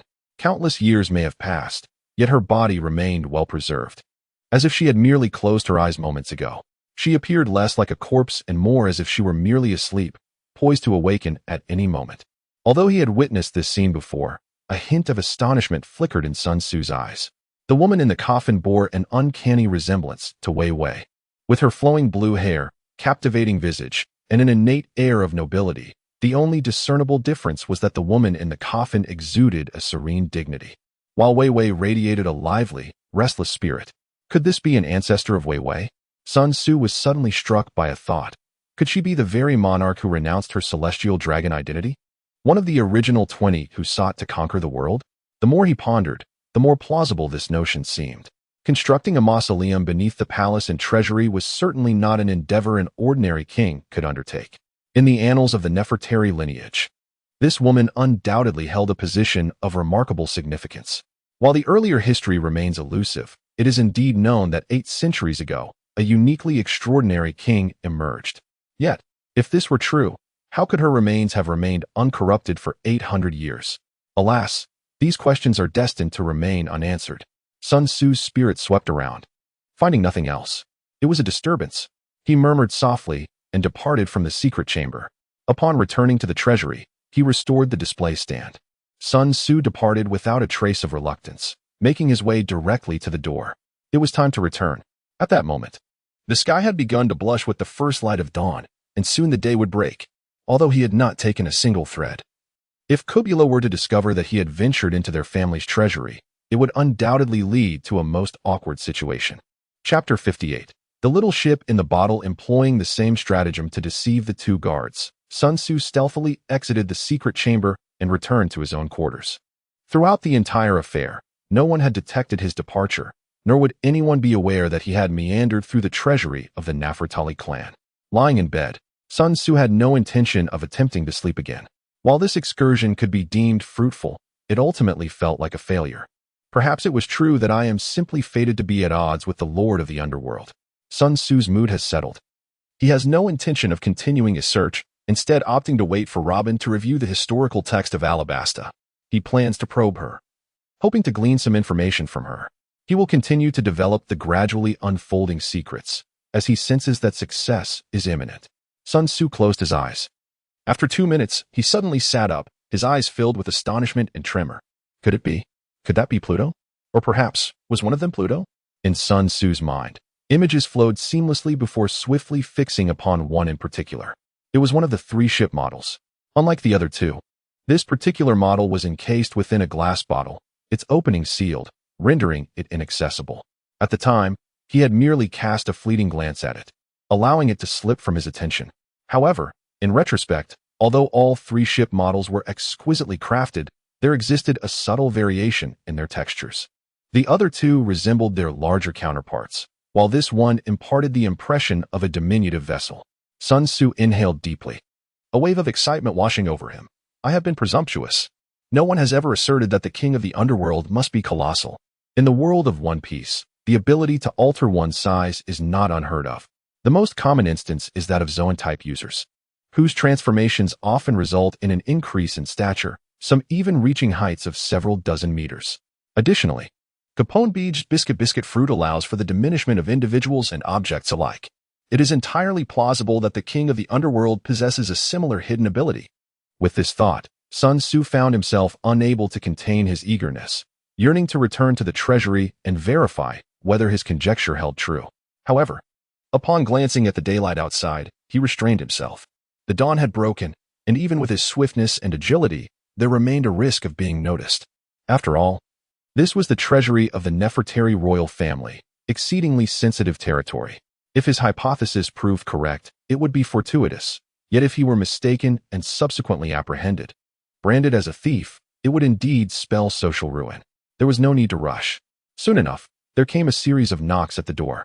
A charming maid entered, bearing water for his ablutions and a sumptuous breakfast prepared for him. As he consumed his meal, Sun Tzu found himself lost in thought.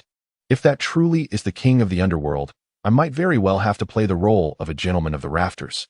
Initially, I had presumed the king of the underworld to be merely slumbering in Alabasta, having borrowed a space from the Nefertari clan. What he took was inconsequential. However, the circumstances have shifted dramatically. The king of the underworld has now become the private possession of Vivy and her family, perhaps even a treasured heirloom. The implications are entirely transformed. Sun Tzu considers himself a good person, devoid of any interest in theft, robbery, or deceit. Although he is compelled to engage in such activities now, he feels a profound sense of guilt. I have resolved that from now on, the affairs of Alabasta shall be my concern. By exchanging a seemingly useless, dilapidated ship for a master of unparalleled skill, they shall undoubtedly gain more than they lose. With this thought, Sun Tzu felt a sense of relief. At worst, when he departs the world of pirates, he could return the ship to them. This would essentially be akin to renting the vessel for a time. For Alabasta, it would undoubtedly be a lucrative transaction. With this in mind, Sun Tzu contemplated that he would need to exert more effort in the impending conflicts. He muttered to himself that having taken their possession, he must fulfill his obligations. Otherwise, it would be akin to shirking responsibility. Setting aside other considerations, at the very least, he hoped to ensure fewer lives would be lost. On this day, Sun Tzu remained within the palace, not venturing anywhere, spending most of his time in his chamber. He did not allow thoughts of the ship to distract him from his plans and continued to follow his intended course. Cobra was busy, and apart from a brief encounter during lunch, Sun Tzu did not see him for the rest of the day. The same could be said for Bell and Jaka. However, he sensed that there were always watchful eyes observing his every move. Compared to the previous surveillance outside the palace, this time it was far more stringent. Although evading them was not particularly difficult, Sun Tzu chose not to do so. He intended to act during the day. As time gradually passed, the sun struggled to ascend from the eastern horizon to its zenith, only to slowly descend towards the west. Nightfall returned, and as silence enveloped the surroundings, Sun Tzu quietly left his room. Upon reaching the treasury door, he conducted another reconnaissance and confirmed that his actions from the previous day had indeed gone unnoticed. The guards remained as vigilant as before. Such an important treasury could not be merely protected by 2 guards. In reality, it was fortified with an intricate web of defenses. Any sign of disturbance would be met with swift retribution. Unfortunately for them, they encountered Sun Tzu. To him, both the guards and the traps were inconsequential. Employing the same method as before, Sun Tzu entered the treasury and proceeded directly toward the box containing his objective. He unlocked it and lifted the lid. Inside lay a glass bottle, approximately 20 centimeters in diameter, quietly resting. Within the glass, there was a small, entirely black vessel. Sun Tzu refrained from reaching out and instead took a moment to observe meticulously. Upon closer inspection, he discerned that the design of the small vessel seemed remarkably familiar. It bears a resemblance to the Thousand Sunny of the future Straw Hat Pirates, Sun Tzu murmured to himself. The bow of the ship was also fashioned in the likeness of a lion. However, in contrast to the playful charm of the Sunny, this vessel's lion exuded a more imposing and authoritative presence, radiating the aura of a king among beasts. While the cabin displayed some differences, the gunnels all featured a U-shaped design. Sun Tzu felt increasingly confident in his conjecture. The Sunshine, crafted by Frankie, was possibly inspired by a design blueprint reminiscent of Pluto. The truth would soon be unveiled. Sun Tzu extended his consciousness towards the bottle. Soon, his expression shifted dramatically. The thin layer of glass proved to be even more challenging to penetrate than 100 meters of earth. As his consciousness struggled to breach the barrier, he couldn't help but gasp in astonishment. This is quite impressive. The interior space exuded an extraordinary sense of vastness. That small vessel was not merely a model, but rather a warship measuring dozens of meters in length. Is this a manifestation of spatial technology? Sun Tzu found it hard to believe. He sensed no power of the devil fruit emanating from the bottle, which led him to perceive it as a product of human ingenuity. Without a doubt, this bottle was also a treasure. Anything contained within such a remarkable vessel must be extraordinary. Indeed, this is the legendary Pluto. Sun Tzu was utterly convinced. He had thoroughly examined the entire warship. It resembled not a vessel, but rather a terrifying weapon. Every component was meticulously designed for combat. Within its depths lay numerous technologies beyond his comprehension, and in many areas, he felt as though he were encountering something not of human creation. Chapter 59, The Second Type of Material. Sun Tzu refrained from acting recklessly. A slight misstep could shatter the bottle, transforming the situation into a farce of monumental proportions. A warship, extending several dozen meters, could easily breach the treasury's sanctum. Setting aside the ensuing embarrassment of being discovered, the challenge of extracting the Pluto would pose a significant dilemma. After meticulously examining every inch and confirming the absence of any traps, Sun Tzu cautiously retrieved the bottle. Despite containing a vessel of considerable length, the glass bottle felt no heavier than an ordinary jar. Persistence bore fruit, and he had indeed uncovered it. A smile crept across Sun Tzu's face. Who could have imagined that the illustrious Pluto appeared merely as a model? Even if placed before Crocodile, he would undoubtedly fail to recognize it, unless the bottle were shattered. Only Sun Tzu, with his formidable mental acuity, could discern its true nature. It was time to depart. Yet before doing so, a mischievous grin flickered across his visage.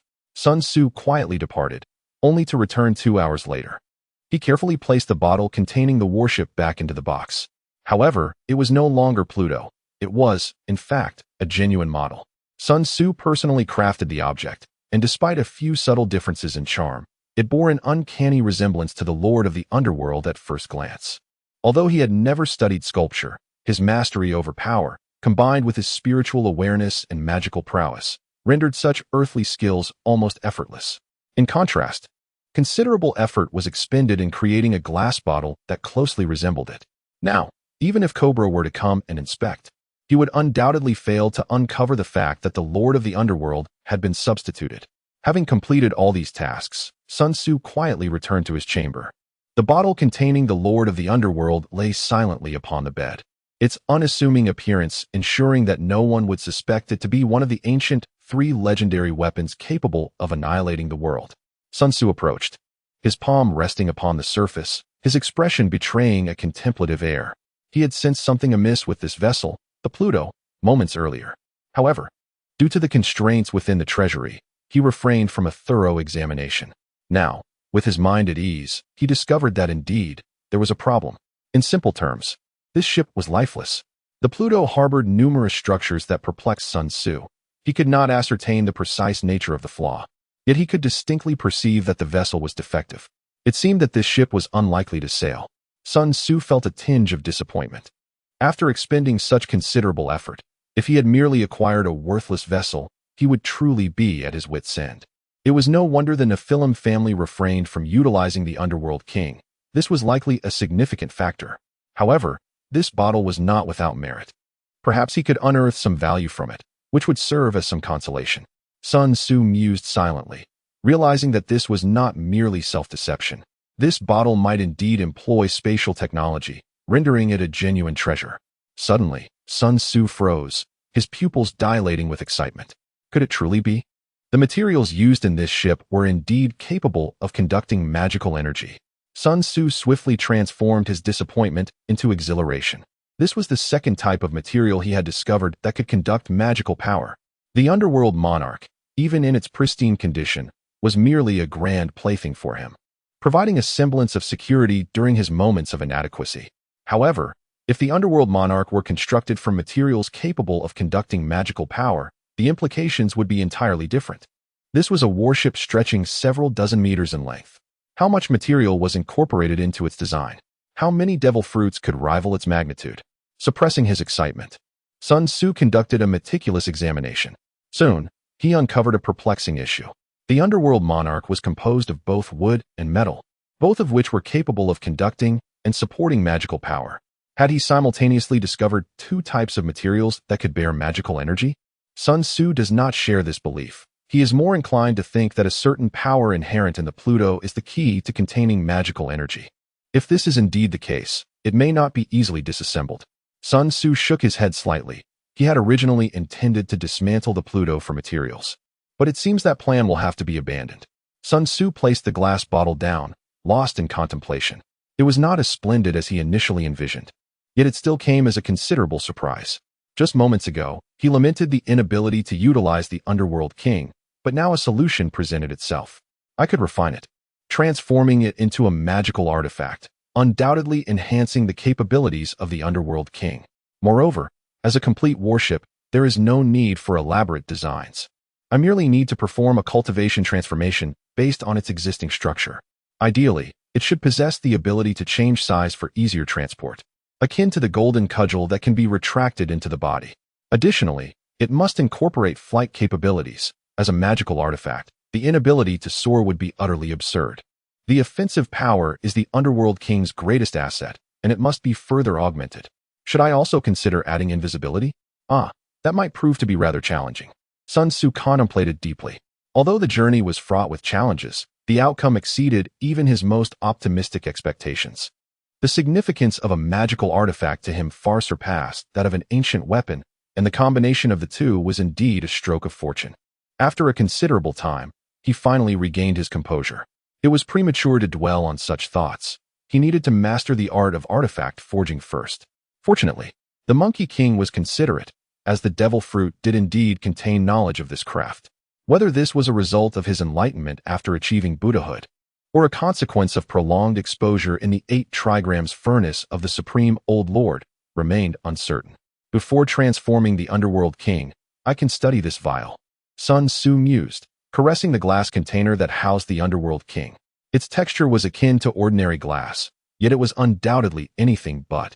He had previously grappled with the decision of whether to release the underworld king, concerned that opening it might render the spatial technology ineffective. However, that dilemma was now moot. Without the art of artifact forging, releasing the underworld king would be futile. It was better to keep him contained for ease of transport. A sense of regret washed over him. This glass vial, though extraordinary, could not harbor magical power. Otherwise, he could have utilized it as the foundation for crafting storage rings or similar items. Since direct forging was not feasible, he needed to devise a means to preserve its capabilities. Sun Tzu pondered, recognizing the value of such a rare ability. To relinquish it would be a grave mistake. The convenience and might of spatial equipment were self-evident to those who understood its worth. If releasing the underworld king allowed for continued use, that would be ideal. If it were a one-time opportunity, he could still find a way. A flurry of ideas raced through Sun Tzu's mind. The inability to forge directly did not preclude the possibility of indirect modification, albeit requiring additional materials. After a long while, he quelled his distractions. Looking out the window, he noticed dawn had broken, and the palace had become lively, even more boisterous than usual. Ultimately, all matters would have to wait until he had mastered the art of artifact forging. Sun Tzu's thoughts were clear. Currently, the art of forging and the cultivation manual stood as the most crucial tasks, marking the primary objectives to conquer next, while all else would be postponed. As Chapter 60 began, the search continued. I cannot find him anywhere, Lord Jaka. We have scoured the king's chambers, the granary, the balcony, and the garden. Yet he remains elusive. How could this happen? Jaka pressed his hand to his forehead in frustration. At this moment, the king has mysteriously vanished. Finding people was Bell's forte, but he was currently gathering intelligence in the rain. Not good, Lord Jaka. At that moment, a guard rushed in, panic etched across his face. Meanwhile, in Nyana, Cobra appeared on the streets with soldiers. I come to apologize, for it is I who have taken the reign from this nation, to make everyone forget that unpleasant dancing powder incident. I have decided to eliminate Nyana and utterly devastate this city. Cobra's declaration shattered the hopes of the populace and steeled the resolve of the rebel leader Kusha, who was determined to overthrow the kingdom. Almost there, Cobra said with a sinister grin. When he found himself in a secluded area, he swiftly transformed into another person. It was Mr. 2 Von Clay, a senior agent of the Baroque Works, with the ability to mimic anyone he has touched. Clearly, this was all part of the Baroque Works conspiracy. They sought to pin everything on the king while inciting the rebels, setting ablaze the situation in Alabasta. The mimic fruit indeed proved to be an excellent tool for scheming. Its previous wielder had used it to usurp a throne, causing the tragic downfall of Wano and the Kazuki family. In the rain, the Straw Hat Pirates and Vivy had arrived in Alabasta the previous day. They aimed to thwart the rebels and initially headed to Yuba, only to discover that the rebel base had moved and the once lush oasis had transformed into a desert. Ultimately, they chose to confront Crocodile directly. Do not worry, Vivy, we will surely defeat Crocodile, Nami whispered, noticing Vivy's worried expression. Along the way, they forged deep bonds, no longer merely fulfilling Sun Tzu's promise to protect Vivy. Vivy nodded solemnly, remaining silent. Sanji kicked a handful of sand. Where has that guy run off to? He promised to wait for us in Alabasta, yet now he is nowhere to be found. Didn't Luffy's brother say he saw Sun Tzu and Nina 2 days ago? Nami chimed in. He must have had pressing matters to attend to, Sanji scoffed. I do not care where that scoundrel has gone, but I will not forgive him for breaking his promise to the lady. It seems someone is not a match for Sun Tzu. Zoro interjected suddenly. Sanji's temper flared. You are no different. Enough arguing. There is someone ahead. Usopp suddenly shouted, causing everyone to notice an imposing figure before them. A tall man with slicked back hair, a prominent scar across his face, a cigar in his mouth, a golden hook for a left hand, and a black cloak draped over his shoulders looked down at them. I've caught you little mice, he sneered. Who are you? Luffy asked, bewildered. Vivy. Drenched in cold sweat, replied anxiously, he is the mastermind behind Baroque Works, Mr. Zero. What? You a crocodile? Luffy's face contorted with fury. I was just looking for you. Goo-ha-ha-ha. You have quite the spirit, Crocodile responded, raising his hand and then letting it drop. But I have matters to attend to in Alyabarna, and I'm too busy to deal with you. Vivy's heart raced, a sense of foreboding washing over her. Wait, what are you going to do in Alyabarna? Why? To seize control of this kingdom, Crocodile declared with a haughty smirk, outlining his dastardly plan while watching them like a cat toys with a mouse. What do you think? Mr. Wednesday? Are you satisfied? You contributed half of the operations plan, and now it is time to bear fruit. Goo-ha-ha-ha. Listen closely to the wails of Alabasta. You are despicable. Vivy bit her lip, blood seeping from the wound. Goo-ha-ha-ha, how amusing. To care for your nation. Yet witness its demise, Crocodile laughed heartily. No, there is still a chance. Vivy's despair lifted as she resolutely stated, as long as we reach Alyabarna before the rebels, we might still stop them. Oh, is that so? Crocodile raised his chin, casting her a sidelong glance. Then let me dispose of you right here. At that moment, a black fist soared through the air. Bang! Crocodile was struck hard, sent flying and crashing into a tent. I'll send you flying, Luffy shouted, turning to Vivy with determination. You all go and stop the rebels. I'll handle things here. Nami was the first to react, pulling Vivy along as they ran, calling back. We're counting on you, Luffy. Make sure to send him flying. The others followed suit. Vivy gritted her teeth, saying nothing further. The most pressing task was to halt the rebels. Otherwise, the lives of millions of Alabastans would be at stake. Moreover, this war was entirely unnecessary, instigated by the enemy's schemes. So it's Haki. Crocodile crawled out from the tent's wreckage, the cigar gone but a trace of blood on his face. His arrogance slightly diminished. Indeed, I have trained diligently to defeat you, Luffy declared, clenching his fists, unafraid. You think mastering a bit of Haki will allow you to defeat me? Soon, you will realize that such thoughts are mere delusions. Crocodile's lips curled into a cruel smile as he waved his right hand. Sandstorm. As Luffy battled Crocodile, Vivy and her companions persevered, finally reaching Alyabarna. However, upon entering the city, they encountered the senior agents of Baroque Works. In the end, they split up. each drawing away the agents to create an opportunity for Vivy to advance. Before long, the rebels arrived. Vivy stood before the gates of Al-Yabarna, with the capital and 300,000 royal troops behind her, while in front loomed 2 million rebels on horseback. The thunderous sound of hooves echoed like a drum, nearly shattering eardrums. The ground trembled, as if an earthquake had struck. I must stop this senseless war. Vivy pressed her lips together, her expression resolute. Facing the countless soldiers, she spread her arms wide. Stop.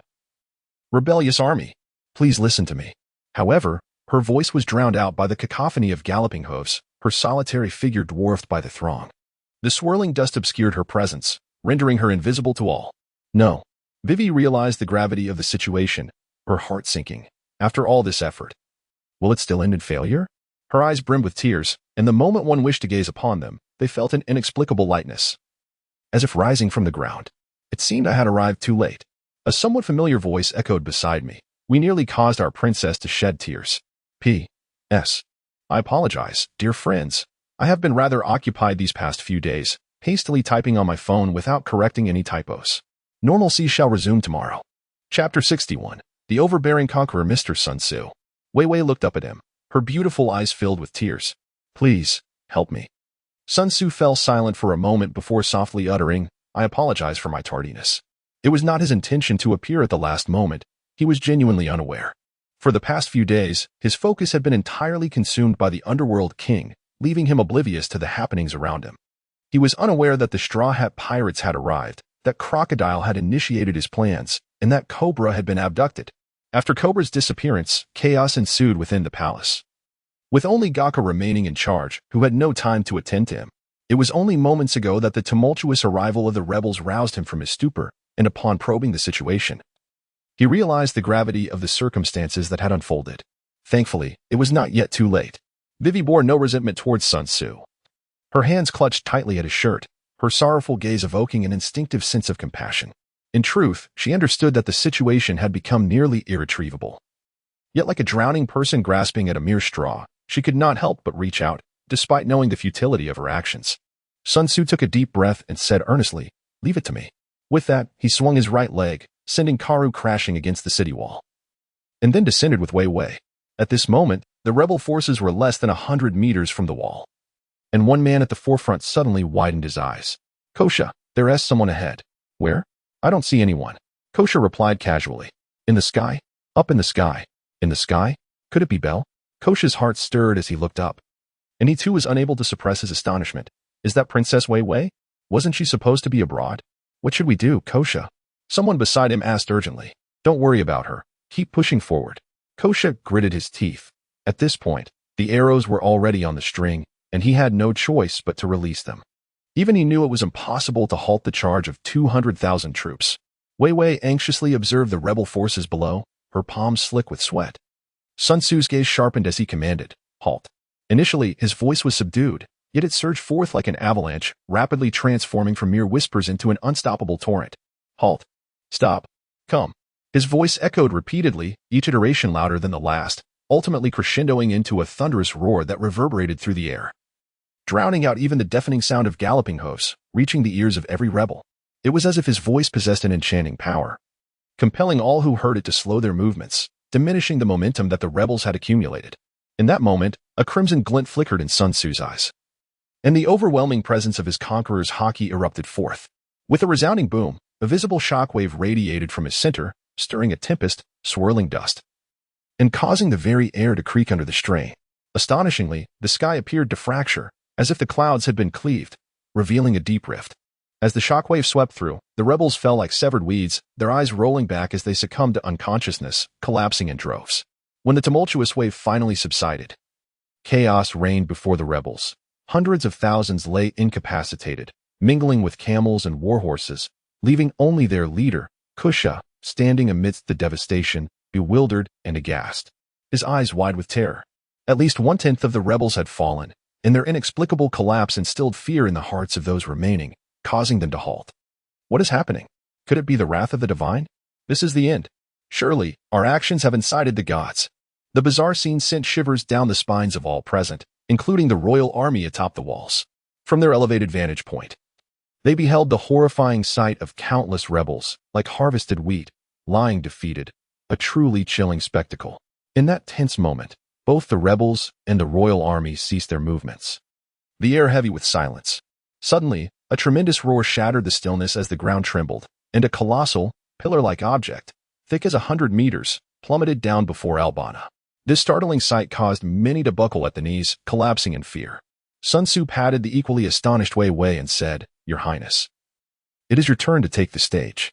Wei Wei swallowed nervously and inquired softly, "What happened to those rebels?" "Do not worry, they merely lost consciousness," Sun Tzu replied. Though he added to himself, "As for whether any unfortunate souls were trampled to death, I cannot say." "Thank you, Sun Tzu." Upon hearing that the rebels were unharmed, Wei Wei's eyes sparkled with joy, her heart brimming with immense delight. She was uncertain how Sun Tzu had accomplished this and cared little about the details. All she knew was that the dire situation had been salvaged, thanks to the remarkable efforts of the man beside her. In her mind's eye, she envisioned a grand vessel teetering on the brink of an abyss, when suddenly, a lone figure appeared, gripping the ship with a single hand, pulling it back from the brink of doom. The ship represented Alabasta, and that figure was undoubtedly Sun Tzu. Her heart raced. Taking a deep breath to mask her unease, Wei Wei proclaimed, "Everyone, please listen. This war has been orchestrated by someone. It is all." A gunshot abruptly interrupted her words, and a bullet was toward her, causing everyone to gasp in shock. Just as the bullet was about to strike Wei Wei, a hand reached out, pinching it with the index and middle fingers. The bullet was halted, unable to advance another inch. "What is happening? Why would anyone shoot at the princess?" Jaka exclaimed, his fury igniting. With the king missing, a Karam absent from the country, and Bell in the rain-soaked lands, he was now the highest commander of the royal army. Yet, right under his nose, the princess had nearly been shot by the royal army. He broke into a cold sweat, then was engulfed by rage. Thank goodness it was stopped. Otherwise, he felt he would never be able to atone for such negligence. "I'm sorry, my hand slipped," a soldier stammered, drenched in sweat. He was actually an undercover agent from the Baroque works embedded within the royal army, and seeing their long-planned war about to be thwarted, he could not resist attempting to eliminate Wei Wei, the pivotal figure. He had considered various scenarios, such as failing to directly kill Wei Wei or having the bullet intercepted. But he never imagined that someone would catch the bullet between two fingers. "I'm sorry, Lord Jaka," he cried, kneeling in terror. However, this panic was feigned. His true emotion was regret. If he had succeeded, it would have been a remarkable achievement. He felt no personal threat. He had already resolved to find a way to escape the moment he left this place. "Seize him!" Jaka bellowed, furious, regardless of the reason. Attacking the princess was a grave sin, especially in such a critical moment. The opportunity had presented itself, and just as he contemplated this, a shadow caught his eye, sending a chill through him, and he roared, "No!" Bang! As he opened his mouth, his head exploded, blood and brain matter splattering everywhere. Jaka stood stunned for 2 seconds, then turned toward the direction from which the shadow had come, where Sun Tzu maintained his composure, slowly retracting his hand. The bullet that had been in his grasp now vanished. "I anticipated this," Sun Tzu chuckled, turning to Wei Wei to explain, "He is an undercover agent from Baroque works." Chapter 62. Intent to kill. Wei Wei nodded, her trust in Sun Tzu now unwavering, leaving no room for doubt in his words. Taking a deep breath, she said with conviction, "This war has been masterminded by Crocodile. He is the true puppet master behind the dance powder incident." A wave of astonishment rippled through the crowd. For the people of Alabasta, Crocodile was a hero who had repeatedly aided them in repelling pirates, his prestige surpassing that of the increasingly ineffectual king. Wei Wei's declaration was like a stone cast into tranquil waters. How could this be? What does Mr. Crocodile have to do with this? Yet, it was unlikely that Princess Wei Wei would lie. She is even slandering Mr. Crocodile. The king himself has acknowledged it. Kusha gritted his teeth and shouted, "Indeed." Back in Naira, the king personally admitted that he was responsible for everything. How do you explain that? Wei Wei glanced at him, her expression complex. He was her childhood friend and now the leader of the rebels. Although everything was part of Crocodile's scheme, Kusha bore undeniable responsibility for the crisis in Alabasta and the countless citizens who had perished in the rebellion. However, she recognized that this was not the time for such discussions. Maintaining a calm demeanor, Wei Wei explained, "Crocodile has established a criminal organization called Baroque Works, with the aim of usurping Alabasta. The members of Baroque Works are designated by numbers, with lower numbers indicating higher status. Crocodile is Mr. Zero. Among them, Mr. 2 possesses the power to imitate others, transforming into their likeness upon touching them with his right hand. What you encountered in Naira was not the real king, but Mr. Two in disguise. Their goal was to frame the king and incite war between the rebels and the royal army, allowing them to reap the benefits. Imitation fruit? Kush's gaze flickered. He understood Wei Wei well enough to know she would not lie about such matters, though he did not fully believe her. He was convinced to a significant extent. If all of this was indeed orchestrated, then what did that make them? What did it make him? A self-proclaimed hero fighting for the people, yet he was actually the greatest culprit aiding the enemy and destroying his own nation? The blow was almost suffocating. Darkness clouding his vision as overwhelming regret consumed him. The rebels began to murmur among themselves. In truth, Wei Wei held substantial esteem among the people of Alabasta. This kind and beautiful princess had always been beloved by her subjects. Although Cobra's reputation had plummeted, the people did not direct their ire toward Wei Wei. In the distance, Crocodile watched the scene with a dark expression, chuckling, "Gwaha. What a splendid performance." He had just arrived and had not witnessed Sun Tzu using his Conqueror's Haki. Otherwise, his expression would have been even grimmer. Robin remained silent. Compared to the radiant and attention-grabbing Wei Wei, she was more focused on the man beside her. A smile graced her lips as she thought, "What a charming and dependable man. Let us go, Ms. All Sunday. We still have matters to attend to." Crocodile turned and strode away. Years of planning had now been largely undone. He was, of course, furious, even seething with rage. Yet, as a cunning strategist, he could adeptly control his emotions and would not easily lose his composure. He knew precisely what he needed to do next. Moreover, the plan had not completely failed. He still had a chance. Sun Tzu cast a distant glance in this direction, yet he made no move. His consciousness enveloped the surroundings, allowing him to swiftly detect the presence of Crocodile. To him, defeating Crocodile held little significance. The current Crocodile was akin to a toothless tiger, best left for Luffy to level up against. He also spotted Robin. "Let you indulge for a while longer. Once you've perused the history text, you shall obediently return to my side. Should you resist then, I will resort to force," Sun Tzu mused inwardly. The current situation was rather favorable. The one responsible for abducting Cobra was undoubtedly the Baroque works, and through their actions, he could access the underground sanctuary of Alabasta, fulfilling Robin's desires. Otherwise, he would find it quite challenging to approach Cobra. In another corner of the battlefield, unbeknownst to even Sun Tzu, a snail-like creature silently documented all that transpired. At this moment, Vivy's speech was drawing to a close. She ultimately persuaded the rebel army to halt their advance and refrain from attacking Alubarna. Vivy assured them that within a day, she would uncover evidence to substantiate her claims of the truth, and she would also defeat Crocodile, thereby bringing an end to the calamity plaguing their nation. Subsequently, Sun Tzu retracted his golden rod and, embracing Vivy, soared towards Alubarna.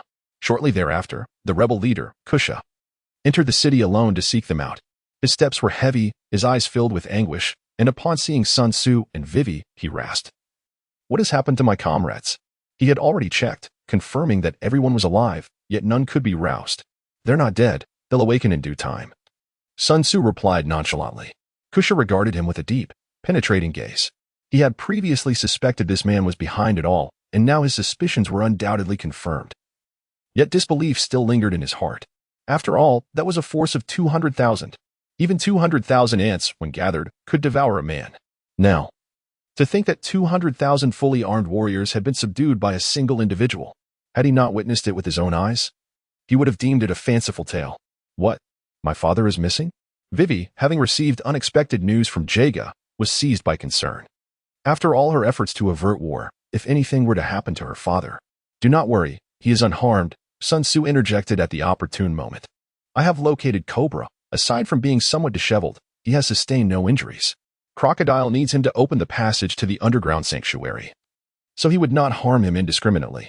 Vivy felt a wave of relief wash over her, her eyes sparkling as she gazed at him. "Sun Tzu, do you know where my father is?" Sun Tzu nodded, then shook his head. "I know, but there is no need to rush. Your father is currently quite safe. I must first attend to another matter." "All right," Wei Wei replied, her demeanor obedient as she nodded. She now brimmed with confidence in Sun Tzu. On their journey back to Alabasta, in an effort to bolster her spirits, Nami revealed some of Sun Tzu's remarkable achievements, particularly emphasizing his prowess that rivaled that of the formidable Haki, another member of the Seven Warlords. Initially, Wei Wei had harbored doubts, but having just witnessed Sun Tzu single-handedly vanquish 200,000 rebel forces, any lingering skepticism vanished from her heart. "Wei Wei, come with me," Sun Tzu said as he wrapped his arm around her waist. Wei Wei did not resist. Instead, she embraced him willingly. Wait a moment, Kusha interjected, opening his mouth to speak. Sun Tzu cast a fleeting glance at him, and he was instantly struck as if by lightning, staggering back 2 steps, his face turning pale as paper. Sun Tzu soared into the sky with Wei Wei, and with a sweep of his consciousness, he quickly made a discovery. Had a fight already broken out? The narrative had shifted significantly. Suddenly, Sun Tzu's expression darkened, emanating a faint aura of menace. What is wrong? Wei Wei also sensed something amiss. Her heart trembled, giving rise to a multitude of foreboding thoughts. However, before she could inquire further, she felt a surge of speed, a fierce gust of wind rendering her unable to speak. When the tempest subsided, she lifted her gaze, and 2 familiar figures came into view. Chapter 63, Pain and Warning. Sanji, Nami, it is truly a relief to see that you are unharmed. By the way, we have managed to halt the war. Now we only need to defeat Crocodile and Baroque, huh? Just as she spoke, Wei Wei noticed Nami's left hand. Her voice faltered, the excitement on her face gradually vanishing as she solemnly stated, "You are not Nami." "Of course, I am not Nami." Nami's voice was shrill as she caressed her face with her left hand, transforming into a figure adorned with grotesque makeup, donning ballet attire, neither male nor female. It was Mr. Tu Bon Clay, a high-ranking agent of the Baroque works. The term neither male nor female is not an insult when applied to him. In fact, he would likely take it as a compliment. Wei Wei. Sanji's body tensed, his eyes nearly turning into hearts, but then he caught sight of Sun Tzu, and his expression soured. What on earth are you doing here? Sun Tzu cast him a sidelong glance. You lecherous chef. I am not in the mood to entertain you right now. Sanji furrowed his brow, on the verge of speaking, when suddenly his body shuddered and he slowly turned to Mr. Tu, a look of realization dawning upon him. He lit a cigarette and declared, "All right. I shall concede this time." With that, he lunged in front of Vivy and exclaimed, "Vivy-chan, are you all right? Have you successfully averted the war? That is truly remarkable. We owe it all to everyone's efforts and Sun Tzu's assistance."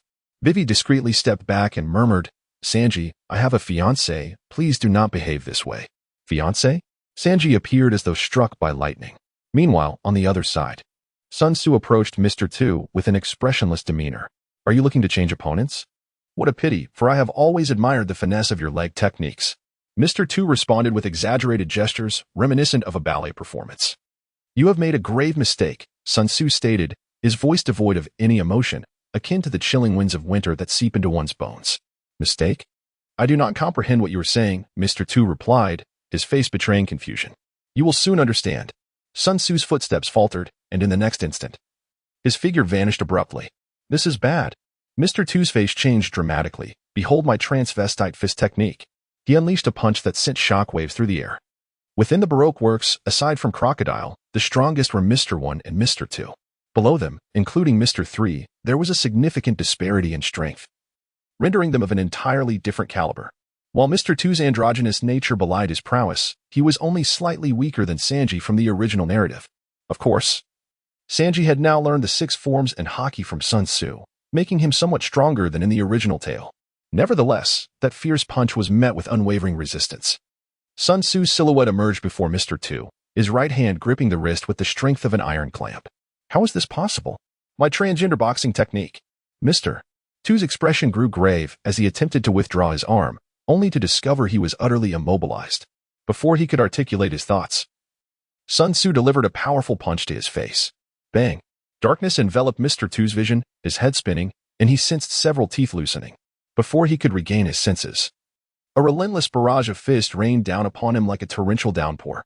Each blow seemed to bear a magical curse, inflicting excruciating pain that plunged him into existential doubt, his cries echoing with such despair that even his adversaries might feel a twinge of sympathy. Sanji, awakened by the anguished wails, gazed on with pity. How tragic. Why choose to transform into someone so unfortunate? After a considerable time, with Mr. Tu battered and bruised, Sun Tzu finally ceased his assault. Lying on the ground, devoid of hope, Mr. Tu stared at the sky. Yes, I concede defeat. You are truly inhumane. After delivering a severe beating, Sun Tzu's expression softened slightly. One might say you were rather fortunate. Despite the overwhelming pain rendering him nearly immobile, Mr. Tu couldn't help but cast a sidelong glance at him. Fortunate? Fortunate to encounter a freak like you? Fortunate to be reduced to this state? Surely, you must have a grave misunderstanding of the term fortunate.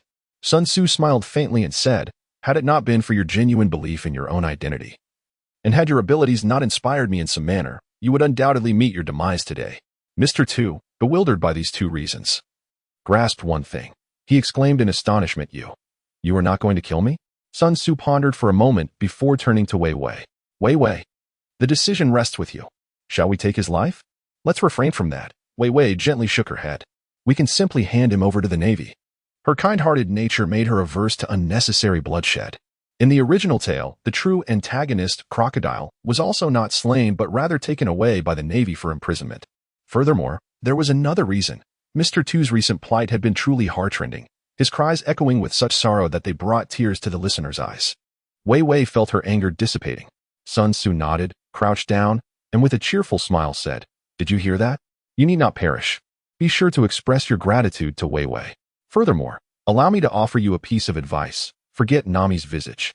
Should I discover that you dare to assume her appearance again, your fate is sealed. Not even the mightiest deity can rescue you. Pausing for a moment, he exhibited a smirk that was both enigmatic and mocking. Do you still recall the sensation from earlier? Should you dare to transform into Nami once more, I shall ensure you endure a suffering tenfold greater than before. Mr. Tu's mouth gradually fell agape. Was this truly the reason?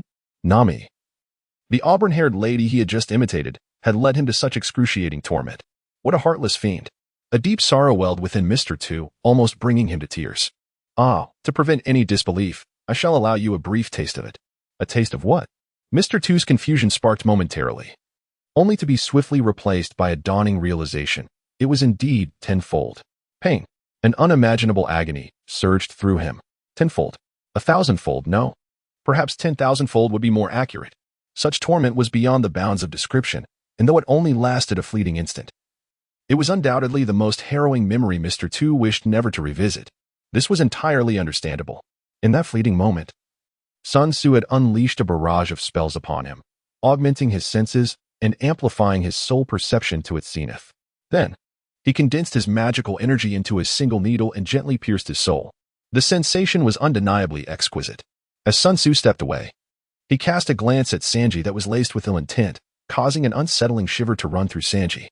He silently resolved to not only enhance his culinary skills but also to bolster his strength, striving to catch up with Sun Tzu at the earliest opportunity. Otherwise, he would remain engulfed in an overwhelming sense of insecurity. The chilling scream of Mr. Tu echoed in his mind, prompting a shudder. Vivy, let us depart and witness Nami's battle, Sun Tzu said as he wrapped his arm around Vivy once more. In truth, his consciousness remained fixated on Nami throughout, vigilant against any unforeseen circumstances. By the time Sanji regained his senses, he realized the two had already taken flight. Hey, wait for me. You scoundrel, wait. Once my strength surpasses his, I will surely kick him into a pig's head. Sanji seethed with fury. Yet, what infuriated him most was not merely being left behind, but the sight of Sun Tzu holding Vivy. Vivy mentioned having a fiancé and urged me to keep my distance. So why is that scoundrel Sun Tzu allowed to embrace her? Sanji's understanding began to dawn upon him as his mouth slowly fell agape. Sun Tzu and Wei Wei swiftly arrived at the battleground where Nami was engaged. Her adversary was also a senior agent of Baroque Works, the partner of Mr. One, Ms. Double Fingers, who possessed the powers of the thorn fruit. Sun Tzu and Wei Wei settled upon a nearby rooftop. He refrained from intervening in the battle below. Although Nami appeared to be in a precarious situation, her life was not in imminent danger. Since joining the Straw Hat Pirates, this was Nami's first encounter with a genuine conflict. She required this experience and must undergo it. As long as one navigates these vast seas, it is inevitable to confront battles. This may be the first, but it certainly will not be the last. Despite Nami's role as a navigator, she must possess a degree of self-defense capability, and the stronger, the better. The battle was overwhelmingly one-sided. Miss Shosho, a wielder of the devil fruit, possessed strength far beyond Nami's. She could only rely on the terrain, evading her opponent to barely preserve her life. Wei Wei watched with deep concern. During their time from Whiskey Peak to Alabasta, the two had shared meals and accommodations, forming a close friendship. Moreover, Nami had plunged into danger for her sake. Had it not been for Sun Tzu's intervention, she would have undoubtedly rushed into the fray to assist Nami. Sun Tzu remained composed, nodding as he observed. Nami indeed possesses considerable potential. Although her physical attributes do not rival those of the extraordinary Zaro or Luffy, she is certainly not comparable to an average individual. Particularly in terms of agility and speed, she exhibits remarkable talent. With dedicated training and sufficient time, she should be able to match Khalifa from CP9. Unfortunately, that remains an impractical notion. Nami would undoubtedly struggle to endure such monotonous training. It is not a matter of lacking willpower, but rather a deficiency in interest and motivation, rendering perseverance a challenge. In reality, her profession prevents her from dedicating ample time and energy to training. Thus, external conditions must be considered. Sun Tzu narrowed his eyes. Even in the world of One Piece, the significance of weaponry is indisputable. Usopp's craftsmanship is impressive, and the weather stick he created inadvertently suits Nami well. However, it is merely an ordinary weapon, particularly the 1.0 and 2.0 versions are significantly lacking, sufficient against common foes but inadequate when facing true powerhouses. As he contemplated this, Sun Tzu continued to focus on Nami's battle. Time gradually passed, and the confrontation between Nami and Ms. Doublefinger reached its climax. Ultimately, after familiarizing herself with the weather stick's operation, Nami triumphed over Ms. Doublefinger with relative ease. Ouch! After the battle, Nami collapsed onto the ground, running her fingers through her hair. The thorn fruit allowed her body to sprout sharp thorns, resulting in numerous wounds, with blood still trickling from her palms and arms. "Do you need assistance, miss?" Suddenly, a familiar voice echoed from behind her, prompting Nami to instinctively turn around. Sun Tzu stood behind her, wearing a smile, while Wei Wei stood beside him, looking at her with concern and worry. A fleeting look of joy crossed Nami's face before it was quickly replaced by a glare. "You must have arrived long ago, right? You actually watched me get beaten." Nami, like an enraged tigress, pounced at him, delivering a flurry of punches and kicks, ultimately collapsing into his embrace, refusing to rise, grumbling in dissatisfaction. "I was almost killed. And you just sat there watching the show. I trusted you. How could a mere minor character possibly challenge our esteemed Miss Nami?" Sun Tzu replied in a tone reminiscent of soothing a child. Instantly, Nami's expression brightened. She was well aware that as long as Sun Tzu was nearby, she would never be in genuine peril. It had merely been a jest. With her keen intellect, she swiftly discerned Sun Tzu's intentions. Patting Nami's fragrant shoulder, Sun Tzu said with a smile, "Let me treat your injuries first. We wouldn't want any scars." Ah. Then quickly, Nami's tone shifted to one of urgency. "Let me try my newly developed spell." Sun Tzu extended a finger and gently tapped her forehead, proclaiming, "Spring breeze transforms into rain." In an instant, a stream of light green water flowed down from her forehead. A blush crept across her face as she pressed her lips tightly together. Nami felt a warm, soothing sensation envelop her, not only physically, but also emotionally. The pain in her body rapidly diminished, and the fatigue in her spirit was gently swept away. Akin to basking in a temperate sun on a pleasant day, with the soft, moist sea breeze caressing her. She felt so comfortable that she nearly let out some peculiar sounds. Moments later, Sun Tzu withdrew his finger. Nami appeared completely rejuvenated. Not only were her wounds fully healed, but the dust and blood had vanished as well, leaving her cheeks flushed and her skin fair and dewy, making it seem as though she had just indulged in a refreshing spa. "Impressive," Wei Wei exclaimed, her mouth agape, her eyes brimming with astonishment. "You did splendidly," Nami remarked, exceedingly pleased. "With your skills, we won't even need a doctor." Sun Tzu shook his head, saying, "The spring breeze and rain can currently only treat superficial injuries. It cannot replace a doctor. By the way, we have found the ship's doctor, and he is a reindeer. You will surely be astonished when you meet him," Nami said with a cheerful smile. Sun Tzu understood. Indeed, Chopper has boarded the ship.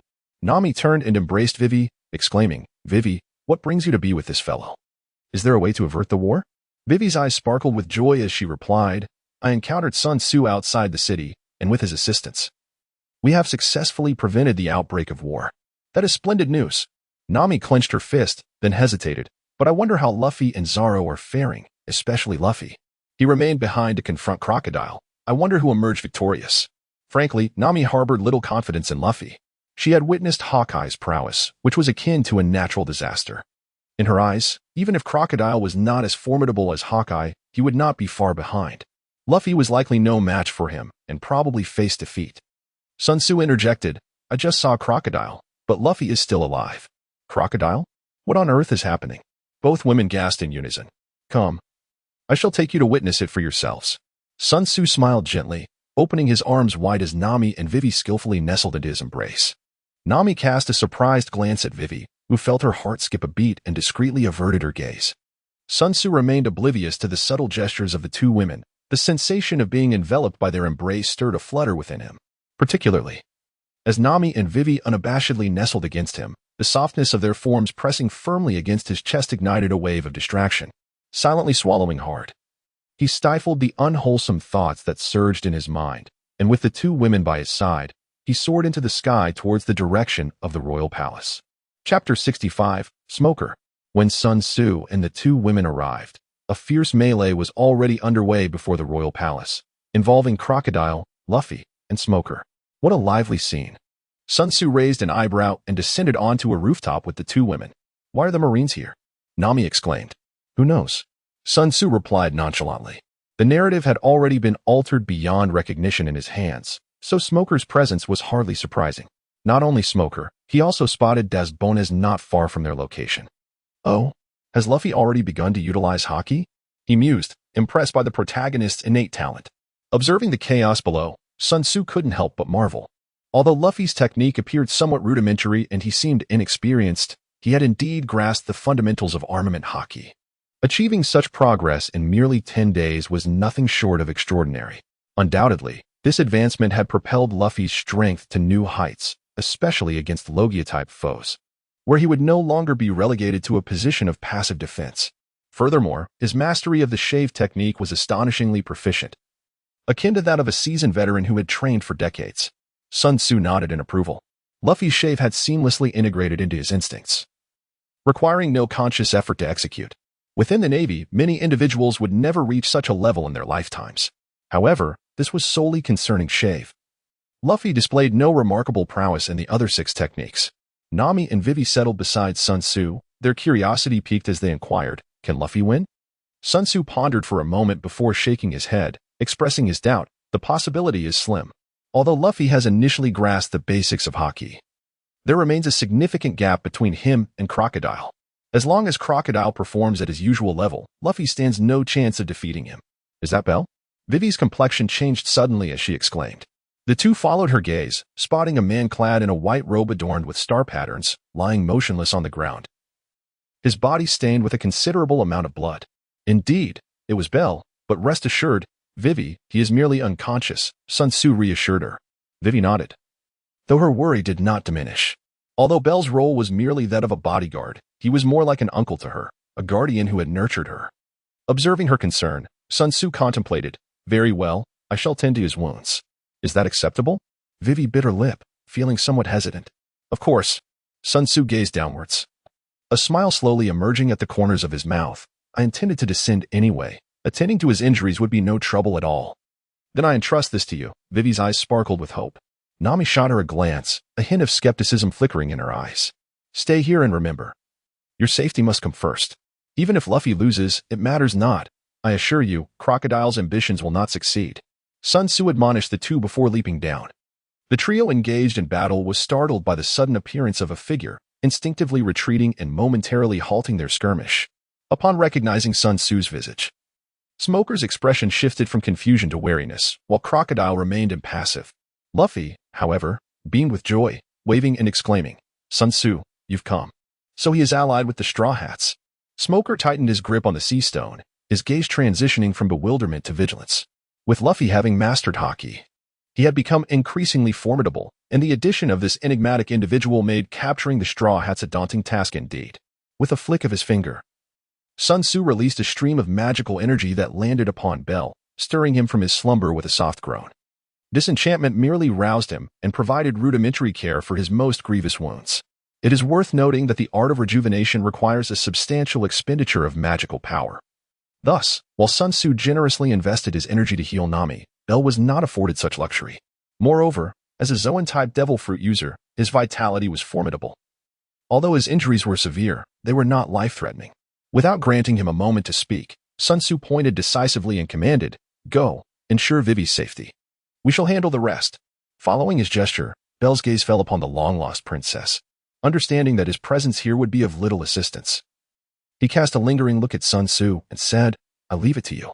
With that, he transformed into a majestic white falcon and soared towards Vivy and Nami.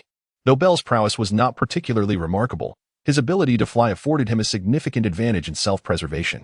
With his guardianship, the safety of Nami and Vivy was assured. Sun Tzu then turned his gaze towards Luffy. His eyes swept across everyone, finally resting on Luffy as he chuckled lightly. So, Luffy, do you have confidence? If not, feel free to leave this crocodile to me. I shall handle him. No way. I want to defeat him myself. Luffy resolutely declined, his face radiant with confidence as he cheerfully declared, I've grown stronger. This time, I won't lose to him.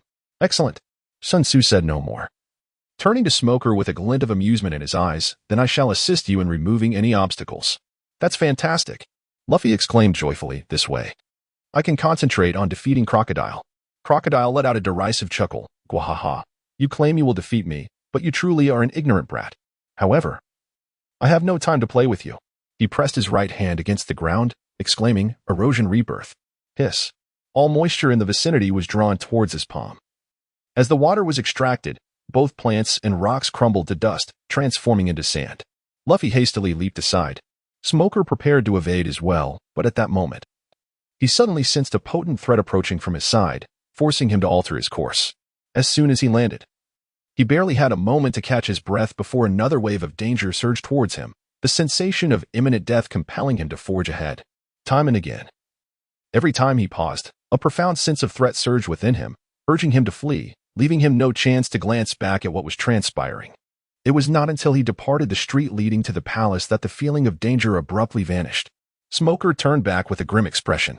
Sun Tzu stood not far behind him, leaning against the wall, his relaxed posture causing Smoker to briefly question whether it was indeed this enigmatic figure who had pursued him like a frightened dog. However, such thoughts vanished as swiftly as they arose. The truth was evident, and the stranger made no effort to conceal his intent. Smoker tightened his grip on his weapon, preparing to launch an attack. There's no need to be so agitated, Colonel Smoker, Sun Tzu interjected calmly. Smoker, clad in a jacket with his chest fully exposed, revealed a striking 8-pack of abs. His shock of white hair, combined with a fierce and cold demeanor, lent him an air of coolness and charisma. With age, he could easily become a heartthrob for young women. Chapter 66. The Deal. Thanks to the indifferent Schwanzi for the reward, Colonel Smoker. I did not come here to fight you, Sun Tzu said leisurely. I am here to propose a transaction. I have no dealings with pirates. Smoker retorted coldly. Sun Tzu shook his finger, his tone calm. Firstly, I am not a pirate. Secondly, one should not harbor such strong prejudices against pirates. While it is true that 99% of pirates are scum, there exists a small fraction of good individuals among them. For instance, the Straw Hat Pirates. Surely you are aware of their intentions in Alabasta. Smoker chose to overlook the second point. He held his own views regarding pirates. You are not a pirate? He furrowed his brow. Not only am I not a pirate, but I am also an adversary of pirates, Sun Tzu replied with a smile. I am the pirate hunter, Iron Fist Sun Tzu. Have you heard of me? Ah, so it is you. Smoker scrutinized him for a moment, a look of realization crossing his features. As he regarded Sun Tzu once more, a hint of curiosity flickered in his eyes. As a former student of the esteemed Admiral Zephyr and a close acquaintance of Admiral Akiji, he may be merely a colonel. Yet his standing far surpassed that of an ordinary officer, privy to many undisclosed secrets. For instance, the naval hero, Vice Admiral Garp, had once encountered this pirate hunter and bestowed upon him high praise. Joining the Navy could lead one to the rank of admiral. And being a pirate does not render one weaker than the 4 emperors, were Garp's exact words. Smoker had long desired to witness firsthand the character of one who garnered such esteemed recognition from Vice Admiral Garp, but alas, he had never found the opportunity. After departing from the East Blue, he believed he would never have the chance. Yet today, that wish unexpectedly came to fruition. Iron Fist Sun Tzu truly lived up to his reputation. He took a puff from his cigar, letting out a soft sigh of admiration. Although he had yet to witness Sun Tzu's prowess, the palpable sense of threat that had compelled him to this location spoke volumes.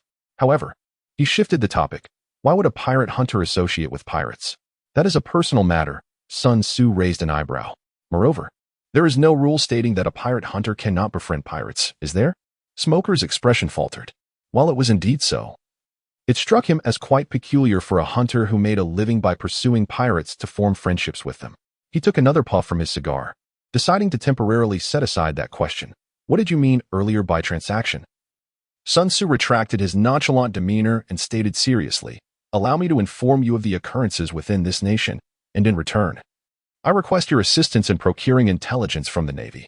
Rest assured, I shall not contravene your principles, nor will I disrupt the Navy's operations. In fact, it may align with your interests. What say you? Smoker shook his head, replying, no need. I am already aware of what transpires here. The attempt to gain something for nothing had failed. Sun Tzu smirked. My request remains unchanged. Feel free to propose conditions, and I shall see if I can accommodate them. At this juncture, the exchange of needs had shifted to a seller's market, leaving him vulnerable to exploitation. Yet, he could not conceive of anything else that might pique Smoker's interest. However, do not overreach, for I may as well seek alternative parties for negotiation, Sun Tzu added. Smoker, with his elevated status and extensive connections, was an ideal candidate for this transaction, but that did not imply he was the sole option. There were certainly others more suitable. If all else failed, Sun Tzu could approach Garp, and he believed he would achieve his desires as well. After a moment of contemplation, Smoker stated, I need to know what intelligence you seek. It would not hurt to disclose it. Sun Tzu cast him a sidelong glance. I intend to hunt a pirate. He possesses a devil fruit ability that is quite troublesome. I wish to obtain detailed information regarding that particular devil fruit from the Navy. Indeed, he was referring to the dark fruit. Sun Tzu pondered carefully. Obtaining information about the dark fruit from Blackbeard was evidently an impossible endeavor. He could only contemplate alternative methods. In this vast ocean, the entities most likely to possess detailed intelligence regarding the dark fruit were the Navy and the world government behind them. This was nearly his sole option. Sun Tzu felt a sense of relief that he had not become a pirate. Otherwise, this singular path would have been largely obstructed. Information on the devil fruit? Smoker was taken aback, clearly not anticipating that this was what Sun Tzu sought. If it were a Navy ability user, he would have deliberated a bit longer, but since it was a pirate, he quickly replied, Very well, I can agree to your request. Without much hesitation, he fixed his gaze on Sun Tzu, a fierce battle intent igniting in his eyes. The terms are simple. Defeat me. If you can triumph over me, I will assist you in acquiring the information. Ah? Sun Tzu opened his mouth in surprise. This is my sole condition. If you refuse, you may seek assistance elsewhere. Smoker's tone was resolute. Agree. How could I possibly refuse? Sun Tzu declared with conviction. He truly wished to express his astonishment at such a fortunate opportunity. But fearing Smoker's wrath, he ultimately held his tongue. Nevertheless, his sentiment was clear. This was an easy question. Smoker was indeed a commendable individual. Sun Tzu mentally awarded him a token of appreciation. Very well, once I have dealt with Crocodile and Monkey D. Luffy, we shall settle this once and for all. With that, Smoker turned to make his way back. Sun Tzu reached out to stop him, saying, Wait, let's spar first. Leave Crocodile to Luffy. Hand him over to a pirate? Smoker shook his head in refusal, for Luffy was also his target. Smoker, do not forget that Crocodile is still a warlord of the sea. According to the rules, you cannot lay a hand on him.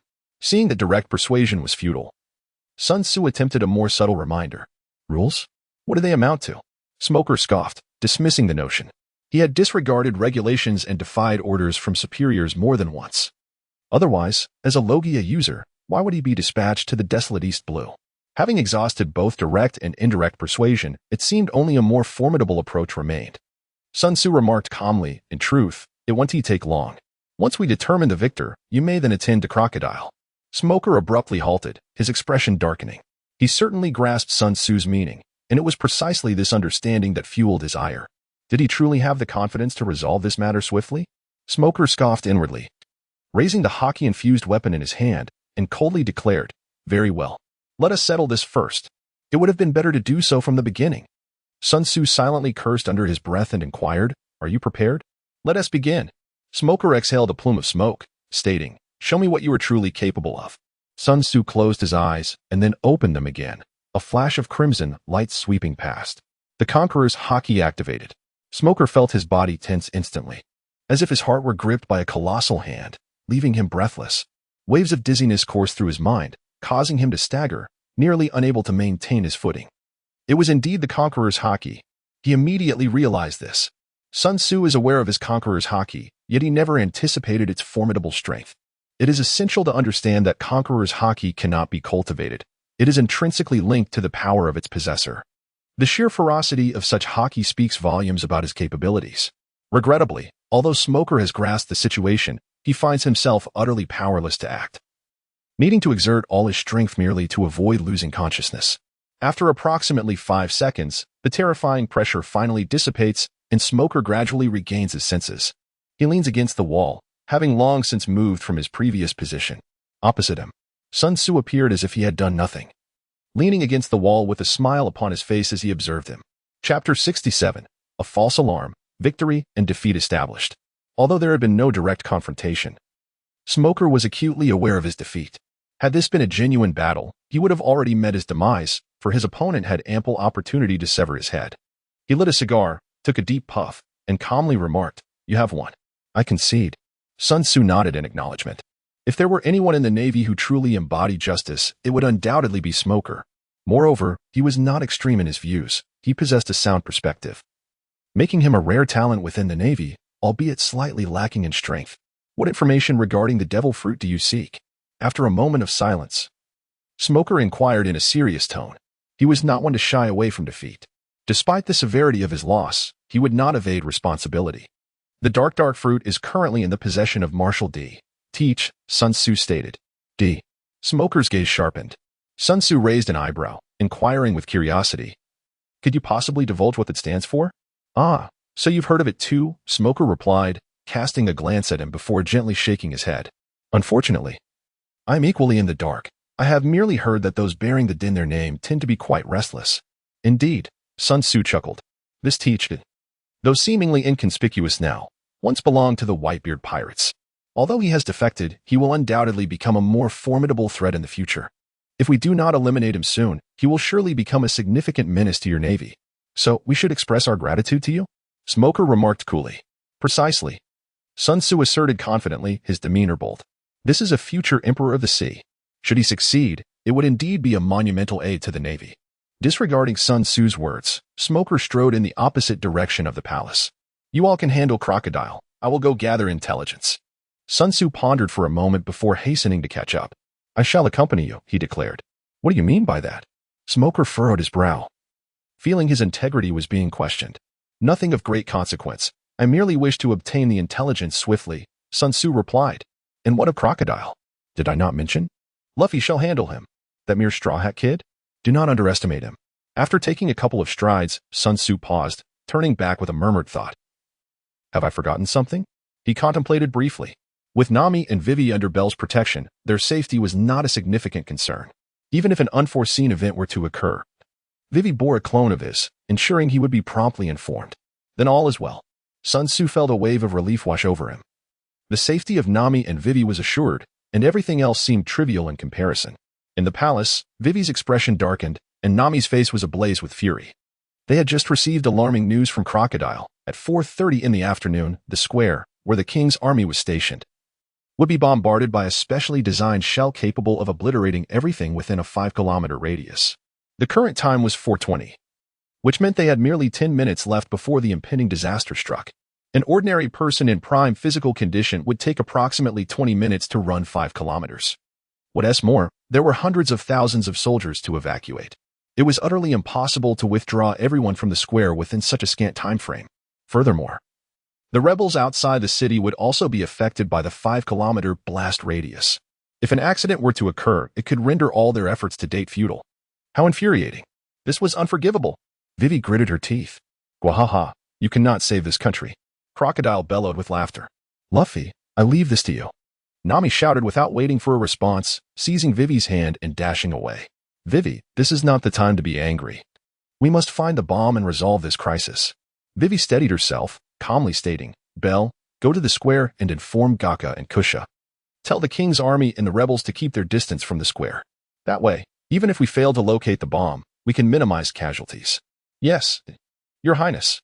Bell nodded and took flight towards the south gate. "Damn it, if only Sun Tzu were here." Nami frowned. "His abilities are perfectly suited for this sort of situation. We cannot always rely on Sun Tzu. He has already aided us greatly. From now on, we must depend on ourselves." Vivy's expression was resolute, devoid of any despair. "Vivy, you." Nami was taken aback. Vivy pressed her lips together. "While I yearn to save everyone, I also recognize that it is unrealistic. The current situation is far better than I had anticipated." She recalled the scene at the southern gate of Albana. Had it not been for Sun Tzu, the war between the king's army and the rebels would have already erupted.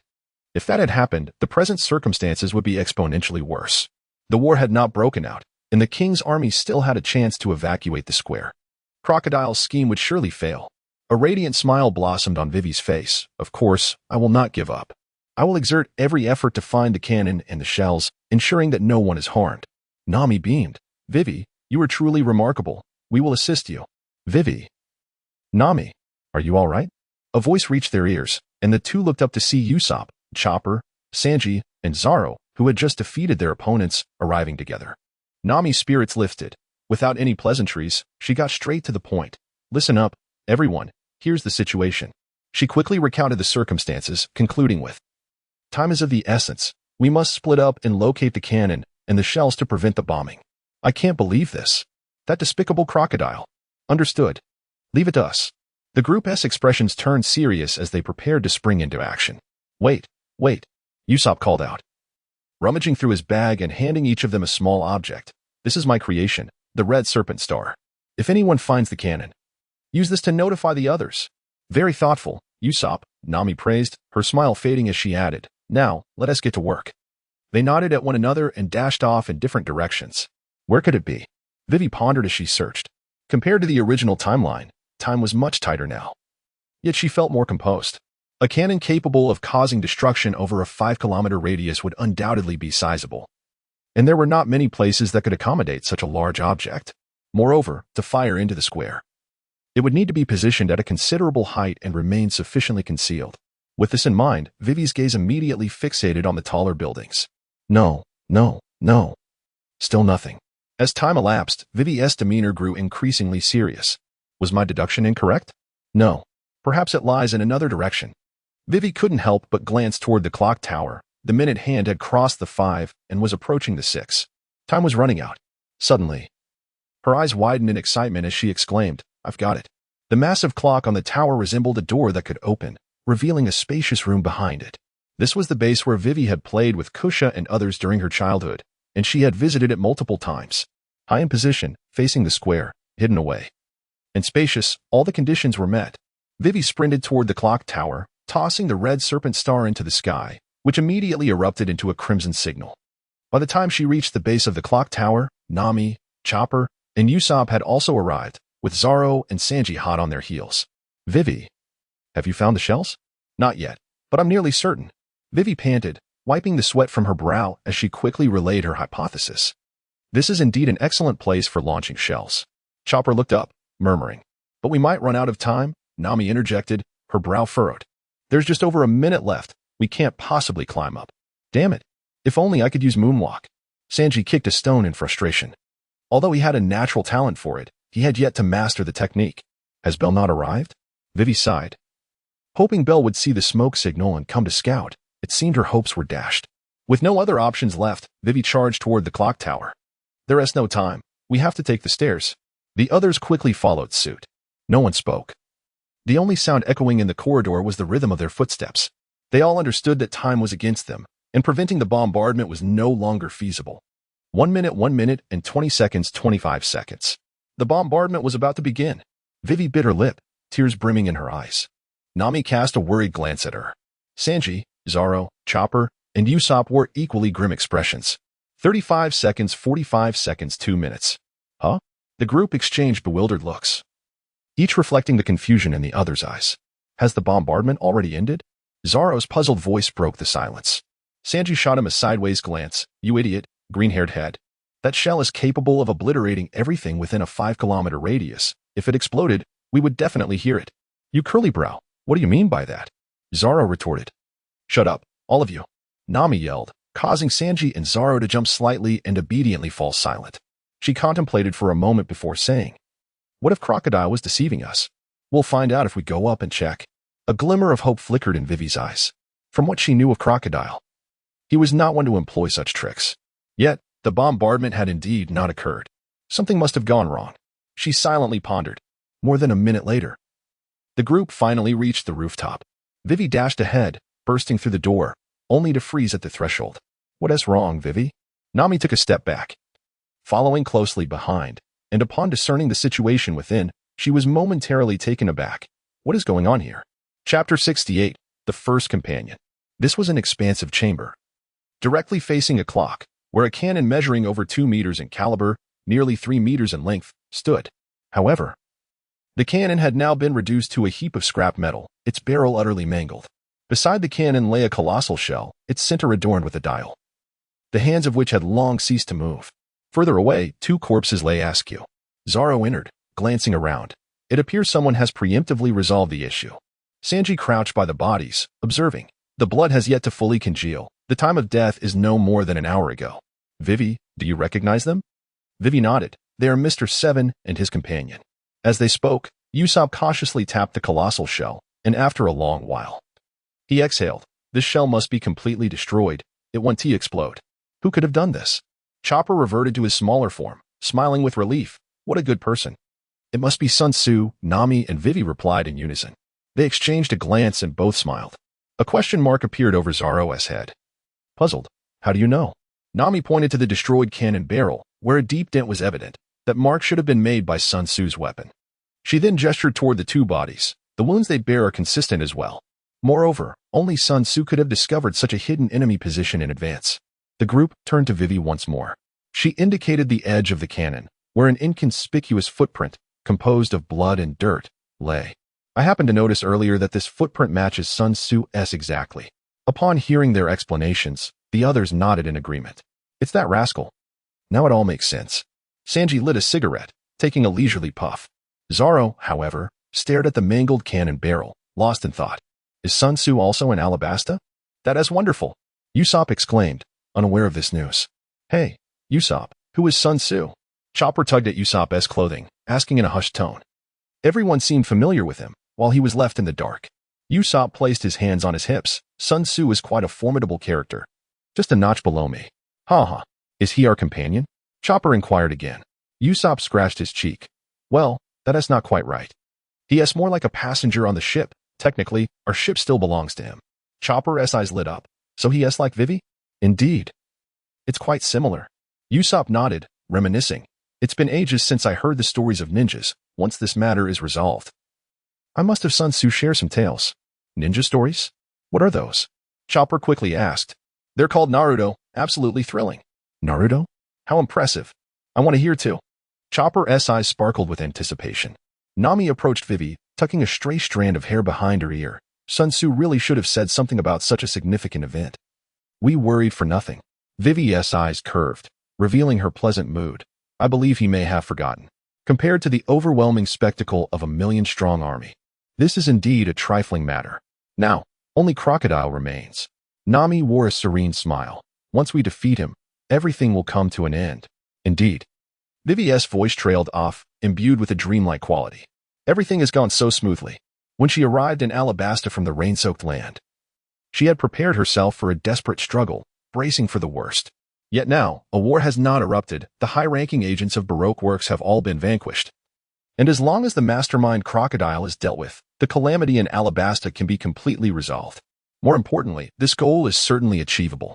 Even if Luffy were to fail, Sun Tzu remains steadfast. Vivy pressed her palm against her chest. Having witnessed Sun Tzu single-handedly commanding a million-strong army, she was utterly captivated. She believed wholeheartedly that Sun Tzu was invincible, even omnipotent. After the crisis of bombardment, this conviction only grew stronger.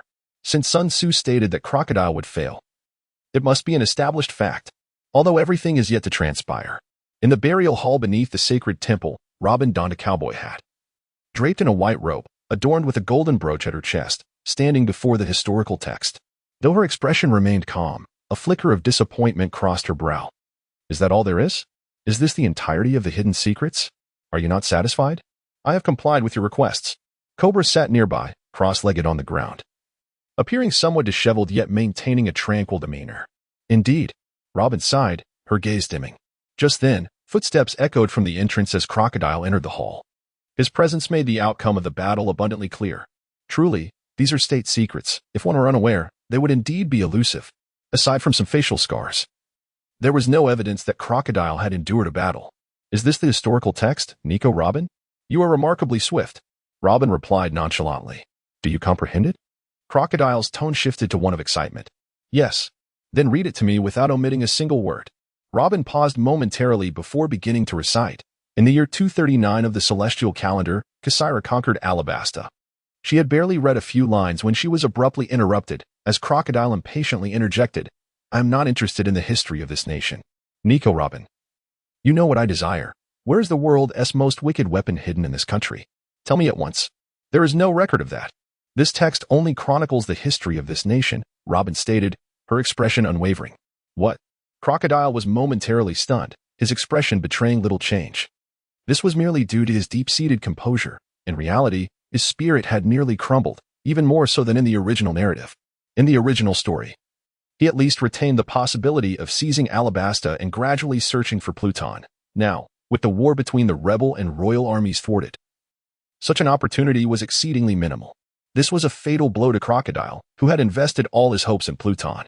Approximately a minute later, Crocodile gazed at Robin with an expression devoid of emotion. How unfortunate, Nico Robin. While you are an excellent subordinate, I must kill you here. What? Robin's expression darkened as her hand reached for her robe at her chest. Did we not agree? I would show you the historical text, and you would reveal the whereabouts of Pluton. I have fulfilled my promise, yet you have broken yours. Crocodile's eyes glinted with murderous intent. This was, of course, merely an excuse. In truth, he simply wished to kill out of frustration. After 4 years of collaboration, did you truly believe I could not foresee such a conclusion? Robin retrieved a test tube filled with water from her bosom and hurled it toward Crocodile, followed by drawing a dagger. Her voice icy. As long as you are touched by the water, the blade shall wound you. Crocodile tilted his head to evade the incoming test tube, preparing to mock her, when suddenly, a hand sprouted from his shoulder, grasping the test tube and crushing it with a brutal grip. The test tube shattered, and water cascaded down. Excellent! Robin silently cheered, ready to dash forward and strike him the moment he was drenched. But at that moment, Crocodile burst into a cloud of yellow sand, whisked away by the wind, vanishing without a trace. He evaded it. Where is he? Robin's eyes widened in sudden alarm, a strong sense of foreboding rising within her. A gust of wind roared behind her, followed by the clang of metal. Without a moment's thought, she lunged forward, glancing back. Crocodile held his golden hook aloft, and had she remained in her previous position, she would have been impaled. Her current safety was due to a splendid golden staff that had blocked the iron hook. The one wielding the staff was a resplendent golden monkey clad in ornate armor. Robin glanced down at her chest. The golden brooch she had worn earlier had vanished. Crocodile stowed his golden hook, his gaze indifferent. What are you? This habit requires adjustment. Appearing in this guise each time not only wastes magic, but also invites misunderstanding. The golden monkey chattered on, its form shifting continuously until a tall, handsome young man materialized before them. It is you. Crocodile narrowed his eyes. Cobra's expression shifted slightly. A flicker of surprise crossed Robin's eyes, quickly replaced by complexity. How lively it is. Sun Tzu glanced at the historical narrative, then at the three figures, his gaze finally resting on Robin, a subtle smile gracing his lips. Robin, since you have employed my gift, according to our agreement, from this day forth, you belong to me. During their last encounter, Sun Tzu had bestowed a gift upon Robin and made a pact. He promised that in the face of mortal peril, should Robin wield this gift, her life would be preserved. However, after its use, she would have to follow him. Robin paused, softly responding, if we manage to survive. Regret washed over her. She had merely experimented with a sliver of hope. Had she known that Sun Tzu's notion of saving her life entailed this arrangement, she would never have used it. To Robin, it seemed merely a means for someone to drag her down with them. Others were one thing. But Sun Tzu was the only person in many years who had trusted her. She did not wish to involve them. Rest assured, from this day forth, no one shall determine your fate without my consent. Sun Tzu's tone was calm yet filled with authority. Crocodile slightly tilted his head, looking down upon them. Are you finished? Once you are, I shall send you on your way. Sun Tzu turned to him, his gaze taking on a peculiar quality. I have a question.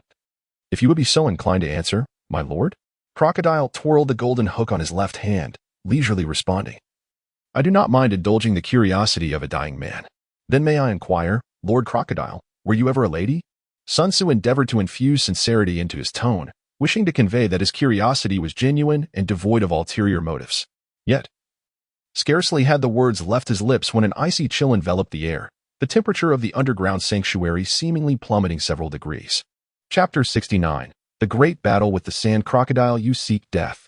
Crocodile's countenance darkened ominously, his voice emerging as though forced through clenched teeth. Robin stared in astonishment. Having known Crocodile for 4 years, she had never witnessed him so enraged. Even more bewildering was Sun Tzu's audacity to question whether Crocodile had once been a woman. His reaction hinted at the possibility of something significant. Could it be true?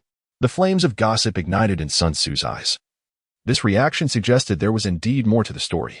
Crocodile raised his right hand, conjuring a miniature sandstorm that took shape within his palm. Launching it towards Sun Tzu, Sandgale. Whoosh. Upon its release, the seemingly charming miniature sandstorm expanded dramatically. Crack, crack. The wind blades, laced with sand, struck the surrounding stone pillars, leaving fissures in their wake. Both of you, step back. Sun Tzu shouted, abruptly transforming into his gorilla form and swinging the golden staff forward. With a resounding thud, the sandstorm was shattered, dispersing into a heap of sand upon the ground.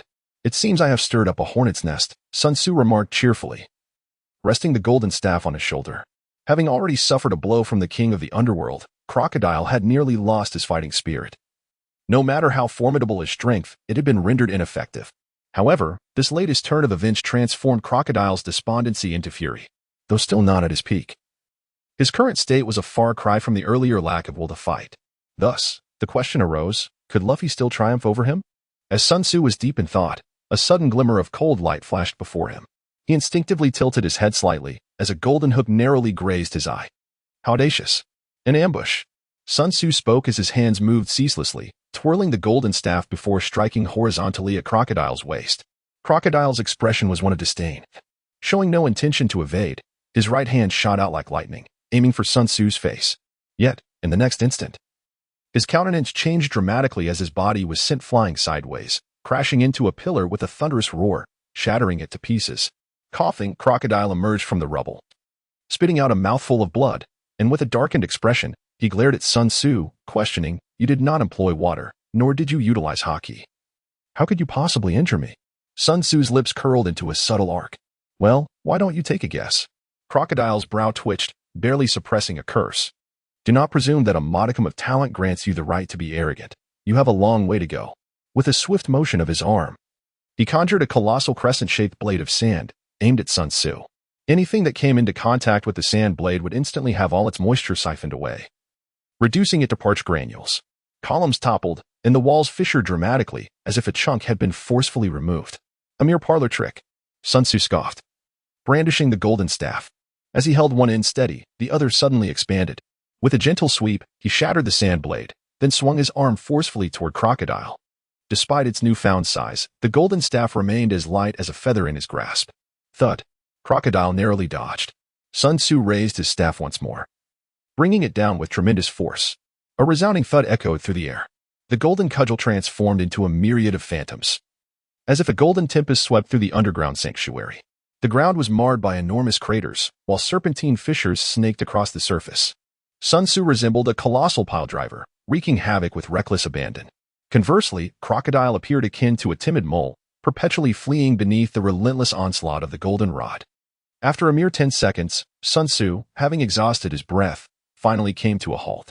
The underground sanctuary lay in utter disarray, stripped of its former solemnity and grandeur. Witnessing this devastation, Cobra's cheeks involuntarily twitched. This was a place long guarded by his family, although he had never anticipated preserving it upon entering with Robin. Witnessing its ruins still pierced his heart. Crocodile, is this truly the extent of your prowess?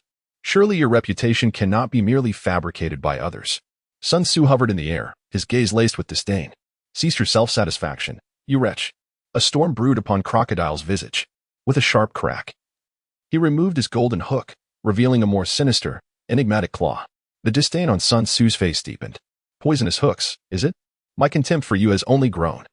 As a wielder of natural abilities, resorting to such vile tactics is quite laughable. Do you truly believe you can defeat Whitebeard with these underhanded methods? Robin's gaze was peculiar. Previously, when she encountered Sun Tzu, he exhibited a cultured demeanor, always adorned with a smile, radiating the essence of a gentle gentleman. Little did she expect such an arrogant and audacious side to lie beneath. Kobubla shared a similar sentiment. However, Crocodile was not in the same leisurely state of mind as the other two. Within him surged a tumult of anger, the humiliation of old wounds being reopened, and a flicker of disorientation as if he had just awakened from a stupor, rendering his feelings exceedingly complex. Sun Tzu was preparing to launch another attack when his footsteps suddenly halted and his brow furrowed. Is it already over? Compared to the time he crafted for Nami and Vivy, his comprehension of the technique of creating external manifestations had significantly improved. The avatars he produced now possessed strength that far exceeded his previous creations. Back then, he had merely executed a few casual movements before exhausting his magical energy. Now, he could contend with Crocodile. Of course, this also stemmed from the differing methods of creation. He had invested more thought into the avatar for Robin, resulting in greater consumption. And under normal circumstances, it would not endure as long. However, no matter how resilient it was, it remained a fleeting existence, destined to deplete eventually. He could sense that the power within him was dwindling. With the remaining magical energy, defeating Crocodile was simply unattainable. It was nearly time. Sun Tzu glanced towards the entrance. Luffy was approaching swiftly. He could leave the rest to him. Yet, at this moment, Crocodile was in a state that would pose a formidable challenge for Luffy. With one final strike, Sun Tzu spread his arms wide, as if to embrace the heavens and the earth. Crocodile, you are fortunate to be the first to experience my technique. Heavenly law, earthly manifestation. His body suddenly swelled, transforming into a giant, his feet firmly planted on the ground.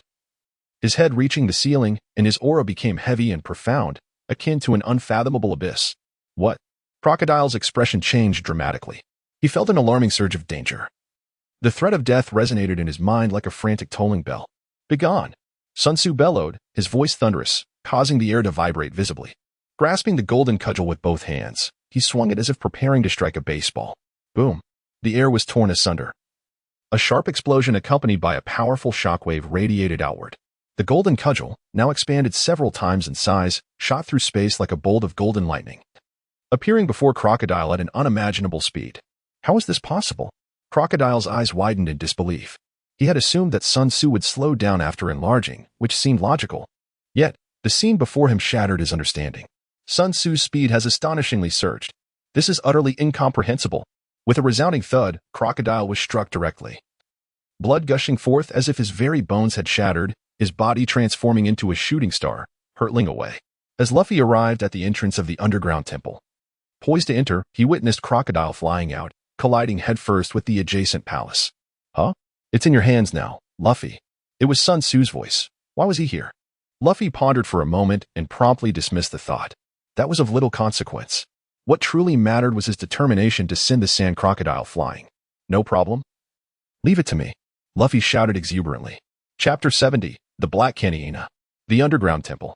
Sun Tzu retracted his heaven and earth manifestation divine ability. It must be said, utilizing this divine technique was truly exhilarating. With multiple folds of power enhancement, he even harbored the fleeting illusion of invincibility, as though a single punch could obliterate all existence. And this was merely his avatar. The true body's manifestation would be even more formidable. Yet, formidable as it was, the consumption of spiritual energy was equally terrifying. Sun Tzu glanced down at his hands. The long, powerful palms were reduced to mere outlines, their other features rendered transparent.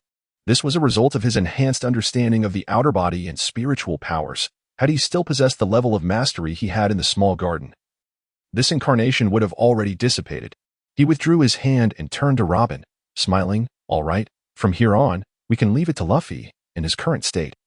Crocodile stands no chance against him. The crocodile who received a blow from him is certainly not stronger than in the original tale. It was not Robin who spoke, but Cobra, who had regained his freedom. The mightiest warrior of Alabasta, Bell, was utterly powerless before Crocodile. Yet, Sun Tzu was able to suppress Crocodile, a display of strength that left him profoundly astonished. He couldn't help but recall Sun Tzu's earlier words, exchanging the title of the Underworld King for assistance in defeating Crocodile. It now appeared that he was not merely boasting. Although not entirely vanquished, Crocodile still retained his capacity for action.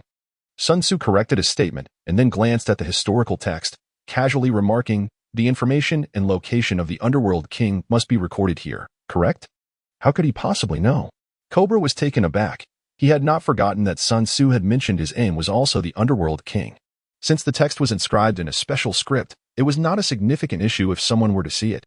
However, there happened to be someone present who could decipher the historical text. Cobra discreetly cast a glance at Robin. Just moments ago, this woman had deceived the sand crocodile. Indeed. If you wish to know, I can enlighten you, Robin said softly as she approached Sun Tzu. Cobra sighed, choosing to remain silent. Sun Tzu's eyes widened in astonishment. Initially, when he could not locate the king of the underworld, he was troubled about how to persuade Robin. To his surprise, without any effort on his part, she readily agreed. All the exertion he had invested in recruiting her seemed worthwhile, and a sense of profound relief washed over him.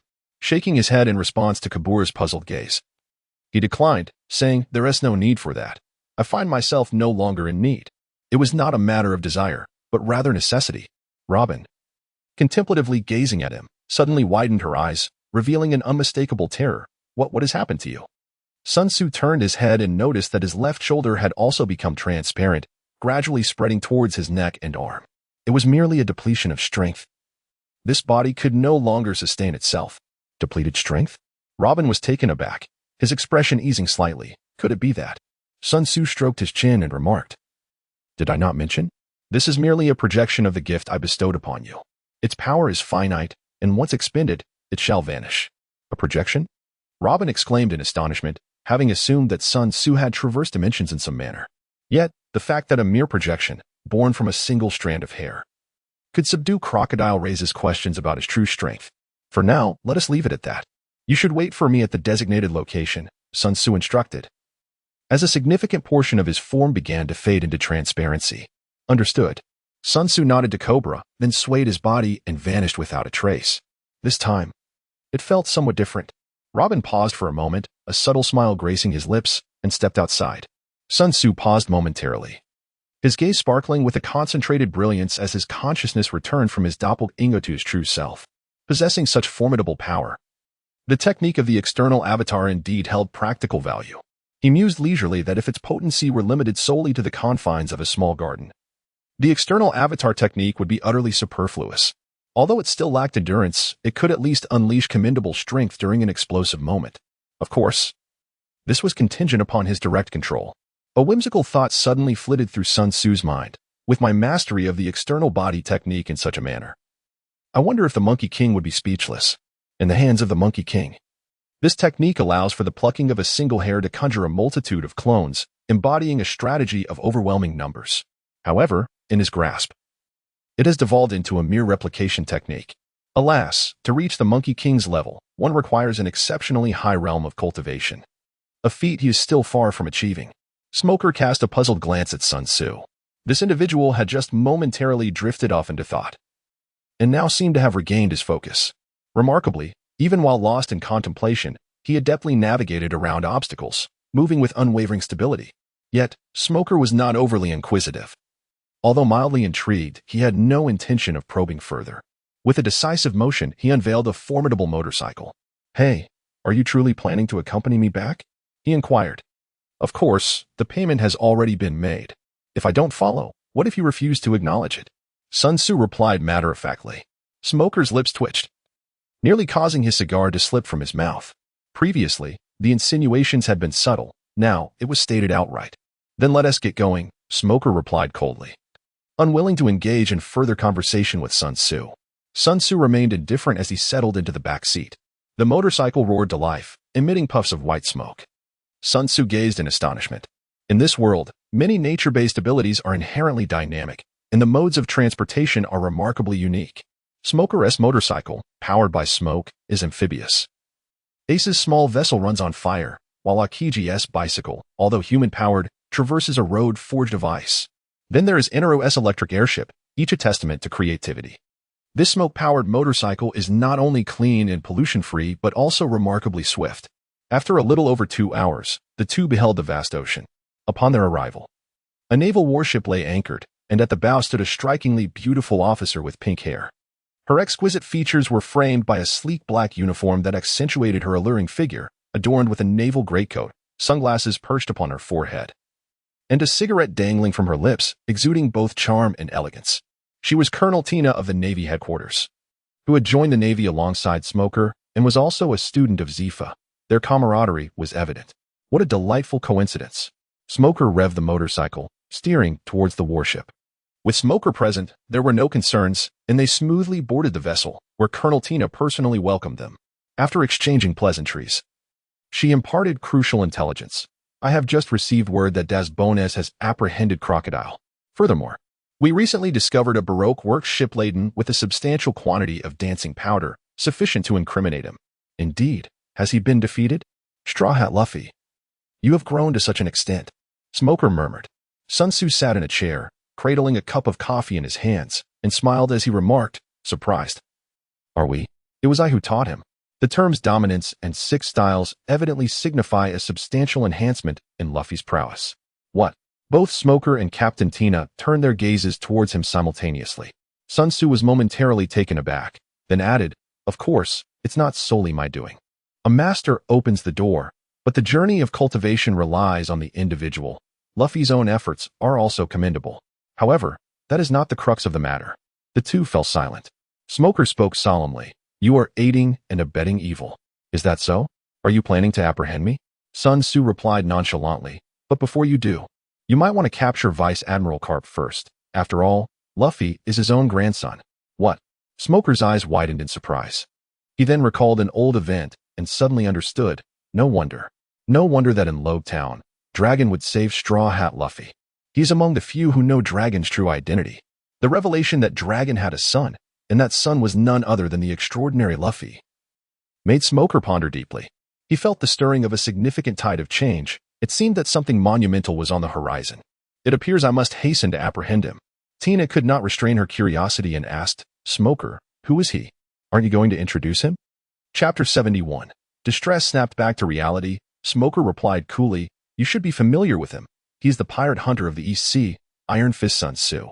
Tina, not as well acquainted as Smoker, thought for a moment before exclaiming, "Iron Fist? Is he the Iron Fist that Vice Admiral Carp mentioned?" "Indeed," Smoker stated without hesitation. "We just had a confrontation, and his strength is undeniably formidable. I was utterly unable to retaliate." Tina's expression stiffened slightly. She was well aware of Smoker's prowess, a standout among their peers.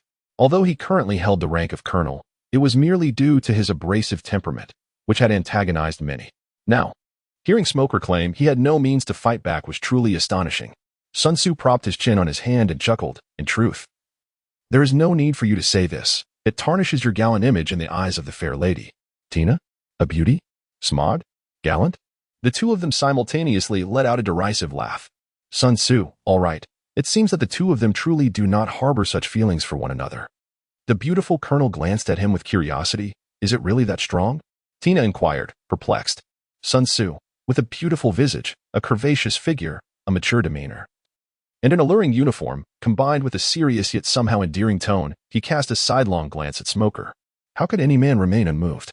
"You might give it a try," Smoker remarked nonchalantly, entirely oblivious to Sun Tzu's gaze. Tina displayed an expression of contemplation.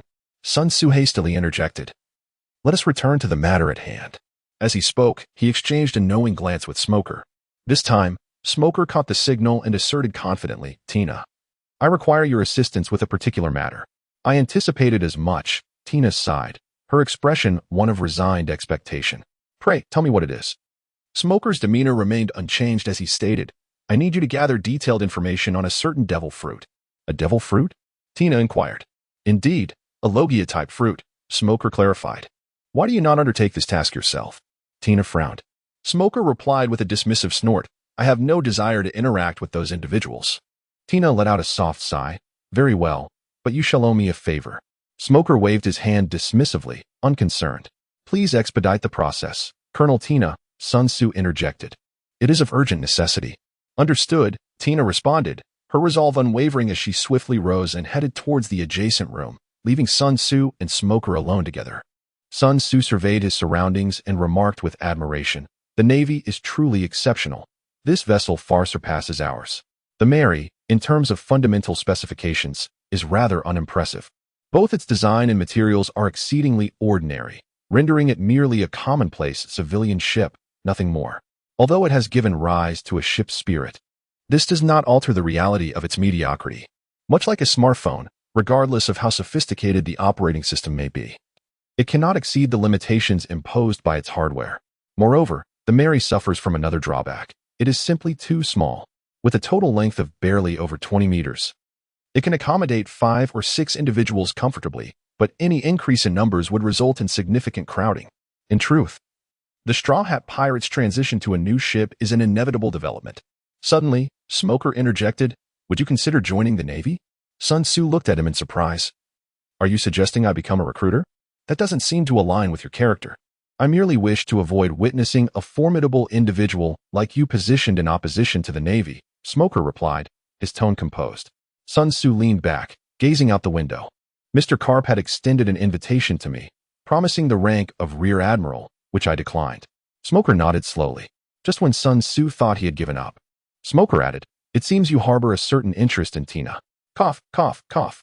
As Sun Tzu took a sip of coffee, he suddenly spat it out upon hearing those words. The two soldiers on guard rushed over to clean up the mess. Thank you for your help, Sun Tzu said as he assisted them before turning to Smoker, exclaiming in disbelief. Which of your eyes saw me express interest in Colonel Tina? Speak any more nonsense, and I shall sue you for defamation. Smoker did not respond to his query. Instead, he remarked, you would make an excellent marriage prospect. Tina should. Stop right there. I have no such intentions. Sun Tzu quickly interrupted, feeling quite vexed. Back in Rogue Town, Dragon had said something similar. Being courted is a good thing. But must it always be done in this manner? Does he really look like a lecherous fiend? Smoker continued. I can assist you. But his words were interrupted by the sound of footsteps, and Colonel Tina walked in, casting a curious glance at Smoker. What are you two discussing? It seems quite lively. Sun Tzu hastily interjected, just some casual conversation. Colonel Tina, do you have the information I need? If Smoker were to divulge anything, his impression in Tina's eyes would likely turn negative. He was counting on her assistance in gathering materials. There was no way he could afford to offend her now. Has the dark fruit emerged again? Tina indeed did not pursue the previous topic further, her gaze turning inquisitive towards Sun Tzu. She had just learned that this dark fruit is quite special even among the natural types. Yes, and it has fallen into the hands of a rather troublesome individual. Sun Tzu nodded. For an ordinary person, obtaining the dark fruit merely makes them a formidable natural type user. However, if Blackbeard were to acquire it, he would become a unique dual user. I have already enlisted someone to gather information, but this particular devil fruit is quite special and will take some time. Moreover, we lack the tools here. We need to return to the base to receive the information. The beautiful colonel sighed. How long will that take? After a moment of contemplation, Tina replied, about a day. That long? Sun Tzu frowned. The information regarding the dark fruit was confidential and not easily obtainable. Tina briefly explained. Thank you. Sun Tzu shook his head, accepting the situation. Then I shall not disturb you further. In Alabasta, within the royal palace, Usopp exclaimed in frustration. Why are you two completely unscathed? He had just realized that his own nose was wrapped in bandages, while Nami and Sanji bore no injuries whatsoever. Don't be ridiculous. I nearly died and was severely injured. Nami retorted. Usopp expressed his disbelief. Nami chuckled. It's just that Sun Tzu helped me recover. Chopper inquired curiously. Is Sun Tzu also a doctor? Nami contemplated. Well, he probably didn't use any medical techniques. Not medical techniques? What do you mean? Chopper looked puzzled. Usopp pointed at Sanji. What about you? Did Sun Tzu help you too? Not at all, Sanji replied, lighting a cigarette. He merely took my opponent away. What? Usopp wailed. Why didn't Sun Tzu come to help me? Clearly, my situation was the most perilous. Because my opponent is that shapeshifter. Sanji glanced at Nami, his mind recalling the tragic fate of Mr. Two and the heart-wrenching screams, causing him to shudder and take a step back. He was certain that it was a punishment worse than death. Usopp stroked his chin, pondering, could he have transformed into Nami's appearance? Into mine? Nami was taken aback. Sanji nodded gravely. Usopp looked at them sympathetically, then he must be suffering terribly, right? Extremely miserable. Sanji's tone was somber. Yet Nami erupted into laughter. In another room of the palace, only Vivy and Cobra were present. Vivy, are you telling the truth? Cobra's face was filled with shock. Father. Many people witnessed it with their own eyes. Why would I lie to you? Vivy replied indignantly. But that's 100,000 troops. Cobra emphasized. He had just learned from Vivy that the insurgent attack had been single-handedly thwarted by Sun Tzu. 100,000 troops had thus been rendered unconscious. Sun Tzu mentioned that it was a power called Conqueror's Haki. Vivy's tone became more upbeat. With Crocodile defeated and the presumed dead Akaram returning with crucial evidence to clear the king's name, the casualties in this conflict had been minimal. Everything seemed so perfect. After a long silence, Cobra sighed deeply. It's truly hard to believe that one person can stand against an army of hundreds of thousands. Because he is Sun Tzu. Vivy said, beaming with pride. Cobra looked at her, unable to resist asking, Vivy, how did you come to know them, especially Sun Tzu? By a twist of fate, initially. We were actually enemies, Vivy recalled, omitting the details of her dealings with Sun Tzu, as there were certain matters she preferred not to disclose to her father. Cobra pondered for a moment before sharing with Vivy the circumstances surrounding Sun Tzu's arrival at the palace. The king of the underworld? Vivy was taken aback. Indeed. That's what he explicitly stated, but Cobra chuckled wryly. At the time in the underground shrine, Nico Robin, who could decipher ancient texts. intended to provide him with information about the king of the underworld, but he refused. Now Cobra felt perplexed, unsure of what Sun Tzu was thinking. Vivy did not respond, her mind drifting back to Whiskey Peak. That day, she had made a deal with Sun Tzu, trading a very, very precious treasure for his assistance against Crocodile. She initially thought Sun Tzu was referring to the present moment, only to realize it was not the case at all. So, you meant the king of the underworld. No wonder Vivy bit her lip, her emotions growing complex. What is wrong, Vivy? Cobra noticed his daughter's unease. Vivy looked up. Father, does the king of the underworld truly exist in Alabasta? Cobra paused for a moment before nodding. Indeed. This secret was meant to be revealed when you ascended to the throne, but now that it has been exposed, there's no harm in letting you know early. The ancient weapon, the king of the underworld Pluton, is buried in Alabasta. Vivy curiously asked, is it true that ancient weapons possess the power to destroy the world? As the legends say? I do not know, Cobra replied with a wry smile. Although Alabasta guards the king of the underworld, it has never been used. To be precise, the king of the underworld has long been rendered unusable. We are merely waiting for someone who can awaken it.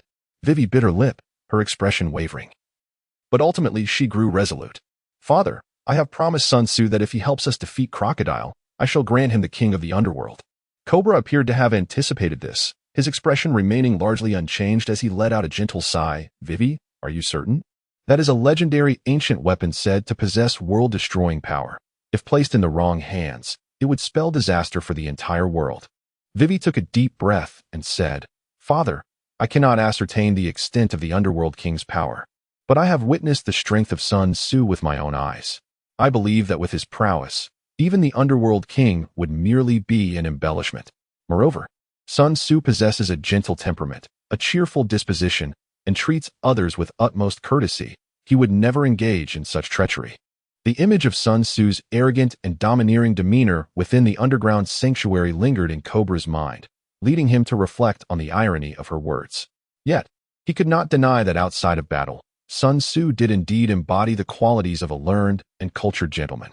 Nevertheless, given the gravity of the situation concerning the world's safety, he found himself unable to reach a definitive conclusion. Vivy waited patiently, offering no further urgency. After a considerable time, Cobra looked up at her and slowly declared, Very well, I shall adhere to your wishes. I hope your choice is not misguided, for otherwise, we would be deemed sinners of the world. His resolution was influenced not only by Vivy's appeal but also by the fact that the underworld king's whereabouts were no longer a mystery to Sun Tzu. If he desired to know, he could simply inquire with Nico Robin. Coupled with his formidable strength capable of overwhelming a million foes, if he sought the underworld king, Alabasta would have no means of resistance. Vivy remained composed, calmly stating, Father, did you not say that the underworld king is corrupted? If Sun Tzu is not the one we await, he cannot awaken the underworld king. If he is indeed the destined individual, then the underworld king rightfully belongs to him.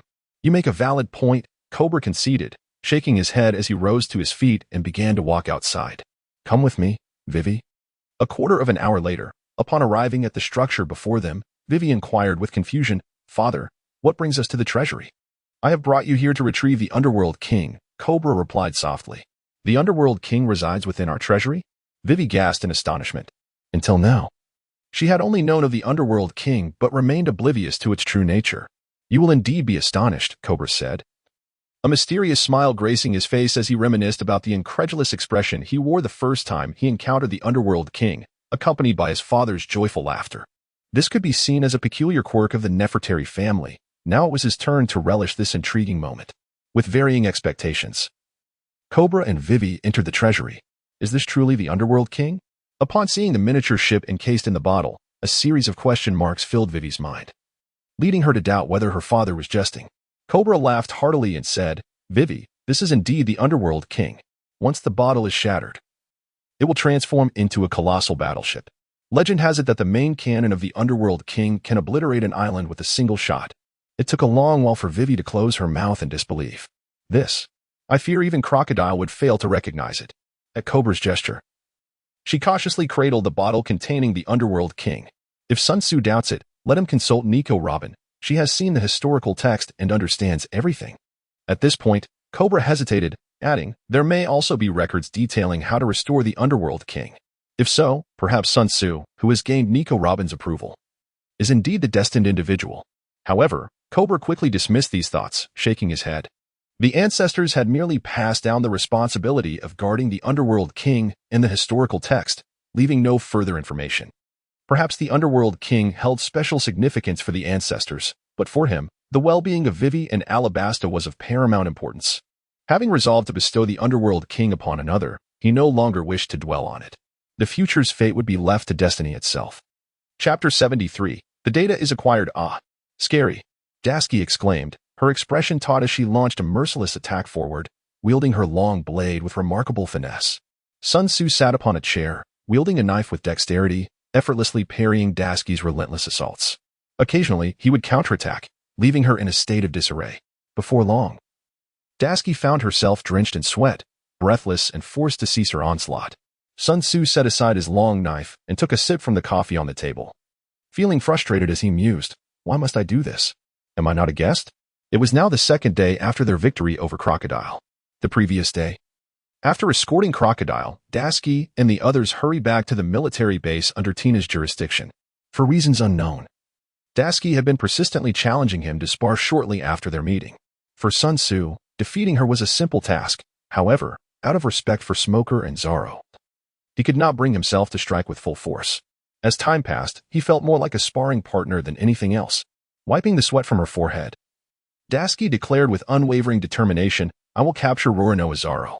Then go ahead and apprehend him. I won't stand in your way, Sun Tzu replied with a shrug. I cannot defeat him, Dasky admitted candidly. What does that have to do with me? Sun Tzu inquired. Of course it concerns you. I've heard that Roronoa became so strong because of your teachings, Dasky stated emphatically.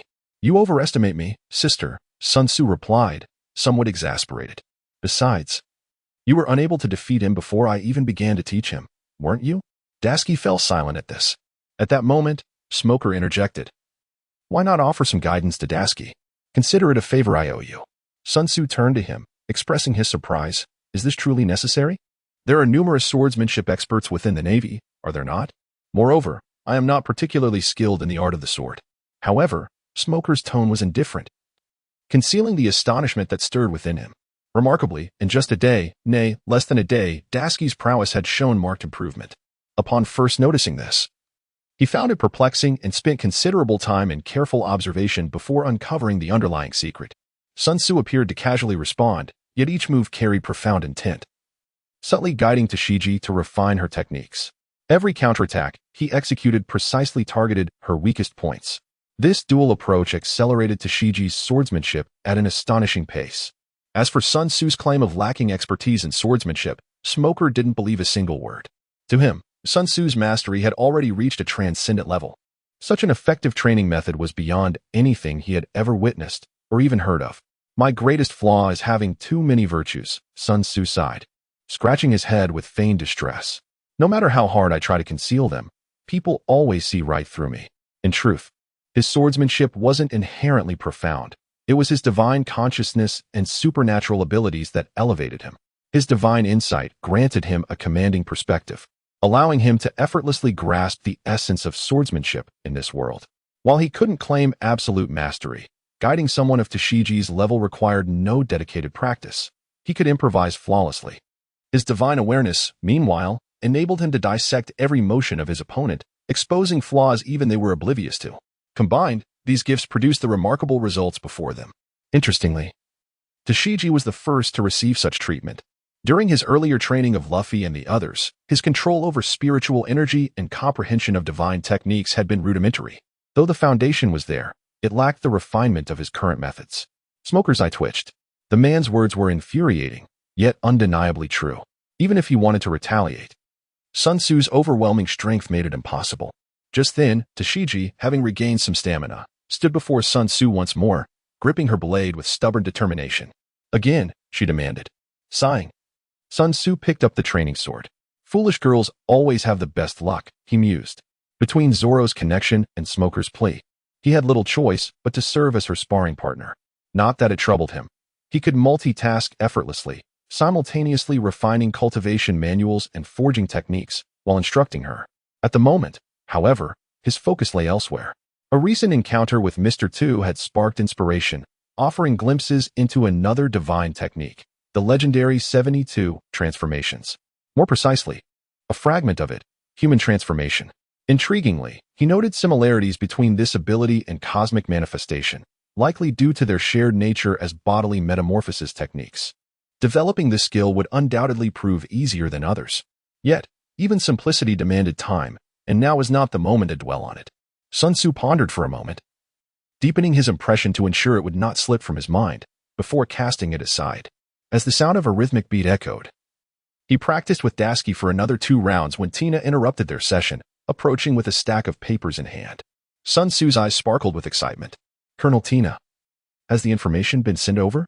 Indeed, this is the intelligence regarding the previous 2 wielders of the shadow fruit abilities. Colonel Tina nodded and handed him the papers. 2 generations? Sun Tzu exclaimed joyfully, reaching out to receive them. The stack felt substantial in his hands, akin to a tome. Indeed. And one of them was a naval officer who provided exceptionally detailed documentation, Tina remarked. Sun Tzu casually flipped through the pages, his eyes gleaming with astonishment. This was not merely detailed, it was comprehensive beyond measure. Everything he had pondered, and even that which had eluded his thoughts, was meticulously documented within, including professional research papers. For instance, studies on the bodily transformations following the consumption of the dark fruit, and depth research on the inability to elementalize, investigations into the maximum absorption capacity of non-living entities, and analyses of the mechanisms that attract other devil fruit powers, among others. Indeed, it was evident that no one in this world was a fool, he mused silently. The extraordinary capabilities of the dark fruit could not possibly have escaped the Navy's notice. In fact, they had not only acknowledged it but had also conducted systematic research. The value of this information surpassed his wildest imagination, and it was no wonder it had taken such an extensive period to acquire. Tina must have exerted considerable effort to obtain it. Sun Tzu shook the documents in his hand and said earnestly, "Thank you, Colonel Tina.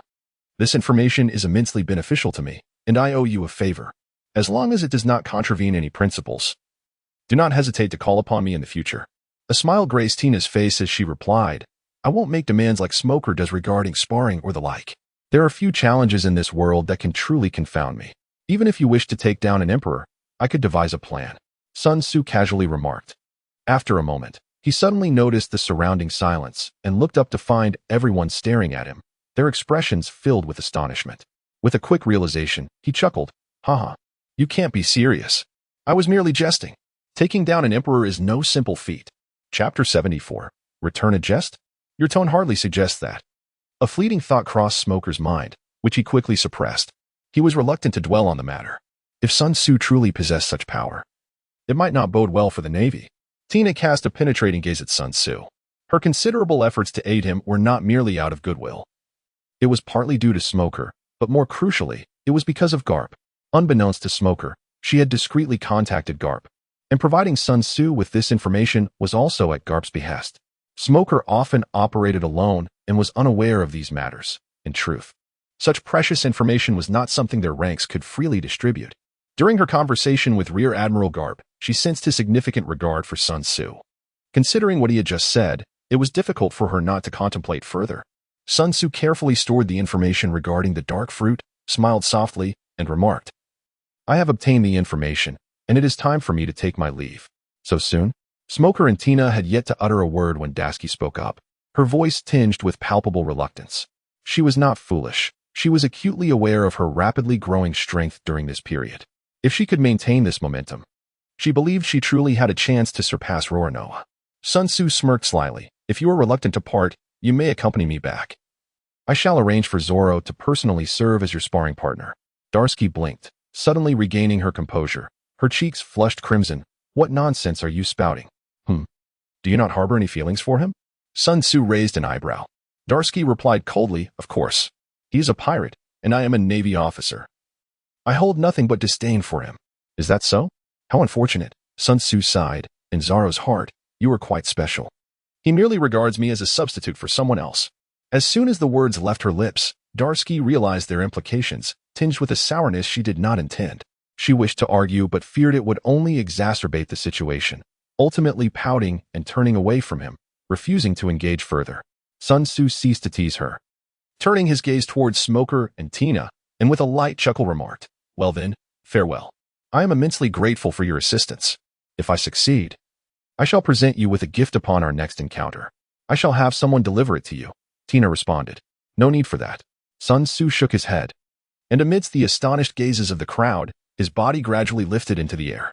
Finally, with a wave of his hand, he transformed into a shooting star, vanishing into the horizon. Staring blankly for a moment, Tina turned to Smoker and inquired, is he an ability user? This matter had not even been mentioned by Vice Admiral Karp.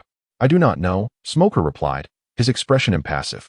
Tina, puzzled, asked, did you not engage in combat with him? In that encounter, we did not directly clash. He merely unleashed his Conqueror's Haki, and I had to exert my utmost to remain conscious. Tina was taken aback, her cherry lips parting in surprise as she recalled Sun Tzu's earlier jest. Now, she could ascertain that it was not merely a frivolous joke. The question remained, what portion of it was truth, and what portion was falsehood? Sun Tzu hurried along. Arriving in Albana at dusk, fine strands of rain fell softly, and the air was imbued with the fragrance of wet earth. Numerous residents poured into the streets, joyously celebrating, their exuberance permeating every corner of the city. Indeed, it was raining here as well. Sun Tzu halted his steps. Since entering Alabasta, the rain had been intermittent. Though the showers were slight, for a land that had experienced 3 years of drought, they held significant meaning. Vivy must be quite elated now. A faint smile graced Sun Tzu's lips as he resumed his pace, soaring towards the palace, Nefertari Palace. Nami and Vivy stood side by side, leaning against the railing, gazing out from the palace. Alabasta was finally graced with rain. Vivy murmured, according to the intel, not just Alyabarna, but many places have received rain. How wonderful. Hee. Without crocodile, the rain will fall normally from now on, Nami chimed in with a smile. Vivy returned a slight smile and inquired, has Sun Tzu not returned yet? No. Nami shook her head. Could it be that he encountered some trouble? Vivy pondered aloud. The two exchanged glances and then chuckled. With Sun Tzu's prowess, the only ones in trouble would be others, Nami remarked with a playful grin. I believe so too, Vivy replied, her eyes curving like two clear crescent moons. Ah. The two lovely ladies have great confidence in me. A familiar voice resonated from behind. Before Vivy and Nami could turn, 2 arms wrapped around their shoulders, and a head squeezed in between them. Sensing the familiar presence, the two did not resist, and simultaneously turned to look. Raindrops clung to Sun Tzu's hair, which stuck to his face, yet his charm remained undiminished, a familiar smile playing at the corners of his mouth. What took you so long to return? Nami expressed her discontent. Embracing the lovely figures, Sun Tzu felt elated and chuckled. I had to visit the Navy base. I was delayed there for a bit. Navy? What business do you have with them? Nami questioned suspiciously. I was negotiating your sale, hoping to fetch a good price, Sun Tzu replied with a serious demeanor. Nami's eyes sparkled as she rose onto her toes, leaning closer to his ear, her breath fragrant as she whispered, would you really part with us? The gentle breath brushed against his ear like the soft caress of a maiden's tongue. Sun Tzu inhaled sharply, a surge of anger rising within him, nearly prompting him to salute on the spot. After a moment of mental adjustment, he placed his palm on Nami's curvaceous posterior and gave it a firm twist. What do you say? He teased. Ah. Nami gasped, swiftly pushing Sun Tzu away. Don't get excited. I certainly have no intention of selling you off. Sun Tzu laughed heartily. Nami shot him a sideways glance, grasped Vivy's hand, and warned, Vivy, remember to keep your distance. He is quite the lecher. Sun Tzu paid her no heed, turning his attention to Vivy. Today, she donned a sleeveless white gown, cinched at the waist with a black and white checkered belt, and draped a deep blue cloak over her shoulders, complementing her azure locks exquisitely. Noble, beautiful, and imbued with a youthful charm, she radiated the essence of a princess. Vivy, you are truly stunning, he remarked earnestly. Thank you. Vivy replied, her cheeks slightly flushed, yet she returned the compliment with grace. Stop teasing the young lady. Let me introduce you to everyone first. They have all missed you dearly. Nami took Vivy's hand and led her forward, with Sun Tzu following closely behind. As they conversed along the way, they soon arrived at the gathering place, only to find Zoro present. However, it was late, and it was unlikely anyone else would venture out of the palace. Upon Vivy dispatching someone to search, the rest of the group quickly returned with the news. After exchanging pleasantries, Sun Tzu's gaze fell upon the small figure hiding behind Usopp. Chopper, come out. This is Sun Tzu, Usopp urged, pulling him into view. You must be Chopper? I've heard tales of your remarkable medical skills, Sun Tzu said with a warm smile. Chopper's face immediately turned crimson as he squirmed, retorting, You jerk. Even if you praise me, I won't be happy about it. Chapter 75. Under the night sky upon their reunion, everyone exhibited palpable excitement, gathering to share laughter and stories. The only regret was that Luffy remained unconscious, delaying the festivities. Nonetheless, Cobra had prepared exquisite food and drink for everyone and even joined them for a while. However, with Alabasta recently recovering from calamity, the king found himself exceedingly busy. He merely sampled a few dishes and raised a glass before taking his leave. In truth, his presence was not for the meal, but to convey his gratitude and appreciation to his guests. After dinner, under the strong insistence of the group, Sun Tzu began to recount tales from Naruto. Chopper and Vivy, though newcomers to the audience, displayed great interest, particularly Chopper, who quickly became an ardent admirer of Sun Tzu. The revelry continued late into the night before everyone eventually dispersed. Sun Tzu returned to the room he once inhabited. He opened the cupboard and, upon seeing the intact Pluto within, he finally set aside his worries. In the face of urgency, he had decided to leave Pluto behind in the room to prevent any accidental disruption of the seal. He had anticipated a swift return, yet he found himself delayed by a full day. Nevertheless, he was not overly concerned about potential issues, for he had taken precautions before his departure. Sun Tzu cautiously extracted a single golden hair, a safeguard he had left behind. Should anyone attempt to seize the Nether King, the mechanism would be triggered, severing the hair and summoning a doppelganger. After placing the Nether King on the bed, Sun Tzu retrieved the documentation on the dark fruit and began to study it intently. The material was extensive, with some sections laden with specialized terminology, rendering comprehension a formidable challenge. Suddenly, he was jolted from his concentration by a series of knocks on the door. Peering out the window, he noted that it was already past 2 in the morning. Who could possibly be seeking him at such an hour? Without much thought, Sun Tzu scanned his surroundings with his consciousness, and the figures outside distinctly materialized in his mind. A flicker of astonishment crossed his face as he concealed the King of Hell and approached the door to open it, inquiring with curiosity, "Vivy, what brings you here?" Vivy's expression was somewhat tense, and she clutched a backpack in her arms. Sun Tzu stepped aside to let her in, then closed the door. After preparing a cup of coffee for her, he inquired, Wei, what brings you here in such haste at this hour? It's the dead of night. And should anyone see you, it could tarnish your reputation. He handed her a package. Wei extended her backpack toward him. What is this? Sun Tzu asked. Curiosity piqued as he accepted it. Normally, he refrained from using his spiritual senses to peer inside, as it was both intrusive and taxing. Thus, he remained unaware of the contents within the backpack. It's what you desired, Wei replied, her gaze on him revealing a complex unreadability. What I desired? Sun Tzu asked, casting her a puzzled glance before unzipping the backpack. Upon revealing its contents, he was momentarily taken aback. Inside was a glass vial containing a model ship, approximately 20 centimeters in length. This object was all too familiar to him, for he had crafted it with his own hands. A replica of the Underworld King. After a prolonged silence, Sun Tzu lifted his gaze, his tone laden with complexity as he asked, Wei, what is this? The Underworld King, Pluto, Wei replied, lowering her eyelids. We had an agreement. You would assist me in defeating Crocodile, and in return, I would provide you with something extremely precious. This refers to the Underworld King. You have fulfilled your promise, and this is my recompense. Sun Tzu fell silent once more, and after a long while, he let out a bitter smile. He felt as though fate had played a cruel joke on him. In his quest to locate the Underworld King, he had endured countless hardships. Forgoing sleep and sustenance for an entire week, exhausting a significant number of brain cells, and ultimately resorting to dubious methods. Yet, in the end, Robin had willingly offered him information regarding the Underworld King, and now Vivy had directly provided it to him. Had he known this beforehand, he would not have exerted himself so unnecessarily. Understanding his skepticism, Vivy reassured him, I know it is hard to believe, but this is indeed the Underworld King. You can verify it with Nico Robin. She has seen the historical texts and should know the truth. I believe you.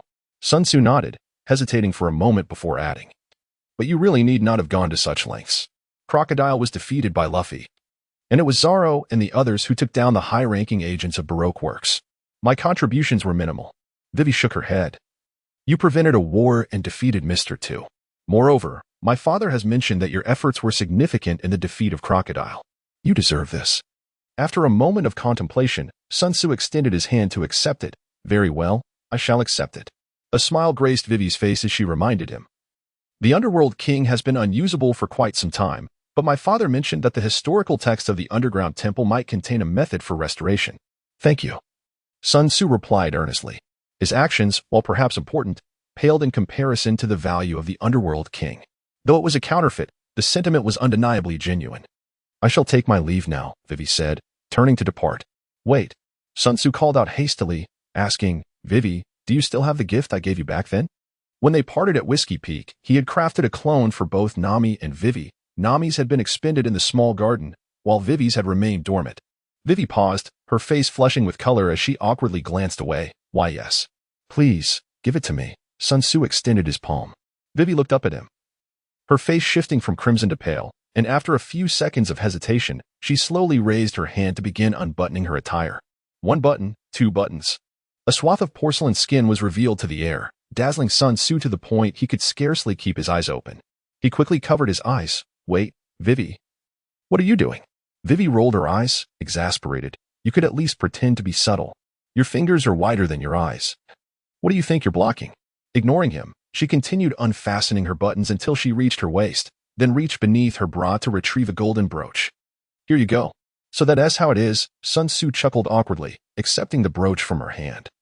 Feeling its warmth as if it still retained a hint of her body heat, he clenched his fist, and when he opened it again, the golden brooch transformed into an ordinary black hairpin. Witnessing this, Vivy felt a pang of loss. At that moment, Sun Tzu extended his hand once more, presenting a brooch that was nearly identical to the previous one. This is for you. Vivy's expression shifted to one of surprise as she regarded Sun Tzu with confusion. What does this mean? You were going to leave, yet you present a new one? This is a new one, far superior to the last, Sun Tzu explained. This was the clone he had created to protect the underworld king. Now that it was no longer needed, it was perfect to gift to Vivy. Vivy's demeanor brightened again as she refastened the brooch with care. Noticing Sun Tzu's furtive glances, she teased, Would you like to touch it? Chapter 76, Naval Headquarters. In the Naval Headquarters, a vast chamber was filled with rows of officers on either side. At the forefront sat a green-haired man wearing sunglasses. He was Major Branu, responsible for bounty matters concerning pirates. Next to Major Branu rested a whiteboard adorned with 3 bounty posters. The first featured Crocodile's visage, with a bounty of 81 million. The second, Mr. One, known as Daz Bones, with a bounty of 75 million. And the third displayed Luffy's face, with a bounty of 35 million. Then it is decided, Monkey D, Luffy's bounty is raised to 100 million berries. And Rorano Azaro will have a separate bounty of 60 million. Major Branu slapped the whiteboard. I underestimated their strength. This is infuriating. The forces of evil are growing ever more formidable, murmured the officers below, yet none voiced dissent. Very well, since there are no objections, we shall immediately broadcast their bounties to the world. Major Branu continued, moving on to another topic. Now, please direct your attention to this. He removed several bounty posters and produced a snail phone, projecting a segment of footage.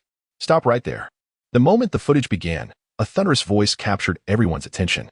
As the scene unfolded, an endless throng of people, armed and mounted on camels and war horses, surged towards a distant city, suddenly accompanied by a deafening roar. A visible shockwave emanated from the city gates. Those caught in the shockwave fell as if mowed down by a scythe. In an instant, nearly 1/10 of the crowd collapsed, forcing them to halt their advance. Then, a colossal pillar, 100 meters wide, appeared from thin air and crashed down before the city. As 2 figures descended slowly from the sky, the footage ended there, leaving the room in an eerie silence, as if the sound had been muted. After a 2-minute pause to allow everyone to process the scene, Major Branu spoke gravely. You all must have heard about the incident involving one of the 7 warlords, Crocodile. This is a recent event that transpired in Alabasta. The individuals shown were rebels incited by Crocodile, attacking the capital, Alyabarna, but ultimately, the war did not occur. Let us share our thoughts. Could that have been Conqueror's Haki? An officer blurted out. All eyes turned towards him, mouths agape, but no one uttered a word. To occupy a seat here, one must possess considerable insight and experience. Indeed, that scene bore a striking resemblance to the effects of Conqueror's Haki. But the question remains, could there truly be such formidable Conqueror's Haki? If so, how powerful must that individual be? Major Branu fiddled with the snail phone and projected another image, showcasing the aftermath of the Golden Pillar's descent. Please observe, this young girl is the Princess of Alabasta, Nefertari Vivy. Her strength is negligible. The man beside her is Sun Tzu, a former bounty hunter from the East Blue. His abilities remain uncertain. Major Branu, Are you suggesting that all of this was caused by him? An officer could not restrain himself from inquiring. Another officer chimed in. Could he possibly be a member of the Straw Hat Pirates? Just as Major Branu was about to respond, the doors swung open abruptly. 3 figures strode in. Upon recognizing the newcomers, all officers rose to their feet, bowing respectfully. Fleet Admiral Sengoku, Vice Admiral Garp, and Advisor Tsuru. After the 3 exchanged nods, they proceeded forward without uttering much. Sengoku instructed Bran to replay the recent footage. He then turned to Karp, inquiring, "Is this the individual you mentioned?" "Indeed," Karp replied, arms crossed. His strength appears to have significantly increased. Such formidable conquerors, Haki. Sengoku furrowed his brow, pondering, could he be another Shanks? It's not merely the conqueror's Haki. Crane interjected, hands behind her back, speaking calmly. According to the intel from Tina, he possesses the ability to fly, suggesting he is a devil fruit user. The officers exchanged glances, each reflecting the shock mirrored in the other's eyes. The 3 titans of the Navy, the Fleet Admiral, the Chief of Staff, and the hero of the Navy, had come together for the sake of one individual. Who exactly was he? Sengoku cast a sidelong glance at Karp. Is he a member of the Straw Hat Pirates? Crane shook her head, stating, he claims to be a passenger, intending to leave upon reaching his destination. Then, with Crocodile's defeat, one of the 7 warlords has vanished. What are your thoughts on him? Sengoku inquired solemnly. With a crunch, Karp pulled out a donut, taking a bite before bursting into laughter. Ha! Sengoku, have you lost your wits? Sun Tzu isn't even a pirate. The warlords need not exclusively be pirates, Sengoku replied coolly. Karp paused, then erupted into laughter again, nearly shedding tears. True enough, but I doubt Sun Tzu would agree to that. Crane sighed, saying nothing. She shared a sentiment akin to smokers. The sudden emergence of such a powerful figure might not bode well for the Navy. After all, although he had shown a certain goodwill towards the Navy, he had clearly declined to join their ranks. Sengoku's approach could only be described as unconventional, and its efficacy remained uncertain. Keep a close watch on this individual, and ensure that his intel reaches me promptly. Additionally, do not issue any bounties on him without my consent. After giving these instructions, Sengoku and the others made their exit without lingering.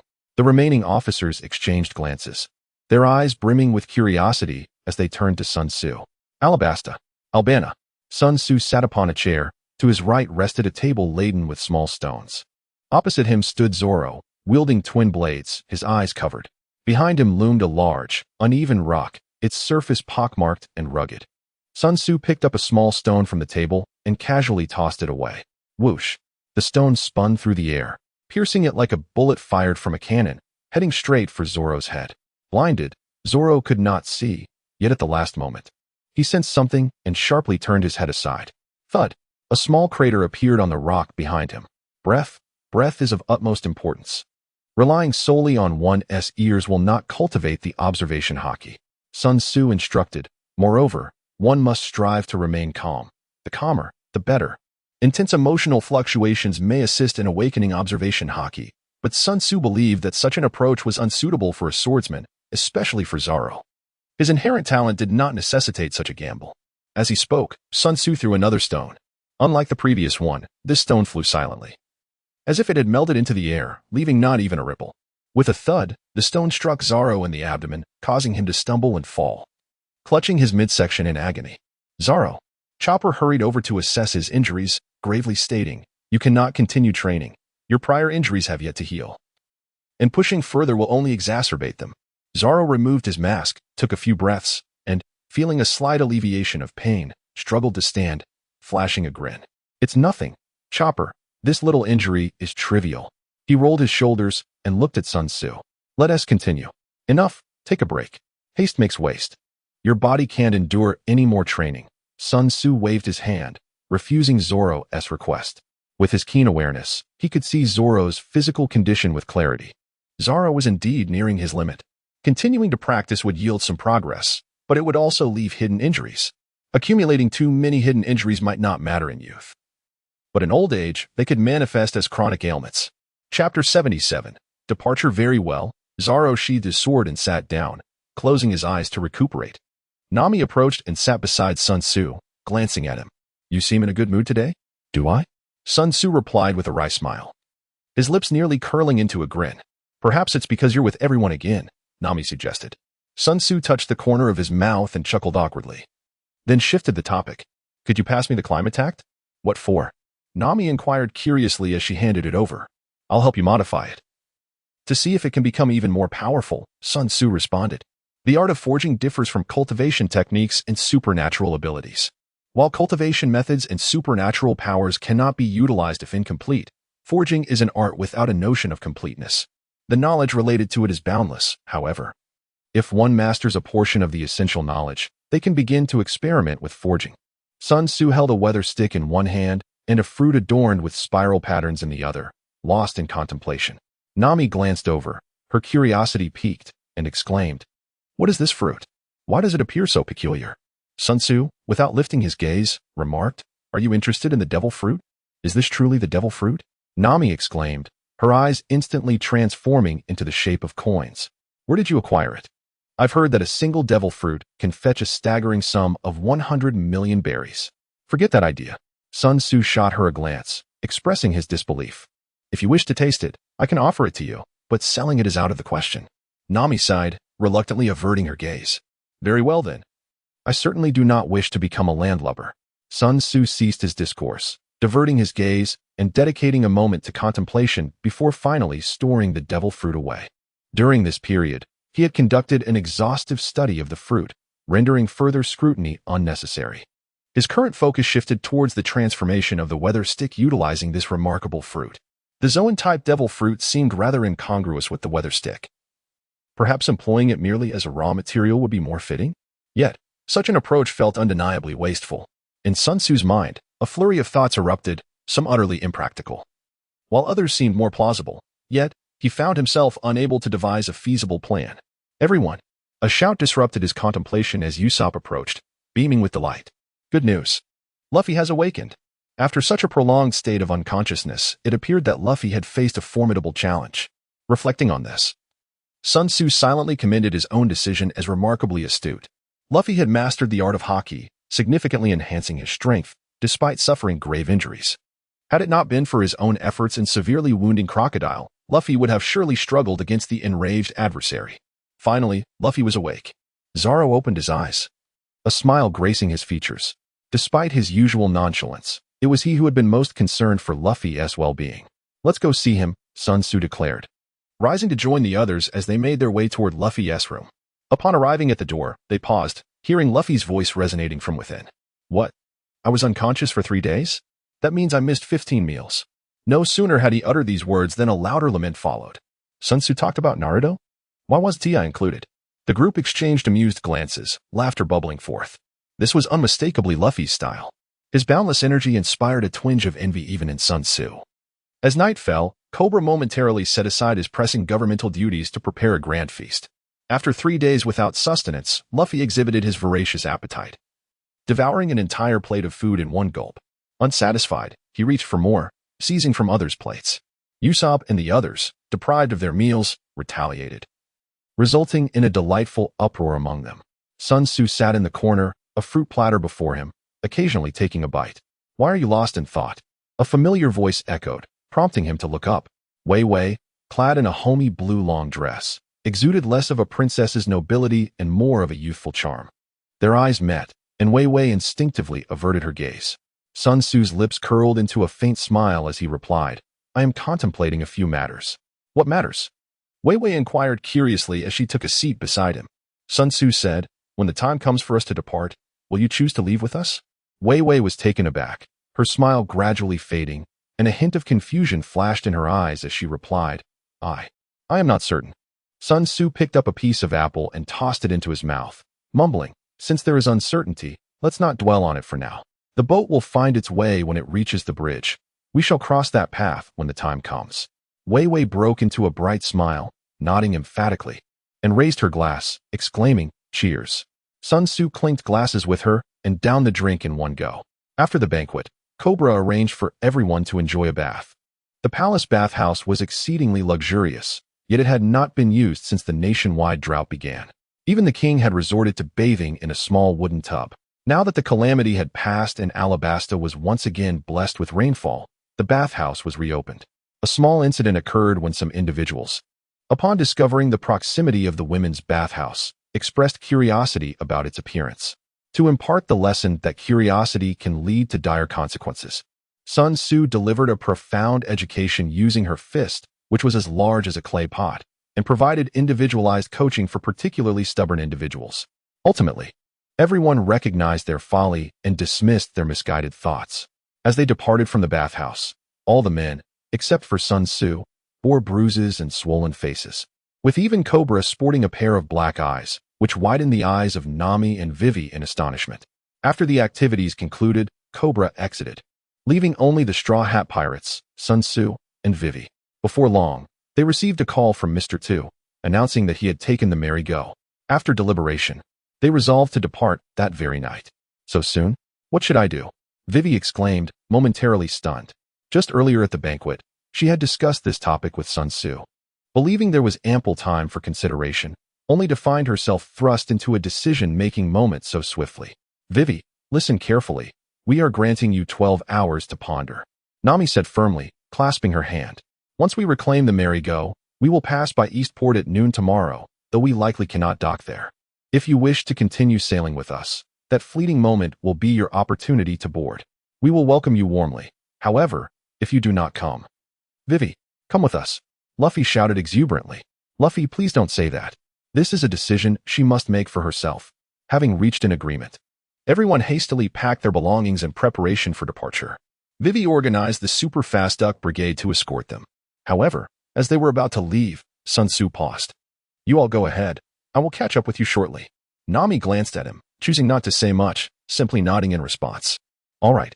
Sun Tzu, you must hurry, Luffy said, reluctant to part ways, eager to hear new tales after having missed out on Naruto.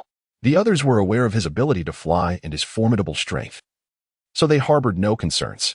Chapter 78. A night listening to the spring rain. Upon returning to the palace with Luffy and Vivy, Akaram sought them out, brandishing 2 bounty notices. Observing the empty room, his expression shifted. Princess Vivy, Mr. Sun Tzu, where is everyone? What is it, Akaram? You seem anxious, Vivy replied, turning to face him. They've left. Left? Where did they go? They are pirates, of course. They have set sail. Akaram stood momentarily stunned, looking towards Sun Tzu. I have some matters to attend to. I will regroup with them later, he explained. Akaram was curious but had more pressing concerns. He raised the bounty notices in his hand and stated gravely, Luffy and his crew are in trouble. Ah, has the bounty been updated? Sun Tzu received the bounty notice from Ikalam. Upon discerning the amount inscribed, he nodded approvingly. 100 million and 60 million, quite impressive indeed. Luffy and Zoro would surely be elated by this news. Elated? Ikalam was perplexed. Was this not a considerable predicament? How could one feel joy in such a situation? Vivy gently ushered him out of the room, saying, Do not worry, Ikalam. You should leave. I have matters to discuss with Sun Tzu. Staring at the closed door, it took Ikalam 5 or 6 seconds to comprehend the implications. In the dead of night, a solitary man and woman confined to one room. What discussions could they possibly have? Instinctively, he reached for the doorknob, but halted mid-motion, his expression torn. After several moments of contemplation, he sighed heavily and reluctantly departed, glancing back multiple times. Inside the room, Vivy soon realized the ambiguity of her words. Her face flushed crimson, yet the emptiness surrounding her soon overwhelmed her. Sun Tzu, what do you think I should do? Do not go. Huh? Vivy was taken aback. I mean, you should stay, Sun Tzu replied. Curiously, Vivy inquired, Why? I thought you would allow me to decide for myself. Sun Tzu said earnestly, Because I will soon be departing. Even if you join the Straw Hat Pirates, we cannot sail together. Huh? Vivy was once again taken aback. What do you mean by departing? Don't you know? I am not a member of the Straw Hat Pirates. I am merely a temporary passenger on their ship. Sun Tzu replied with a smile. Vivy, exasperated yet amused, retorted, What kind of reason is that? I didn't intend to board the ship just for you. Sun Tzu wore an expression of disbelief. Is it really not so? Of course not. Wei Wei declared with unwavering certainty, and then she couldn't help but burst into laughter, her eyes sparkling like 2 crescent moon springs, captivating and enchanting. Sun Tzu's lips curled slightly. There was another reason he refrained from voicing. Vivy's strength was exceedingly feeble, with little room for growth. Luffy's ambition was to become the Pirate King, a perilous path fraught with the most treacherous battles, where one might lose their life at any moment. Should Vivy board the Thousand Sunny, she would merely become a burden, a regrettable choice for both her and Luffy's crew. However, such words could be deeply hurtful. He was not foolish enough to speak them aloud. The two fell into silence. Vivy gently leaned against Sun Tzu's shoulder.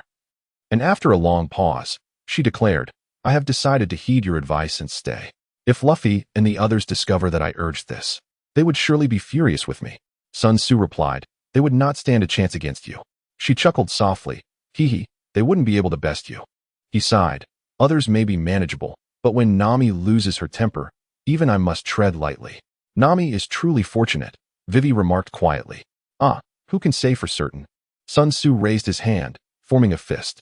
Regardless of luck or misfortune, once I have set my sights on her, escape will be impossible. And what about me? Vivy turned to look at him.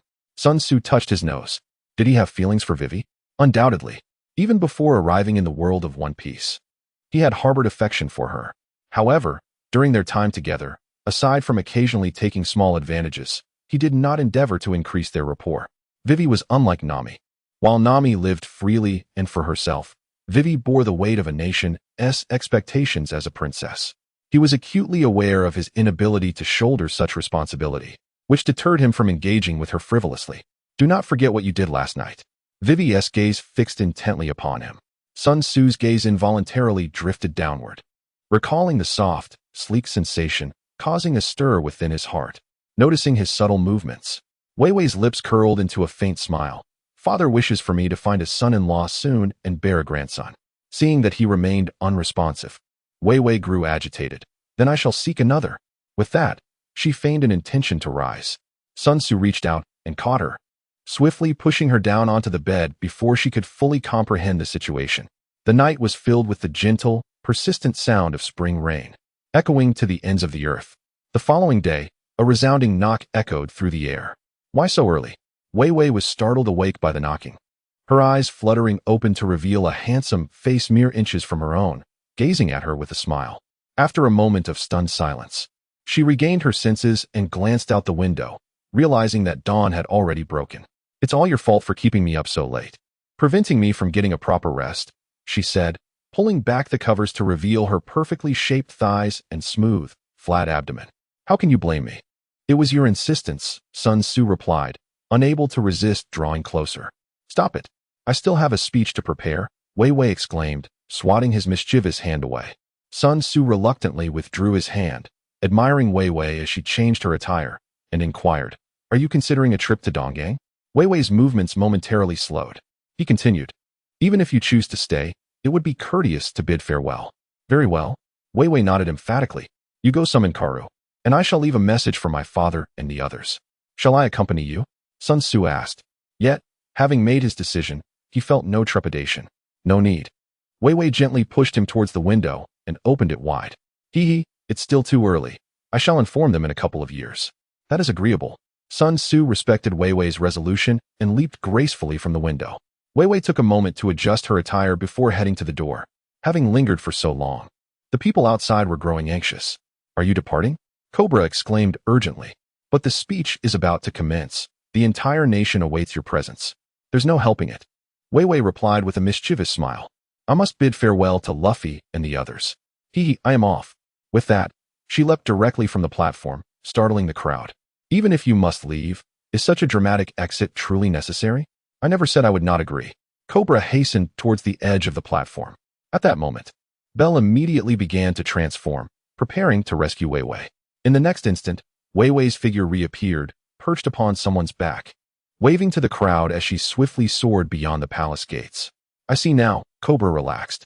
The onlookers remained in silence, gazing at the direction in which Wei Wei had vanished. They all understood that Wei Wei had made her choice. Chapter 79. Farewells and appearances. Sun Tzu carried Vivy on his back. Their pace was leisurely, occasionally pausing to admire the scenery. After all, their rendezvous was set for noon. Arriving too early served no purpose. Poor Kuro, abandoned by them, had no choice but to run ahead alone. By the time Sun Tzu and Vivy reached the East Port, Kuro had already arrived. Meanwhile, the Straw Hat Pirates, being pursued by the Navy, had also just arrived, eagerly gazing in their direction. Upon spotting Vivy and Sun Tzu, excitement surged among the crew. Look, they've come. Ha ha. I knew they would. However, the two did not advance further, but instead halted at the shore.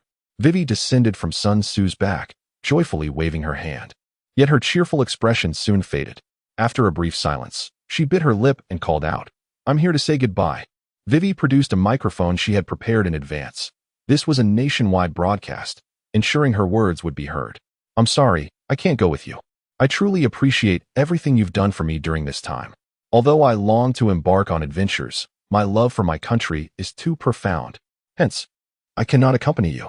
Luffy's face broke into a smile once more. Despite the sorrow, they were pleased with their companion's decision, while Vivy continued to smile. Tears involuntarily streamed down her fair cheeks. "I have decided to stay here. However, if we meet again one day, will you still consider me a friend?" Gripping the microphone, she was unaware that her face was now streaked with tears. At that moment, the Navy had begun to take notice. If Luffy and the others responded, their pirate identities would only implicate Vivy, leaving them in silence in response to her inquiry. Vivy's expression grew increasingly despondent, her gaze dimming. Suddenly, Luffy and the others turned, rolled up their sleeves, and raised their left hands, revealing the unmistakable X mark on their wrists. This symbol was a precaution against Mr. To using his imitation powers to approach them disguised as someone else. Each of them had wrapped a strip of cloth around their wrist, with an X drawn beneath. Those bearing the mark were considered comrades. Their actions silently conveyed to Vivy that she would forever be one of them. Understanding this, Vivy's expression transformed. She broke into a smile, raising her own arm alongside Kuro, displaying her mark in response. Sun Tzu silently observed the scene until the melee gradually receded into the distance. A sense of isolation enveloped him. Even the duck possessed a companion, while he remained solitary. He sighed and revealed his unblemished left wrist. In the past, he had not been aboard the ship, and thus bore no such mark. Wei Wei chuckled softly, wiping away her tears. "You are surely one of us forever." No. Sun Tzu shook his head. "I am friends with them, but with you, it is a romance, not quite partnership." Wei Wei blinked her eyes. Then, "Isn't it fortunate that you bear no mark?" "Indeed," Sun Tzu nodded in agreement. The two fell into silence once more, as Wei Wei's tears cascaded down anew. Sun Tzu gently wiped away her tears, assuring her, "I will come back to see you often, I promise."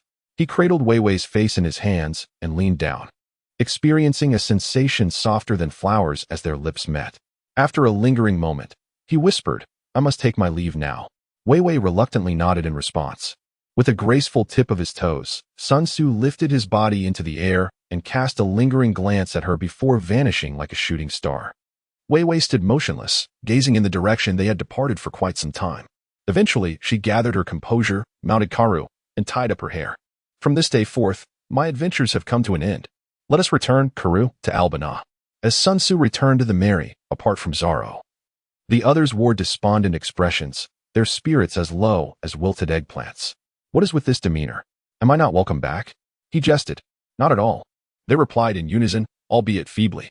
"Stop putting on that facade. Wei Wei is not suited to sail with you," Sun Tzu commanded.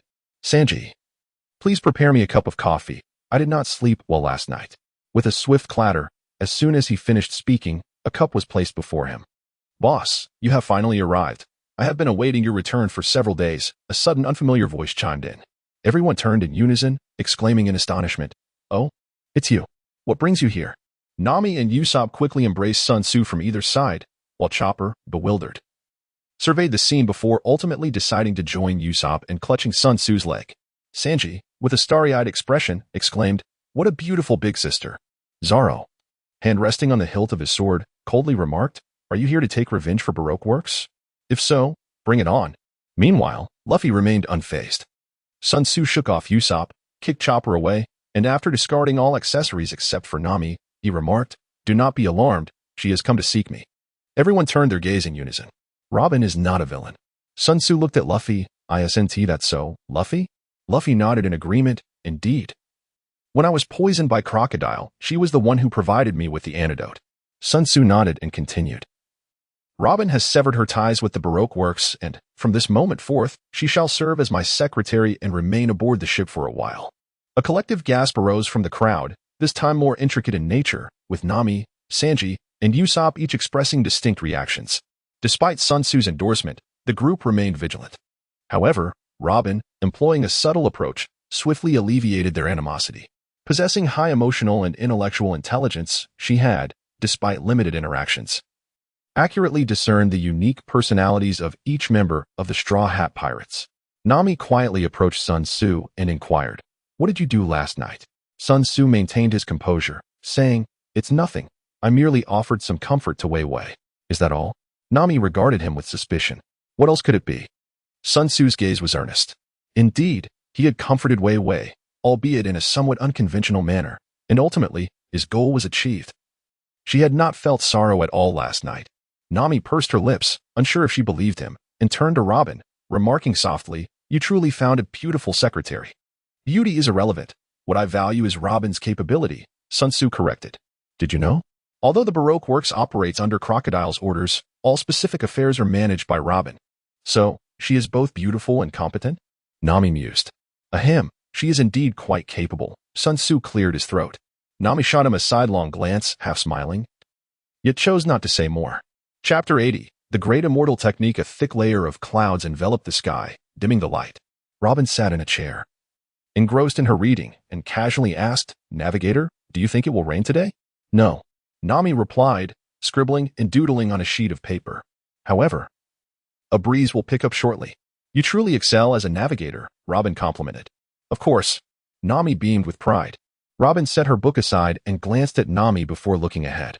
"What do you think the boss is up to?" "I have no idea," Nami admitted, pausing her activity, a flicker of concern crossing her eyes. After leaving Alabasta, Sun Tzu seemed as if he were nailed to the bow of the ship. Aside from his routine of bathing and grooming, he often skipped meals, occasionally muttering to himself as if entranced. Initially, everyone was quite worried. However, after Sun Tzu repeatedly assured them that he was fully aware and in good health, they gradually set aside most of their concerns. As was customary, they discussed for a while but reached no conclusions, and the two prepared to return to their tasks. Suddenly, Sun Tzu stood up. "What's wrong?" Nami began to ask when, in an instant, darkness enveloped her, and she felt herself being lifted. Before she could comprehend the situation, her feet left the ground, spinning unpredictably in the air. "What are you doing?" Nami exclaimed, her face paling. "It's a good thing," Sun Tzu replied, his voice laced with evident joy. "What good thing?" Nami clung tightly to him, shouting over the gust of wind. "Well, you might not understand if I told you." Sun Tzu's excitement calmed slightly. Nami rolled her eyes, choosing not to dwell on it, and instead relished the thrill of flying. The abruptness had startled her, but she felt secure being carried by Sun Tzu, as it was not her first experience of such an adventure. After a considerable time, Sun Tzu finally contained his exhilaration and returned to the ship. Luffy approached first, his eyes sparkling. "Sun Tzu, I want to fly too." "Not a chance." Sun Tzu retorted brusquely, "Ladies only. Gentlemen need not apply." "Humph." Luffy pouted angrily. Usopp cautiously poked his arm. "Are you all right?" "What's there to be all right about? I was fine to begin with." "All right, enough of that. We can discuss things later. I need to contemplate some matters." Sun Tzu waved them off and sat back down, lost in thought. The source of his excitement was the long-awaited cultivation technique that had finally emerged, while the abilities were concealed within the potential of the fruit. Unlocking them was no easy feat. One could envision the fruit's potential as an expansive continent, with divine abilities, spells, and cultivation techniques tucked away like veins of or hidden beneath the earth, in mountains, and at the bottoms of rivers. To acquire any divine ability, one must first locate it, and then painstakingly extract it piece by piece. Throughout this endeavor, one might encounter obstacles that halt progress, dig in the wrong direction, and yield nothing, facing a myriad of challenges along the way. In short, the process is far from easy, and each success is hard-won. What thrilled Sun Tzu even more was the name of this cultivation technique, the Great Immortal Technique. Indeed, it was the fundamental method of the Monkey King. However, gazing at the Great Immortal Technique in his mind, Sun Tzu felt somewhat bewildered. This was an exceptionally profound, mysterious, and expansive technique, integrating the true essence of Taoism, Buddhism, and Confucianism, seizing the creation of heaven and earth, unraveling the mysteries of the sun and moon, and directly pointing to the root of the Tao. Upon mastering it, one would attain the essence of the law, grasp the source, refine the spirit body, transcend the three realms, escape the five elements, achieve immortality, and be indestructible through the ages. Thanks to the convenience afforded by the devil fruit's abilities, Sun Tzu could comprehend this technique. However, it differed significantly from his initial expectations. This technique was not merely a means to cultivate magical power. It was a genuine path of practice, spanning from the mundane to the celestial. The ultimate outcome of the great immortal technique was the formation of the golden elixir. This golden elixir was unlike any he had encountered in previous novels about cultivation. In his view, a more vivid description would be the Tao fruit.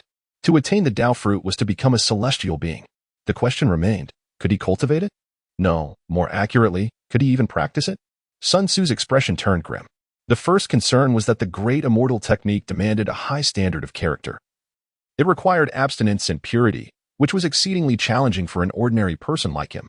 While he might attempt to address the first concern, the second was even more daunting. Was his physique capable of cultivating the great immortal technique? The cultivation technique undoubtedly imposed requirements on physical constitution. In fact, not only did the cultivation techniques have such requirements, but divine abilities did as well. The 72 transformations was a divine ability for the human race. And even the Monkey King, after learning it, had been left with some flaws. Although Sun Tzu belongs to the human race, he is worlds apart from the beings of the journey to the West universe. His physique may resemble that of the humans from that realm, or it could differ as drastically as the contrast between a monkey and a human. Without jumping to hasty conclusions, Sun Tzu silently contemplated the grand immortal technique, soon uncovering another dilemma.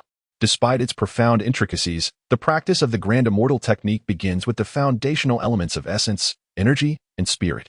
According to its tenets, one must first secure these elements to prevent their dissipation. Here, he found himself at an impasse. He lacked the essence, energy, and spirit as described in the grand immortal technique. Rather, his essence, energy, and spirit had long since merged into a singular entity. Indeed, it was magical power. This revelation prompted Sun Tzu to ponder, what, precisely, is magical power? After much contemplation and correlating it with the teachings of the grand immortal technique, he ultimately concluded that what he referred to as magical power should more accurately be termed celestial energy, or more precisely, quasi-celestial energy. Upon achieving immortality, the essence, energy, and spirit unify, and celestial energy embodies the amalgamation of these forces. However, this does not imply that the fusion of essence, energy, and spirit guarantees immortality. It is a necessary but not sufficient condition. Perhaps I now understand what must be done. Sun Tzu's expression gradually relaxed. He had begun to speculate on his current predicament. The monkey's hair gifted to him was, in essence, a strand imbued with inherited celestial energy. Upon entering the world of One Piece, this celestial energy was transformed by the world's rules into a devil fruit. Ordinarily, one person's celestial energy cannot become another's power, at most. It can assist others in the form of spells or divine abilities, as Sun Tzu had done for Ace with his life-sealing technique. However, within the rules of One Piece, consuming a devil fruit grants one strength. Thus, the celestial energy from the monkey was forcibly merged with Sun Tzu. Yet, since celestial energy is a power wielded solely by deities, even if he had integrated a strand of it, he could not directly attain enlightenment and immortality. Ultimately, due to some mechanism of which Sun Tzu is unaware, a unique existence known as magical power emerged, representing a diluted version of celestial energy. Therefore, my current objective is to wholly claim this magical power as my own. Chapter 81. Reverse cultivation. Such a transformation may have been unforeseen even by the monkey. What he likely intended was merely to leave behind a legacy, allowing Sun Tzu to develop it further. However, due to the peculiar rules of the One Piece world, Sun Tzu directly assimilated his celestial energy, giving rise to this extraordinary phenomenon. Of course, this is merely Sun Tzu's perspective. It is equally possible that everything fell within the monkey's expectations. The chasm between Sun Tzu and the monkey's realm is vast, making it impossible for him to gauge the monkey's capabilities. Compared to directly inheriting a legacy, this current state presents both advantages and disadvantages. The benefit lies in the fact that he is fused with a strand of celestial energy, especially one from an extraordinary being like the monkey, an immense fortune indeed. The drawback, however, is that he should have been able to access all the inheritances directly, yet now he must painstakingly unearth them piece by piece. Undoubtedly, the advantages outweigh the disadvantages. Nonetheless, a minor issue arises. Although Sun Tzu forcibly merged the monkey's celestial energy through the rules of the One Piece world, this was merely a brute force insertion into his body, heavily shackled to allow for manipulation. In simpler terms, magical power feels more like a tool to him rather than an intrinsic part of his being. The benefits of integrating celestial energy should far surpass what he currently possesses. Upon reflection, he had yet to even cross the threshold of cultivation. He was merely an ordinary person wielding a special artifact. Perhaps with time, the celestial energy would be gradually assimilated. However, passively waiting for this to occur is clearly unreliable. He must take the initiative to absorb the celestial energy completely, claiming the magical power as his own. The day he succeeds, even if he cannot attain immortality, he shall exist as a being akin to a demigod. As for how to achieve this, Sun Tzu had begun to form a plan. Reverse cultivate the grand immortal technique. By methodically practicing, he might eventually absorb this strand of celestial energy. Yet, that would mean sacrificing his greatest advantage. Moreover, due to limitations in temperament, aptitude, and rules, whether he could reach such a level remains uncertain. Reverse cultivation, however, allows him to circumvent these complications, as it does not involve traditional practice, but rather the analysis of this celestial energy, since the celestial energy has already transformed into a devil fruit consumed by him. This can also be viewed as developing the devil fruit. The most remarkable aspect is that this celestial energy was crystallized through the grand immortal technique. Thus, utilizing it for analysis will undoubtedly yield significant results. For me, this appears to be the most prudent choice. Sun Tzu's mind was clear. Although this approach carries certain risks, such as the possibility that the grand immortal technique cannot be reverse cultivated, or that the analysis proceeds too slowly, leading to an inability to continue, methodical training presents even greater dangers. The journey of cultivation is fraught with challenges, the most formidable of which is the limitation of lifespan. Not everyone possesses the extraordinary potential of the monkey, who attained immortality in just 3 years. Indeed, the monkey's rapid ascension to immortality is nothing short of astonishing, a pace that is almost unfathomable. The overwhelming majority of cultivators perish along the way due to insufficient lifespan, succumbing to old age before achieving their goals. Only a select few fortunate prodigies manage to attain enlightenment and ascend to the ranks of the immortal. Sun Tzu does not consider himself one of them. By practicing the great celestial technique, he directly merges with celestial energy, and with each advancement, his constitution undoubtedly undergoes significant enhancement, leading to a considerable extension of lifespan. Once he attains the status of a semi-immortal, he will possess an extraordinarily lengthy lifespan and exceptional cultivation aptitude. At that point, he can continue to cultivate methodically. This aligns with the adage that sharpening the axe does not delay the cutting of wood. As for his strength, there is no need for concern. His current magical power is undoubtedly greatly constrained. After all, it originates from the transformation of celestial energy. While it may not allow him to move mountains or fill seas, it certainly should not be as feeble as it is now. Sun Tzu conjectured that this must also be a limitation of the devil fruit. As he continued to decipher its mysteries, he would truly grasp the intricacies of magical power, with its intensity progressively enhancing, gradually approaching celestial energy. The quantity of magical power would not pose an issue either. In fact, according to the Grand Immortal Sutra, celestial energy possesses the characteristic of perpetual renewal. The reason he currently holds only a modicum of magical power is, without a doubt, due to the constraints imposed by the rules of the devil fruit. In Sun Tzu's speculation, as he delved deeper into understanding, all issues would be resolved effortlessly. However, this is not merely a limitation. It also serves as a form of protection. Sun Tzu gained insight into this notion. A water pipe can be easily managed. Yet a flowing river cannot be restrained no matter the effort. If there were no restrictions, without fully assimilating the magical power as his own, he would be utterly incapable of controlling it, potentially leading to catastrophic consequences. Although it diverged from his initial expectations, the ultimate goal remained achieved. Sun Tzu felt a sense of relief. Naturally, all of this remains speculative. The true efficacy can only be determined through personal experimentation. Sun Tzu gazed upon the great immortal decision, meticulously contemplating and earnestly summarizing. Ultimately, he concluded that the journey from mortal to immortal necessitated 4 distinct steps. The first step involves locking in one's essence, energy, and spirit, while continuously fortifying and amplifying them. This phase may be referred to as the body refinement stage.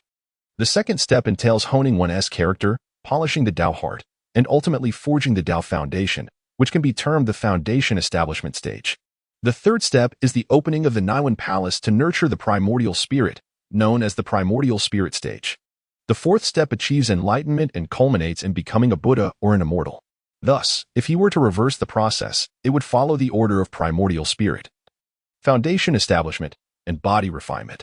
First, he would attain the primordial spirit, then forge the Tao foundation, and finally transform back into the most fundamental essence, energy, and spirit. After achieving the status of a half-immortal, he pondered whether he could escape the world of pirates. Based on the information he had gathered, he assessed that the power hierarchy within the pirate world was not particularly high. Becoming a half-immortal would undoubtedly allow him to dominate the realm. However, departing from a world was not a simple endeavor. Surely, one would not need to attain full immortality, he mused with a tinge of hesitation. That would be quite unfortunate. Given the differing rules, it remained uncertain whether one could attain enlightenment within the pirate world. Wait. Suddenly, a spark of realization ignited within him. There must be a way. Otherwise, the Monkey King would not have suggested he seek him out. With this thought, he exhaled in relief. Knowing that hope existed was sufficient. Pondering these matters now was premature. He still had an arduous journey of countless miles ahead before becoming a half-immortal. Thus, he resolved to commence his endeavors immediately, with the first goal being the attainment of the primordial spirit. With a fleeting thought, Sun Tzu initiated the flow of his spiritual energy along a unique trajectory. Before long, all of his mana was seamlessly integrated into the operation of the supreme celestial arts, transforming the previously chaotic energy into a harmonious and orderly stream. Consequently, his command over this energy surged to unprecedented heights. Indeed, the possibility of reverse cultivation was confirmed. My hypothesis was not in vain. No wonder I found certain aspects of the heavenly law and earthly phenomena somewhat awkward. It turns out they are meant to complement each other in this manner. With this understanding, the potency of the heavenly law and earthly phenomena is poised to increase by at least 30%, truly formidable. The previously discarded forging plan seems to have potential for revival. Oh, the development of divine abilities appears to have become considerably more accessible. Remarkable. Right from the onset of his cultivation journey, Sun Tzu felt the immense power of the supreme celestial arts. Chapter 82. Floating Island. While he had acquired the cultivation method, Sun Tzu did not immediately immerse himself in relentless practice.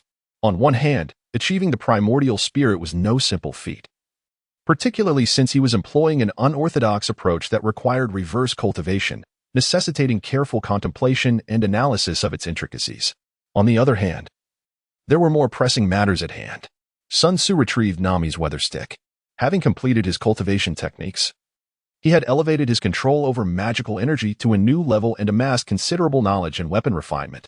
It was time to embark on the endeavor of enhancing Nami's weapon. He had conceived two potential plans during this period. The first proposal was to fully harness the power of the devil fruit, designing a magical array that would allow its strength to manifest in the form of a summoned beast for Nami's use. The advantage of this approach lay in its ability to exploit the devil fruit's power to its fullest extent, resulting in formidable strength. However, the downside was that it did not align well with the weather stick style and would entail a considerable cooldown period. The second enhancement plan involved utilizing the devil fruit purely as a material to inscribe reusable spells. The benefit of this scheme was the flexibility in spell effects, which could be perfectly tailored to complement the weather stick's capabilities, yielding a synergistic effect greater than the sum of its parts. Yet, the drawbacks were apparent. It would squander the potential of the devil fruit, and Sun Tzu's current repertoire consisted mainly of high-energy, low-efficiency spells, rendering it less cost-effective. In truth, Sun Tzu was not particularly satisfied with either plan. The reason was straightforward. Regardless of the chosen approach, one immutable premise remained: Nami lacked magical energy. The inherent nature of the devil fruit did not contain energy. Thus, any plan must first address the need for a power source capable of self-replenishment. Otherwise, no matter how exquisite the design, once the energy was depleted, it would merely become an ornament. Consequently, a significant portion of materials would be consumed in this endeavor, leaving him with little room for creative expression. Sun Tzu pondered for a moment. If there were no better options, then he would choose the first plan. Only formidable strength could pave the way to victory. If it did not align, then let Nami learn to adapt. Having one more summoned beast could compensate for her weaknesses in close combat. Sun Tzu! Sun Tzu! Urgent calls echoed in his ears. Sun Tzu emerged from his reverie, turning his gaze toward the source of the voice, only to find Nami staring at him with palpable terror. "What is it?" he inquired. "Above us." Nami grasped his arm tightly. Suddenly, two decaying planks plummeted from the sky, landing at Sun Tzu's feet. He lifted his eyes, his pupils dilating in shock. Above them, a colossal ship was plummeting rapidly, and judging by its trajectory, it was certain to collide with the Mary. Luffy and the others were desperately rowing, striving to escape the ominous shadow of the descending vessel. There was no time left. Sun Tzu furrowed his brow, wrapping his left arm around the tightly grasping Nami, while with a flourish of his right hand, golden light spread forth, transforming into a golden staff inscribed with the 5 characters Ruyi Jingu Bang. With a deft push of his toes, he soared skyward, his thoughts swirling as his magical energy flowed. The golden staff suddenly expanded to a size surpassing that of a colossal ship. Viewed from below, he appeared to be supporting an inverted mountain. A gentle sweep of his hand was reminiscent of autumn winds brushing away fallen leaves. With a resounding crack, the massive ship disintegrated into countless fragments, which flew outward in all directions. Oh, the crew members, including Luffy, who were rowing the boat, instantly ceased all activity, their eyes wide and mouths agape, as if they had been turned to clay. Robin's body trembled slightly, her gaze flickering with intensity. The spectacle was utterly staggering. The stark contrast between the diminutive humans, the gargantuan ship, and the towering golden pillar created an overwhelmingly striking visual impact, leaving one with an absurd sense of disbelief in their own eyes. In that moment, Robin glanced at Sun Tzu and an intriguing thought crossed her mind. How did he compare to Aokiji? She had never witnessed Aokiji unleash his full power, but what she had just witnessed seemed to rival the world's top-tier combat prowess. Until Sun Tzu returned to the merry-go with Nami, the others remained in a state of shock. He surveyed the group with a grin and said, "Hee, did you see that? You are all just a bunch of younger brothers now. If you wish to realize your dreams, strive to enhance your strength. Otherwise, no matter how loudly you shout your slogans, they will merely be a joke." Silence enveloped them, with even Luffy's expression turning grave. Sun Tzu had previously cautioned them once, even displaying a glimpse of his prowess. However, at that time, he emanated an air of inscrutability, the depths of which they could not fathom. Following the battle in Alabasta, both Luffy and Zoro experienced significant advancements in their abilities, while Sanji honed his Saru and Jeppo techniques with remarkable finesse, causing their impressions to inevitably fade considerably. Now, Sun Tzu once again illuminated their shortcomings. This time, he revealed sheer power and unparalleled strength. They were not merely a step or two behind. Rather, they were confronted with an unfathomable chasm. "Are there many individuals like you on the seas?" Luffy inquired calmly. Sun Tzu stroked his chin thoughtfully. "If you are referring to the strength I just exhibited, it is neither excessive nor insignificant." Suddenly, Nami interrupted their conversation, her eyes wide with astonishment as she glanced at the recording device on her wrist. "The pointer has stopped moving upwards." Sun Tzu spoke calmly. "It's quite normal, for we have encountered a sky island." Nami turned her head in curiosity. "A sky island? What is that?" "As the name suggests, it is an island suspended in the air." Sun Tzu gazed upward. "There exists a landmass composed of clouds at an altitude of 10,000 meters above us." "An island made of clouds?" Nami exclaimed in disbelief. "How is that possible?"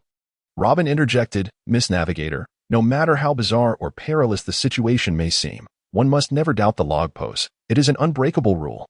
In these waters, if doubt arises, it should only be cast upon one's own preconceived notions of common sense." After a brief pause, she stated earnestly, "Wherever the log pose points, there is certainly an island." Sun Tzu nodded in agreement, affirming the existence of sky islands, remarking that the one above them was merely one among many. Luffy, disregarding the issue of strength, exclaimed with excitement, "Incredible! There are islands floating in the sky. Let us go. Brothers, steer the ship upwards towards the sky island." Sanji coldly retorted, "Captain, the helm cannot be directed upwards." Luffy, momentarily deflated like a wilted plant, soon regained his exuberance and leaned toward Sun Tzu, asking, "You know how to reach the sky island, right?" "Indeed," Sun Tzu replied. "How do we get there?" Luffy inquired impatiently, while the others eagerly turned their attention to him.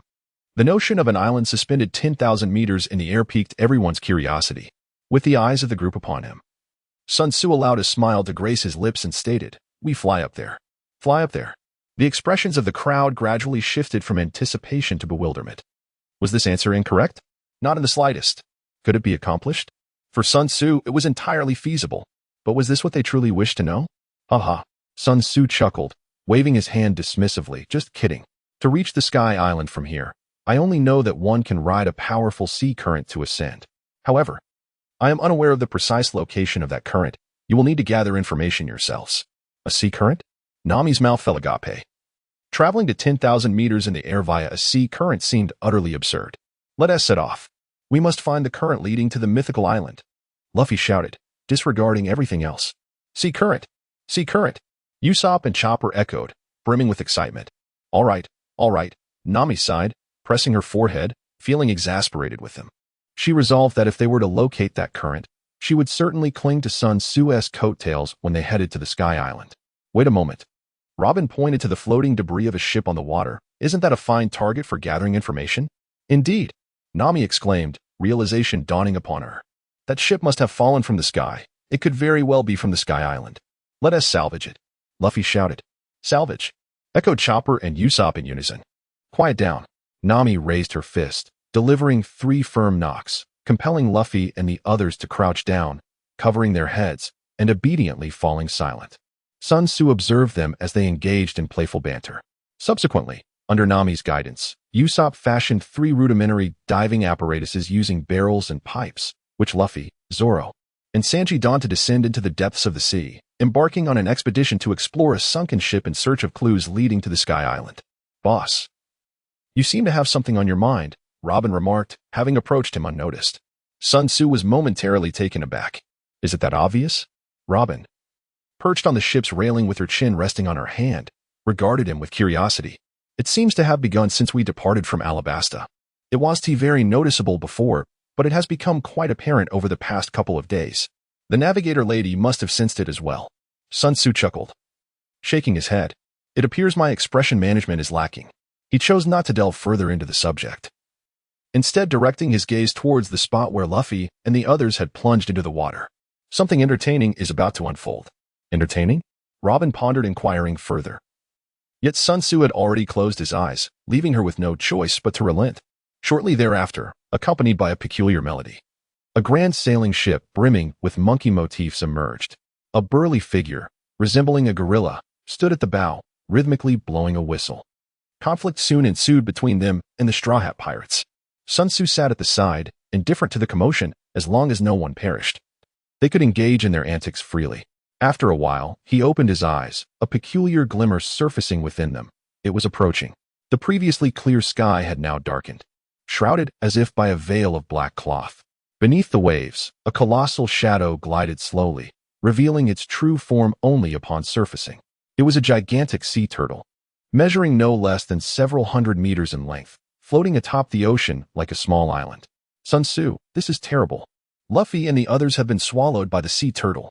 Usopp shouted frantically in his ear. Do not worry, they are not dead, Sun Tzu replied nonchalantly. He cast a glance at the turtle. Despite its size, it paled in comparison to the colossal sea kings he had encountered in the past. What was yet to emerge promised to be more intriguing. His consciousness extended outward, monitoring all movements around him.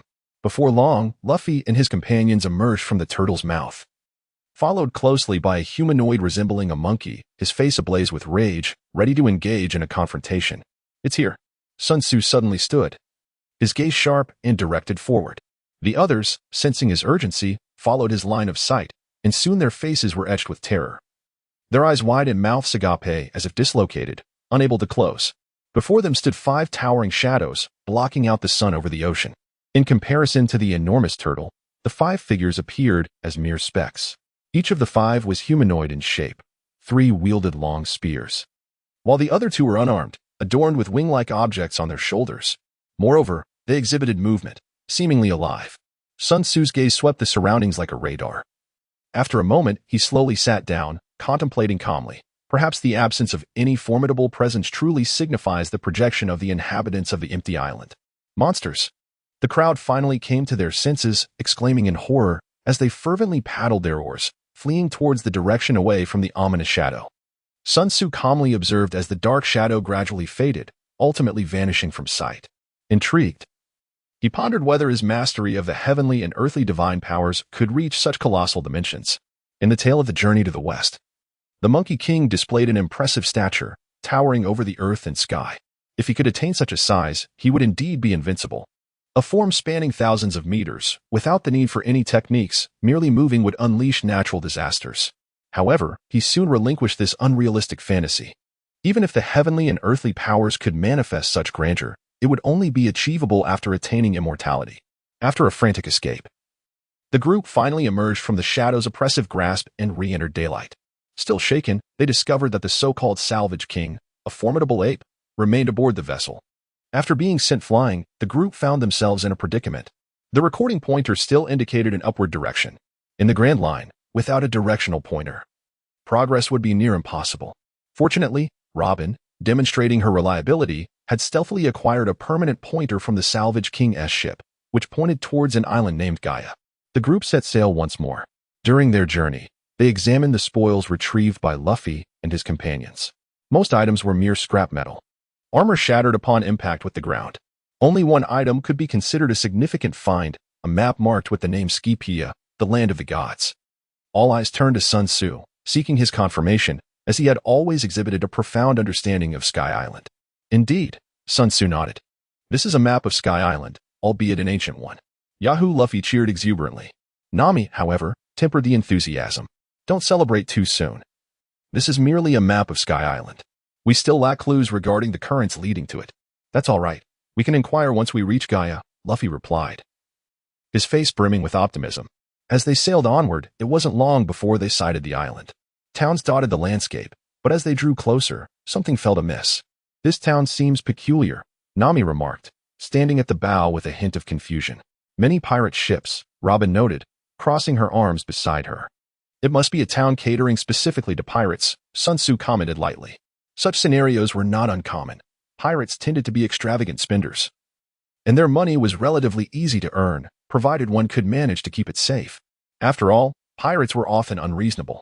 Nevertheless, such towns typically boasted formidable protection. And while chaos and conflict were inevitable, they primarily involved confrontations among pirates, rarely spilling over to harm ordinary folk. Besides, pirates often required services from others. There aren't many towns that openly welcome pirates, Sun Tzu added. This town is called Moku Town. I recall that Blackbeard was here and even encountered Luffy, he continued, extending his consciousness to envelop the town. Moku Town was not large, allowing his senses to cover it entirely. Soon, Sun Tzu's brow furrowed. Not here? How can that be? He contemplated whether to suppress Blackbeard now, thinking that once he devised a refining approach, he could act decisively. However, such a plan would be utterly thwarted. Is it due to Ace? Sun Tzu mused. Or perhaps the storm stirred by my butterfly effect has reached here. Both possibilities exist. He chose not to dwell on the matter, considering it fortunate. Retracting his consciousness, he accepted that the unpredictable nature of pirates meant that if he could not capture Blackbeard here, he would simply await the next opportunity. However, before that, he resolved to enhance his strength. I must ensure that if I encounter Blackbeard, I want to let him escape. It would be utterly humiliating, even without the Tremor fruit. Blackbeard's prowess is formidable. Once, he left an indelible scar on the face of Shanks, one of the current emperors of the sea, using only his physical skills. Now, with the dark fruit in his possession, he has undoubtedly gained a significant advantage. He must not be underestimated. Sun Tzu's intention was not merely to defeat Blackbeard, nor to eliminate him, but rather to capture him alive. This task proved to be significantly more challenging. Are you heading to the town, Sun Tzu? Nami called out. She, along with Zoro and Luffy, stood by the ship's side. You may go. I have no interest, Sun Tzu replied, taking a seat at the prow of the ship. With Blackbeard absent, he deemed it a waste of time to disembark. Robin approached with a pot of freshly brewed coffee. Boss, I intend to buy some clothes. I've been wearing the navigator's attire for the past few days. Oh, do you need money? Sun Tzu inquired. Not at all. Robin waved her hand dismissively and leaped off the ship, making her way toward the town. Sun Tzu withdrew his gaze, continuing to ponder the modifications for Nami's weather stick, while the others busied themselves with their own tasks. Before long, Luffy and the others returned, with Nami visibly irate and Luffy and Zoro bearing numerous injuries. Upon inquiry, it became clear that not only had their attempts to gather intelligence failed, but they had also been ridiculed, as discussions about the Sky Island were deemed utterly ludicrous. Luffy and Zoro had even engaged in a conflict, allowing their adversaries to strike without retaliation. Faced with two vexing incidents, Nami was on the brink of exploding with rage. Fortunately, Robin once again proved her reliability by returning with garments and a piece of information. However, it was not about the Sky Island. Instead, it concerned an elderly man named Mont Blanc Cultivating, who had been exiled from Gaia Island, a dreamer residing at the opposite end of the island. The group resolved to pay him a visit. After circling Gaia Island, they reached their destination. Before disembarking, they beheld a magnificent villa perched by the sea, but upon entering, they discovered it was merely a fade, behind which lay a dilapidated structure, half of which appeared to have been removed, leaving only a shell of its former self. Ah, it seems there is someone on the shore, Usopp observed keenly. Indeed, and the situation appears dire, Zaro added. Chopper, in a state of urgency, shouted, "Hurry. Let us approach." On the shore was a robust elderly man with his upper body bare, his face contorted in agony, having lost consciousness. Chopper quickly examined him and diagnosed him with decompression sickness. While they treated him, the previously encountered Salvage King and another individual with green hair, resembling a gorilla, arrived. They turned out to be the captains of the monkey and gorilla pirate crews, which together formed the Ape Mountain United Army and the elderly man they had rescued. Montblanc Kulkate was the leader of this alliance. Despite past conflicts, upon learning of Kulkate's rescue, the two expressed their heartfelt gratitude and developed a camaraderie with Luffy. Under the attentive care of the group, Montblanc Kulkate regained consciousness. "Diamond-faced uncle, I have a question for you," Luffy said bluntly, cutting to the chase. "We wish to reach the Sky Island. Do you know how to get there?" Kulkate erupted into laughter. "Ha ha ha. You truly believe in the existence of a Sky Island?" His laughter gradually subsided as he sensed something amiss, hesitating. "You seem quite certain of its existence." "Ah. So you are unaware," Luffy remarked, disappointment evident as he scratched his head and turned toward the door. "Then we shall take our leave and inquire elsewhere." "Wait," Montblanc Kulkate called out, urgently asking, "What leads you to believe that the Sky Island exists?" Nami raised her wrist. "Isn't the log pose proof enough?" Kulkate resolutely shook his head. Consequently, all eyes turned towards Sun Tzu.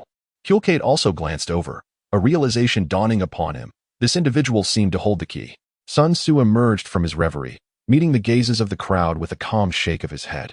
"Why? What is there to question? The existence of Sky Islands is widely known. It is not a secret at all. Your ignorance stems merely from your own lack of knowledge." The group fell silent, taken aback by his unvarnished words. Amidst their wry smiles, astonishment flickered in their eyes, particularly in Montblanc Kulkate, who, despite his earlier adventures, had never encountered anyone familiar with the Sky Islands. "Do not look at me that way. Accessing the Sky Islands is not particularly difficult. Most possess pathways leading to the ground, and this one above us is no exception. However, I am unaware of the entrance, and thus, the only means to ascend would involve certain perilous methods," Sun Tzu explained. "Pathways?" The crowd's astonishment deepened, for this was indeed something they had never heard before. "Do Sky Islands truly exist?" Montblanc Kulkate murmured, his expression somewhat dazed. "What are the Land of Gold and the Golden Bell? Do they exist as well?" Sun Tzu cast a glance at him and nodded, affirming, "Indeed. The Golden Country and the Golden Bell are both real. What Nolan has said is the truth." Chapter 85, The Merry Ship. "How could you possibly know?" Montblanc Kulkate felt a jolt of disbelief as he gazed at Sun Tzu. "What are you referring to? Nolan or the Golden Country?" Before he could respond, Sun Tzu continued, "The former, given your surname Montblanc and your fervent quest for gold here, it is quite easy to deduce that you are a descendant of Nolan. The latter is equally straightforward. I know where the lost gold resides." "Gold? What gold?" Nami could no longer contain her curiosity, interjecting, "Moreover, what do you mean by the Golden Country?" He gestured towards the ground beneath them, stating, "The Golden Country refers to Kaya. This place once boasted mountains of gold." "What? There is that much gold here?" Nami was overwhelmed with excitement, turning to rush outside. Sun Tzu hastily grasped her arm, urging, "Do not dwell on it. It is already gone." "Gone?" Nami's eyes widened in disbelief. "What do you mean it's gone? Where is my gold?" The crowd exchanged glances, rendered speechless, except for Montblanc Kulkate, who exhibited an even greater curiosity about the answer to her question. His gaze fixed intently on Sun Tzu. After all these years, this was the first time he had gleaned a clue regarding the fabled Land of Gold. It was the first occasion he had encountered someone asserting that Nolan was not a charlatan. Sun Tzu did not keep them in suspense. He pointed to the sky and remarked, "The gold of Jaya once flourished, but now it resides above." Above? As they had just mentioned it. The crowd quickly connected the dots and exclaimed in unison, "Sky Island?" "Indeed." Sun Tzu affirmed with a nod. "Usopp, please retrieve the maps of Sky Island and Jaya." Though puzzled, Usopp adeptly dug into his bag and produced the two maps, handing them over to him. Sun Tzu meticulously aligned two maps. "Look, don't they fit perfectly?" For the land atop the Sky Island was once a part of the legendary Kaya. For centuries prior, a powerful current erupted beneath Kaya Island, lifting a portion skyward, where the Golden Bell and mountains of gold resided. "Ah, this." Montblanc Kulkate's body trembled, his eyes widening as he exclaimed, "I saw gold within the right eye of the skeleton. So that was the meaning. What are you all talking about?" Usopp couldn't help but interject.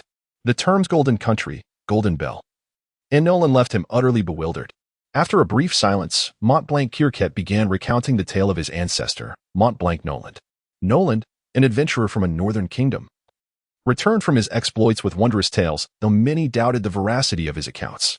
On one occasion, upon returning, he reported to the king about a mountainous treasure of gold on an island. The king promptly led 2,000 soldiers to the destination. However, after a grueling voyage, only 100 soldiers remained upon their arrival, and all they encountered was a dense jungle, devoid of any gold. Subsequently, Noland was sentenced to death for treason. Yet he maintained to the end that he had spoken no falsehood. Upon hearing this, Sanji remarked in astonishment, "Isn't that the tale of great liar Noland? It's quite famous in the North Sea." "Indeed, but this is not merely a story, it is the truth. Noland is my ancestor," Montblanc replied solemnly. "The issue is, while others may be oblivious, our family knows that Noland never lied." "What did you mean by seeing gold in the right eye of the skeleton?" Nami inquired. "That was Noland's final utterance before his demise. I never comprehended it until Montblanc pointed to the map in Sun Tzu's hands. Look, the assembled map resembles a skeleton. Does it not?" "Indeed, it does." The group expressed their intrigue. "So, my gold is right here?" Nami fixated on the map. "If the Sky Island truly exists," Montblanc mused. Nami immediately fell into reverie at the thought of mountains of gold. He, Uncle Diamond Face. "Would you care to join us on our journey to the Sky Island?" Luffy grinned broadly. Montblanc felt a stir of excitement, but, glancing at the gorilla and ape outside, shook his head. "Not now, perhaps in the future, we may venture there ourselves." Despite his desire to witness the gold firsthand, he could not abandon the gorilla pirate crew and the ape pirate brigade. "Wait, let us not forget, we still do not know how to reach the Sky Island," Nami reminded them. "If we are discussing the soaring currents, I might have some insights," Montblanc stated. He briefly shared his conjectures regarding the knock upstream, the Sky Island, and the current, concluding, "If all goes as expected, the current should appear tomorrow at noon. If the Sky Island exists, that would be the opportune moment to ascend. Yay, we can finally visit the Dream Island." Luffy beamed, his smile radiant. There was no turning back. They had to take the risk, though she voiced her concerns. Nami's expression also reflected anticipation. The existence of the Sky Island was secondary. She was more eager to witness the mountains of gold. "However, we must make some preparations," Montblanc added. Soon, the group busied themselves. Kirket, along with the ape and gorilla, began reinforcing the Going Merry to ride the knock upstream. The ship must withstand tremendous force. In its current state, the Going Merry required fortification, otherwise, it would surely disintegrate. Meanwhile, the Straw Hat Pirates and Robin ventured into the southern forest to capture a bird known as the South Bird. This time, they sought a current, not an island, and could not rely on their log posts for direction. Alternative means were necessary. The South Bird, capable of discerning direction, always pointed south, serving as the finest compass. "Why didn't you go catch a South Bird?"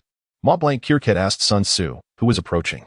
"Their presence suffices. I simply cannot afford to assist further." As Sun Tzu spoke, he approached the side of the melee ship, his hand gliding over the hull. After a moment, Montblanc spoke in a subdued tone, expressing his gratitude. The information he had just conveyed was of profound significance, capable of altering the course of Montblanc life. Sun Tzu nodded slightly, remaining silent as his thoughts were entirely consumed by the ship before him. Was it at this moment that the Mary's keel had broken? He pondered quietly. The scene from One Piece, where they bid farewell to the Mary, had once brought him to tears. He could prevent Luffy and the others from venturing to Skypiea, or seek alternate means. Yet, such actions would be utterly futile. The Straw Hat Pirates would face numerous perils ahead, and the Mary could not bear the weight of their journey. Rather than treating it like a patient, merely prolonging its voyage for a little while longer, it would be more fitting to allow it to fulfill its purpose, accompanying them through their final leg of the journey. Trouble from the 86th had come knocking. Sun Tzu was jolted awake by a cacophony of noise. Turning his head, he beheld Montblanc confronting a band of pirates alongside the Ape Mountain brothers. What was happening? Sun Tzu felt a surge of irritation, his voice laced with impatience. "A few troublemakers have arrived," the ape coldly remarked. This was the territory of their Ape Mountain alliance, and the encroachment by other pirates filled him with indignation. "Ha!" A burly man with tousled yellow hair laughed maniacally, his gaze filled with malice as he fixed it on them. "So, Montblanc, you are here. I heard tales of your exploits in town, truly touching. However, what I relish most is seizing the treasures that others have toiled to acquire." "Ha!" Sun Tzu glanced back and interjected before Montblanc could speak. You are Bellamy? Although he was merely a trivial character, his status as a devotee of Don Quixote da Flamingo left an impression on him. And who might you be? Bellamy wore a grotesque grin, his tongue lolling out like a hyena salivating over its prey. Truly, there are only erroneous names, never misguided monikers. I offer you two choices, either depart or perish. Sun Tzu replied with palpable impatience.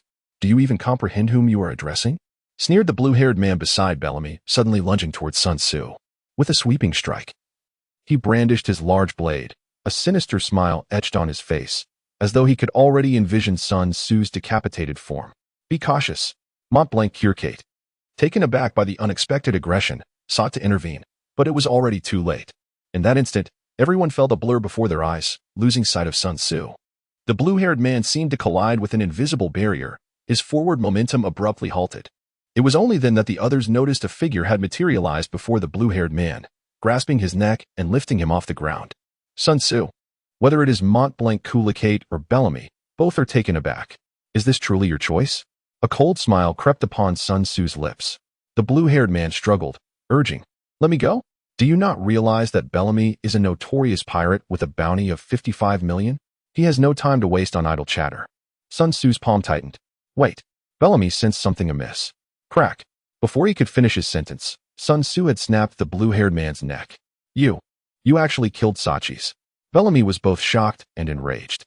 He exhaled a hot breath, his legs coiling like springs, compressing with latent energy as he glared fiercely at Sun Tzu.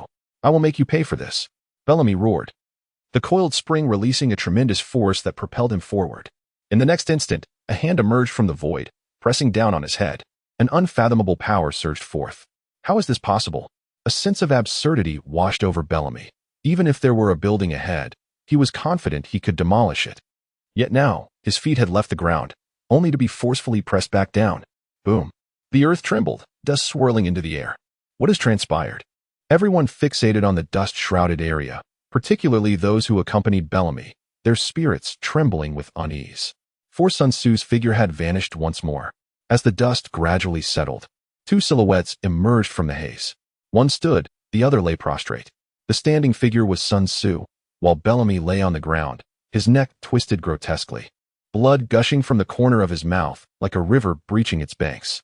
Yet, he was not dead, staring at Sun Tzu with shock and malice in his eyes. I offered you a chance, Sun Tzu stated, his expression unperturbed as he slowly lifted his foot. Wait. One of Bellamy's subordinates, startled back to reality, quickly interjected. Do you not know that Bellamy is a member of the Don Quixote family? Sun Tzu cast a fleeting glance at him. Don Quixote? Indeed. It is the Don Quixote family, led by the notorious warlord da Flamingo. The man hastily replied. If you were to slay Bellamy, you would undoubtedly incite the wrath of da Flamingo. Humph. Bellamy attempted to articulate a response, but only managed to emit a series of unintelligible groans. Sun Tzu's smile was frigid. Da Flamingo? If he dares to come today, I shall ensure that this world loses another warlord of the sea. With a single step, he crushed Bellamy's skull, which burst open like a watermelon. The air instantly fell into silence. After 2 seconds, Bellamy's subordinates regained their senses and shouted in unison to flee, hastily making their way towards the sea. Sun Tzu raised his index finger, signaling a gunfire machine gun. Bang, bang, bang, bang. Invisible waves of energy surged forth, and in an instant, all of Bellamy's henchmen lay sprawled on the ground, their cries for help scarcely uttered before they succumbed, leaving behind a scene of carnage. With a mere flick of his hand, a tempest arose from nowhere, sweeping the lifeless bodies toward the sea, where they soon vanished beneath the waves. Only a few bloodstains remained, testifying to the fierce battle that had transpired not long ago. I shall take my leave to rest. I entrust the task of reinforcing the ship to you all. As Sun Tzu spoke, he stepped into the dwelling, leaving Montblanc and the Yeti brothers exchanging bewildered glances. After a considerable pause, the ape-man incredulously inquired, Father, who exactly is he? I have heard of the notorious Bellamy the hyena, after all. He boasts a bounty of 55 million. It is astonishing that he was so easily vanquished. He must be an incredibly formidable individual. Montblanc replied slowly. To possess such knowledge of secrets and such strength, he is undoubtedly a figure beyond our imagination. After a while, Luffy and his companions returned, having captured the southern bird. Luffy, in his usual boisterous manner, failed to notice the conspicuous bloodstains that were unmistakable to the others. What transpired here? Chopper exclaimed in astonishment. Why is there so much blood? There was a band of pirates causing trouble, Mont-Blanc Coulicate responded. Luffy fumed. What? Pirates causing a ruckus? Where are they? I'll send them flying.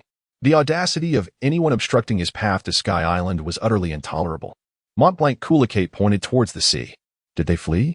Or met their demise? Luffy scratched his head and asked, Uncle, was it you who did this? Not by my hand, Mont-Blanc Coulicate replied. Luffy turned to the Yeti brothers, who also shook their heads emphatically. Nami, with an inkling of understanding, inquired, was it Sun Tzu?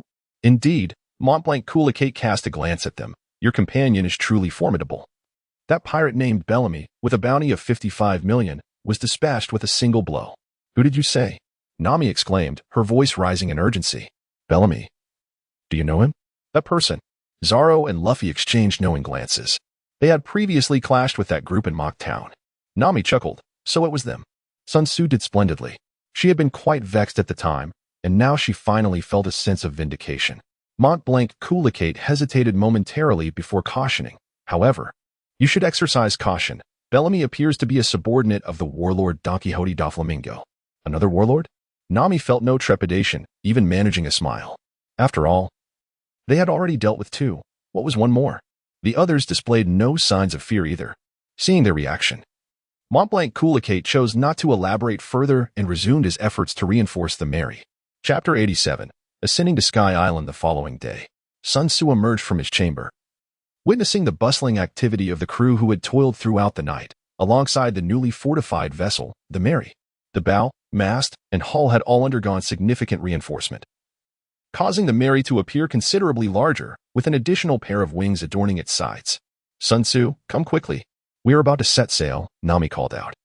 Waving to him, Sun Tzu approached and had just boarded the ship when Nami came over. Her expression was grave as she insisted, Sun Tzu, you must stay by my side from now on. Sun Tzu said nothing, merely raising his arm. Nami, with a beaming smile, enveloped him in an embrace. And me. Usopp approached, eager to grasp his other arm, but was swiftly kicked away by Sun Tzu, who disdainfully remarked, Go away, my arm is reserved for the ladies. You prioritize beauty over friendship.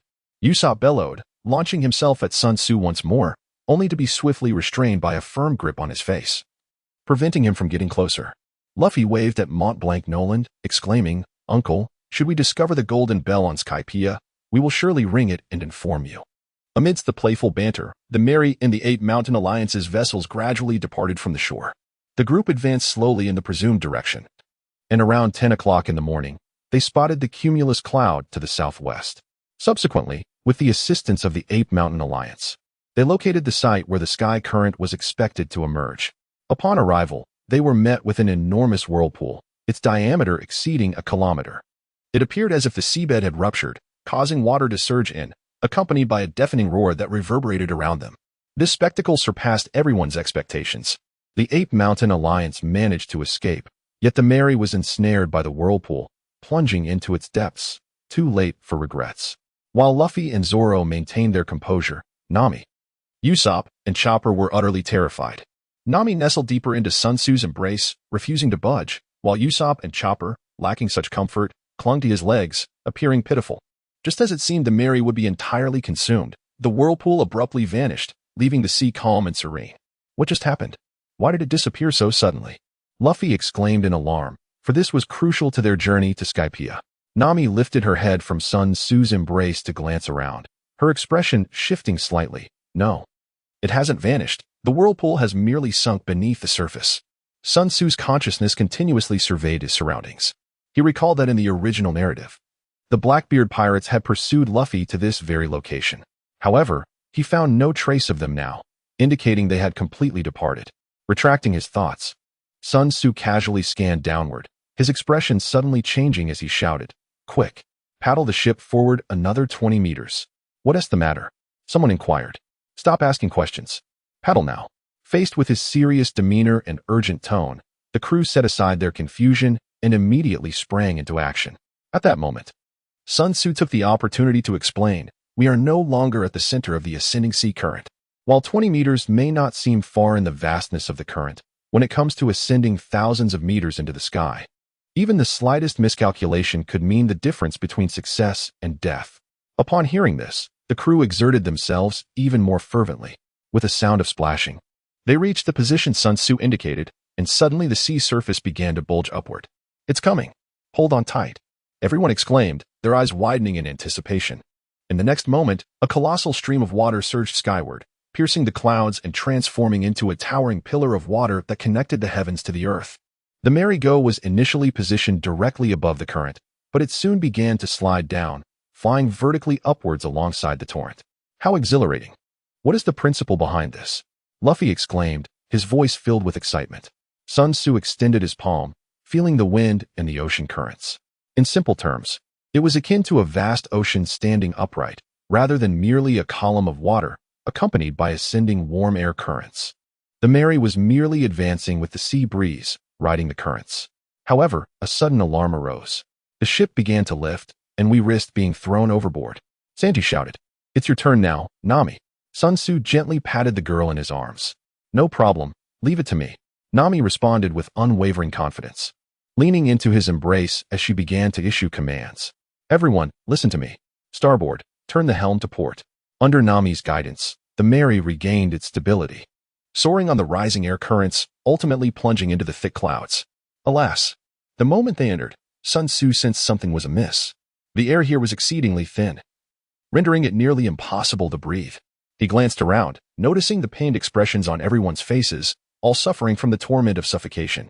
Being amidst the clouds, the atmosphere was laden with moisture, droplets occasionally striking their faces, obscuring their vision and instilling a sense of despair. "I feel so uncomfortable." Nami's grip around Sun Tzu tightened, her face turning slightly pale. Without hesitation, he lowered his head, bringing his face closer to Nami's. As he felt an unusual sensation on his lips, Nami's eyes widened in surprise. At such a moment, how could I possibly be in the mood for this? Just as that thought crossed her mind, she suddenly felt a clarity in her mind, the fiery sensation in her lungs dissipating. In an instant, she understood what was happening and transformed from passive to proactive. With a soft sound, as if an eternity had passed, the Mary finally burst forth from the clouds, landing in a world blanketed in white. Everyone began to gasp for air, their faces tinged with a hint of blue, except for two individuals, Nami and Sun Tzu. Sun Tzu maintained a calm demeanor, revealing no signs of abnormality, while Nami appeared increasingly peculiar, her cheeks flushed and her eyes shimmering with a hint of moisture. Moments earlier, the group had been ensnared by a sense of suffocation, oblivious to the unfolding events beside them. Only Robin seemed contemplative, her gaze flitting between the two. However, the attention of the others quickly shifted as the surrounding environment captivated them. As they surveyed their surroundings, a vast expanse of white engulfed them. Beneath their feet lay a sea of clouds, and above them, the sky was equally cloud-laden. Was this a sea of clouds? Everyone was astonished. Despite being mere clouds, the ship floated effortlessly above them, a sight that transcended their understanding. Usopp expressed a desire to dive in for a swim, but Sun Tzu swiftly intervened. "Let us not forget, there is no bottom beneath us. A careless misstep could lead to peril." Hearing his words and recalling their altitude of several thousand meters, Usopp shivered, promptly abandoning the notion. "Is this the Sky Island?" Nami inquired, gesturing to her wrist where the log pose indicated their direction. Robin, perched on the edge of the ship, chuckled softly. "If that is the case, we must be merely at the mid-level of the cumulus clouds. The true Sky Island lies even higher. This is the White Sea, situated 7,000 meters above sea level. Beyond this lies the White Sea, at an altitude of 10,000 meters, where the Sky Island resides," Sun Tzu added. "You possess an impressive breadth of knowledge," Nami remarked, turning her gaze toward him. "But how shall we ascend? There are no vertical sea currents available to us now." Sun Wukong was about to respond when he turned his gaze elsewhere. "Wait, someone is approaching." Chapter 88. The moment of farewell soon, a figure donned in a twisted mask, gliding on a skateboard, wielding a gun in one hand and a shield in the other, came into view. "Hey, who are you?" Nami, in her prime state, stepped forward, eager to communicate. However, the individual leaped onto the Mary and, without uttering a word, immediately launched an attack. Luffy was ready to strike, but Sun Wukong held him back. "Let me handle this." Before a reply could be made, Sun Wukong clenched his palm, and the golden cudgel materialized within it. "Get out of my way." With a sweeping motion of his arm, the cudgel shot forth like a bolt of golden lightning. Crack! The assailant raised his shield to defend himself. Yet the shield crumbled effortlessly against the cudgel, as if it were made of mere paper. The cudgel continued its relentless path, crashing heavily into the man's chest, causing him to spew blood and be propelled away, ultimately vanishing into the sea of clouds. Another one, Chopper exclaimed, quietly retreating behind Sun Wukong. At the bow of the ship, another figure appeared, clad in armor, his weathered face partially concealed beneath a helmet. With hair and beard as white as snow and deep-set wrinkles, beside him stood an exceedingly grotesque bird. Upon meeting Sun Wukong's gaze, he immediately grew anxious. Do not misunderstand. I am not affiliated with the previous individual. I have come to rescue you. Sun Tzu withdrew his gaze, fully aware of the identity of the old man before him. Conqueror, the former leader of the Sky Island. After some negotiations, both parties clarified their identities. Conqueror proclaimed himself a Sky Knight, a mercenary. He departed shortly thereafter, but not before leaving behind a whistle, stating that should they find themselves in peril, they could blow it, and he would come to their aid, albeit for a fee. What shall we do now? Nami inquired. Let us proceed forward. There lies a door, Sun Tzu replied. The group followed his direction, discovering a peculiar cloud formation resembling a cascading waterfall from the heavens. As they approached, they noticed the clouds had transformed oddly. If the clouds below resembled the ocean, these clouds were akin to sponge, solid enough to stand upon, yet soft and yielding. These solid clouds formed a pathway leading to a grand door inscribed with the words Gate of Heaven. Within, they encountered an elderly woman with wings upon her back, demanding an entry fee of 1 billion Aegis coins per person. Curiously, upon their declaration of insolvency, they were nonetheless permitted passage. Cradled by a giant shrimp that carried them along a river formed of clouds, surging toward the pristine sea, the true visage of the Sky Island unveiled itself before them. How beautiful, they all exclaimed in unison.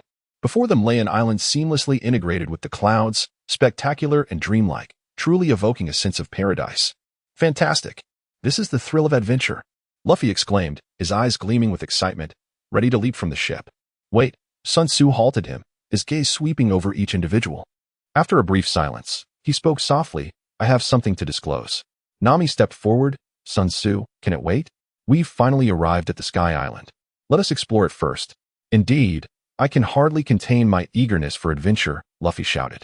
It won't take long, Sun Tzu replied, casting a glance at Nami before continuing, friends, the time has come to bid farewell. Farewell? Luffy tilted his head, a question mark hovering above him. Nami's expression darkened instantly, and the others soon realized the gravity of the situation, their expressions shifting accordingly. Do you remember our initial agreement? You would escort me to a certain location, and upon our safe arrival, I would gift you the Mary. As he spoke, a nostalgic smile crossed Sun Tzu's face, pondering what Kaya might be doing now. Usopp took a step back. Are you saying that location is the Sky Island? Indeed, my destination is the Sky Island, Sun Tzu declared, patting the ship's railing. From this moment forth, the Mary officially belongs to you. No wonder you were so well acquainted with the Sky Island, Usopp realized. But before he could elaborate, Sanji restrained him. Sun Tzu, Nami approached him, lips pressed together as she looked up at him. Let us leave. We should give them some time. Sanji lit a cigarette and leapt off the ship. No, I won't go. Luffy protested loudly. Fool, we must leave. Zoro punched him, forcefully dragging him away. Soon after, Usopp and Chopper disembarked, while Robin retreated to the cabin to gather her belongings. Now, she was under Sun Tzu's command, no longer a member of the Straw Hat Pirates, and would leave alongside him.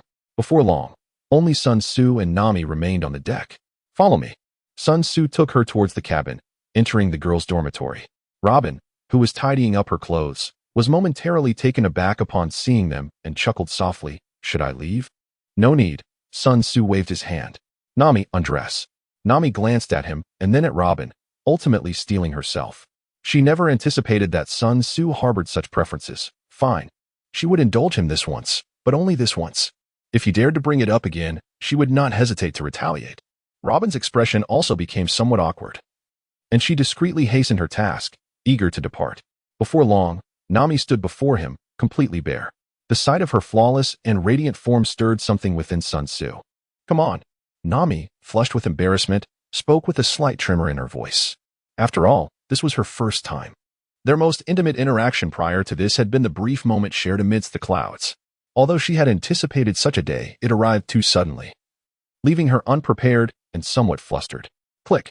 Sun Tzu took out the weather stick, casting a discreet glance at Robin, whose face was momentarily overtaken by astonishment. Nami's expression shifted dramatically. This is unacceptable. Absolutely not.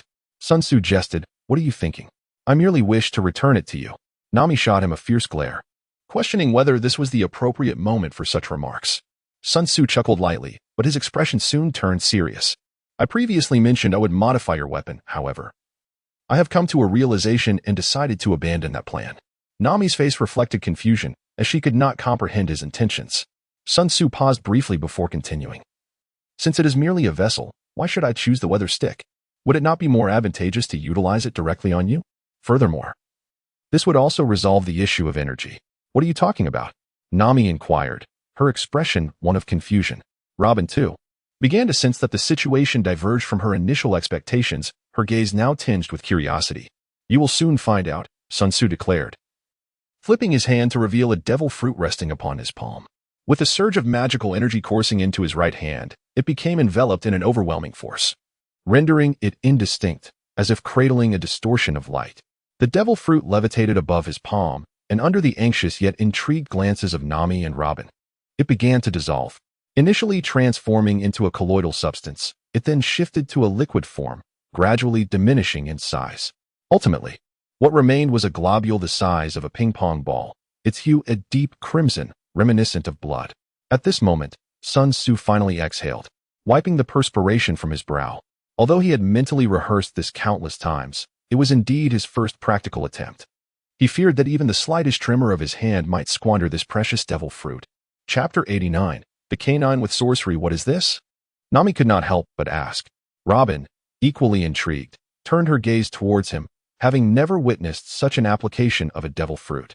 I call it the blood of the devil, Sun Tzu replied, a satisfied smile gracing his lips as he regarded his creation. Nami's expression shifted alarmingly. You do not intend for me to consume it, do you?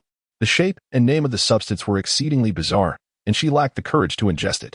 Of course not, Sun Tzu reassured her. Consuming this would be nearly indistinguishable from directly ingesting the devil fruit itself. Even if you were willing, I would refuse, for that would render my efforts futile.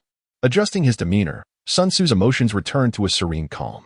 At this juncture, it could only be said that he had achieved half of his goal.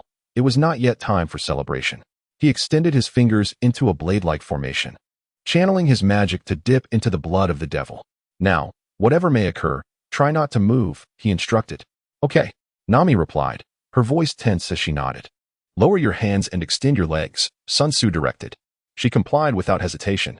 Sun Wukong held his breath in concentration, his finger gently pressing against Nami's heart. After a brief moment of stillness, he began to write with fluid grace. Nami gritted her teeth, her breath becoming slightly heavier, desperately suppressing any strange sounds that threatened to escape her lips. As Sun Tzu's fingers traced their path, they left behind vivid crimson marks, faintly glowing with an ethereal light. The blood of the demon at his fingertips drained away, prompting him to dip once more and continue his intricate writing and drawing. After 4 consecutive applications, Nami's entire body was adorned with red streaks, the demon's blood completely expended. Finally, he pressed his palm against her heart and uttered softly, "Gather." The crimson marks upon Nami seemed to come alive, transforming into slender red serpents that slithered toward her heart. In a short while, her complexion regained its alabaster brilliance. Sun Tzu slowly raised his palm, revealing a peculiar crimson rune. It's done. His voice carried a hint of fatigue, yet was predominantly filled with joy. What is this? Nami attempted to reach out and touch it, but halted midway, her face reflecting profound astonishment. Can you feel it? Sun Tzu smiled warmly. Not bad, right? Nami gazed at him in a daze. Is this the power of a devil fruit? Sun Tzu pondered for a moment. Not entirely. The ability to manipulate the weather that you perceive is something I have added. The other is a summoning type, which can be attributed to the power of that devil fruit, albeit modified. He dismissed the previous 2 plans. During his battle with Bellamy, he suddenly realized that due to issues with the materials, it was impossible to forge the weather rod into a genuine magical artifact. There was no necessity to alter it. Instead, it would be more advantageous to apply it directly to Nami. This approach not only eliminated a layer of detachment, making control more effortless, but it also offered additional benefits. After a night of deep contemplation, he devised a new plan. This proposal amalgamated the previous 2 concepts. Based on the inherent abilities of the devil fruit, he aimed to create a summoned entity, then modify it, and inscribed spells upon it. In simpler terms, it was about transforming an ordinary dog into one that could wield magic. To some extent, this transcended the realm of forging, resembling more the crafting of magical weapons or formidable guardians. Regardless of whether it was forging or not, the ultimate goal was to achieve the desired outcome. Sun Wukong's inscribed spell was singular, the ability to summon wind and rain. In essence, it was a form of divine power, albeit one he had yet to fully master, and he lacked the capability to replicate it in its entirety. What he inscribed was merely a diluted, impoverished version akin to that of a beggar. Nevertheless, it surpassed the spells he had conjured himself. When summoned, it manifested as a formidable creature, and even in its absence, Nami could wield spells through it, combining the merits of the previous two methods. Remarkably, he had merely modified the devil fruit, leaning more towards its inherent abilities rather than traditional spells. The magical energy acted merely as a tool, a catalyst. Consequently, there was no need for an external energy source. Nami could harness her own stamina to activate it. Nami waved her hand experimentally, and a fierce gust of wind swept through, sending nearby garments fluttering wildly. It truly worked. How wondrous. Her expression radiated awe. Witnessing this, Robin's eyes widened in astonishment as she frequently glanced at Sun Wukong. After a prolonged moment, Nami regained her composure and pondered a pressing question. Does this mean I have become a poor swimmer? Rest assured, you can swim just as you did before, without any hindrance. However, be aware that your abilities may diminish underwater, Sun Wukong replied. Moreover, should you choose to summon, you will be unable to utilize other abilities, and it will be quite taxing on your stamina, so exercise caution. Compared to directly consuming the devil fruit, the advantages of employing his refined method were numerous, even endowing an ordinary devil fruit with an essence reminiscent of mythical beasts. However, this approach was not devoid of drawbacks. Firstly, the capabilities of the devil fruit became entirely utilitarian, losing any enhancement to physical attributes. Consuming a Zoan-type devil fruit would typically bolster one's physique, but this method forfeited such benefits. Thus, Nami's stamina remained unchanged, necessitating her own training. Given that her endurance was not remarkable to begin with, coupled with this newfound energy drain, she risked exhaustion before a battle concluded if she utilized it recklessly. The second, and far more critical, disadvantage was the lack of enhancement. The abilities would remain static in their current form indefinitely. While frequent usage would improve proficiency, the power itself would not increase. Of course, should Sun Wukong's prowess grow, he might be able to enhance it later, but that was a different matter altogether. Nami could not elevate it on her own. After relaying these shortcomings to Nami, she remained somewhat composed yet still exuberantly thrilled. Not only was there a transformation in her power, but the very nature of this beggar's version of divine ability was exhilarating. Controlling the weather, truly commanding the elements. For Nami, who excelled in this domain, such a capability was an immense treasure. Robin had finished tidying her clothes and stepped outside. Without hesitation, Nami embraced Sun Wukong, her laughter bright as she exclaimed, Sun Wukong, you are truly remarkable. Wrapping his arms around her slender waist, he murmured, you have yet to witness my full potential. No, I can already sense it. Nami leaned closer to his ear, her breath caressing it as she whispered, hee, shall we? Sun Wukong felt a surge of emotion, ultimately shaking his head with great difficulty. Forget it, the time is too limited. While others remained oblivious, he was acutely aware that they had entered the country illegally and would soon be pursued. If their endeavor were to be interrupted midway, it would only exacerbate his frustration. Allow me to offer you some alternative pleasures. Nami's voice echoed like a devil's whisper, continually tempting Sun Wukong toward his downfall. Approximately half an hour later, the two emerged from the cabin. Chapter 90, Enlightening Robin. Thanks to Vivy for the generous reward. When Sun Wukong and Nami ascended to the Sky Island, they discovered, alongside Robin and Luffy, two unfamiliar individuals on the beach. One was a young woman in her 20s, vibrant and youthful, cradling a small white fox, while the other was a man in his 40s, sporting a thick beard. Both bore a pair of white wings upon their backs and sported antennae atop their heads. They were the indigenous inhabitants of the Sky Island. Sun Wukong held a certain impression of them, aware that they would inevitably become embroiled in some entanglements with the Straw Hat Pirates. However, that was no longer his concern. He had thoroughly enjoyed his time with everyone and hoped for a future reunion, without any unnecessary farewells. Sun Wukong waved his hand with a carefree smile and turned to leave. Let us go, Robin. Certainly, Captain. Sanji smoked silently, while Zoro maintained a stoic expression, both choosing to remain mute. Usopp and Chopper wore expressions of reluctance, especially Usopp, who was clearly fighting back tears. They had shared the longest acquaintance. Just as Sun Tzu's figure began to fade from view, Luffy rushed forward a couple of steps and shouted, "Sun Tzu, you haven't finished telling the story of Naruto yet. I shall share it with you once you become the Pirate King," Sun Tzu replied without looking back. Luffy grinned widely. "It's a promise." Sun Tzu and Robin strolled down the bustling street, each carrying a backpack, while the vendors' calls echoed around them. This was the only vibrant thoroughfare on Angel Island, charmingly named Lovable Street. "Boss, what shall we do next?" Robin inquired. "Let's find a place to eat first, then I'll take you to discover the historical text."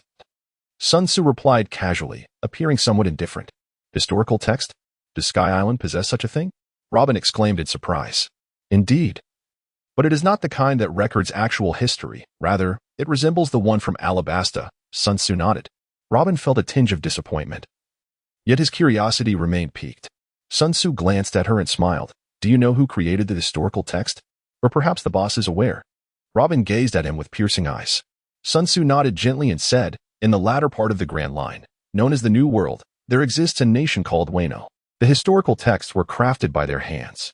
The rulers of Wano, the Kazuki clan, have inherited the methods of writing and interpreting these historical accounts through generations. By the way, it was largely due to the assistance of the Kazuki clan that Roger was able to attain the title of Pirate King." Robin of the Kazuki clan fell into a moment of silence, casting him a glance that suggested she had much to say, yet refrained from doing so. Sun Tzu smiled and remarked, "You are perhaps inquiring why I once claimed you to be the sole individual capable of deciphering the true history." Despite the existence of the Kazuki clan, Robin nodded gently, as this was precisely the query she wished to voice.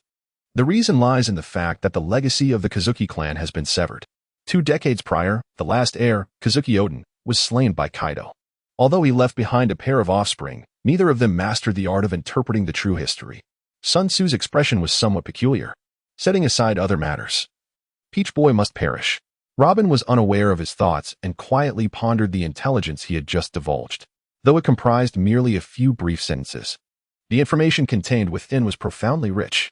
Sun Tzu remained silent, continuing his walk for a while before coming to a halt. "This place appears quite appealing. Let us dine here," he remarked, pointing to a nearby restaurant. It was mealtime, and the establishment was bustling with customers, nearly at full capacity, indicating the quality of its fare. Robin had no objections. Their presence stirred a bit of commotion, as individuals from Qinghai were rather uncommon on Sky Island. Ignoring the curious glances from others, they settled at an empty table in a corner and ordered several local delicacies based on the server's recommendations. During the interlude while waiting for their food, Sun Tzu added, "Therefore, Robin, your situation is exceedingly dire. To exaggerate, the entire world stands as your adversary. This is no idle threat. The world government, the navy, and those notorious pirates, some of the most formidable and perilous forces, either seek to capture you or desire your demise, with none harboring goodwill towards you." Robin's complexion paled slightly. Yet, Sun Tzu did not cease his discourse, continuing with fervor and truth. "Your survival until this moment is nothing short of a miracle. Indeed, a miracle. It is an occurrence that ought not to have transpired. Thus, I am compelled to harbor suspicions that someone is assisting you from the shadows. An 8-year-old girl, evading the relentless pursuit of the world government and the watchful eyes of notorious pirates, is simply implausible. Even if she possesses exceptional wisdom, sharp wit, or even the powers of a devil fruit, it remains an unattainable feat. Unless, of course, someone is clandestinely aiding her." Robin stood momentarily stunned, having traversed years in solitude, marked solely by betrayal and deceit. How could there possibly be anyone to offer her assistance? Sun Tzu smiled gently, offering no further words. He shifted the conversation, stating, "Regardless of whether it is your genuine luck or the assistance of others, such matters are inconsequential. What truly matters is that from this moment forward, your safety will be my responsibility. I will not abandon you, and I possess the strength to protect you. As long as I draw breath, you need not worry for your safety." Robin remained silent. Sun Tzu rested his chin on one hand and gestured with the other, smiling as he said, "I do not share this to intimidate you, nor to evoke your emotions. I merely wish for you to know that you can place your trust in me. Relax a little. Observing you in such a perpetual state of tension wears me out. Believe me, I have no interest in your bounty. In fact, when weighed against the risks I undertake to protect you, your bounty is utterly insignificant." Robin opened her mouth, seemingly ready to inquire further, but ultimately settled for a faint smile. "I understand, boss. I hope that's true. Sun Tzu shook his head. During this period, Robin resembled a solitary rabbit foraging for food, appearing at ease while remaining exceedingly vigilant, constantly aware of the slightest rustle in her surroundings. Even reluctant to close her eyes and sleep. This behavior was likely not directed at him or the Straw Hat Pirates. Rather, it was probable that she had lived this way for many years. His keen perception made Robin's cautious demeanor feel quite awkward to him. Moreover, he grew concerned that her constant vigilance might lead to nervous exhaustion. The combination of these factors prompted his current words, though he was uncertain of their efficacy. For the remainder of their time together, silence enveloped them. They had done all they could. Now, only time could effect change. Sun Tzu chose to set aside his thoughts, centering himself to practice the grand immortal technique, with the cultivation of his primordial spirit as his primary objective. He sensed that this goal would not be easily achieved and recognized the necessity of seizing every fleeting moment. As time gradually slipped away, he snapped back to reality, only to discover that Robin had fallen asleep at the table. A smile graced his lips as he silently mused, "The youth is indeed teachable." He chose not to disturb her, awakening her only when the waiter arrived with their dishes. Chapter 91. Journey to Appiato. This restaurant specialized in seafood. Yet the seafood of Sky Island differed greatly from that of the Blue Sea, both in flavor and appearance. Sun Tzu picked up a piece of steamed sky lobster. Its flesh a delicate pink with a slight transparency reminiscent of jelly. Dipping it into the restaurant's special sauce, he placed it in his mouth. The tender, fresh, and fragrant taste erupted in his mouth, and he blissfully squinted his eyes. After savoring 3 more bites, Sun Tzu finally paused and turned his attention to another dish. This consisted of a type of empty fish, paired with an unfamiliar vegetable. Following the server's introduction, Sun Tzu layered the vegetable with the empty fish and tasted it. Unlike the previous lobster, it was equally exquisite. The specially crafted dessert featured a unique fruit salad exclusive to the empty island. Each dish possessed a distinct flavor, leaving both Sun Tzu and Robin thoroughly satisfied. After feasting, Sun Tzu sipped his tea while resting, resolutely concluding that while other amenities aboard the ship could be sacrificed, a chef was absolutely essential. One must not neglect the joys of gastronomy.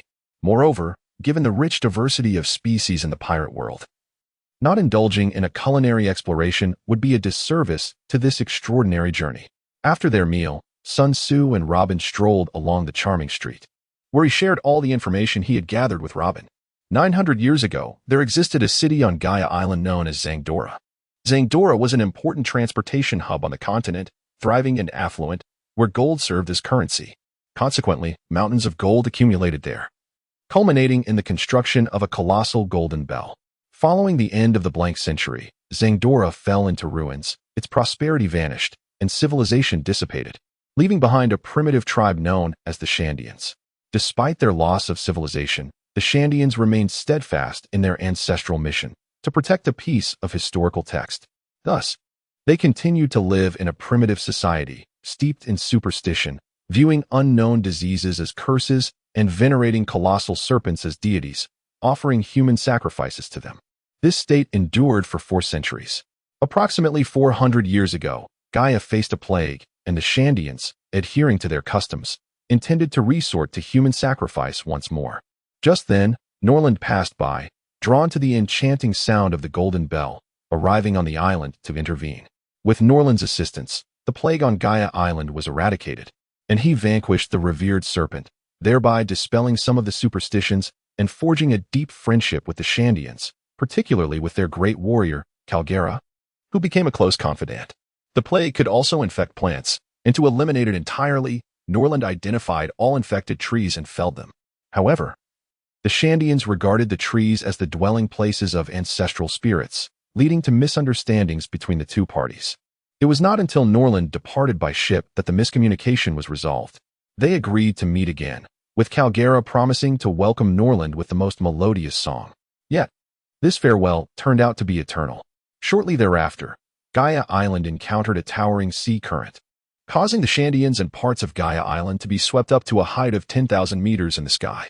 By the time Norland arrived with the king and soldiers, only ruins remained, leading to Norland being sentenced to death for deceiving the king and earning the moniker of the Great Liar. The fate of the Shandians swept up to the Sky Island was equally tragic. With no land on the Sky Island, the displaced islands became the most coveted resources. Consequently, wars erupted between the indigenous inhabitants of the Sky Island and the Shandians, driving them from their homeland. Norland's friend, Calgera, perished in battle.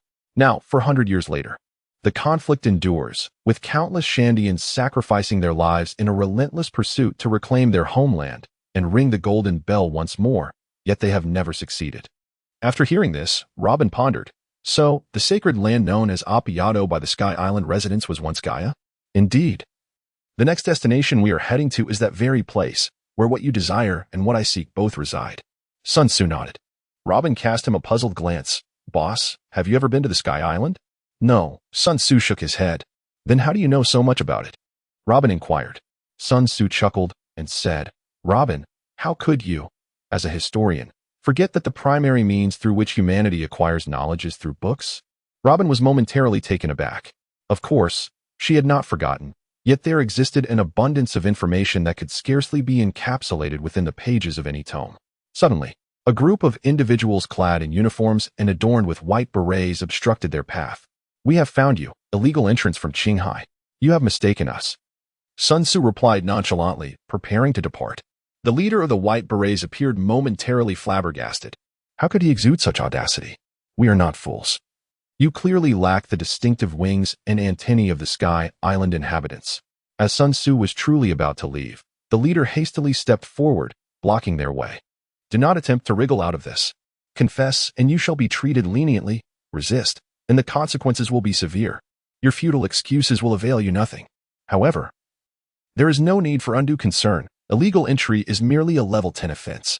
You will only need to pay tenfold the entry fee, 100 billion Aegis coins per person, to absolve yourselves of guilt.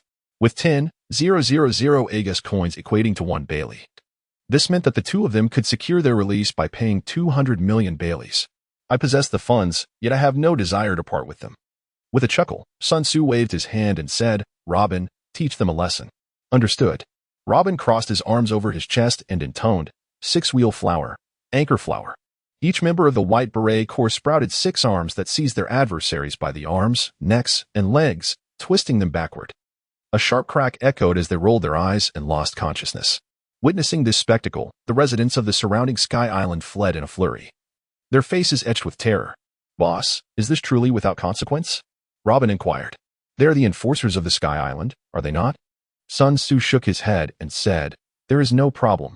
In fact, even if we pay them, they will find a way to make us criminals and imprison us. Have you not yet seen a single person from Qinghai on the Sky Island? It's not that no one comes, rather, they have all been captured. Why? Because Enel requires labor to construct his ships. Who is Enel? The current ruler of the Sky Island. Is he a god? A god? Heh. One could say that is not entirely incorrect. Sun Tzu chuckled. In the Sky Island, the term god was originally just a title, elected by the populace. Yet Enel seems to have taken this title quite seriously. Let us proceed to Appiato. Let us hope we are not disturbed by any little pests. Sun Tzu wrapped his arms around Robin's waist, and they soared into the sky. Chapter 92. Aisha. The trees here are astonishingly tall, Robin remarked in awe. Perhaps it's due to the unique climate of the Sky Island, Sun Tzu replied. Having just spotted a southward bird that was several times larger than the one they had captured on Jaya Island, though they belonged to the same species. The disparity was indeed remarkable, a phenomenon that intrigued him. Unfortunately, neither he nor Robin were biologists, and they had little interest in delving into the underlying mechanisms. Robin glanced around and inquired, where exactly is the historical text you mentioned? I'm not entirely sure, Sun Tzu shrugged. After such a long time, how could he possibly remember every detail? The vastness of Appiato made the search seem quite daunting. Robin felt a bit troubled by this. She was not particularly concerned about wasting time, having spent over 4 years strategizing for the historical text of Alabasta. Her main worry was that Sun Tzu might grow impatient. Sun Tzu pressed his fingers against his brow, expressing uncertainty. While I am not precisely aware of the location of the historical text, I recall it being associated with a colossal vine, seemingly situated upon it. Robin turned her gaze sideways. A colossal vine?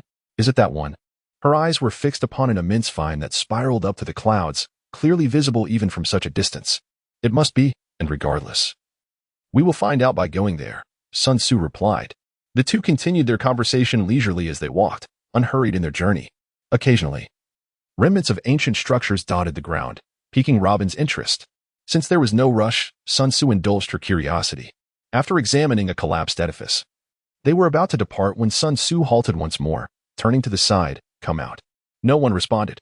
Robin followed his gaze. Is someone there? Sun Tzu's lips curled into a malicious smile. Since this little one refuses to emerge, I shall frighten her. He unleashed his aura. After mastering the grand celestial immortal technique, he had gained remarkable control over his presence. Even those skilled in observation Haki might struggle to perceive his aura effortlessly. The previously calm and gentle atmosphere suddenly transformed into one of dominance and defiance, rendering the surroundings oppressive, as if the air had solidified and ceased to flow. Robin gazed at Sun Tzu, her mouth agape. In her perception, the boss had just been a serene and gentle giant, but had abruptly morphed into a capricious and formidable demon lord.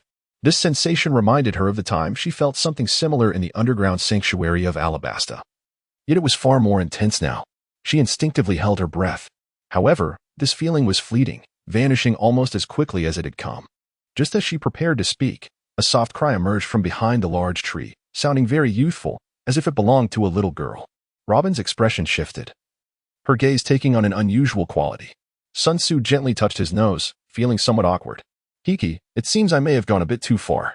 Scaring someone to tears is rather cruel. As they approached, they noticed a charming little girl sitting on the ground, wiping her tears. She wore a dusty yellow hat and a light orange dress, carrying a white backpack, and her appearance was utterly adorable. Upon seeing Sun Tzu, her eyes momentarily reflected fear before transforming into confusion as a question mark seemed to hover above her small head. It appeared to be him. Yet, despite being the same person, why was there such a stark difference in aura? This was her first encounter with such an anomaly. What is your name? Sun Tzu squatted down, striving to soften his voice. Behind him, Robin's gaze grew increasingly peculiar. Although Sun Tzu remained oblivious to the fact that he resembled a dubious figure attempting to lure a young girl. Aisha, the little girl responded, watching them warily, her small hands protecting her backpack. Who are you? We are from Qinghai, having just arrived on the floating island. My name is Sun Tzu. And this lovely lady is Robin. Sun Tzu introduced himself with utmost seriousness, treating her as an equal rather than a child. Perhaps his demeanor had a calming effect on Aisha, as she lowered her guard slightly and warned, "This place is very dangerous. You should leave quickly." She pointed in a certain direction. "You can go this way, it will be safer." Sun Tzu scanned the surroundings with his consciousness and couldn't help but nod in admiration, exclaiming, "What an exceptional talent." He recalled the young girl, a descendant of the Sandyan people from Caligula. If one were to rank the world's abilities in the domain of observation Haki, this girl would undoubtedly secure a position within the top 10. She possessed an innate affinity for observation Haki, and remarkably, without any prior training, her prowess in this skill had already reached an impressive level. Sun Tzu extended his hand to help Aisha to her feet, gently patting her small head as he smiled and said, "Thank you for your reminder, Aisha. However, we have matters to attend to over there and cannot leave just yet. Farewell, Aisha." With a wave, Sun Tzu and Robin strode away. Aisha stood frozen for a moment, then realized that direction led to the shrine, the most perilous place. Instinctively, she took a few steps to chase after them, but then hesitated. She recalled the terrifying presence she had sensed earlier, one more dreadful than Enel himself. If that ominous aura belonged to this older brother.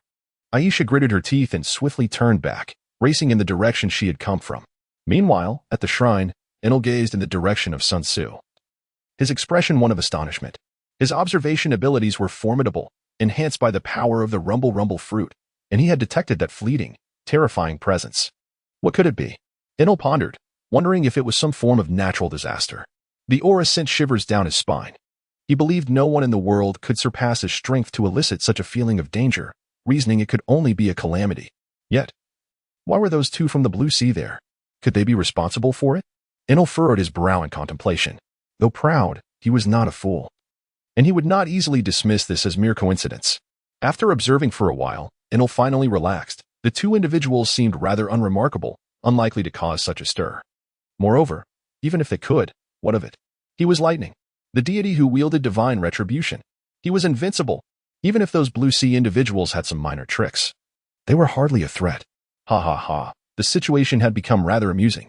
Very well. Let them continue to impress me and show who is worthy of accompanying me to the boundless expanse. Aisha ran swiftly back to Cloud-Hidden Village, the refuge of the Sandia people. She dashed toward one of the tents, but just as she reached the entrance, someone picked her up.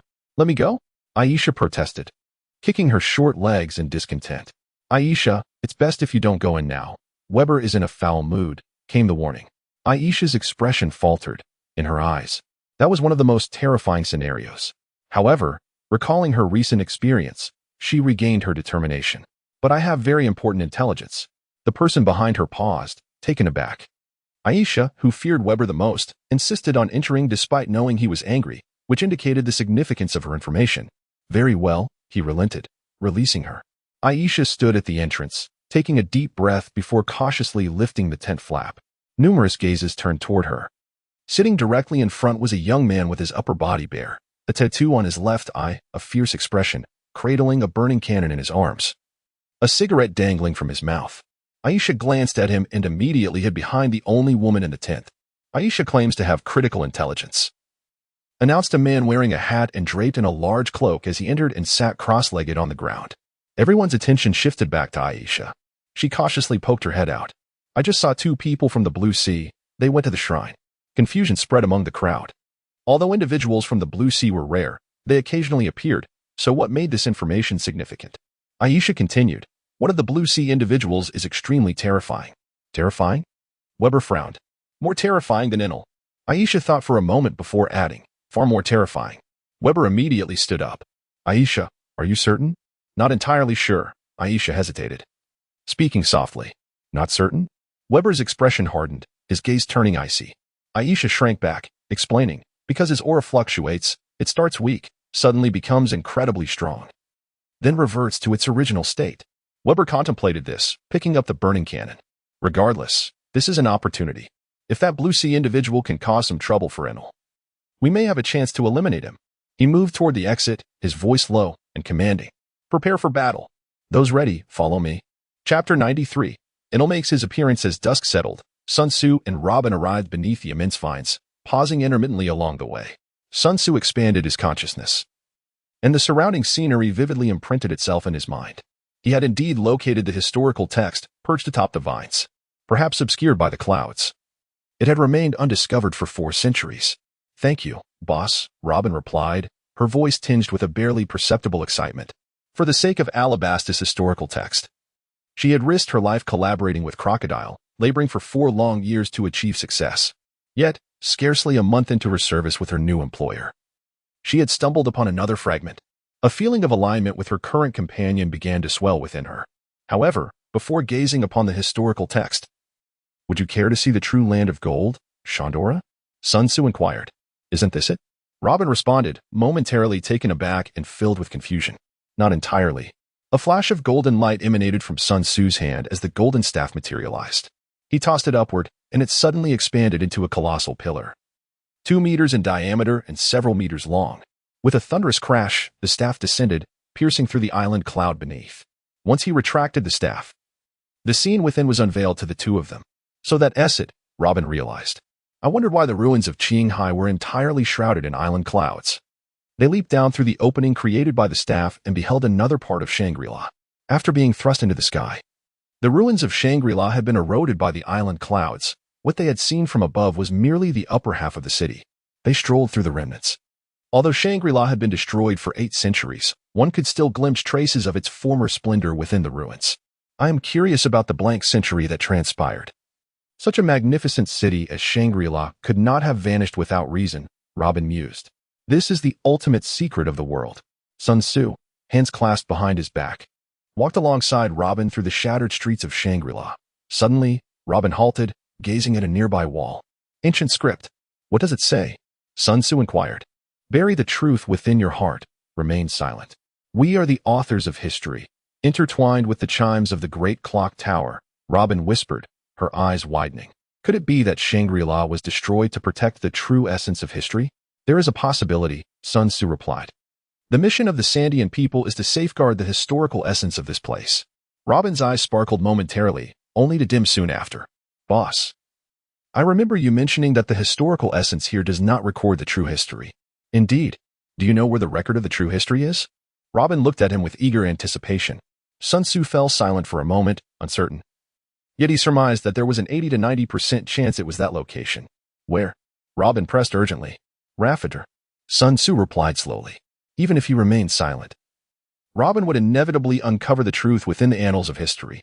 This was a matter that had to be confronted sooner or later. Raffider?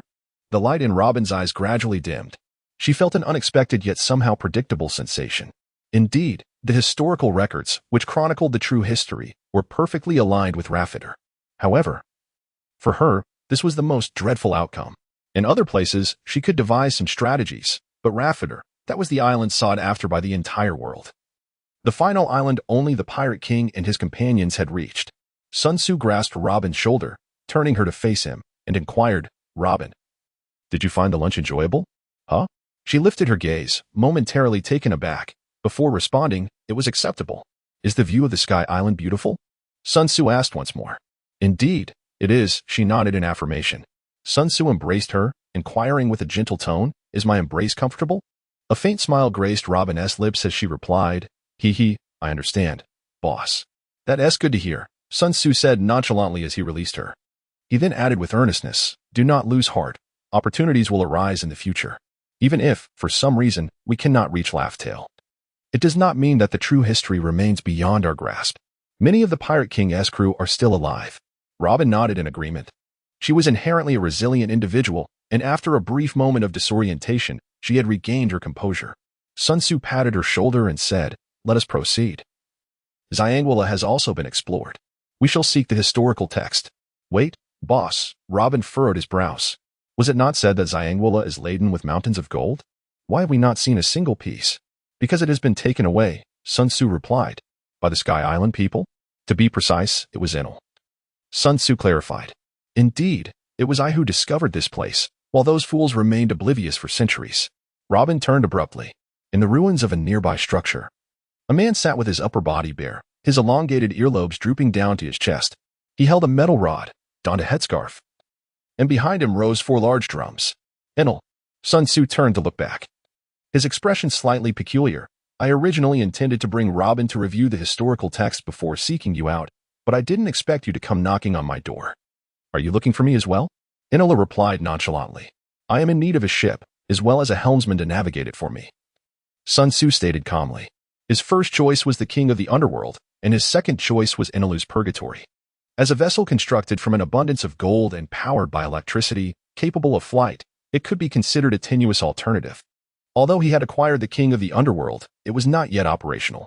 He still required a